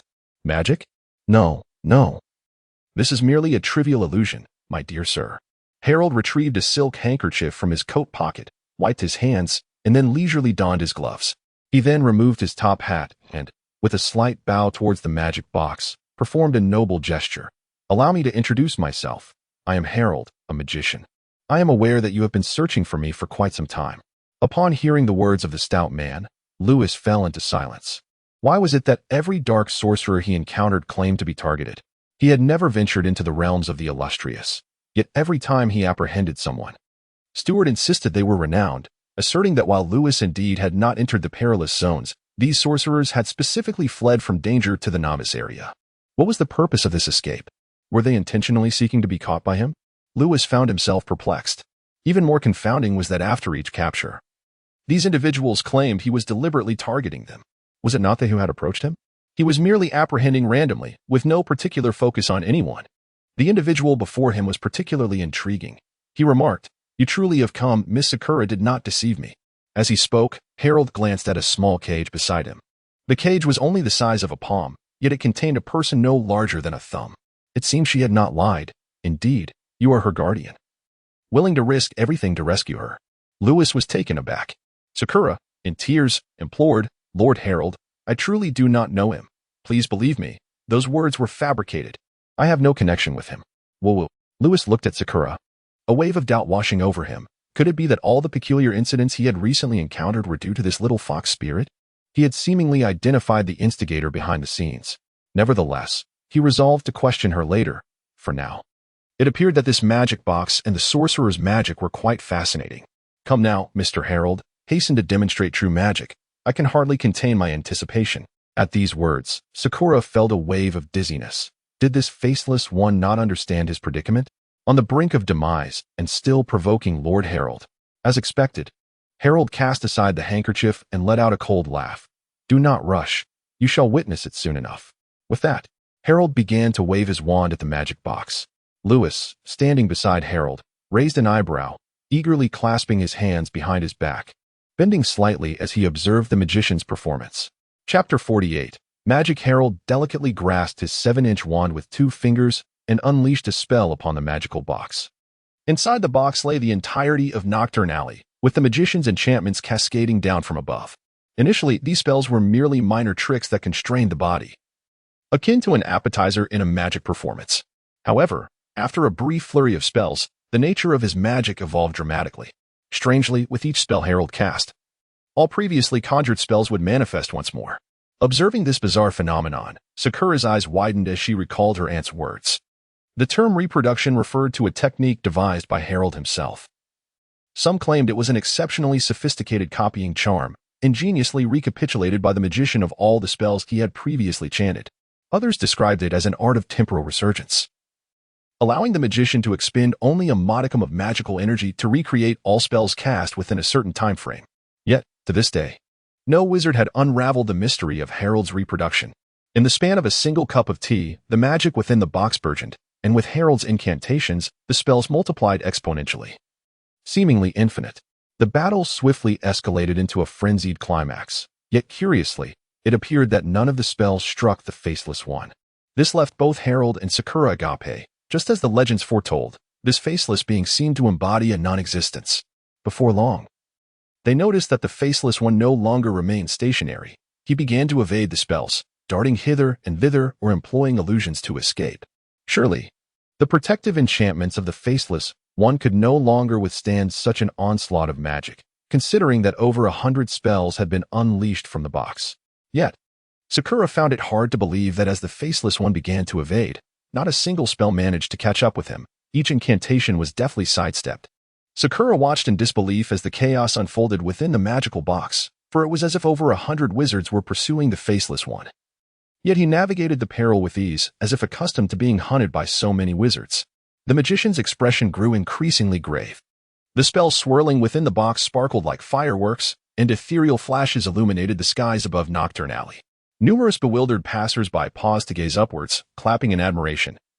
But unlike before, the magician no longer exuded calm and composure. To their astonishment, the Faceless One was not only evading Harold's magic but was also learning from it. He appeared to be continuously reproducing various spells, as though practicing the art of replication. This revelation left Harold in disbelief. Not only had the Faceless One evaded his magic, but he was also mastering his techniques, which filled Harold with a profound sense of humiliation. The magician suddenly grasped a curtain from the magic table, and with a graceful flourish, draped it over the magic box. Upon lifting it, 6 crystalline orbs materialized, swirling in an ethereal dance around the box. The once desolate alley of Nocturne now teemed with puppet wizards. These puppets ventured into the streets, obediently following the magician's lead, chanting spells that multiplied in the sky, reaching into the hundreds and thousands in a breathtaking crescendo. Witnessing this spectacle, Sakura's heart raced with anxiety. The puppets, bolstered by the crystalline array, possessed an inexhaustible reservoir of magical power. Each puppet had been imbued with spells during their creation, granting them resistance to various magical attacks, rendering them nearly indestructible. Perhaps sensing the formidable nature of these puppets, the Faceless One refrained from wasting time attempting to destroy them, instead focusing on evasion, as if engaged in a playful game. Sakura shook her head, dismissing the absurd notion. The number of spells emanating from the box had surpassed the thousands. Such a performance could hardly be trivial.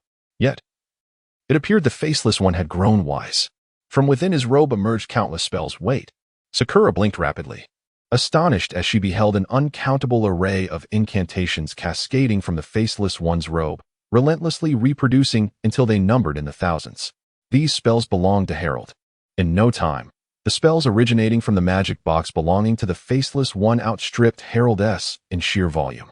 At that moment, Sakura and Appo's eyes widened as she witnessed the overwhelming torrent of spells soar into the heavens, intertwining with the magician and Appo's magic above. Harold felt a sudden dizziness, nearly losing his monocle, but quickly regained his composure. With a decisive wave of his hand, every spell unleashed by the Faceless One transformed into blossoms. Instantly, the skies of the dark alley within the magic box were filled with black rose petals, a sight of unparalleled beauty. Gazing at the petals above, the Faceless One was rendered speechless. This was no illusion. It was a genuine metamorphosis. Sakura's eyes widened in realization. This was card magic. Legend had it that Master Harold could transmute anything, having once transformed a curse afflicting a person into a playing card, retrieved from behind their ear, only to subsequently transform it into a dove and set it free. Remarkable. Extraordinary. Unable to contain himself, the Faceless One erupted into applause. The magician offered a slight bow, graciously accepting the praise, though he wiped the sweat from his brow with a handkerchief, indicating the previous feat had taken considerable effort. Yet, all was at an end. No matter how powerful an individual, they could not surpass the might of a secret realm. With a subtle wave of his wand, the magician conjured his spells once more, and in an instant, tens of thousands of incantations erupted from the box, surging towards the Faceless One in a tempest of magic. However, just then, the magician's glasses were knocked off. He beheld the Faceless One, who, just like him moments ago, waved a hand at the magical hand of spells in the sky. Suddenly, the multitude of spells in the heavens transformed into playing cards. In an instant, it began to rain cards from the sky. At that moment, Sakura Ling, watching from her cage, felt a slight dizziness in her mind. This was a battle far beyond the capabilities of a wizard of her level. I underestimated you, Faceless One. Harold's complexion paled slightly. He seemed still dazed by the scene he had just witnessed, his mouth dry. You actually discerned the secret of my recreation. Indeed, sir, this recreation is intriguing. Yet it possesses a minor flaw. The Faceless One couldn't help but nod, taking on the role of a teacher. The spells that have been recreated, while seemingly retaining their magical essence, are in fact but a singular entity. Therefore, if one can resolve the original spell, all subsequent spells will be vanquished. As for the card magic, it is a reinvention of transformation. The Faceless One shook his head, stating, I must admit, you are remarkably creative and imaginative, which has greatly inspired me. I believe I can now.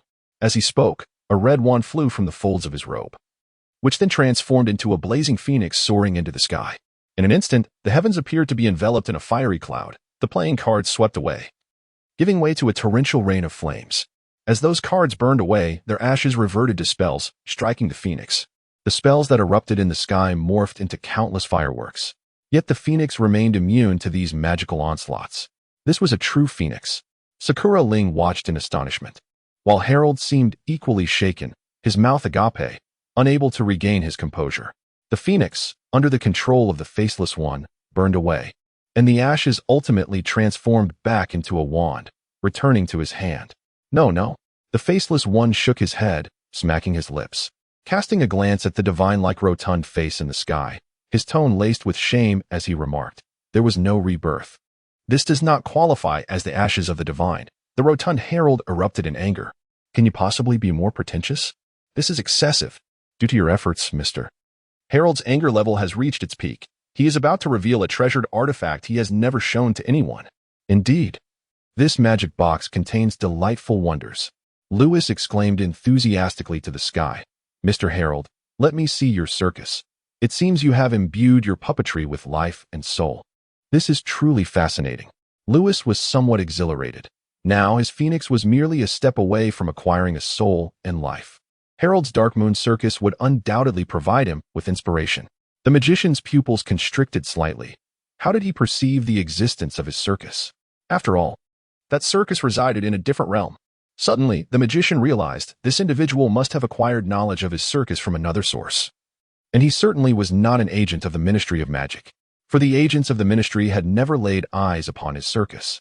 Agents, huh? Those fools who cannot even perform a simple trick yet consider themselves superior with their inflated egos? They're unworthy to and amp, oppos, visit and amp, oppos, my circus, lacking even the qualifications to be puppets. To mistake a Faceless One for an agent is a grave insult. He understood who had dispatched the Faceless One, Hexagonal Abyss. For the lamp-bearing Faceless Reaperborst had witnessed his magical prowess.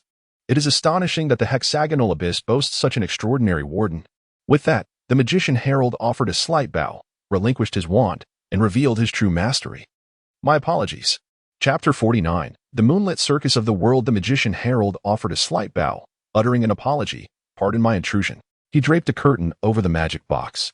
When the magician removed the curtain, the scene within the box had transformed dramatically. The architecture of Nocturne Alley remained inside. Yet curiously, in the midst of that alley, a boisterous circus had emerged, complete with numerous grand caravans. Even more bizarrely, a multitude of puppet spectators surrounded the circus. And among them stood the Faceless One, eagerly engrossed in the performances. He gazed about, touching this and that, his mouth incessantly praising, brimming with excitement. It was as if several hours had elapsed in the mere act of covering and unveiling the curtain. During this brief passage of time, a circus had journeyed from afar and erected its tent at the heart of Nocturne Alley.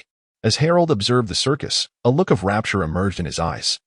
Within the confines of this circus were cages housing wondrous creatures, while the circus staff appeared as and-amp, oppos, living and-amp, oppos, magical puppets, or rather, 30 mechanical spirits. Each of these mechanical spirits was priceless and remarkably intricate. Their creator was undoubtedly a master alchemist of unparalleled skill. They were sorceresses, formidable warriors, creations of Harold and his companions. They possessed the ability to cast spells, engage in battle, and perform the tricks of the circus. Their bodies impervious to harm and resistant to magical assaults, much like dragons. These 30 puppets could rend a mighty dragon asunder. And their prowess only intensified when commanding those marvelous creatures. They danced at the magician's command, vibrant and full of life. They could converse, perform, and share jokes. They accompanied the magician, traversing the world with the circus, encountering a myriad of individuals and experiencing countless tales. In these narratives, the magician's puppets gradually began to exhibit emotions of joy, anger, sorrow, and delight. Yet, they still lacked something essential. That was until they encountered a painter. The tales experienced by the moonlit circus resonated deeply within the heart of this great artist. During the magician's puppet show, the artist perceived their souls. "Allow me to create a portrait for you." From that moment, the magician's puppet performances were imbued with life, and his marionettes acquired souls, transforming Harold's creations into living beings, each endowed with their own essence. Do not trust his words. Good sir, those puppets are merely vessels for the souls of the mad sorcerers he has imprisoned. Sakura trembled as she exclaimed, "If you lose, we shall meet the same fate." Harold merely scoffed at her words, offering no further explanation. Indeed, as Sakura had observed, this magician had committed numerous such acts. and many wizards believed that both the puppets and the enchanted figures were once living beings. This madman had extracted the souls of those he encountered, those with stories to tell, and imprisoned them within his puppets. Furthermore, the more significant reason lies in the disbelief of pure-blood wizards. They could not fathom that such a terrifying painter could exist in this world, let alone that the painter was a muggle, much like how, many years ago, people refused to believe that a muggle could transform into a fearsome magician. Regardless, within this Moonshadow circus, what remains is a dragon with a tale to tell and treasures to offer. An amusing jester, perhaps a faceless one, would suffice. Sir, I shall arrange a position for you in the circus. I have decided that I want you to perform as an aerialist. Both you and Miss Sakura possess distinctive talents. Your agility is remarkable, and her long legs are well-suited for pedaling a tricycle. Sakura nearly fainted upon hearing this. Harold adjusted his collar and tie, then addressed the non-existent audience from all directions with a slight bow. Ladies and gentlemen, the grand performance begins. With that, he discarded his wand. Wiping his hands with a golden silk handkerchief, clearly, Lufield, the brazen admirer, had been idolizing and emulating this elusive superstar. The magician tossed aside the silk handkerchief, extending his hands above the magical box, deftly manipulating his 10 fingers.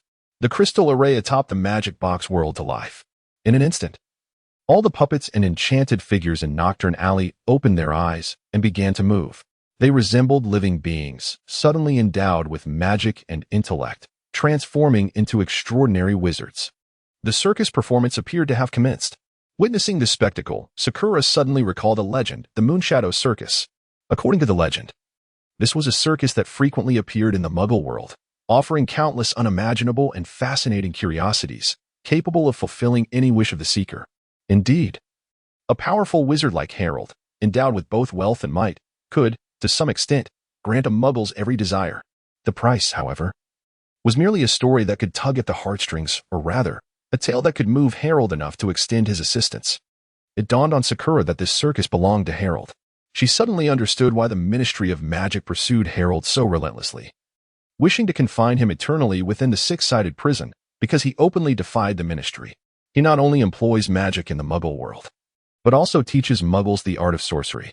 Yet, unbeknownst to them, the performances of that circus are not mere illusions. They are authentic magic. What the magicians bestow upon them is equally genuine. As for the creatures within the circus and those 30 enchanted puppets, they are no mere actors clad in costumes, but truly magical beings and mechanical spirits imbued with life. Suddenly, Sakura felt an overwhelming sense of fortune for those Muggles who had witnessed the Moonshadow Circus. These Muggles had the rare opportunity to encounter extraordinary creatures and wonders that even many wizards had never seen. To hear fantastical tales that had never before graced human ears, tales that were indeed real. What was even more astonishing was that Harold would gift the wondrous creations of his own making to the Muggles. In the wizarding world, whatever Harold crafted was of immense value, yet those Muggles regarded these marvels merely as entertaining props for magic tricks, something the magician took no offense to, and was, in fact, quite content with. He cherished the stories, the applause, and the smiles. The resounding applause and cheers erupting from the magic box interrupted Sakura's reverie. When she glanced down at the magic box, her expression turned peculiar. She had anticipated the magician to command the thousands of enchanted puppets within the box to assault the faceless ones. This was an entire wizarding troupe, coupled with Harold's terrifying recreation of magic. He could lead this troupe into battle against a wizarding academy. No one could stand alone against an entire wizarding troupe. However, Harold did not pursue this course. Under his magic, the puppets, though animated as if alive, refrained from attack. Instead, they gathered around the circus as spectators, applauding and cheering, while the mightiest of the enchanted puppets performed for the faceless ones. It was pure entertainment. Spectacular acts followed one after the other. Yet the anticipated scene of carnage remained absent. The faceless ones watched in delight, and the magician reveled in his performance, leaving Sakura in a state of perplexity. What on earth was happening in this world? Why did the powerful wizard seem somewhat unhinged? At that moment, both the faceless ones and the magician suddenly became intensely focused. As the performance reached its final act, the great transformation, the circus performers, the enchanted puppets, brought forth a cage, roughly the size of a small hotel room, from backstage. Upon lifting the curtain, they revealed a scarecrow clad in a tailcoat and top hat, bound in the magical shackles of the hexagonal abyss. As the magician uttered his incantation, the appearance of the scarecrow began to transform, while the puppets draped a curtain over the cage. Sakura and Amp, Appo's pupils suddenly constricted as the realization struck her regarding the magician and Amp, Appo's intentions. She recognized the cage. No wonder the hexagonal abyss had raised Harold's bounty.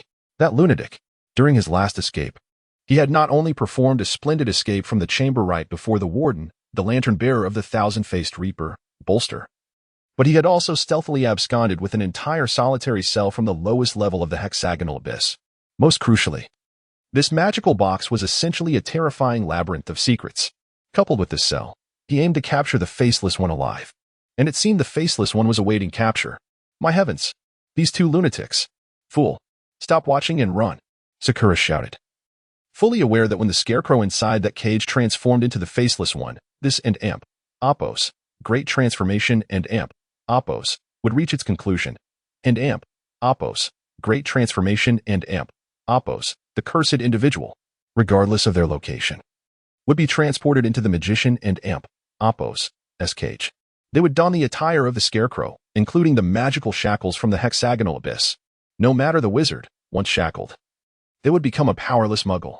Gradually, under the magician's dreadful enchantments, they would transform into a puppet clown. Yet the Faceless One remained, foolishly clapping and watching the spectacle. Run, run. With her long legs propelling her forward, Sakura attempted to divert the Faceless One's attention. Suddenly, a rose appeared in her mouth. And under Harold's formidable spell, she found herself unable to speak, only able to bite down on the rose. This was it. It was all over. Woe is me.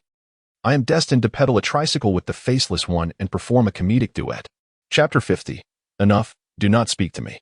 At the moment the grand transformation was completed, the entire audience of the Moonshadow Circus erupted into cheers and applause, celebrating with fireworks, rainbows, and a myriad of enchanting spells. In an instant, the skies within the magical box were obscured, shrouding everything in a veil of obscurity. Simultaneously, a similar spectacle unfolded in Nocturne Alley, where the wizards, well aware of Harold and Amp, Appo's reputation, trembled at the sight of the suddenly appearing fireworks. The terrifying magician had inexplicably arrived in their midst. Who was he confronting? This left them in a state of uncertainty. Was it a moment of celebration or one of foreboding? On one hand, it was a cause for jubilation as the magician Harold was likely capable of dealing with the notorious serial offender. Yet, on the other hand, another madman had descended upon Nocturne Alley. To make matters worse, wherever Harold went, agents from the Ministry of Magic would undoubtedly swarm in pursuit. Applause erupted around him. Bravo! Exquisite! Truly splendid! Harold could not suppress a triumphant smile. Indeed, how could the circus performance be anything less than spectacular? A wave of dizziness washed over him, and beads of sweat formed on his brow. He understood that this sensation was a result of his waning magical energy, that accursed Faceless One possessed an almost boundless reservoir of power, utilizing magic with an incomprehensibly low consumption rate. His own crystal array was nearing depletion. How delightful today is! Harold exclaimed. I have never witnessed anything so captivating. It is genuinely fulfilling. Today was indeed remarkable, and Harold felt a sense of satisfaction. The Faceless One was rather intriguing, and he contemplated giving him a fitting makeover. And yes, that little fox too. A handkerchief was offered, and Harold wiped his forehead, humbly expressing his gratitude. Suddenly, he turned around, as if confronted by a ghost. Beside him stood an exuberant Faceless One, clad in a scarecrow and Amp, Appo's tailcoat and top hat, leaning eagerly over the magical box.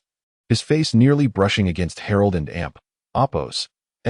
Sakura widened her enchanting eyes. When had that fellow emerged?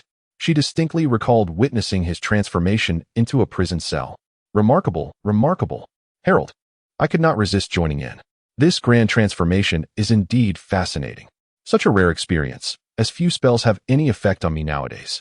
Harold abruptly collapsed to the ground, pointing a trembling finger at the Faceless One. Why you. Oh, Mr. Harold, you are truly an artist. You were so engrossed that you failed to notice.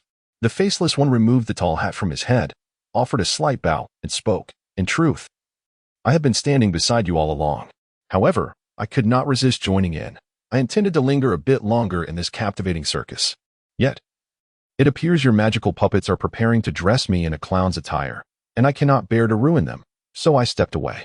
Had someone previously remarked, I cannot bear to ruin Harold's magical puppets, Sakura would have surely spat at him, and then stomped on him with her high heels, berating him with, "You truly are full of yourself. After all, just moments ago, of the 30 magical puppets, only one had emerged." Easily dispatching her, her magic had no effect on any of those puppets. Sakura believed that to handle these puppets, it would require both herself and Asakura. Together, they should be able to manage one puppet. The faceless one claimed he could not bear to destroy, and Sakura chose to believe that he might be sincere. Perhaps, to his eyes, they were merely toys. This and Appos, duel and Appos, in his perception, might merely be a game. Sakura found it hard to fathom, though it was said that among the agents of the Ministry of Magic, many concealed formidable power. She had not anticipated that even Harold could not contend with this agent of the Ministry. Her large, doe-like eyes began to dart about curiously. Recently, several agents had indeed come to Nocturne Alley. As a member of the Fox clan, closely associated with the Ministry, Sakura and Appos, and held a high-ranking position there. The Red Fox Lodge often assisted the Ministry by acting as informants. Hence, Sakura was acquainted with their leader, Kevin. Rumor had it, they had come in pursuit of Harold. In these recent days, whispers circulated that the Faceless One was affiliated with the Ministry. Initially, Sakura suspected that the Faceless One was a guise adopted by the agents. Thus, this little vixen had taken the opportunity to leverage her influence, generating some rumors and extorting a few properties that the Red Fox Lodge had long coveted. Sakura never anticipated that the Faceless One would create such a commotion in Nocturne Alley, landing her in considerable trouble.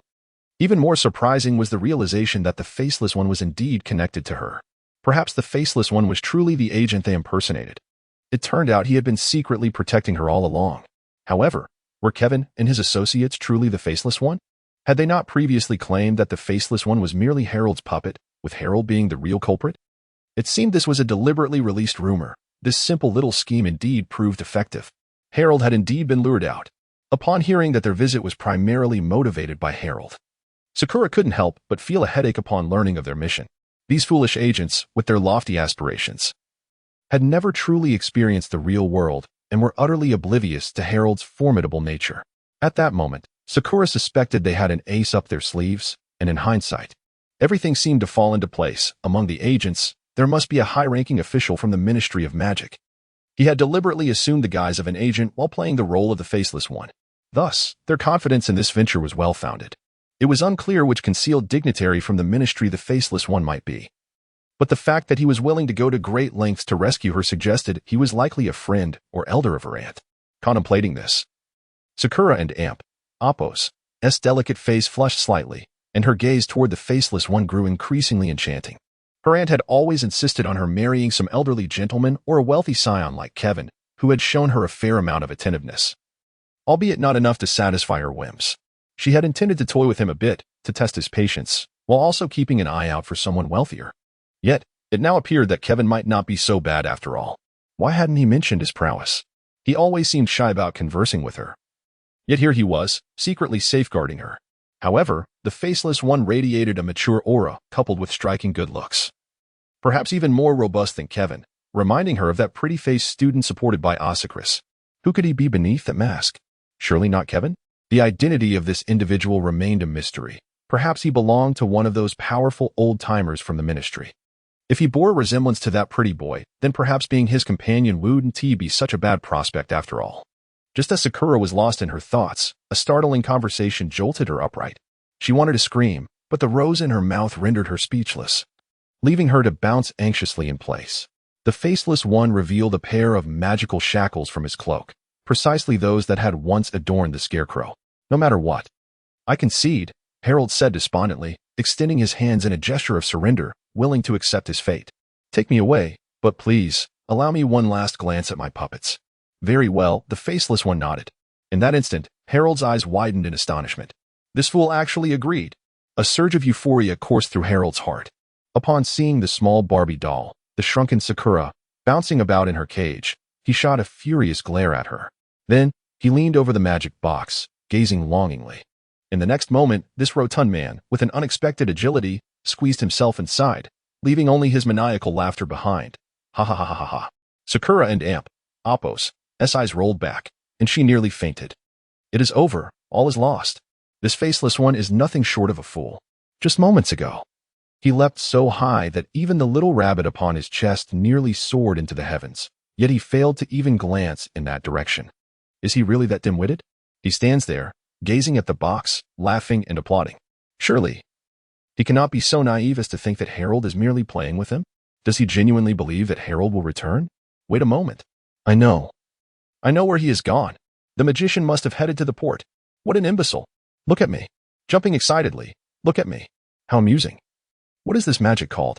The faceless one clapped his hands in confusion, turning his gaze towards Sakurabel, and soon gleaned the answer from her thoughts. Oh, an escape room? That name is indeed quite fitting. Upon uttering this, the faceless one placed his top hat upon the ground, and then, like a rabbit, a rotund figure sprang forth, much like a U-shaped bottle. The rabbit entered one end of the U-shaped vessel, only to emerge from the other end propelled by inertia. Ha ha ha ha. That fool Harold erupted in laughter as he leapt out, landing on the ground. Do not fret, faceless one. Once my new magic is perfected, I shall return. Suddenly, Harold's words were cut short. He looked up in bewilderment, only to find Sakurabel in the cage, staring at him in sheer astonishment. The two exchanged wide-eyed glances for what felt like an eternity, until the faceless one once again broke into applause. Are there any more intriguing new spells? None at all.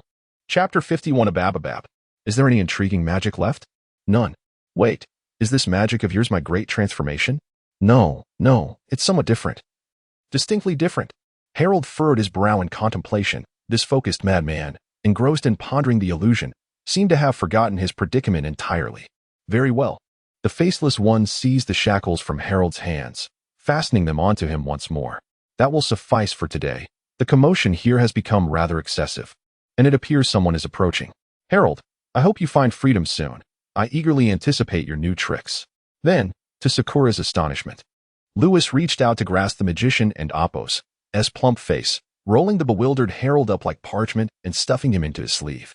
Following this, a fiery claw emerged swiftly from a mirror nestled within Lewis's sleeve, pulling the rolled-up figure into the mirrored realm, where, seizing upon Harold's depleted magic, a series of spells were cast upon him. Steward, you wretched fool, he is indeed connected to the magic prison. Arrange for me a solitary cell. I shall not depart, for I intend to thoroughly investigate my new illusions. Damn it, is this paper magic my card magic? No, my card magic cannot transform enchanted beings into mere paper. What sorcery is this? Blast it, free me from this enchantment. I must write. Quickly, fetch my magic notes. And my pen. Do not fret, Harold. In due time, you shall revert to your former self, Stuart sang in a lilting tone. Once I consume your dreams, the moment shall arrive, hee. The dream of the Jack of Diamonds. It has long been awaited. Indeed, the master has not disappointed. At this moment, rain began to fall from the sky, seemingly heralding the tempest approaching from the other end of Nocturne Alley. The air in the alley rippled, indicating the arrival of the individuals Lewis had mentioned. The Barbie doll within the cage, clutching a rose, had already begun to dance with glee. The faceless one initially appeared puzzled, yet soon seemed to find the situation quite amusing, casting a curious glance at Sakura and tuning into her thoughts. Originally, Sakura did not feel this happy, as the identity of the faceless one remained unverified. However, just then, 12 figures clad in long coats and felt hats materialized around them. Indeed, the faceless one must be their leader. Look, these 12 individuals have encircled him. Some of them cast wary glances at the faceless one before surrounding the magic box as if facing a grave threat. These fools remain oblivious to the fact that their leader has already dealt with the magician. Surely, this faceless one is one of those 12 agents. Who could it possibly be? Allow me to venture a guess. I am well acquainted with your ruse. You have stealthily donned the guise of the faceless one, engaging in numerous nefarious deeds and wielding dark curses, which contravene several regulations set forth by the Ministry of Magic. Should you fail to bribe me, I may very well resort to betrayal. Oh, little fox, you possess quite the audacity. A voice echoed within Sakura's heart, causing her body to stiffen in shock as she realized that the agents before her numbered precisely 12. A chilling dread slithered from her tailbone up to the crown of her head, drenching her in cold sweat as she collapsed within her cage. Miss Sakura, are you unwell? The chief agent cast a sidelong glance at the faceless one, then removed his felt hat, bowing elegantly in a gentlemanly manner towards the Barbie doll ensconced in the cage. We arrived post-haste upon receiving the news. It seems we have not arrived too late. Cough. It appears our timing is fortuitous. Lord Kevin, Harold must have escaped. remarked an agent who had just examined the magical box, wiping the rain from his face. Damn it. He must have extorted information from Miss Sakura regarding our pursuit of him. The leader, Kevin, cursed, shooting a glance at the faceless one encircled by the others. Take it back. We must interrogate it thoroughly.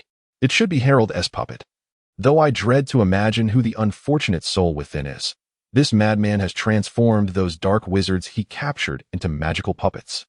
The puppet before them possessed a commendable amount of magical energy, yet the elite agents regarded it with indifference.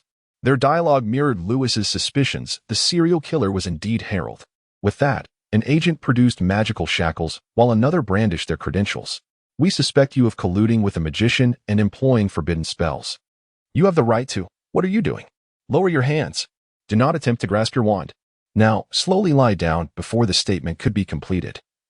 Kevin and his comrades beheld the faceless one wave its sleeve, and in a blink, the scene morphed, revealing a multitude of individuals within a grand hat. Here, a dozen idle wizards appeared, seemingly the recently vanished ones, yet they bore no resemblance to puppets.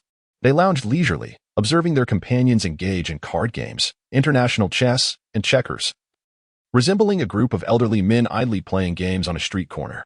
The sudden appearance of the agents prompted the wizards to lift their heads, exchanging bewildered glances until one wizard tossed a deck of cards to the agents. Staring at the deck in his hands, Kevin felt a wave of confusion wash over him. It's over. It's over. Miss Sakura. He was drenched in sweat. This legend of the faceless one was indeed true. That remorseless criminal. Realizing this, Kevin's complexion turned ashen. He would not allow harm to befall Miss Sakura. Do you possess any intelligence regarding the faceless one? How do we escape this place? The dark sorcerers cast a glance at the foolish group, regarding Q. Lewis raised his gaze towards the trembling Miss Sakura, confined within the small cage, and the narrative that unfolded before him. Indeed, there is no need for recollection. She is the close companion of Osikris. It appears you have recognized the student in need of remedial lessons. An opportunity rarely presents itself, and you decide, A, to thoroughly reprimand this irresponsible little fox. Completion reward, mysterious protection fee 1. Dancing Barbie doll 1, hats of sycophants 1, experience 20B. Certainly to impart some mathematical wisdom. Completion reward, homework 1, random attribute 1, ruler 1. Upon awakening, Sakura found herself back in her own home. Suddenly, she recalled being caught in a state of bewilderment.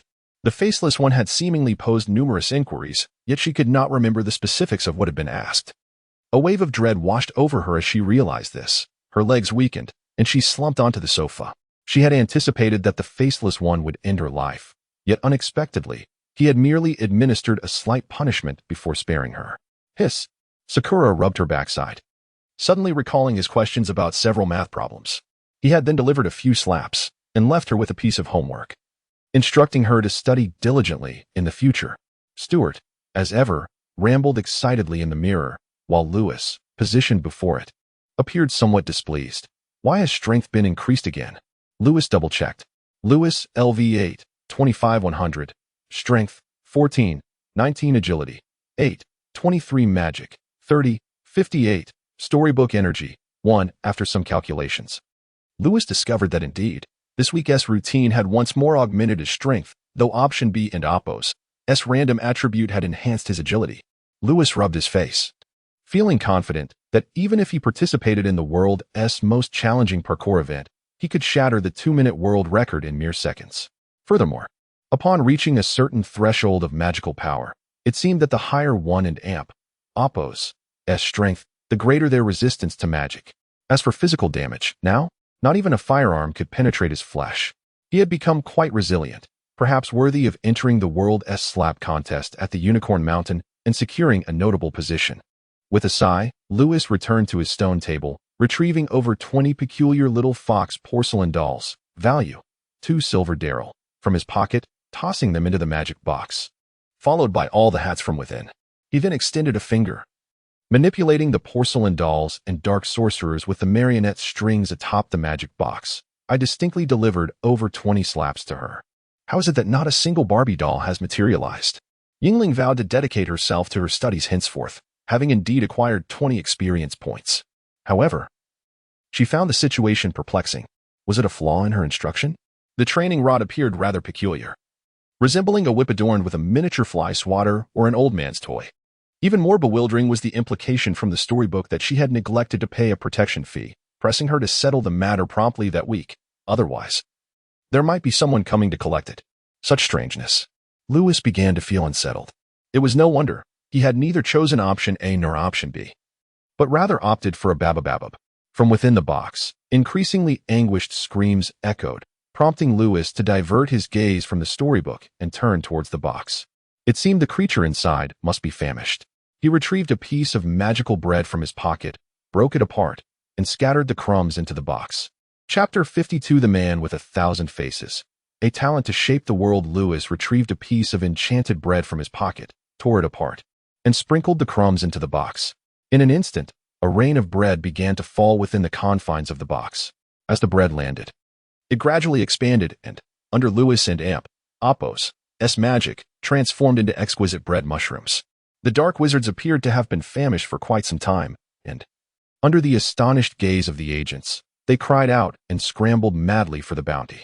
Lewis chuckled softly, maneuvering the magical puppets to obstruct the wizards' path, preventing them from indulging in the feast.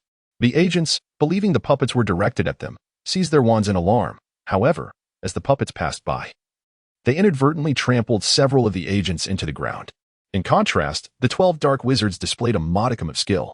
Not only did they fend off the iron feet of the puppets, but they also engaged in a chaotic melee with them, with each wizard managing to handle 2 or 3 puppets along with a multitude of other marionettes.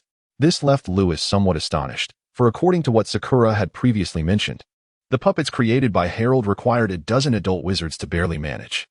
And even elite wizards like Sakura and Osikris would need to join forces to contend with a single puppet. It seemed that Osikris and his 2 underperforming students stood no chance against the artisans in the box. It was high time for them to catch up on their studies. Why is it that those with a semblance of skill in this world are all craftsmen? My lord, indeed it is so, Stuart replied with a sycophantic grin. To be frank, I too am a craftsman. You. Lewis cast a sidelong glance at Stuart, choosing to disregard him. I am a wizard. At these words, Stuart and Apos' smile faltered slightly.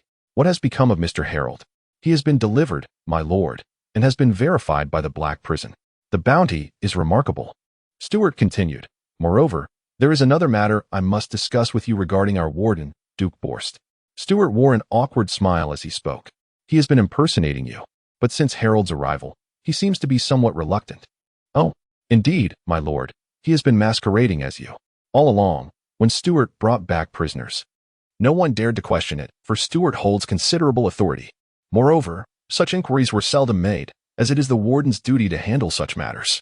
With their own prowess and a plethora of underlings, informants, and bounty hunters at their disposal, the wardens frequently captured a significant number of fugitives.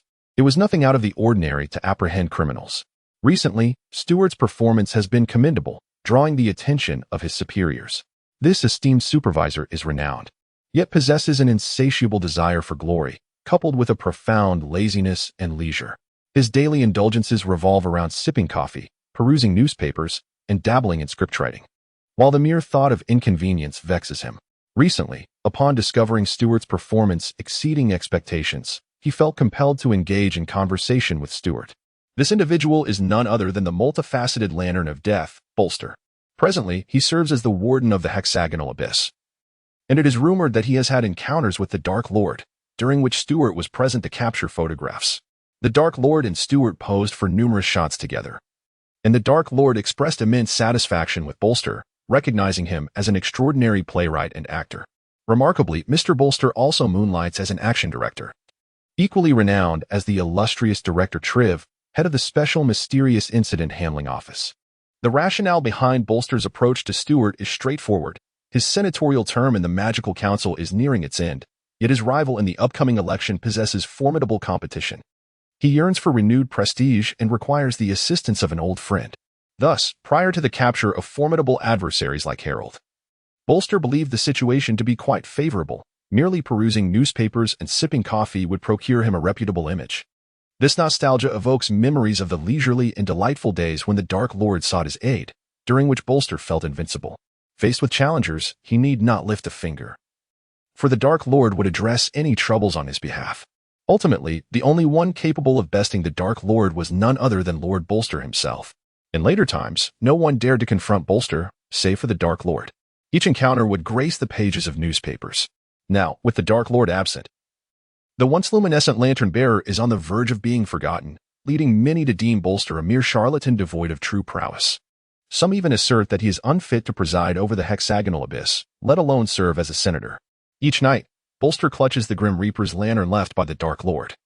Consumed by melancholy, the recent vigor of his old friend Stuart has ignited a flicker of hope within Bolster, who is naturally inclined to extend a hand to his longtime companion and former colleague. Thus, a harmonious collaboration ensued. Who could have anticipated Harold's intrusion?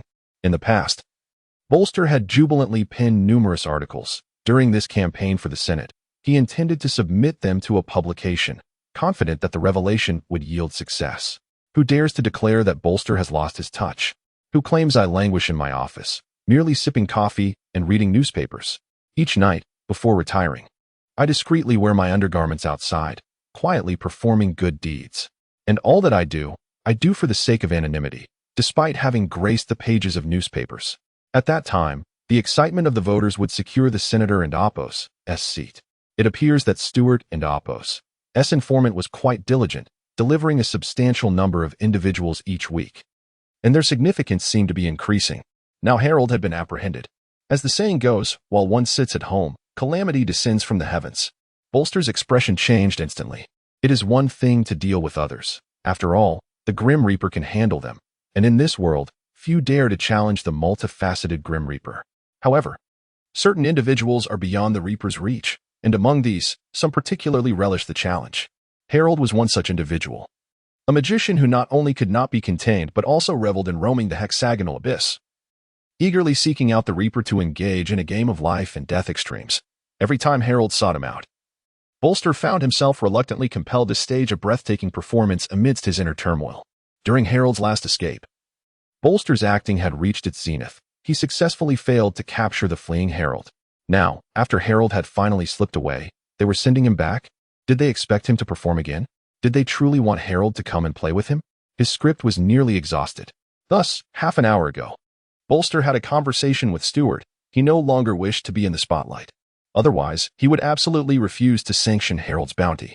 What an exceptional talent. After listening to Stuart's narration of the scripts, Lewis could not help but nod in agreement. My lord, what shall we do about this matter? Stuart inquired cautiously. Lewis replied, while allowing the agents and wizards within the box to dance. I shall leave a mental imprint on Harold and the agents. Then have them draft a faceless one investigation report for submission to the Ministry of Magic. My lord, you truly are cunning. Lewis turned to him. It is indeed beneficial to hone Lord Bolster's writing and acting skills. By the way, recently, he wrote quite a few scripts to impersonate the faceless ones. I even helped him take numerous photographs. Perfect, then send me the information Bolster provided for the expos, and I will pass it along to the agents, so they can find a major newspaper. Noticing that Stuart was still in a daze, Lewis curiously asked, What's the matter? My lord, I believe there are still some omissions. Let's delay the expos for 2 weeks. I will first claim Harold's bounty. Very well. Lewis nodded and paused before asking, How much money do I have now? The magic box is a realm of secrets. As long as there are sufficient crystal arrays, wizards can create an expansive space within it. With enough funds, one could easily forge a small kingdom inside. The entire estate is undoubtedly free of any issues. Lewis intends to cultivate some chives, as he yearns for chive-stuffed dumplings. Fortunately, he has a number of artisans and oppos, at his disposal. Those who claim to be farmers, fishermen, carpenters, masons, blacksmiths, and even dragon-raising hunters. Upon first hearing of these professions, Lewis felt a surge of excitement. They would certainly engage in agriculture and construct houses, castles, and such. It appears that Harold initially planned to raise dragons within the estate, but he seemed to lack the funds to create a large crystal array capable of sustaining the magical elements of the dragon domain, thus leaving the project incomplete. Now that Lewis has sold Harold, it seems that the proceeds may suffice. In the future, Lewis also intends to acquire a few dragons for amusement. Ideally, he wishes to obtain a giant dragon, far larger than a fire dragon, and able to converse. He could even furnish it with treasures, allowing him to transform and take leisurely naps within its confines. Chapter 53. Should we offer some praise? After Lewis inquired about the finances, The chief steward, Stewart, produced the ledger.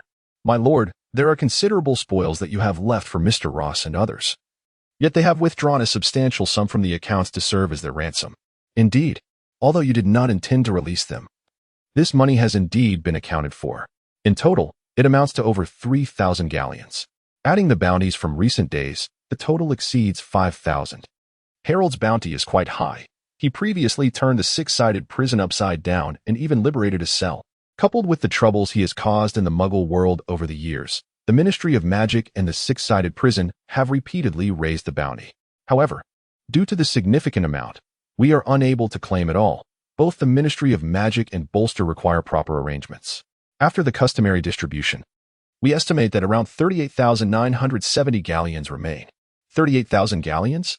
Lewis was taken aback. This figure was quite astonishing, equivalent to over $500 million in conversion. When compared to a professor's salary, take Ossicris as an example. She is currently a head professor, merely a step away from becoming the deputy head of her division. Moreover, she teaches, yet her salary is only 100 galleons. 38,000 galleons would amount to her salary for 30 years. Over $500 million would be sufficient to purchase a wine estate near the Muggle world's British city. If one were to disregard labor and design costs, merely purchasing materials would allow for the construction of a splendid estate with just one-third of the budget, though one would need to source good trees, flowers, seeds, and soil from the Muggle world. Among the artisans, there are gardeners. After all, Ross is a carpenter, is he not? They are capable. 38,000 galleons. Who would have thought that this conjurer is, in fact, a remarkable world fugitive? Indeed, my lord, Stewart said with a sycophantic smile. His craft is rather impressive. Before long, Stewart prepared a budget list for Lewis, with the most significant expense being the crystal array, which, in modern terms, would equate to large diesel generators.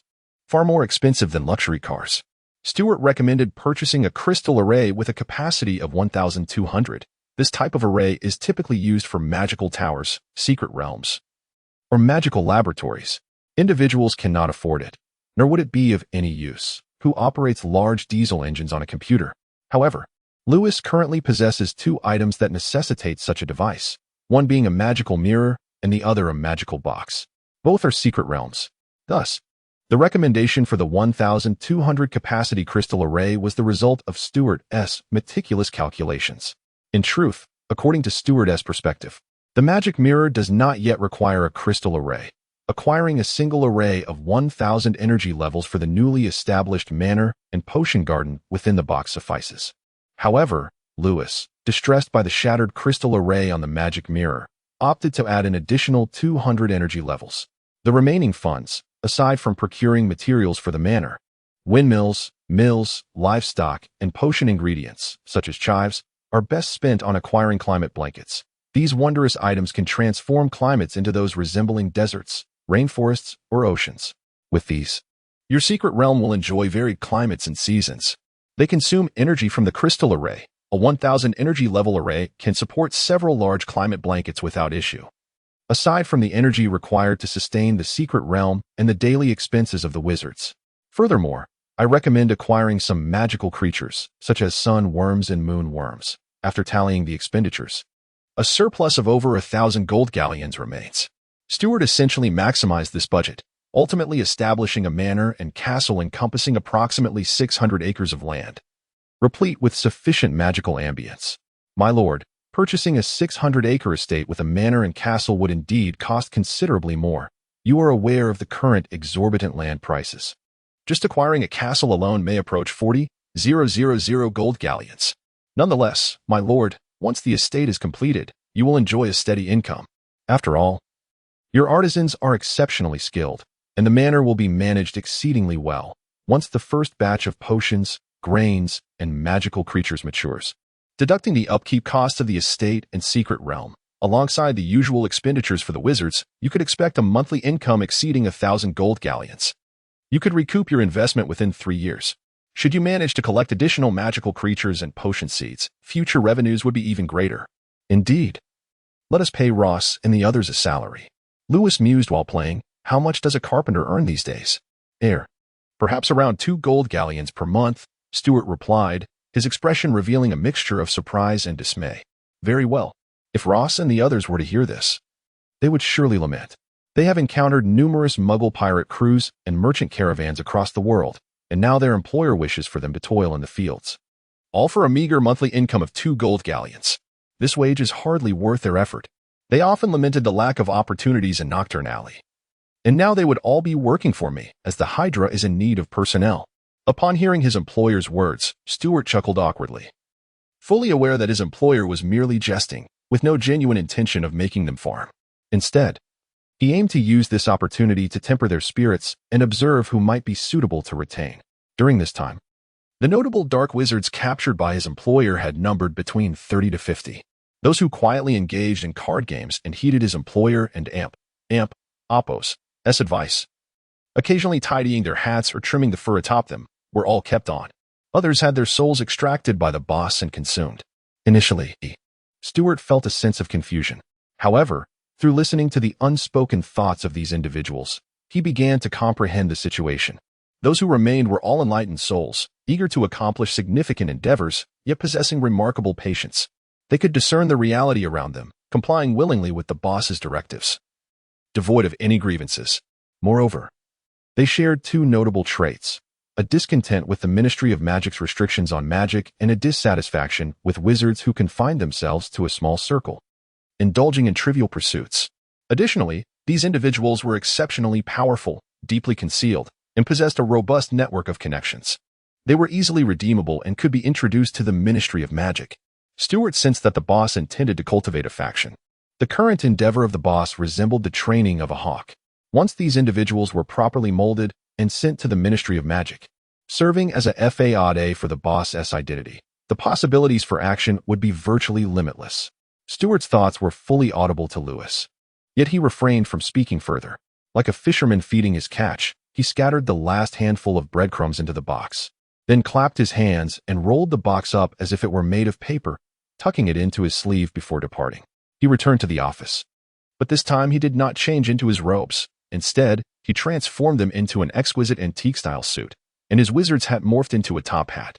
After conversing with Harold, his transfiguration skills had greatly evolved, inspired by Harold's influence, allowing him to transform the enchanted robes. Observing his reflection in the mirror, Lewis nodded in satisfaction. During his time at the academy, he had noted that the attire of those around him resembled that of ancient times, with men donning aristocratic stockings. In contrast, Harold, a wizard from the Muggle world, dressed in a remarkably fashionable manner.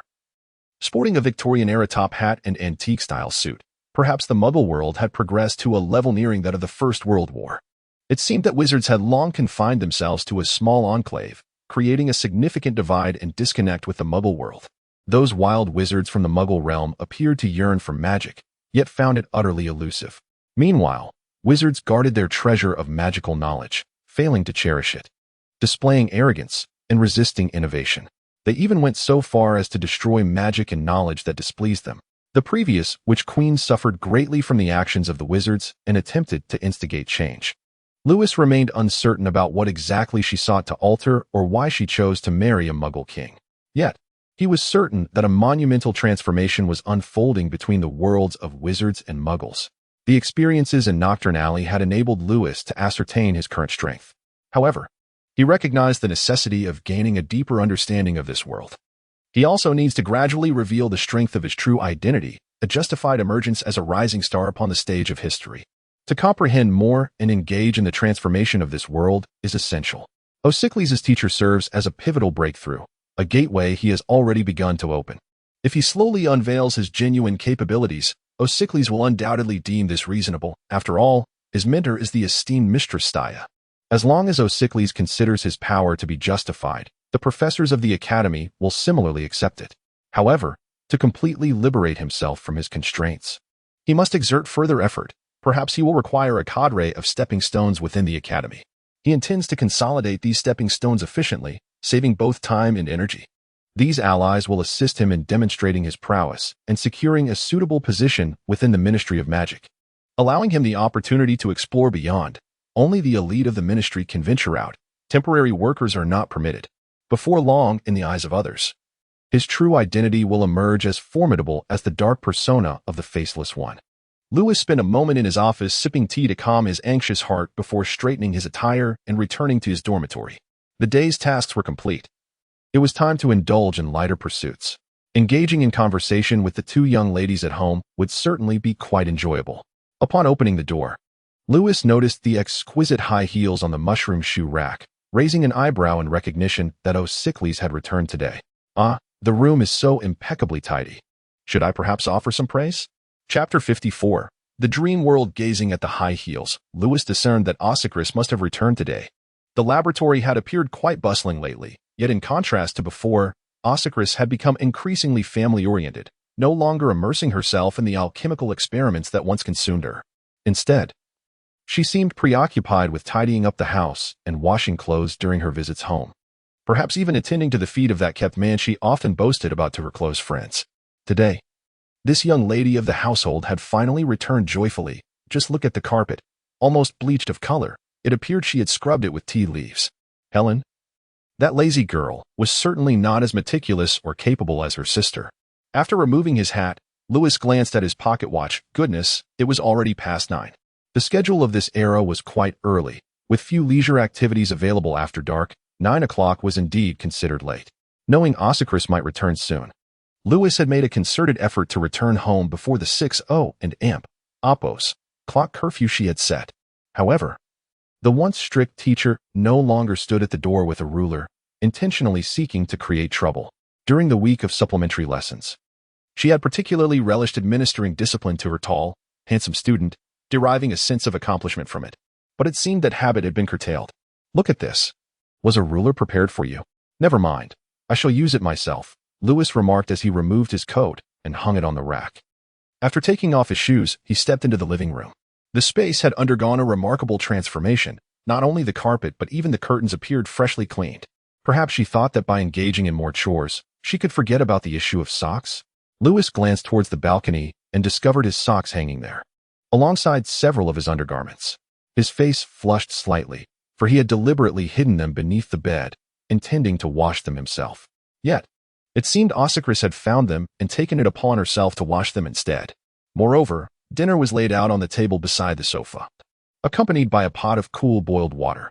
People here preferred wine or tea over plain water and seldom drank it. Clearly, the meal and water were prepared for Lewis. Look at this. You've made me quite embarrassed. I must commend you properly, Lewis said with a smile. This young lady had indeed made considerable progress lately, deserving of praise. A glance towards O'Sickleys' bedroom revealed the door firmly shut. Perhaps she had grown weary from cleaning and had already retired. He had intended to offer her a few words of commendation.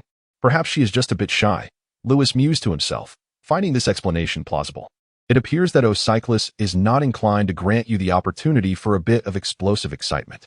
Perhaps the formidable reputation of Madame Stia has compelled Miss O'Sickleys to prepare meticulously before engaging in her and Oppos gladiatorial lessons, and Oppos, no rush, let and Oppos proceed step by step. Lewis chuckled to himself. It has only been a week since O'Sickleys began her break, and she deserves a moment to acclimate. Otherwise, her delicate demeanor may not withstand the pressure. However, Helen seems to exhibit no signs of needing an adjustment period or struggling with this situation, as she remains exuberantly cheerful each day. She appears to have just bathed, clad only in a top, lounging on the sofa in a rather unrefined manner, chatting with her friends while holding a crystal ball. Upon Lewis's entrance, she wrinkled her nose and huffed before resuming her conversation. Her little white legs swung playfully atop the table, creating chaos from the tidiness her sister had just achieved. One of her dainty feet was fiddling with a salt shaker, causing salt to spill everywhere. Lewis's eye twitched. That salt shaker was meant solely for his use. This girl was playing with it using her feet. He swiftly grabbed a fly swatter and gave her foot a light smack. Ouch! Helen quickly retracted her leg, rubbing her foot and glaring at Lewis, ready to unleash a scathing retort. But upon meeting his stern gaze, she pouted and fell silent. You villain, Lewis. Just you wait. You're doomed. My dear friends are the most formidable witches of the new generation, feared even by professors. Tomorrow, they'll come to deal with you. Humph. Lewis pretended not to hear her. Ever since his magical prowess had increased, his telepathy had grown stronger, and on occasions when he forgot to shield his mind, the thoughts of passers-by would intrude upon his consciousness.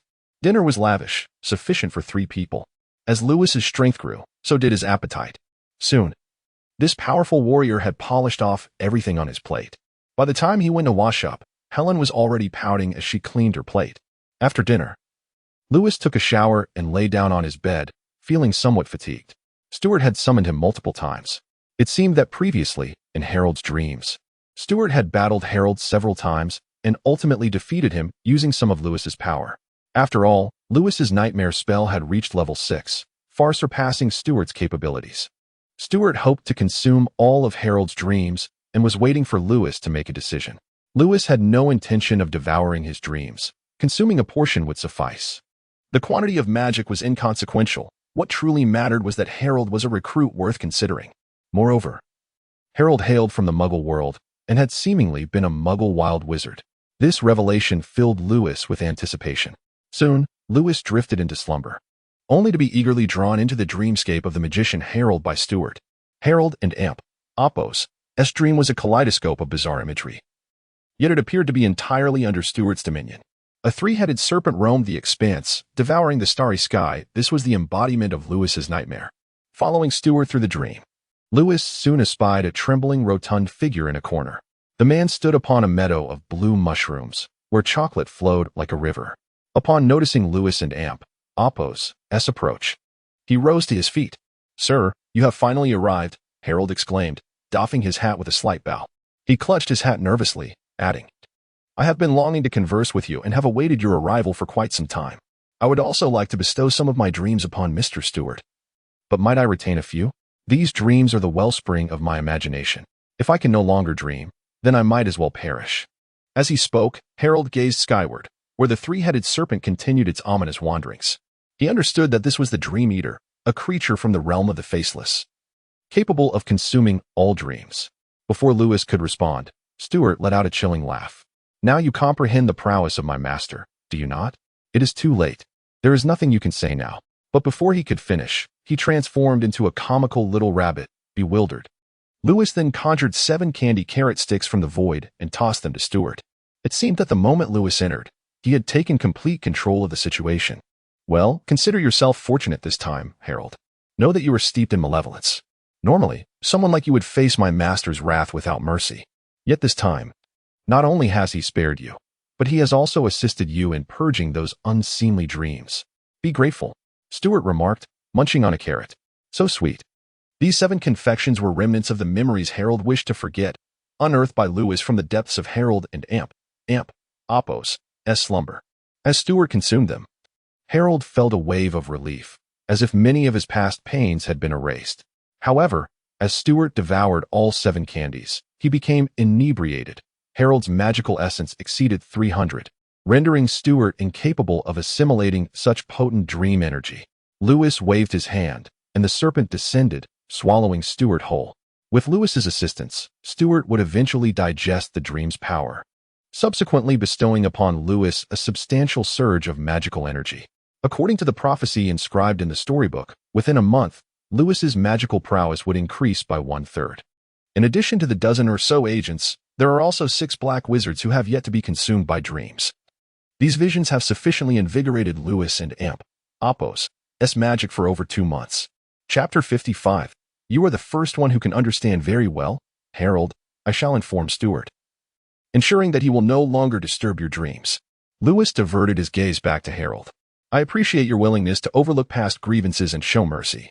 I am aware that I have taken many lives, yet I believe those individuals deserve their fate. A flicker of anguish and rage danced in Harold and Amp, Oppos, S eyes.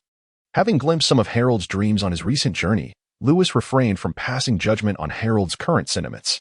Harold looked at Lewis with a complex expression and said, "My lord, Stuart has informed me that you are Polster. Yet, I find it hard to believe." Lewis chose to remain silent. After witnessing those dreams, he had no intention of altering Harold's subconscious. Such matters seemed trivial. It sufficed for the agents to perceive the faceless one as Polster. "Harold, you are an insightful individual. Some matters need not be elaborated upon." Suddenly, Harold broke into laughter, offering a slight bow as he remarked, "My lord, there is perhaps no other in this world than the 1,000-faced lantern of death who could serve as your shadow." Lewis nodded, recalling the script Stuart had mentioned.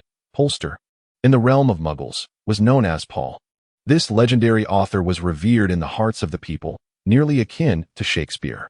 Not far from here, even Ossicris possessed several of Paul's works, while that scriptwriting enthusiast in the office was eager to exalt Paul's masterpieces. It was evident that Polster possessed a wealth of imagination and creativity that surpassed Harold's. Truly, he was extraordinarily gifted. Lewis could not help but nod in agreement. Harold and Athos's eyes suddenly sparkled with enthusiasm. If even the faceless one held such confidence in Polster, it seemed Polster had indeed not deceived him. He had intentionally spared him. This time in the hexagonal abyss, he must seek him out for further engagement. Now, Harold, you mentioned having some intriguing matters to share with me. Please, do enlighten me. Lewis withdrew his gaze from the sky and directed it towards Harold, saying, I have just glimpsed some of your concepts within your dreams. Yet it appears that many of them contain significant errors. Harold gaped in astonishment, a fervor and excitement suddenly igniting in his eyes. He was eager to share these thoughts with someone. Rarely had anyone comprehended his ideas, but perhaps he could indeed communicate with the Faceless One. Initially, out of fear of the Faceless One, he spoke cautiously, but as time progressed, his enthusiasm grew, and he began to gesture animatedly, discussing his ideas with unbridled passion. Lewis occasionally nodded, offering praise to Harold. Creativity is, to a degree, rooted in experience and knowledge, and in this era, the ability to conceive such an array of ideas is remarkable. Many of Harold and Athos's notions regarding magic could be described as ahead of their time, even bordering on the fantastical. Some concepts were so whimsical they elicited hearty laughter. Yet Lewis did not mock or resist. Rather, he adopted Harold's perspective, engaging in earnest contemplation. Occasionally, he would correct Harold's numerous common-sense misconceptions. When Harold expressed doubt, Lewis did not frown but, with complete logic, elucidated various concepts to him. The rotund listener was left astounded. The Faceless One's assertions appeared decidedly incorrect, even remarkably bizarre, yet Harold found himself convinced that the Faceless One was indeed right and he was in error. Upon further reflection, Harold discovered that, although the Faceless One's pronouncements were profoundly subversive to conventional wisdom and evoked considerable discomfort, because these truths lacked perfection, they were, nonetheless, genuinely logically coherent. They offered true explanations for many of the world's inexplicable phenomena and arcane knowledge. This shattered Harold's perception of magic. For all the magical theories he had encountered were deemed flawless. But were they truly perfect? The theories of the wild wizards also claimed perfection. It seemed that, in the eyes of the Faceless One, no theory could be deemed perfect, and the distinction between wizards and wild wizards was negligible.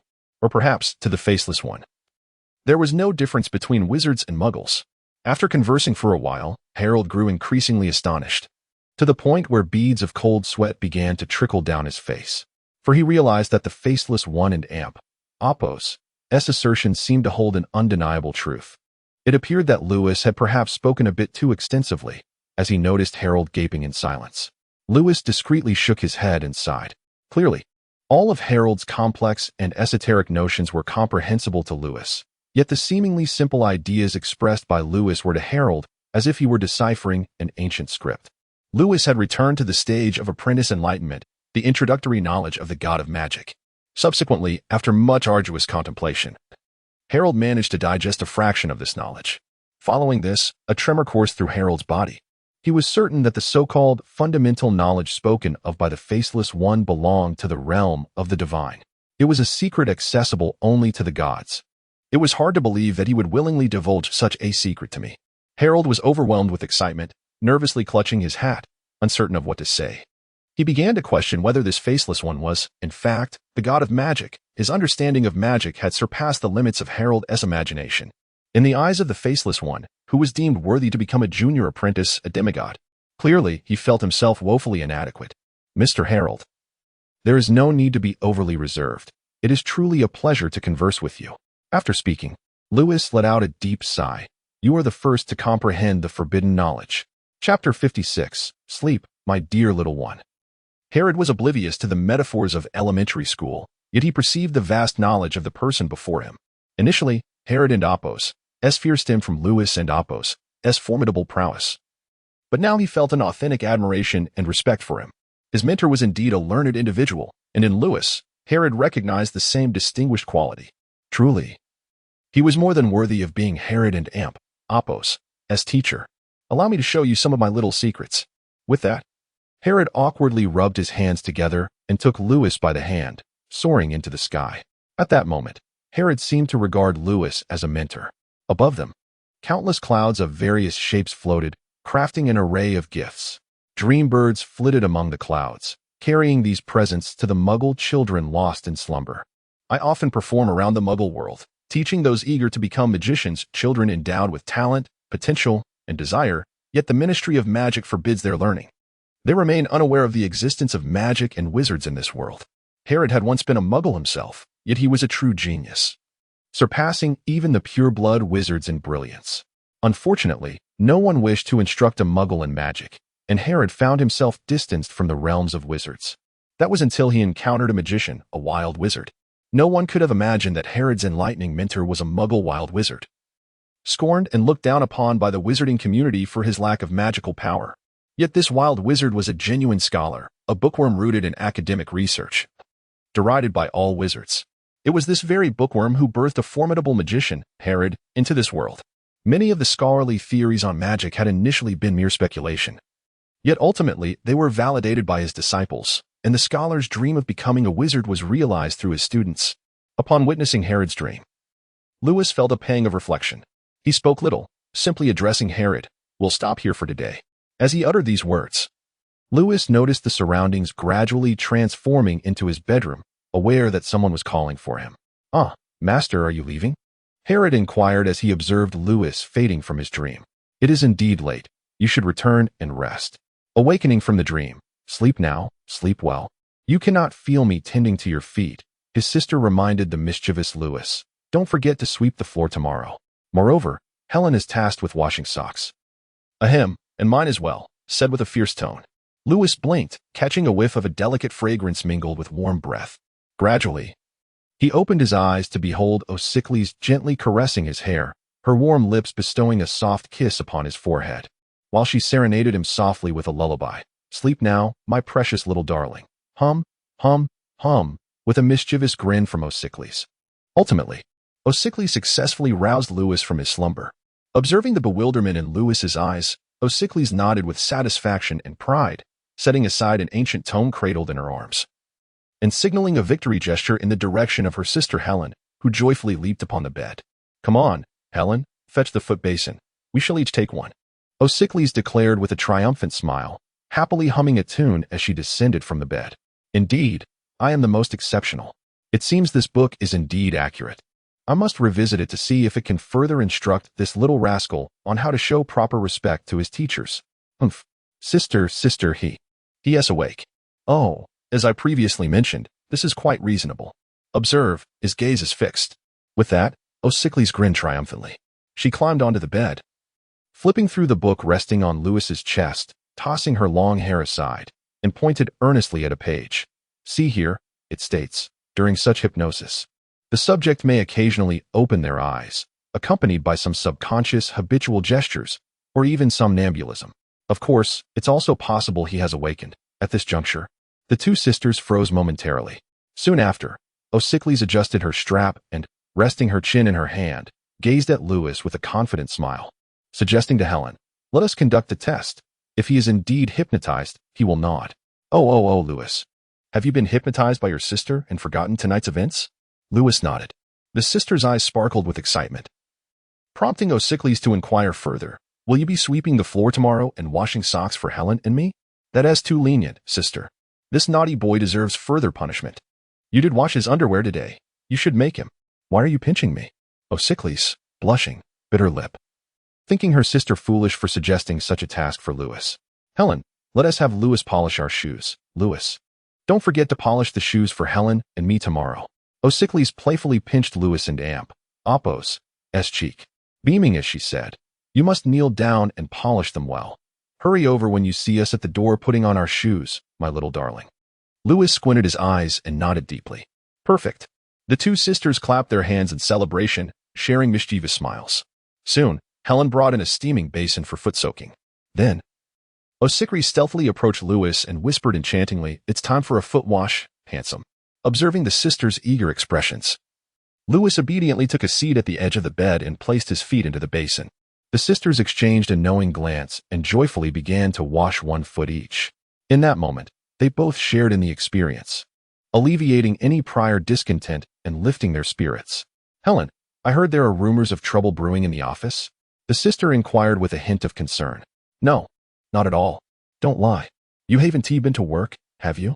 "Oh, it seems Lilith and her friends have been visiting me lately." Lewis, overhearing their conversation, couldn't help but raise an eyebrow. Indeed, he had caught sight of some threatening letters and warnings slipping through the office door cracks over the past few days. He had also noticed some unsavory characters loitering nearby. Initially, he hadn't paid much attention, as many of the establishments in the dark alley had recently shut down due to his efforts, such as the Red Fox Denver. Thus, there were plenty of idle folks around. However, Osikri's serious demeanor upon mentioning the foxes suggested that the situation was more complicated than it appeared. The foxes at the academy seemed to be a notorious group of outsiders, and even the white wizards dared not provoke them. Many professors were fearful of their own students. The so-called debt collection and business dealings were, of course, illicit in nature. Some professors had taken high-interest loans, while others procured goods from the foxes. They were misusing laboratory funds to purchase subpar items from the foxes, receiving kickbacks in return. Some professors participated willingly, while others were coerced. Initially, the foxes had been somewhat restrained, given that a few professors also operated within the underbelly of the dark alley. However, ever since Cherry Bell claimed a powerful protector weeks ago, the true dark wizards began to treat the foxes with deference. Since then, the foxes had no adversaries to contend with, and their arrogance grew unchecked.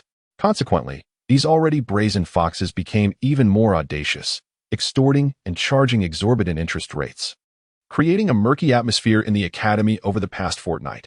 Concerned about potential disturbances from the foxes, Osikri sought Helen's insight, pondering whether to inform Cherry Bell. It is worth noting that Cherry Bell is, in fact, Osikri's elder sister, while her younger sister Lilith is Helen's superior.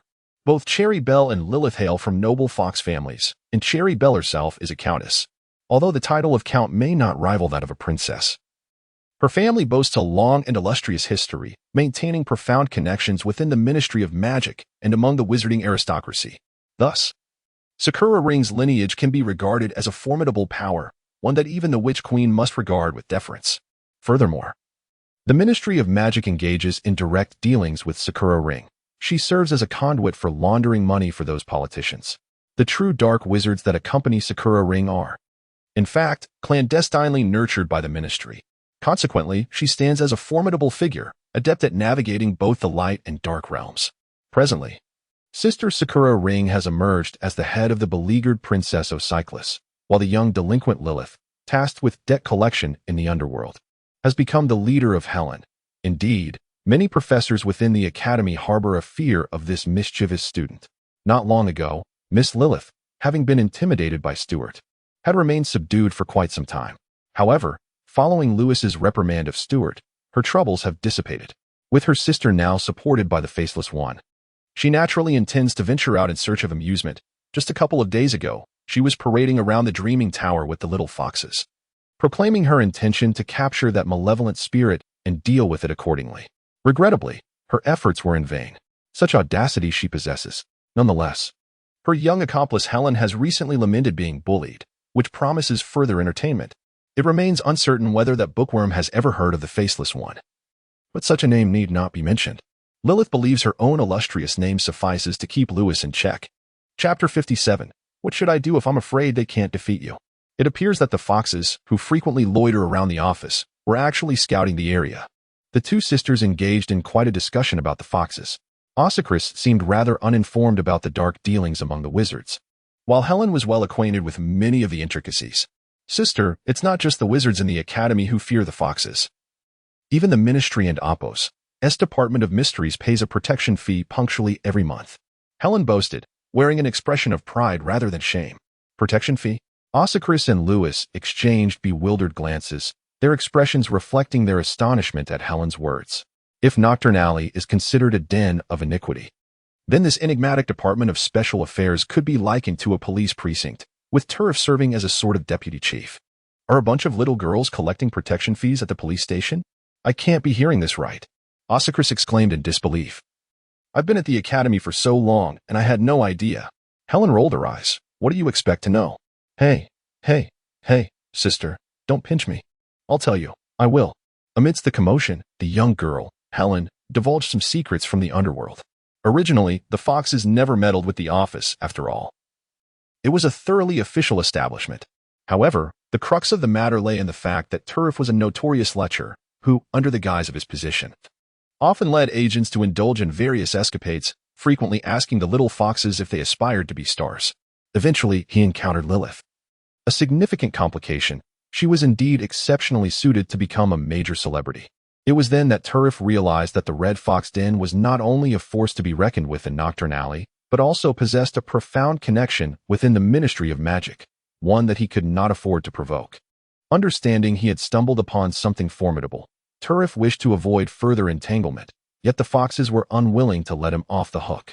To this day, all the agents' recordings of their exotic dances remained firmly in the possession of the Foxes. In an effort to quell the situation, the office began to pay protection fees, not a significant amount, merely 50% of the office's budget. Nevertheless, Director Turf hoped to increase that figure to a full 100%, as the Foxes had even provided him with kickbacks.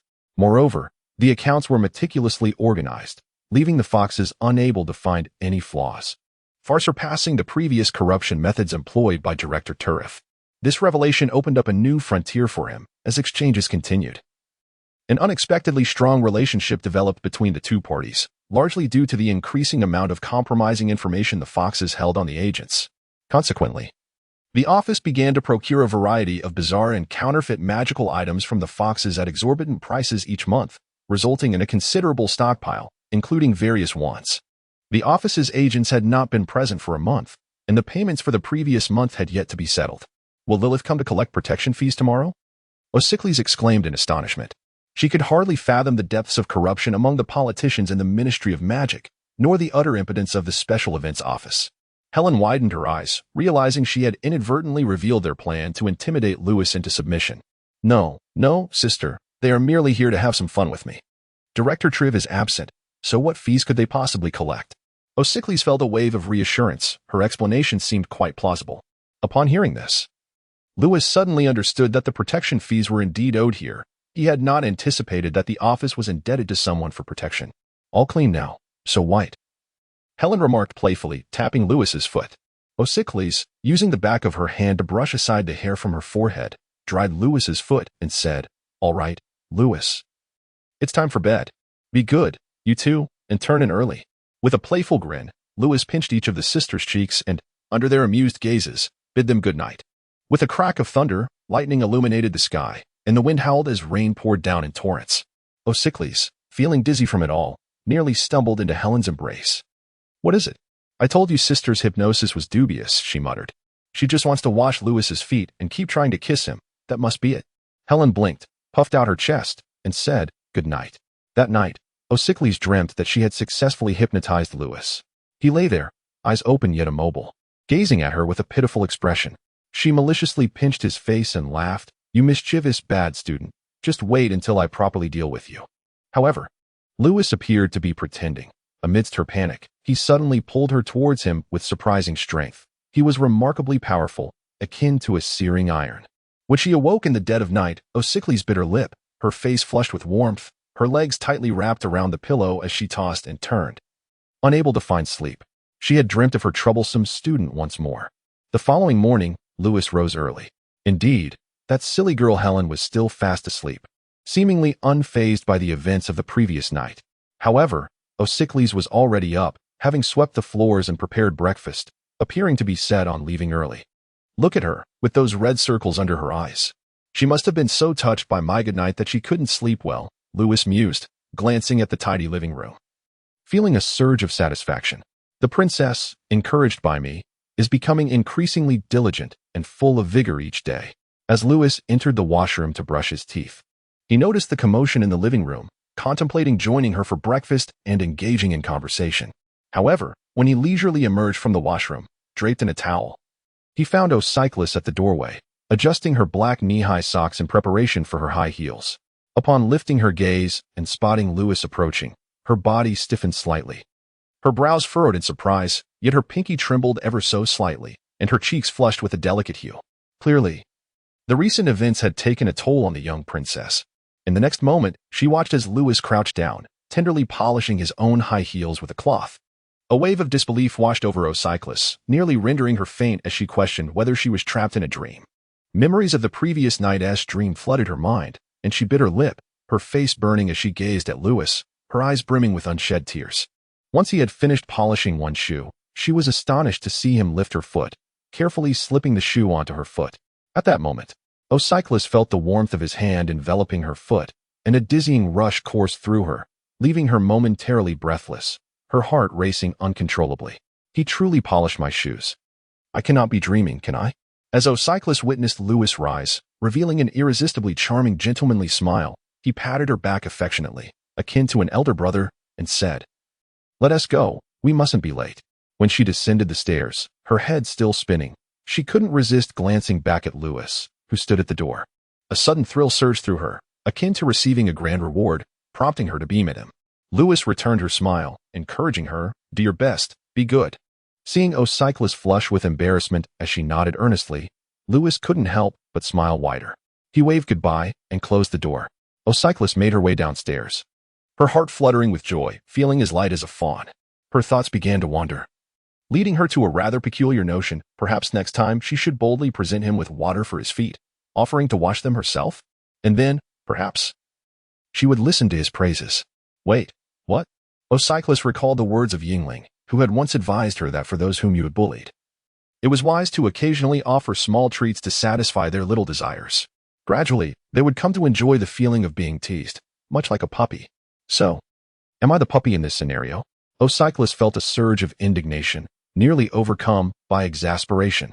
After receiving your praise, your mentor's mood seems to have brightened. Yet the animosity directed towards you appears to be escalating, nearing an alarming 89. Look at this. One might think I harbor ill intentions, Louis mused, shaking his head as he settled at the dining table. Glancing at the clock, he realized that Helen had yet to rise, prompting him to gently knock on her bedroom door. A faint, frail voice emanated from within. I am unwell. Louis, please go ahead without me. I shall join you by noon." Louis blinked, pondering. Could it be that my antics yesterday have genuinely distressed her to the point of illness? "Shall I stay home to care for you?" he inquired with concern. "What ails you? I can fetch you some medicine." No, I merely need some rest. Please, go on and clock in for me. Don't be late." What to do? Where have my newly purchased maid outfit and stockings vanished to? Humph. In frustration, she hurled objects around. I spent over 200 gold galleons to ensure Sister Lilith would personally assist. She mentioned she was available today.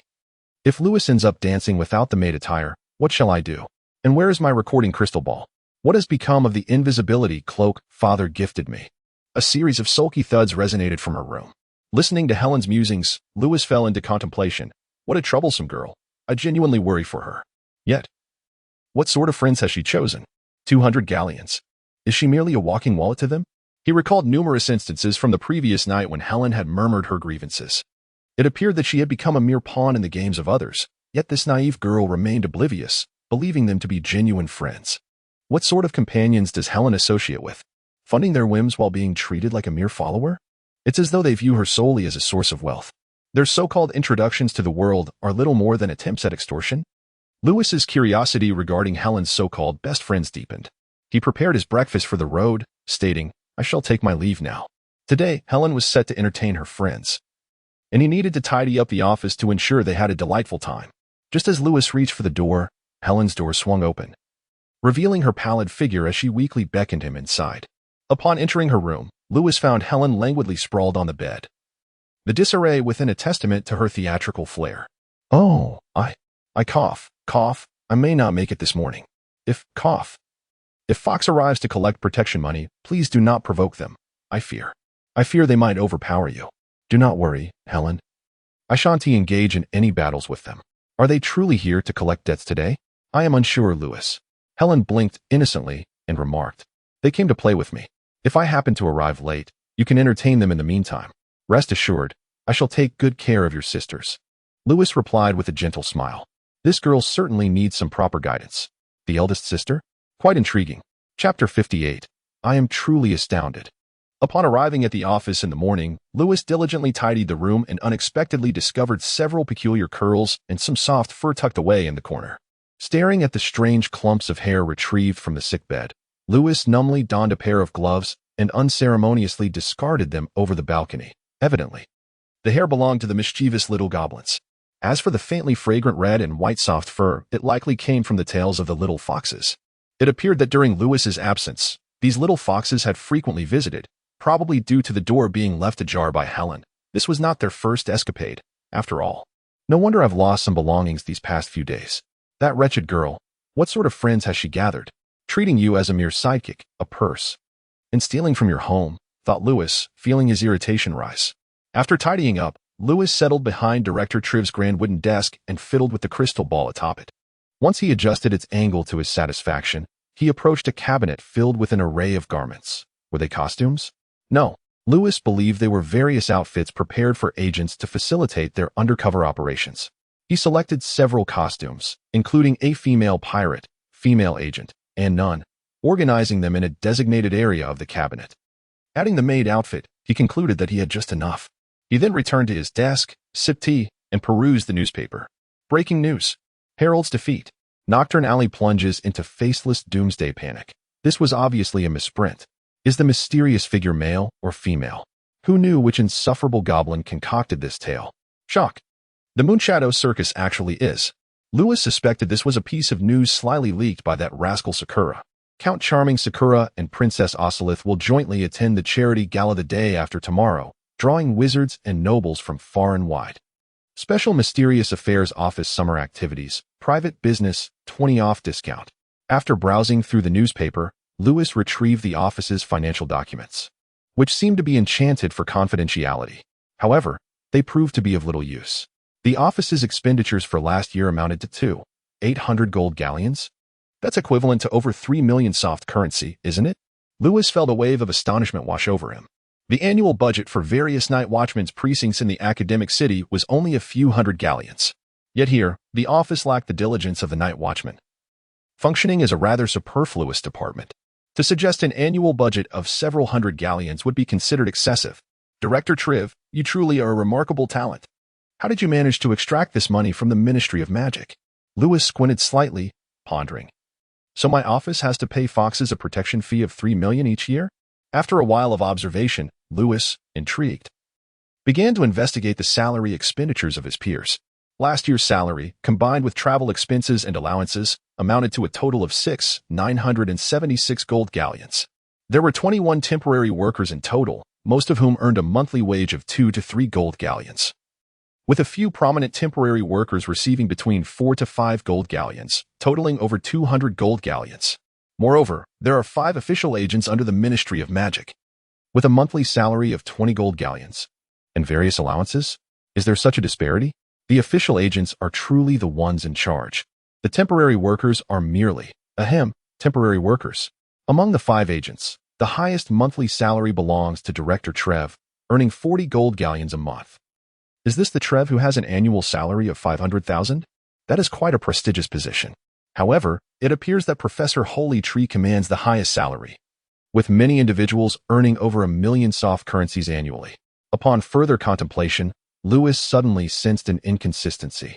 Wait, the 5 agents together earn just over 1,000 gold galleons a year, even when accounting for temporary workers. It totals less than 2,000, so where does the remaining 5,000 gold galleons go for salaries? As he continued to peruse the documents, Lewis's expression grew increasingly peculiar. There are daily wages as well? For temporary hires? His countenance became even more bizarre as he discovered that some individuals received exceptionally low daily wages, notably students who were compensated with merely 1 silver fox coin per day, alongside a boxed meal. Conversely, others boasted remarkably high daily wages, most of whom were actually from the Red Fox Club, many of whom had aliases. Among them, the highest earner, known by the stage name Snow Fox, had only appeared a few times last year, yet her fees totaled over 2,000 gold galleons. It seemed she was employed again this year, currently on a business trip with Director Trev and the others. What kind of official business could this be?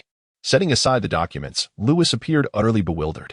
At that moment, a sneaky little cat crept in through the window, adorned with a cloak and carrying a small bag. Clearly, Helen was not willing to miss this spectacle. Lewis pretended not to notice the invisible little imp and resumed his examination of the documents. However, the little cat kept fidgeting in front of him. seemingly eager to see if Lewis had noticed her. This distraction made it impossible for Lewis to concentrate on his reading, prompting him to feign sipping tea, daydreaming, and basking in the sunlight. Helen, growing increasingly pleased with herself, transformed back into her human form and began changing her clothes under the cloak. Unfortunately, as she bent over, the cloak slipped open. Lewis couldn't resist rubbing his face vigorously, putting away the documents, and heading to the bookshelf to organize it. Only after Helen had finished changing did Lewis turn around, casually picking up a script written by Bull, the pen name of Balestra, to peruse. Just as Lewis was engrossed in his reading, a furtive figure crawled beneath him, tying his shoelaces together, and then erupted into a mischievous giggle, loud enough for even a blind person to hear. It appeared that the entertainment had waned. As the languid girl reclined on the sofa by the fireplace, playfully dangling her legs while secretly conversing with her friends through a crystal ball. At Helen's entreaty, her companions finally arrived, bursting in like a whirlwind. 5 little foxes, seemingly around 17 or 18 years of age, entered with a fashionable flair. One donned a pirate-inspired ensemble complete with knee-high boots, her upper body clad in an open jacket adorned with an array of vibrant embellishments, revealing a shirt that was tied in a way that showcased her fair skin. Another sported a witch's dress, the skirt artfully torn to create a daring slit up to her hip, giving it a short skirt appearance. Lewis suddenly realized that his efforts to prepare costumes for them were in vain. Compared to their attire, the office costumes resembled nuns' habits. Remarkably, these little foxes possessed a keen sense of aesthetics, yet in this era, their outfits were deemed nonconformist and scandalously revealing. Coupled with their enviable figures, they turned heads wherever they went, inevitably prompting the professors to mutter disapprovingly about the decline of societal standards. Even more amusing was the fact that these girls chewed gum, remaining silent as they rummaged through items, kicked at various objects, or stealthily stashed things into their sleeves. Before long, the office was in disarray, a veritable den of mischief and petty thievery. 2 of the little foxes even brought along a set of vintage cameras, lighting panels, and a magical lampshade dubbed Moonlight Buck. Lewis was taken aback. Such a complete array of equipment. Noticing Lewis's gaze, the 2 little foxes flashed him mischievous smiles before resuming their assembly, their chatter peppered with profanities. Occasionally, they would reference a certain adult wizard or professor they had blackmailed the previous day, casting sly glances at Lewis. As the trio of little foxes continued to wreak havoc in the office, one particularly tall fox perched herself on Lewis's desk, playing with the items atop it while teasingly delivering cheesy pickup lines and attempting to lift his chin. Lewis was rendered speechless, as was Helen. That little vixen, Kinia. Just wait until I get home tonight. I'll have your fur for that. Helen's face flushed with indignation, nearly causing her to exclaim, "You little rascal. Learning all the wrong things and swearing like a sailor, your sister really ought to discipline you more." As the hand approached his chin, Lewis rolled his eyes and swatted it away with a fly swatter. The little fox, Kinia, yelped in surprise, laughing, Well, you've got some spirit. I quite like that." At that moment, a tall woman, approximately 20 years of age, clad in a black, high-slit witch's robe and elegant black noble thigh-high stockings, entered the room. She was none other than Miss Lilith, the esteemed chief assistant to the Grand Alchemist Dylan, recognized as one of the most prominent new generation figures of the Fox clan at the Sacred Tree Academy. To Helen, she was regarded as one of the superiors within the institution, a true embodiment of a little tyrant. In comparison to these formidable figures, Ruffield appeared as a mere innocent child. Lilith was a quintessential super senior. Most students in her position had passed rigorous wizarding examinations, opting to remain at Sacred Tree to attain the title of university scholar or to secure a professorship. However, Lilith's presence at the academy was not motivated by academic ambition.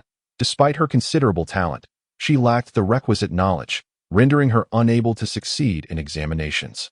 Her reason for lingering at the academy stemmed from her fondness for the environment, surrounded by numerous sycophants and admirers. It was rather entertaining for her to play the role of the Grand Sorceress.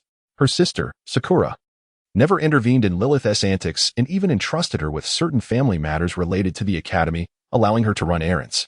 Thus, Lilith concocted a new justification for her stay at the academy. She was there for business.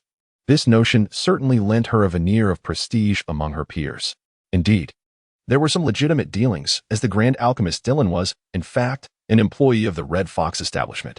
Lilith served as the manager of this establishment, which meant that her mentor was essentially under her purview. Professor Dylan harbored a degree of trepidation towards her. In truth, many professors refrained from provoking her.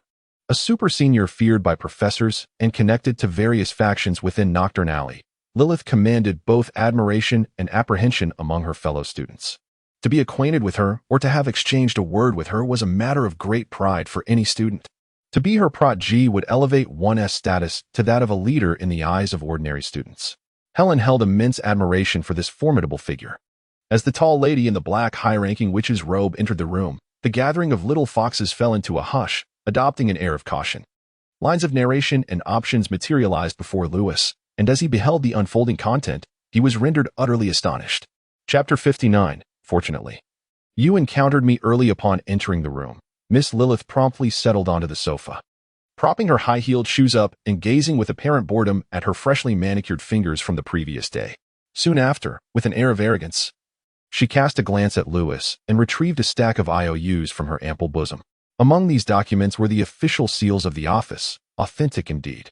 There were also the genuine signatures of Director Trev, along with a portion bearing Lewis's name, though the seal appeared as if it had been carved from a turnip.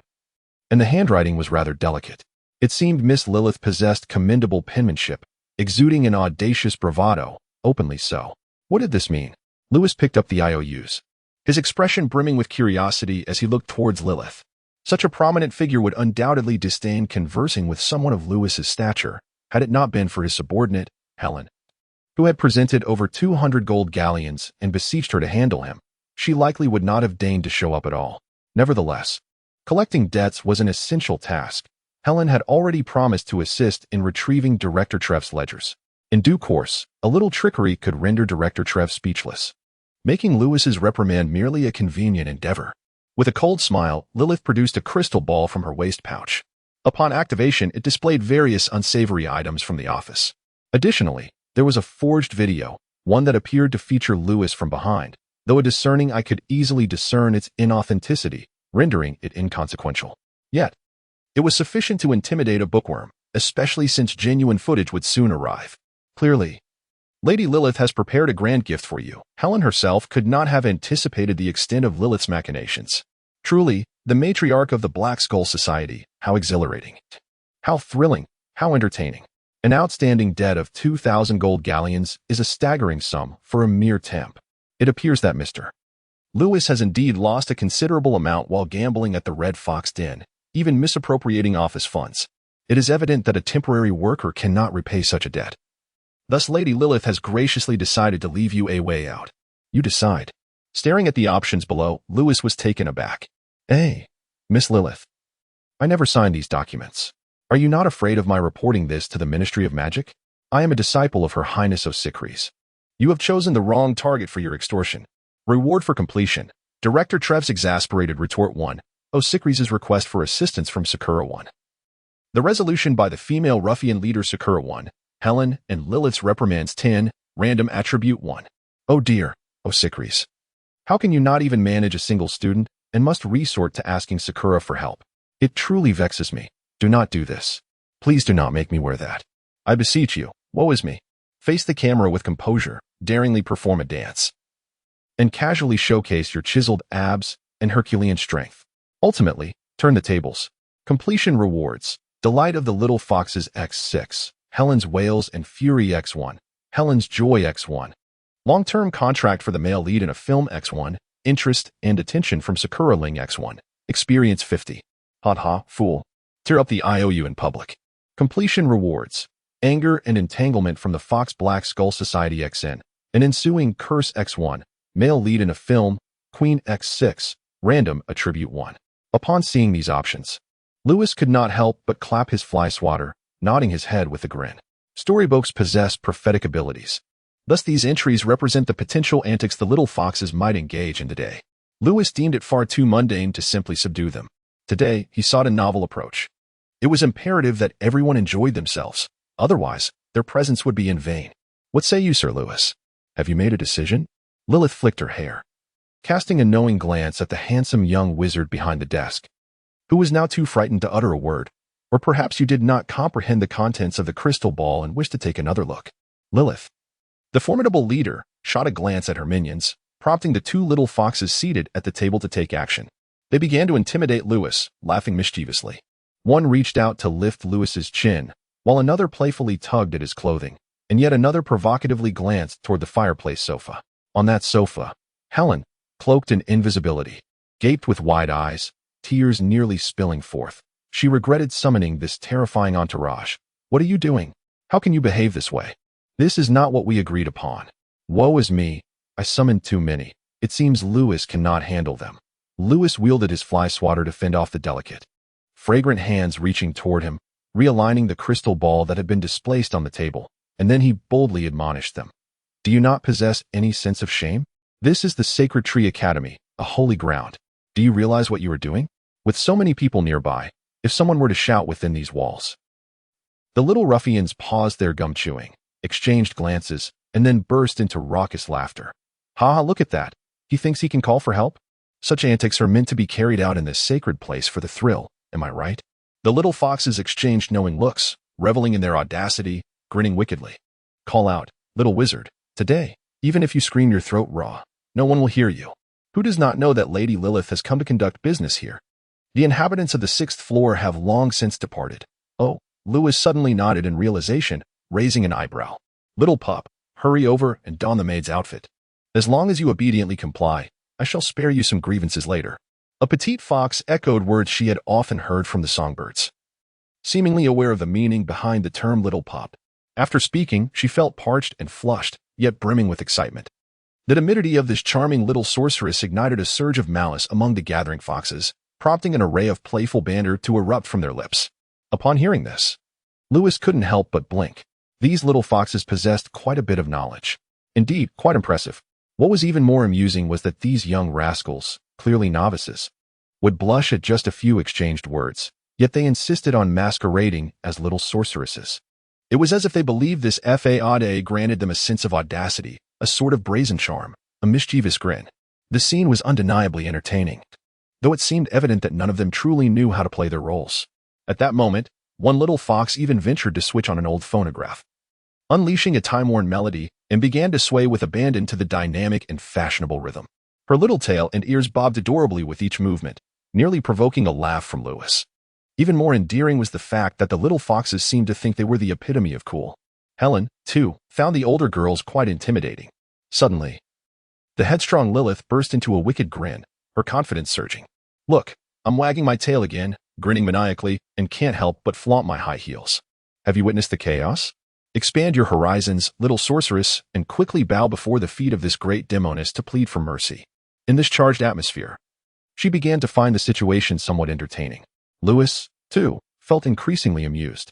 It appears this band of little foxes remains blissfully unaware of the perils lurking in society.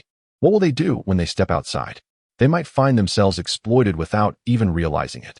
Fortunately, they encountered me early on. Lewis had no intention of engaging in further trivialities with them. Chapter 60. Oh, I understand now. It's because you think I lack strength. Thankfully, you encountered me early.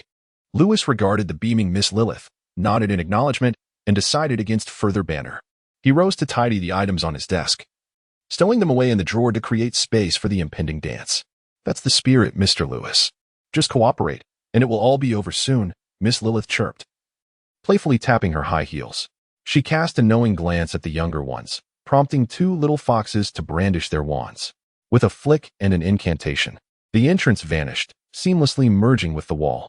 A throng of little foxes then gathered, brandishing their wands and reciting menacing spells that even they scarcely understood, entangled by malice. Burning from within, carving bones and extracting hearts, flaying and dismembering, and other such incantations, all intended to intimidate the young wizard. It was evident that while they had heard of these dark curses, they lacked the true mastery to wield them. Their attempts were merely theatrical, designed to frighten the unsuspecting. The average onlooker would indeed perceive it as though the spellcaster had intentionally cut short the incantation. Lewis collected the last stack of financial documents, now certain that this troop of foxes was indeed responsible for the office's collections. Although dismissing them felt somewhat tedious, he recognized that failing to do so would mean this office would devolve into a retirement home, thwarting his aspirations of truly entering the Ministry of Magic. He resolved to ensure that the entire Academy of Foxes would soon grasp the nature of the newcomer in their midst. Without a glance at the ruckus, Lewis remained unfazed, while Helen trembled in fear, thoroughly regretting her choices. She stood aghast, staring at the little ruffians chanting spells in the hall, her wand in hand, but paralyzed by trepidation. Miss Lilith felt her visit was not in vain. Tears of laughter glistened in her eyes as the foxes, amid their merriment, raised their wands, ready to escalate the situation. Yet, at that very moment, a timid little kitten suddenly flung back its cloak, leaping onto the table, transforming into a half-human, half-cat creature. The kitten, eyes brimming with tears and fury, shouted, "You shall not bully Lewis." This proclamation drew the attention of all present. Lewis took a sip of tea and nodded in acknowledgement. "Consider this your last chance, young lady. Otherwise, all 7 of you will be dancing meme today." Miss Lilith, amused yet irked, observed her nails and tapped her foot impatiently. "Helen, you must think carefully today," she warned. But before she could finish her thought, a stunning spectacle unfolded. At that moment, the half-human, half-cat Helen, standing on the coffee table, summoned all her magical energy. Suddenly, she radiated a vibrant spectrum of colors as 3 streams of a radiant rainbow began to coalesce. "Yumi Lightwave!" Helen let out a piercing scream, and suddenly, with a soft puff, 2 small rainbow puffs erupted from behind her. The vibrant rainbows adorning her body diminished by 2 arcs. As the last rainbow threatened to dissipate, despair washed over Helen's face. Just then, a surge of mental energy realigned the magical field around her, coalescing the final rainbow into existence. The rainbow burst forth, enveloping all the little foxes in the grand hall in a radiant aura, rendering them motionless like bewildered geese. Cold sweat trickled down their foreheads. And in that moment of suspended time, they slowly turned to Helen, their eyes brimming with terror. "Lewis, quickly, deal with them." Helen collapsed onto the sofa, her voice laced with fury. Yet, to her dismay, she saw Lewis, that rascal, smiling contentedly as he sipped tea, gazing at Lilith. "That's enough," Lilith said, her face ashen as she produced an incense burner from her robes. With her incantation, smoke billowed from the burner, swirling around several of the little foxes, dispelling the faint glimmers of light that surrounded them. The 5 little foxes were liberated from their bindings, but when they looked at Helen again, their eyes were filled with dread, none daring to point their wands at her. However, there was one person in the room who instilled even greater fear in them. Lilith waved her hand impatiently. "Bind that insolent girl tightly. Let her witness the kind of individual she has chosen to save. How amusing. To think she would dare to confront me for the sake of a pretty face." "Stop your wailing and go record it over there," Lewis said, setting down his teacup and pulling out his belt. "Where's my fly swatter?" "Wah, Lewis, how could you give up?" Helen cried, seeing him grin as he loosened his belt, nearly fainting from indignation. "You see how beautiful they are, and you surrender just like that." "Wah, I truly, hiccup, can't be friends with you anymore." 2 little tough girls casually cast a spell, binding the magically depleted Helen's hands and feet, silencing her cries. They nervously approached her amidst her sobs, carefully repositioning her to ensure she would have a front-row seat to the spectacle. This is what Miss Lilith ordered. "Don't blame us, Helen. Quiet now. Our sister is angry, fearing future retribution from Helen," one little fox whispered in explanation. Meanwhile, 3 little foxes observed that the little sorceress seemed to be rummaging for something, and immediately, 3 spells zipped toward her. One of the little foxes, looking utterly bewildered, found herself ensnared by several red strings. This was a spell she had just cast herself. The other 2 little foxes, shrieking, found themselves upside down by their skirts, as if someone were tugging at their legs. Amidst their chaotic cries, their high heels flew off. This too was a spell they had just aimed at Lewis. Meanwhile, a leather belt soared through the air, cracking twice with sharp sounds as it struck the backsides of the 3 little foxes. One of them immediately wailed in pain. After 3 strikes, the trio began to sing in unison. Witnessing this scene, Lilith and the others turned their astonished gazes toward Lewis, who was smiling as he retrieved 6 voodoo porcelain dolls from his cloak. He leisurely arranged them in a row on the table. At this sight, Helen's eyes widened, and she muffled her cries for a considerable time. A sudden realization struck Lilith. Osikli's magic mirror. This was the very spell that had just been misapplied to her by the little wizard. How could he comprehend such profound magic? Any sorcerer who understood this spell could be deemed a master of the magic mirror. If a few more voodoo dolls were present, any spells cast against him would not take effect and would instead rebound upon the caster. Lilith fixed her gaze on the porcelain dolls on the table, her mind racing as she longed to dash over and shatter them. However, Lewis effortlessly seized her collar, lifting her into the air like a chick. With a shriek, she landed on the sofa, only to be grabbed by a large hand that hoisted her arms up, pinning her against the backrest. She then felt 2 resounding slaps, which prompted her to scream and struggle, exclaiming, I will kill you. I will kill you. Oh, I understand now. This is a signal. Doubting my strength, Lewis increased his force. Among the remaining 3 little foxes, one, undeterred by the situation, attempted to rescue her sister. She cast a tap dance spell at Lewis, who was searching for a fly swatter. Unfortunately, the spell rebounded, causing her body to uncontrollably twist as she cried and began to dance. Don't worry, your turn is coming soon. Lewis chuckled as he glanced at the last 2, picking up the fly swatter. Chapter 61. What is Mimi? Witnessing her sister being mercilessly beaten and crying inconsolably. The 2 little foxes were struck dumb, their minds echoing with confusion. What is happening? Why isn't she retaliating? She knows how to cast spells without a wand. Surely, she cannot possibly enjoy this. Such audacity. Ah, I shall kill you, daring to recite dark curses in public. Just wait. If you dare treat me this way, I will. Do you even realize where you are? Woo-woo, How dare you come here looking for trouble? Stop hitting me. Woo-woo, quick, open the door, hurry. Lilith, in despair, was sprawled on the sofa, crying and struggling, shouting, That's the Oscillaris magic mirror. Hurry, go find someone. The 2 little foxes were momentarily dazed, finally grasping what magic Lewis had employed. The best way to counter this tactic was through close combat. Upon seeing the berserker who had easily lifted her sister with one hand, they were suddenly struck with terror as his gaze shifted toward them. Wiping the cold sweat from their brows, they seized their wands and dashed to the door, attempting to unlock it. However, despite fervently reciting the unlocking spell, the door remained unyielding. In their desperation, they cried out and pounded the walls, hoping someone outside might hear them. Alas, the entire floor had already been cleared by Lilith. At that moment, an invisible force abruptly seized their legs, dragging them back into the hall with great force. Turning to glance behind, their jaws dropped in shock. The sorcerer was grinning maliciously, wielding a fly swatter as if it were a wand, unleashing 2 spells in quick succession. Then, a leather belt, often used by Kinia to strike, soared into the air as if it were alive, cracking sharply in the air before swiftly making its way behind the 2. Just as Kinia and her companion were yanked back by that invisible force, they received a harsh blow. Clearly, this assailant was far more skilled than Kinia. In an instant, the pain made their tails bristle, and they cried out as they sprinted toward the door. Yet, the dragging spell seemed to be cyclical. Each time they attempted to run away, they were pulled back and struck by the belt. To avoid the beating, they had to race toward the door. But they were always yanked back. After several futile attempts, amidst their desperate sobs, they had torn the carpet. Yet, the belt did not lighten. Rather, it grew more ferocious. Meanwhile, Lilith, having been relentlessly kicked, had lost her high heels in the fray. Didn't you say nobody would come, no matter how loud I scream? Please stop, I truly regret it. Lewis smiled coldly, extracting a pile of banknotes from his pocket and tossing them into Lilith's lap, each one bearing her signature. As she gazed at the stack, a chill coursed through Lilith's body.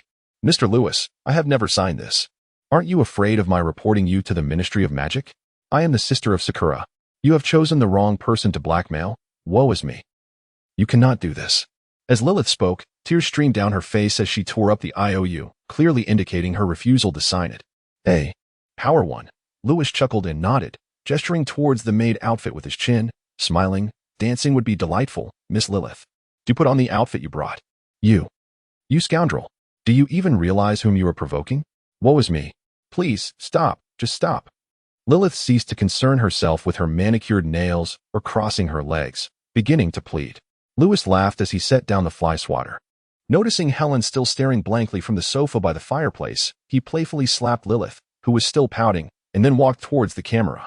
Subsequently, Lewis turned around with a grin, looking over at the desk, only to see Lilith, who had just been begging, leap onto the desk like a swift little fox, shattering the dolls with a kick. Then, Lilith erupted into wild laughter. Ha ha ha, fool. The Anger and Entanglement of Fox Black Skull Society 1. The Ensuing Curse 1. The Snow Fox Girl Group Contract from Triv Films 1-3, Power 1. After smashing the last porcelain doll, Lilith brandished her wand, pointing it menacingly at Lewis. Dance, quickly. Huh? In a moment of astonishment, Lilith suddenly twisted her waist, wagged her tail, and commenced a peculiar dance. Raising her head, she spotted Lewis not far away, who, with a beaming smile, leisurely retrieved 6 porcelain dolls from his pocket and placed them one by one on the nearby table, arranging them in a row. At that moment, despair washed over Lilith's face, further compounded by the maid outfit on the floor suddenly soaring into the air, landing atop her head. Please, don't make me wear this. I beg you. Woe is me. Helen watched, pleading, please, don't make me wear this. Lilith, the formidable leader, began to implore.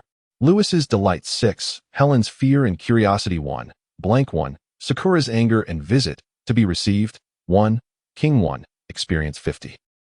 Ultimately, Helen witnessed her leaders lining up one by one, crying and dancing in unison. Yes, good, don't you all love to dance? Woe is me. Please don't hit me. Woe is me. The pirate miss stood to the left, the maid miss in the center, and the agent on the right, forming a line. How foolish. Woe is me. Please don't hit. It hurts. Let Miss Lilith the maid be the center. Has anyone heard of Futhan or Mimim? What is Mimim? A small fox asked, tears in its eyes. Oh, let me teach you, came the reply. Raise your hand. Sob uncontrollably. Twist your waist 1, 2, 3, 4. Wag your tail. Good. Now half squat. Twist your hips 2, 2, 3, 4. Wag your tail. Excellent. At that moment, the characters among the options all exchanged roles. A sneaky little kitten, cloaked in invisibility, stealthily climbed towards the balcony, only to have its tail caught before reaching there. Eh? Whoa, Lewis, I was wrong. They truly did not come to deal with you at my behest, I swear. Go, sit on the sofa and watch how your big sisters perform. Otherwise, their efforts will be in vain. Oh, esteemed sisters, please put on a good show for your little follower. Did you hear that? Please don't hit me. Woo-woo. Did you hear? Listen, listen. Woo-woo. Louder. In unison, we heard. The big sisters danced while pleading tearfully, and little follower Helen, with her mouth agape, watched her big sisters showcase their tricks. In that moment, the big sisters felt dizzy under the curious gaze of the little follower they often bullied. Later, Lewis called out Zinnia, the one who was usually the target of bullying at the academy, and made her ride the unicycle used for circus performances in the office, tossing small balls while crying. She seemed quite suited for riding a tricycle, as did the others. The 5 big sisters sang and danced in the center, while one of them circled around on the unicycle, tossing small balls. They resembled a troop of monkeys. Watching their performance, the little follower could no longer contain her laughter. Blank 1 transformed into Helen's Delight 1. Chapter 62. The scheme ultimately, with tears streaming down her face. Helen leaned over the coffee table by the fireplace, penning a confession about the misdeeds she had committed alongside the little foxes. Curiously, she observed her big sisters performing a playful act of tossing small balls just 20 minutes before their midday meal. Today's lunch in the cafeteria promised the exquisite Padar giant lobster, an opportunity not to be missed. As Helen pondered deeply while drafting her letter of contrition, the dressing room was filled with the sounds of sobbing and the rustling of garments, having donned layers of costumes. They had just rehearsed a whimsical skit titled The Witch Goes Mad. As for the money the little foxes had previously extorted from Helen, it had all been returned. Those who had mocked Ossicris now rode unicycles while tossing small balls, offering heartfelt apologies to Helen, Ossicris's sister. Once Lewis had organized the costumes, he approached the sofa, retrieving a stack of IOUs that Miss Lilith had previously produced. He began searching for the blank promissory notes that had yet to be signed. These he intended to have Lilith and her companions fill out, showcasing them to Cherry Bell. He aimed to introduce himself, in this legitimate capacity, to the notorious figure of Nocturne Alley. The name of Louis VI was destined to be known by all. Having gathered the notes, Lewis noticed Lilith still seated at her desk, weeping, and couldn't help but chuckle. Don't cry. Look. Your little minion over there is gazing at you with wide, curious eyes, he teased, which only caused Lilith to cry harder. As if I have done something to you. With a playful flick of the IOUs against his palm, he remarked, isn't this all part of the show you prepared for today? You've got me dancing, riding a tricycle, and tossing small balls. Oh, you brought me here for a prank, and now I'm returning the favor with mischief? He lifted Lilith's chin with a grin, saying, isn't that right, Queen Lilith? Lilith turned her face away, wiping her tears as she retorted, you wretched demon. Woe is me. If it were merely dancing, I could accept that. After all, I am from the Red Fox Den. Regardless of whether I have seen a pig or not, I have encountered all sorts of scenes. She scoffed, I expected something grander. Though I concede it is somewhat crude. Cough. However, the sight of riding tricycles while tossing balls, especially under the watchful eye of her little follower, left a profound impact on Lilith and the others. Clearly, everyone had taken their turn in the end. The adept riders skillfully balanced on unicycles, tossing balls, while the less coordinated fumbled on tricycles. Each big sister performed a trick before their little minion as a final act. When Helen, the little follower, glanced over once more, the big sisters were unable to contain their tears any longer. From this day forth, not only would they refrain from bullying Helen, but they would likely hide their faces and avoid her altogether upon any chance meeting. There are indeed 6 porcelain dolls, in total. 6 high-level substitute dolls, a carpet, and 2 unicycles. 3,500, 600, 2. Louis sat at the desk, furrowing his brow as he began to calculate earnestly. Indeed, this method of comforting was the most effective. Once he recited that string of numbers, the young girls ceased their tears. They lifted their heads in astonishment, incredulous as they gazed at the demon before them, unable to believe what they had just heard. Helen's mouth fell agape, realizing that Louis was far more formidable than her own elder sister. Before long, the figures had escalated to 50,000. 2 little foxes, recently frightened into submission, nearly fainted upon hearing Louis declare 50,000 as they continued to raise the stakes. These dolls are relics from the era of the Witch King Isolde Shirley. You all can appreciate their worth. Louis smiled as he looked at Lilith and the others. Let us disregard the rest. Just compensating for this will suffice. Let me see. Ultimately, Louis quoted a sum the little foxes had previously mentioned, 5,000 gold coins. The little foxes, still recovering from their shock, exhaled deeply in relief. However, Lilith's complexion turned pale. 50,000 might have been mere bluster, but 5,000 could very well be genuine. Clearly, Lilith was still quite youthful. Upon witnessing Louis truly produce those promissory notes, Miss Lilith felt dizzy, stammering as she pointed at him, unable to articulate a single word. Why you. Do not doubt, Miss Lilith. Today, you shall write it down, Louis said with a smile. I shall come to collect tomorrow. He then playfully pinched the tail of a nearby little fox.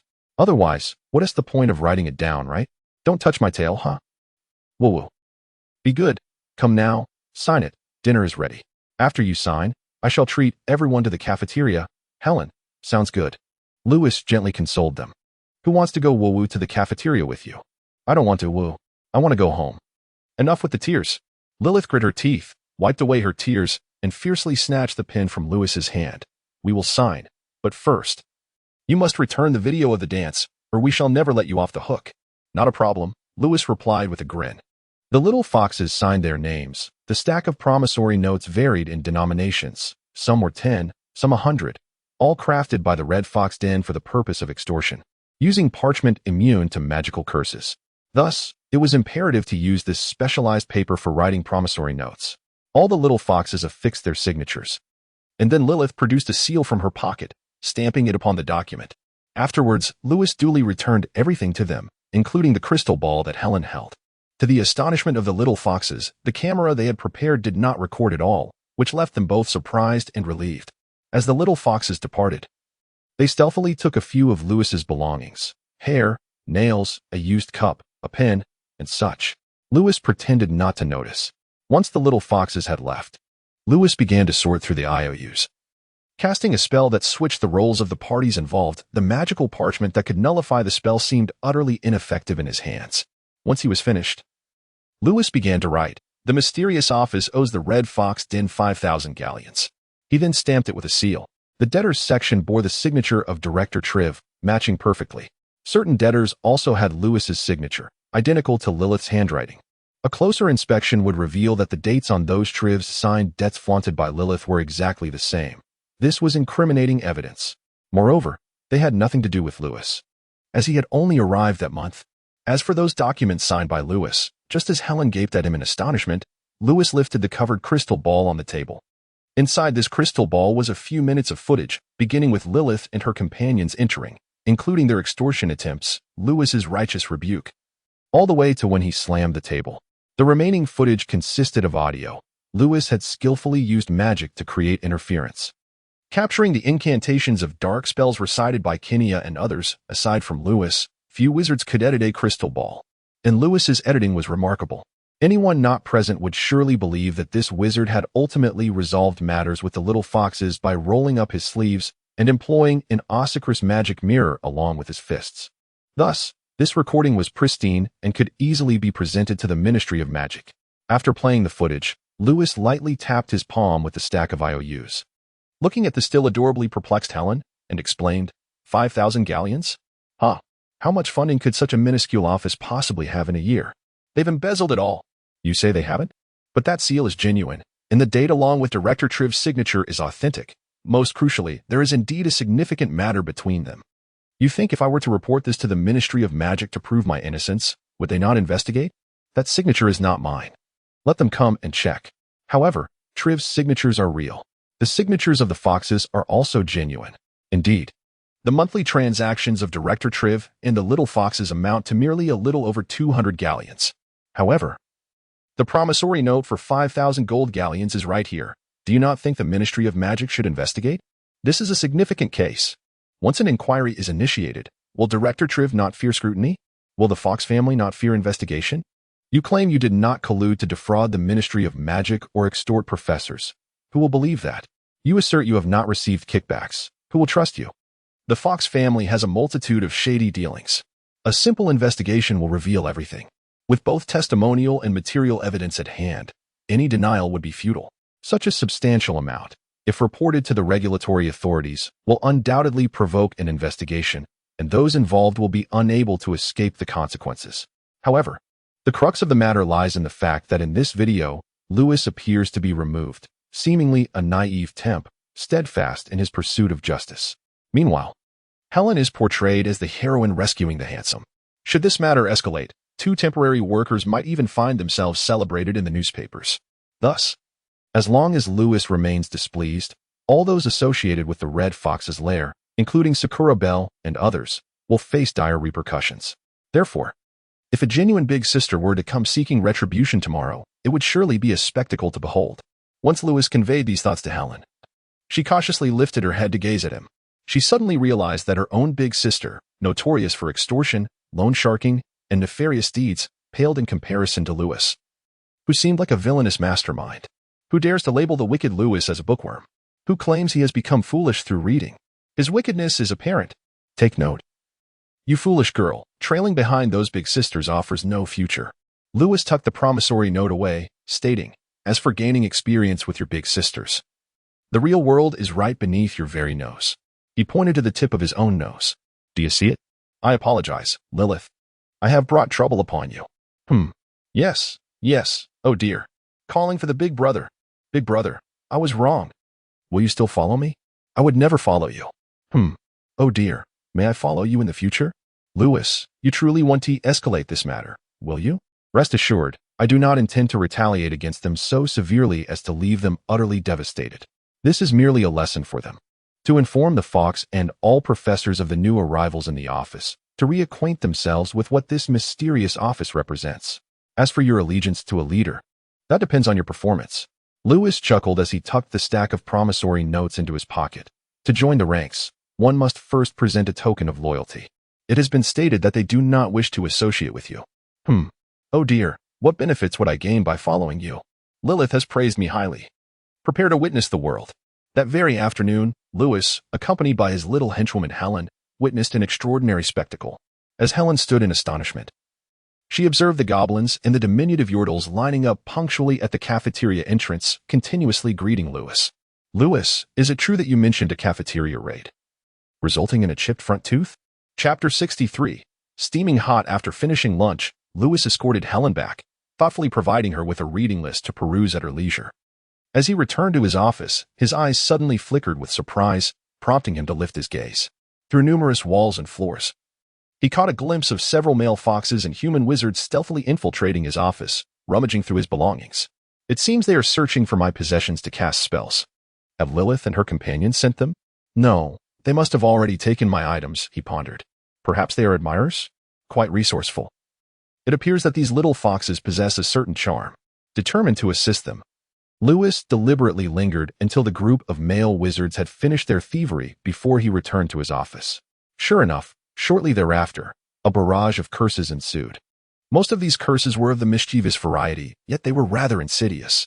At that moment, Lewis reclined in his sunlit rocking chair on the balcony, feeling an unexpected itch. After scratching, he opened his eyes and surveyed certain areas of the city, discerning the distant scene with clarity. These must be the work of those wizards, he surmised. Those young ladies are all quite cunning, aware that mere magic cannot contend with the mirror of illusions. They wouldn't be foolish enough to toy with me using such trivial spells. It seems these male wizards, unaware of the circumstances, acted recklessly. How foolish to pursue a girl with such ineptitude. Lewis shook his head and retrieved a crystal ball, employing a divination spell. Subsequently, all the varied information regarding those who had cast spells upon him materialized within the crystal ball. With this knowledge, Lewis could mimic the effects of the mirror's enchantments, either absorbing or reflecting these curses back. Once the information appeared, Lewis rose and approached his desk, compiling a list of the curses and their perpetrators. He refrained from retaliating hastily. The curses lacked creativity. After a brief wait, he finally encountered a particularly audacious individual, a tall and handsome wizard. His name seemed to be Bob. His skill was commendable, as he possessed the knowledge of a disorienting spell, which had rather amusing effects, causing its victim to publicly consume Oreos in the cafeteria after a few minutes. Lewis casually returned the disorienting spell upon him, finding satisfaction in the act. He then selected several others who had cast the same spell upon him and reciprocated, ensuring the effects would erupt a mere 10 minutes later. Subsequently, Lewis retrieved a voodoo doll from his sleeve, squeezing it gently until it transformed into a fragile porcelain figurine. This doll appeared exceedingly adorable, reminiscent of the style favored by Ossicris. Without delay, Lewis, as if shuffling playing cards, drew the figurine across the left side of his desk to the right, revealing an entire row of porcelain dolls. Soon after, Lewis casually picked up a porcelain doll, and with a slight release of his grip, it fell to the ground and shattered instantly. If Harold had been present at that moment, his jaw would have surely dropped in astonishment. After counting the number of dolls, Lewis nodded in satisfaction. He then began to reference his recorded list and incantations, wielding his wand to cast a series of special spells upon each doll. This way, when he employed the magic mirror spell, the porcelain dolls would merely absorb the enchantments. Only upon their shattering would the spells rebound upon the caster. Today, he intended to impart a valuable lesson to these individuals, demonstrating the true application of sorcery. It appears that the headmaster has been closely monitoring the quarrels between the Yodelians and the Foxes. Additionally, Stewart had previously mentioned in secret at the 2A Academy that the headmaster's bird student often lingered outside the Foxes' common room, perched upon the books. Such a display of skill would be perfect for Headmaster Oliver to witness. Francesco, a student of Oliver, led Lewis to suspect that the headmaster possessed genuine tomes. Perhaps he was secretly a university student. Lewis planned to leverage this situation, aligning himself with the Yodelians to become one of the headmaster's pupils, thus joining the ranks of Ossicris's classmates. Moreover, although the Yodelians lacked significant influence within the upper echelons of the Ministry of Magic, they were notably renowned and formidable within the ranks of ministry agents, particularly among the reformists. Relying solely on 12 dark wizards would not suffice to thrive within the ministry. Lewis intended to gradually rally the Yodelians to his cause. As for the Foxes, henceforth, the offspring of the elite families within the ministry's upper crust would be compelled to refer to themselves as grandsons. Meanwhile, after surreptitiously completing his schemes, Bob realized that his spell of confusion had taken effect. A confident smile spread across his face as he returned to the common room accompanied by his entourage. Observing Miss Lilith feigning cheerfulness while conversing with everyone, Bob felt a pang of discomfort in his heart. He closed his eyes, took a deep breath, and when he opened them again, a radiant smile adorned his face. Seated at the center table of the common room, a group gathered around Bob, captivated by the tales spun by Lilith and others. Bob and his companions felt a sharp ache in their hearts. They could not fathom the cause of the lady's peculiar behavior, but Bob noticed that several of them had reddened eyes and exhibited odd movements. They hesitated to sit on the chairs, limping slightly as they walked. What troubled Bob and the others further was the hoarseness in their voices and the visible marks around their wrists and ankles, suggesting they had been restrained in some manner. In truth, they had merely endured a beating and danced a little, all while being in Helen's presence. Cough, cough, never mind, do not overthink it, truly. Upon witnessing Bob's fiery glare, Kenia hastily exclaimed, "Don't let it slip that I told you. Lilith is feeling rather embarrassed." With that, Kenia turned away, wiping her tears. "What is there to be embarrassed about? I was the first to ride a unicycle in front of Helen, while you all were merely on tricycles. I even received praise for tossing a small ball, something you could not achieve as well as I did." Boo-hoo. As these thoughts crossed her mind, Kenia nearly broke into sobs, covering her mouth with her hand while turning away. A sense of dread enveloped Bob and the others, their faces paling. Meanwhile, Lilith, who was seated at the table recounting tales of office skirmishes, cast a sharp glance at Kenia after overhearing the hushed whispers. She then flashed a smile at Bob, saying, It was merely a beating. It's nothing of consequence. That lad not only comprehends the magic mirror, but possesses extraordinary strength. When he charged at me. Ouch. Kinia, quickly fetch me a cushion. I've landed hard on my backside. Why are you all staring at me? It was his doing. His doing. Bob painfully shut his eyes. When he reopened them, a sinister smile played upon his lips, but within his gaze burned a fierce hatred. She is keeping secrets from me. Surely, it cannot be that she merely endured a slap, danced a bit, rode a unicycle, and tossed a ball. You are not circus monkeys. At the very least, one ought to perform a striptease, right? Those who owe debts typically showcase such acts in this lounge, do they not? And what asks this about the witches being mad? No need to say more. I already understand. Patience, this is merely an appetizer. In the afternoon, Daniel and his crew of 5 will return, and they are currently mingling with Kinia and the others. This matter will not simply end here. We have always been the ones to torment others. It has never been the other way around. The disciples of Oscillochrist. This time, I shall ensure this audacious lad receives his due reckoning. Suddenly, Bob felt perhaps it was time to dine. Wasn't he, Lilith and the others, hungry as well? Come, everyone. Let us go for lunch. There will be an entertaining show in the cafeteria shortly. With that, Bob winked at his goddess, Miss Lilith, aware of Bob's antics. Many gentlemen exchanged knowing glances upon hearing his words, erupting into hearty laughter. Clearly, someone oblivious was destined for misfortune today. We have always bullied others. What audacity it takes to provoke someone from the illustrious Fox family. Regardless, after witnessing the performance, the ladies would certainly regain their spirits. The gentlemen, shrouded in mystery, were met with puzzled expressions from several ladies. My dear Miss Lilith, let us proceed to the cafeteria for our meal. Bob made a slight, yet gentlemanly bow. At this moment, he gazed upon the pure, sacred lotus in his heart, feeling an elevation of purity within himself. Soon, there would be no warm meal to enjoy. As the clock approached 12, the dishes had mostly been served, and the students and wizards who remained in the school had already settled down to dine. With only a few dining halls open during the holiday, the restaurant was teeming with patrons, leaving no available seats.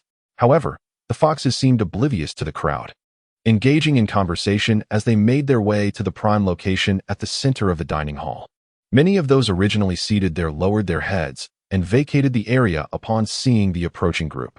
Only a few gluttonous yodels remained unaware of the newcomers, continuing to feast heartily. Initially, the mood of Lilith and her companions brightened amidst the gentlemen's humorous banter and the adoration surrounding them. Yet, upon encountering the yodels and goblins, their expressions soured. The sight of these little yodels reminded her of those rickety tricycles. This band of grotesque little gnomes had grown increasingly insufferable. Observing Lilith's frown, several gentlemen expressed their displeasure. A few robust fox male wizards approached the yodels, delivering a slap to each of their heads. Bob, in a fit of mischief, unleashed a series of prank spells, causing the unfortunate little beings to stagger about as if intoxicated, clutching their heads while performing a clumsy tap dance, shedding their garments, and fleeing in tears. As they departed, they hurled threats. Just you wait until our shift ends. I'm going to find my boss. If you have the guts, don't leave after your shift. Their bravado was matched only by their hasty retreat, vanishing from sight as they raced away. Witnessing this comical scene, Miss Lilith's smile returned. These little rascals had truly become audacious lately. Did they really think they could sit at these tables? Were it not for the ladies' impending meal, she would have happily doused them with muck soup and left them hanging outside to stew for the night, ensuring they remembered their place. Amidst the commotion, some patrons had taken their seats, while a few foxes ventured into the kitchen. The kitchen staff and the yodel chefs, who had been on break, dared not protest upon seeing the bullies and hastily prepared additional dishes. Soon, the food began to flow once more, and the multitude of foxes commenced their meal. Yet, Bob felt an inexplicable void. Bob, you lot have been so secretive today. What performance are you preparing? Inquired a plump girl in a hushed tone. It wouldn't be another upside-down goblin clown act, would it?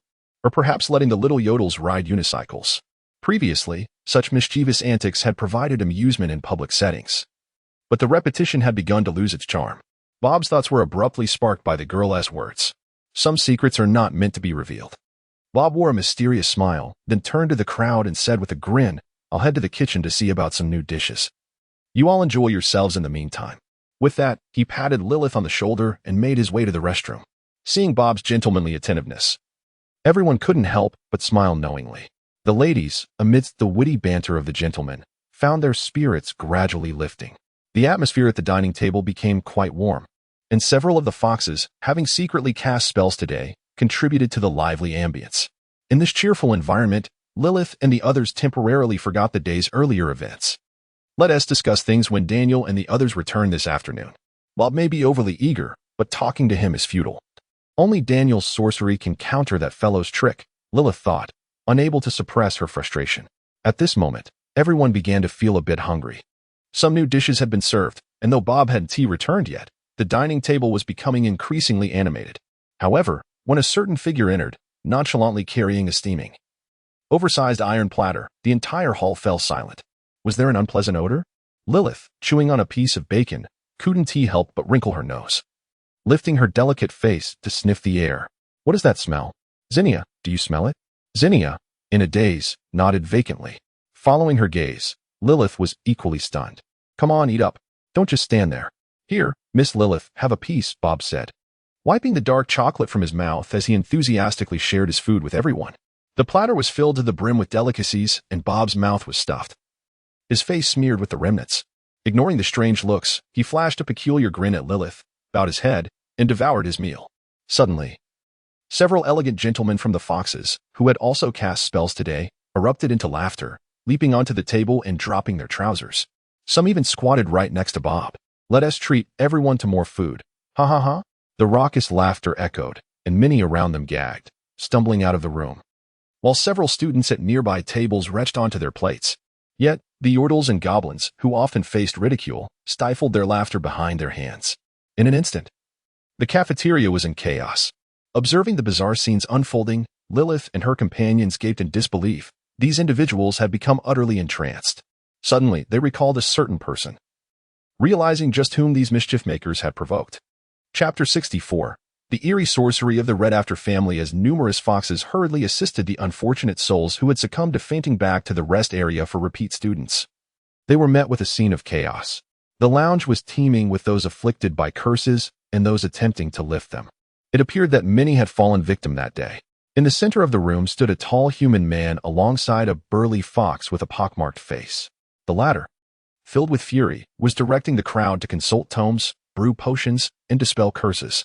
In contrast, the human gentleman maintained an air of calm as he guided the multitude of fox sorcerers and sorceresses in their magical endeavors.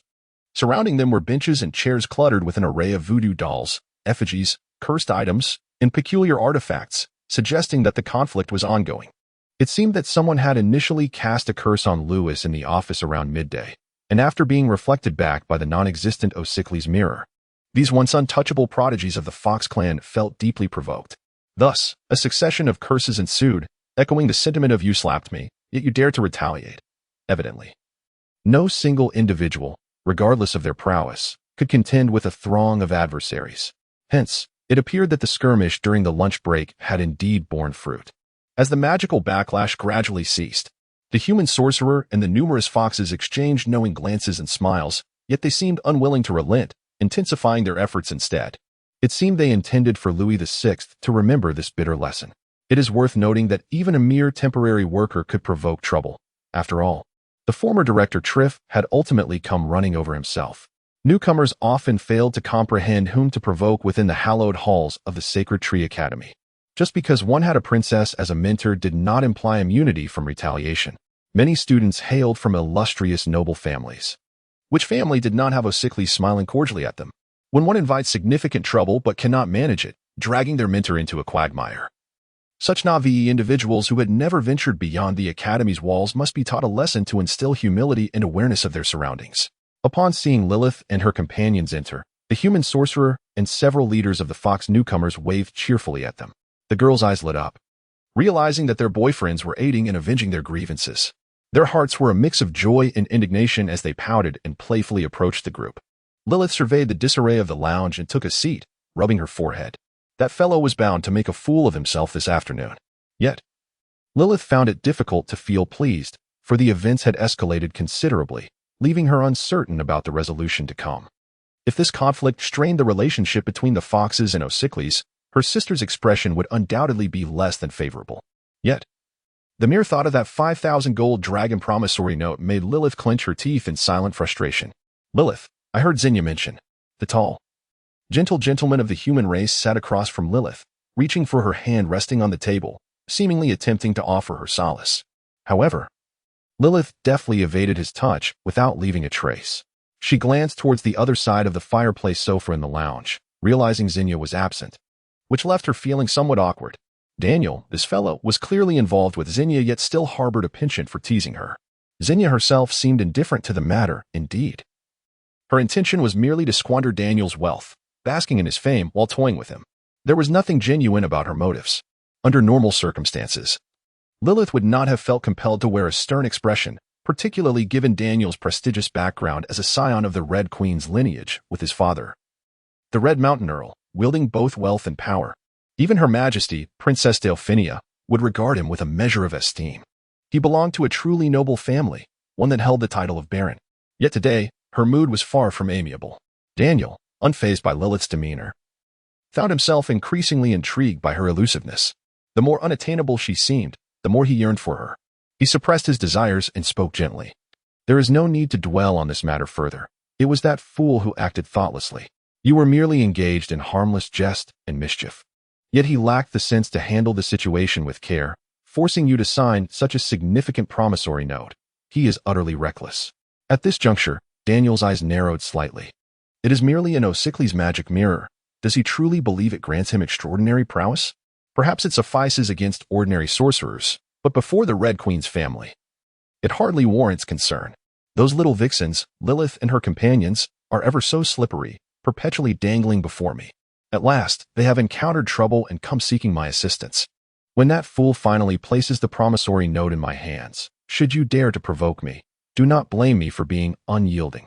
Miss Lilith has always relished pretending to play house, envisioning herself as the queen of this new generation, delighting in being adored.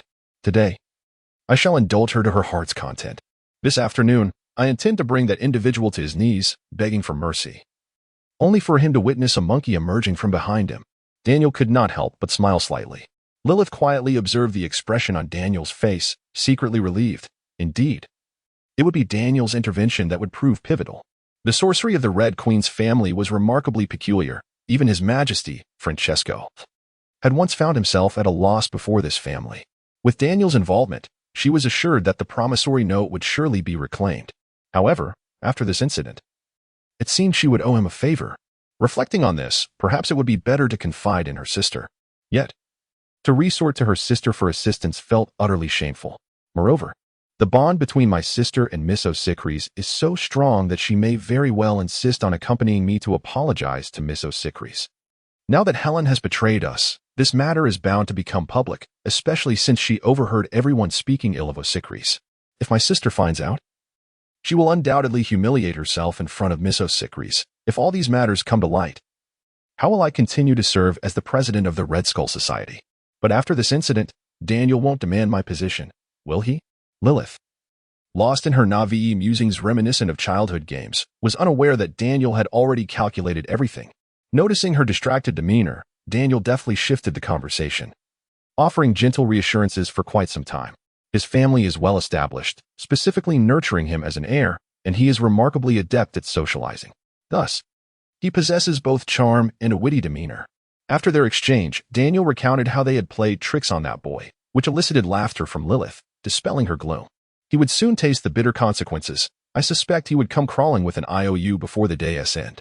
Whatever Bob consumed today, I shall ensure he repays it 100-fold in public. Rest assured, I will avenge you. Daniel gently grasped Lilith's hand, softly declaring, Lilith, no matter what, we shall protect you. These words, coupled with the collective we, warmed Lilith's heart. She withdrew her hand, her cheeks slightly flushed, as the atmosphere between them felt overly intimate. To divert the conversation, she glanced elsewhere and inquired, where is Kinia? Why hasn't she returned? Daniel turned to look, his brow furrowing in confusion. She went to the changing room. Why is she taking so long? Oh, perhaps she is showering. You know Bob today. Oh, damn. I shouldn't have brought that up. Daniel shook his head, though it appeared he had intentionally mentioned it. He gazed at Lilith, chuckling, It's all right, Lilith. You don't carry that scent. You smell delightful. Lilith bit her lip, ultimately rising to leave. Sorry, Daniel, I must also visit the changing room. As she passed by Daniel, she inadvertently brushed against his arm, leaving him flustered. Upon entering the changing room, Lilith observed that Kinia and the others seemed to have just finished showering and changed their clothes, even their undergarments. The 6 girls exchanged glances while biting their lips. Eyeing the lingerie, Lilith hurriedly grabbed her outfit, waiting for the sisters ahead to finish before she washed up. She changed into a fresh ensemble, featuring a lace-trimmed shirt underneath and a black and white vest over it, adorned with buttons at the front, giving her a neat and polished appearance. Draped in elegant white aristocratic thigh-high stockings, Lilith cast a subtle spell, causing her silvery tail and hair to billow gracefully. Checking the time, she noted it was already past 4 in the afternoon. She tied her hair back, concealing her petite ears within the cascading locks. Once she had prepared herself, the spirits of her 6 sisters lifted considerably. Upon returning to the parlor, they discovered the male wizards had already commenced a jovial celebration, toasting with champagne. A few small yodelers, who had just delivered the champagne, stood in a row, weeping as they were doused by the bubbly. Observing the lively scene in the hall, warmth enveloped the hearts of the 6 sisters. The numerous gentlemen, aware of their lingering grievances, had intentionally summoned a few jesters to lighten the mood. Since the time of Headmaster Oliver, the yodelers had lacked a new generation of remarkable talent, most hailed from families of scholars or affluent merchants, excelling in both knowledge and trade. However, such individuals primarily served the Ministry of Magic and the aristocracy, which rendered them almost inherently inferior in the eyes of the political elite and nobility of the ministry. This was particularly true for the Foxes, whose clan maintained deep connections within the ministry and had historically subjugated the yodelers. Consequently, the relationship between the Foxes and the yodelers within the academy was rather delicate. Moreover, a prophecy foretold that the Foxes would eventually bow to the yodelers, leading to frequent private humiliations of the latter by the former. Yet, Headmaster Oliver, being a yodeler himself, turned a blind eye to this matter, seemingly dismissing it as mere childhood games. He once quipped that all changes would commence this year, and a certain individual would rise to champion the yodeler youngsters. This led many to speculate that the headmaster was adhering to the prophecy that the most formidable wizard in the history of this world would enroll, and he would be a yodeler. One wondered if the headmaster had prepared to find a worthy mentor for him. Noticing Daniel beckoning towards them, the 6 little foxes momentarily set aside their earlier discontent and mingled with the crowd. They accepted the champagne offered by the gentleman and, amidst the raucous atmosphere, mischievously drenched the small yodelers. The yodelers merely stood frozen in place, howling in despair, too timid to evade the onslaught. Witnessing their cowardly demeanor, the little foxes erupted into gleeful laughter. Lilith couldn't help but imagine that this was the essence of the little wizard. A sense of vindictive pleasure surged within her, amplifying her delight.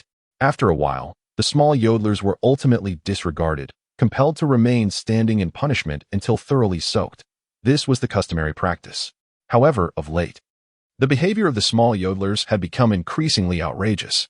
Just recently, one of them, after being drenched, had the audacity to flee instead of obediently retreating indoors to stand, even threatening to report the transgression.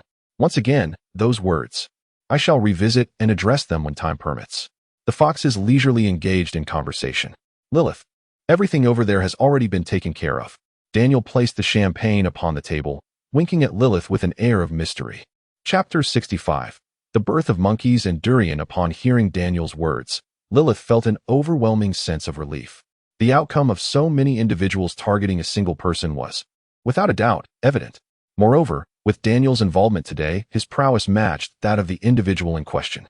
She wondered what had caused her previous apprehension. Today, the new generation of foxes had gathered in full force, with Daniel, the foreign aide who possessed the most profound understanding of the mirror curse's vulnerabilities, guiding them. The sorcery wielded by the gentleman would undoubtedly yield extraordinary results. He was doomed. With Daniel's confident smile and the support of those around her, Lilith gradually reclaimed her sense of security and confidence. She settled into the center of the sofa, basking in the attention of those around her, her mind dancing with thoughts of how to deal with that individual. A debt note? Surely, it could not be as simple as merely retrieving a debt note to resolve the matter. When that wretched little sorcerer came begging for mercy, she would demand he publicly lick her toes. With this thought, Lilith playfully adjusted her high heels and curiously inquired of the gentlemen surrounding her, "What are today's arrangements?" Daniel glanced at the people nearby, offered a slight gesture to Lilith on the sofa, and replied, "Soon, I shall summon a monkey to emerge from his behind." Another gentleman winked and chimed in, "I shall give birth to a shot put." "I shall produce a cat," said another. "Forgive me, but but I shall bring forth a durian," boasted the burly fox with a pockmarked face. A chorus of astonished gasps filled the room, marveling at the remarkable talents of the new generation of wizards, whose magic was both powerful and imaginative. The ladies, upon hearing the wizard's declarations, couldn't help but stifle their laughter. Even a passerby, who had just walked by the door, could not resist applauding. Indeed, Fox possessed the most vivid imagination. "Boss, boss, it was them. They struck me on the back of the head at noon." Voices from the entrance broke the harmonious and warm atmosphere of the lounge. Gradually, the hall fell silent as the foxes frowned and turned to see who dared to disturb them. After all, the finest prodigies of the foxes were all present today. Yet, upon seeing the approaching individual, they exchanged knowing smiles. Many foxes wore expressions of amusement. The arrival of this person was anticipated. After all, if he did not come to plead for mercy, he would be left to face the consequences. However, it seemed that the curses and sorcery he bore had been cleverly delayed in their manifestation. But with so many curses, was he planning to give birth to monkeys in public? And he had even enlisted a host of Yordle to support him? Was this a coalition of two groups of suffering souls? It seemed that today he would find no solace, even if he knelt and wept. As negotiations were out of the question, a multitude of foxes feigned ignorance towards the individual, resuming their jovial chatter. The atmosphere in the room swiftly transformed into a lively scene once more. Surrounding Lilith on the sofa, several robust foxes deliberately inched closer to Lewis as he ambled over, glaring menacingly at him. However, something inexplicable occurred. Upon catching sight of Lewis's cheerful demeanor, a buzzing emptiness enveloped Lilith's mind, leaving her feeling somewhat unsettled. Unable to restrain herself, she tightened her grip on Daniel's sleeve. With a faint smile, Daniel leaned slightly down, gently patting her delicate hand without casting a glance towards the doorway, and remarked, "The show is about to begin. Indeed, what do I have to fear? The one who should be afraid now is him." A sudden wave of humiliation and anger surged within Lilith as she observed the fox's furtive glances directed at her. Acutely aware that they awaited her response, she pretended to accidentally kick off a shoe, casting a light glance at Kinia. Subsequently, Kinia tossed a blanket at Lilith's feet, playfully beckoning the little sorceress, "Come over here." Laughter erupted throughout the hall as Lilith raised her foot in a showy manner. She then feigned ignorance towards Lewis's presence at the door, engaging in conversation with those nearby. After a considerable wait without any sign of movement, she looked up and realized the little sorceress had not approached her at all, but had instead made her way to the stone table adorned with champagne. Lewis then beamed at the crowd, unhurriedly retrieving a stack of porcelain dolls from his pocket and placing them on the table. 1, 2, 3, 4, 36, 37. Slowly arranging them in a row. At that moment, Lilith and her companions beheld this eerily familiar scene as if confronted by a nightmare. Their minds swirling with disbelief, swiftly igniting their anger. He was deliberately humiliating her. Even at such a dire moment, he dared to further insult her. The other foxes, unaware of the morning's events and oblivious to the significance of this display, regarded Lewis as though he were a fool. He seemed to possess a modicum of skill, appearing to have temporarily sealed the curses and sorcery inflicted upon him within the voodoo dolls. Thus, he brought these dolls in hopes of soliciting their assistance in breaking the spells. Otherwise, should the dolls become damaged, he would be in grave peril. Yet, the foxes had never witnessed anyone using porcelain dolls as voodoo dolls. Such an act seemed utterly foolish, for a single fall would shatter them. Moreover, these porcelain dolls appeared to belong to certain affluent young women, characterized by their exorbitant price and ineffectiveness, crafted specifically for wealthy collectors, much like the likes of Ocycles and Helen, who adored amassing voodoo dolls from the White Jade Garden. Hence, these dolls served merely as ornaments. What purpose did he have in displaying them? To suggest that he was living off others? Shall we challenge him to a duel in public with his voodoo dolls? Is he a fool to think he can engage us in such a manner? Displaying those ornaments on the table? One good throw, and they will shatter. This bookish fellow clearly has no experience in combat. A few fox girls, observing the little wizard's earnest demeanor, could not help but turn away, stifling their laughter. "Mr. Lewis, what brings you here?" Daniel feigned surprise, knowingly inquiring. Laughter erupted among the surrounding foxes. "Just passing the time," Lewis replied, placing the last porcelain doll on the table, a smile gracing his lips. "I thought I might offer a lesson to our academy's repeating students." Noticing several fox boys picking up the porcelain dolls, the tallest among them, a burly lad with a mischievous expression, regarded Lewis with a curious look. Lewis chuckled. "Be careful, do not break them." These are for today's lesson, both valuable and easily shattered. A lesson? The fox ruffians exchanged glances, nodding in realization. Oh, with that, one of them accidentally dropped an expensive porcelain doll to the ground, shattering it with a resounding crash. Come, let us all engage in this lesson. They mocked, tossing the dolls one after another with derisive laughter. The previously jovial fox gentlemen in the hall suddenly turned pale, their expressions stiffening in disbelief.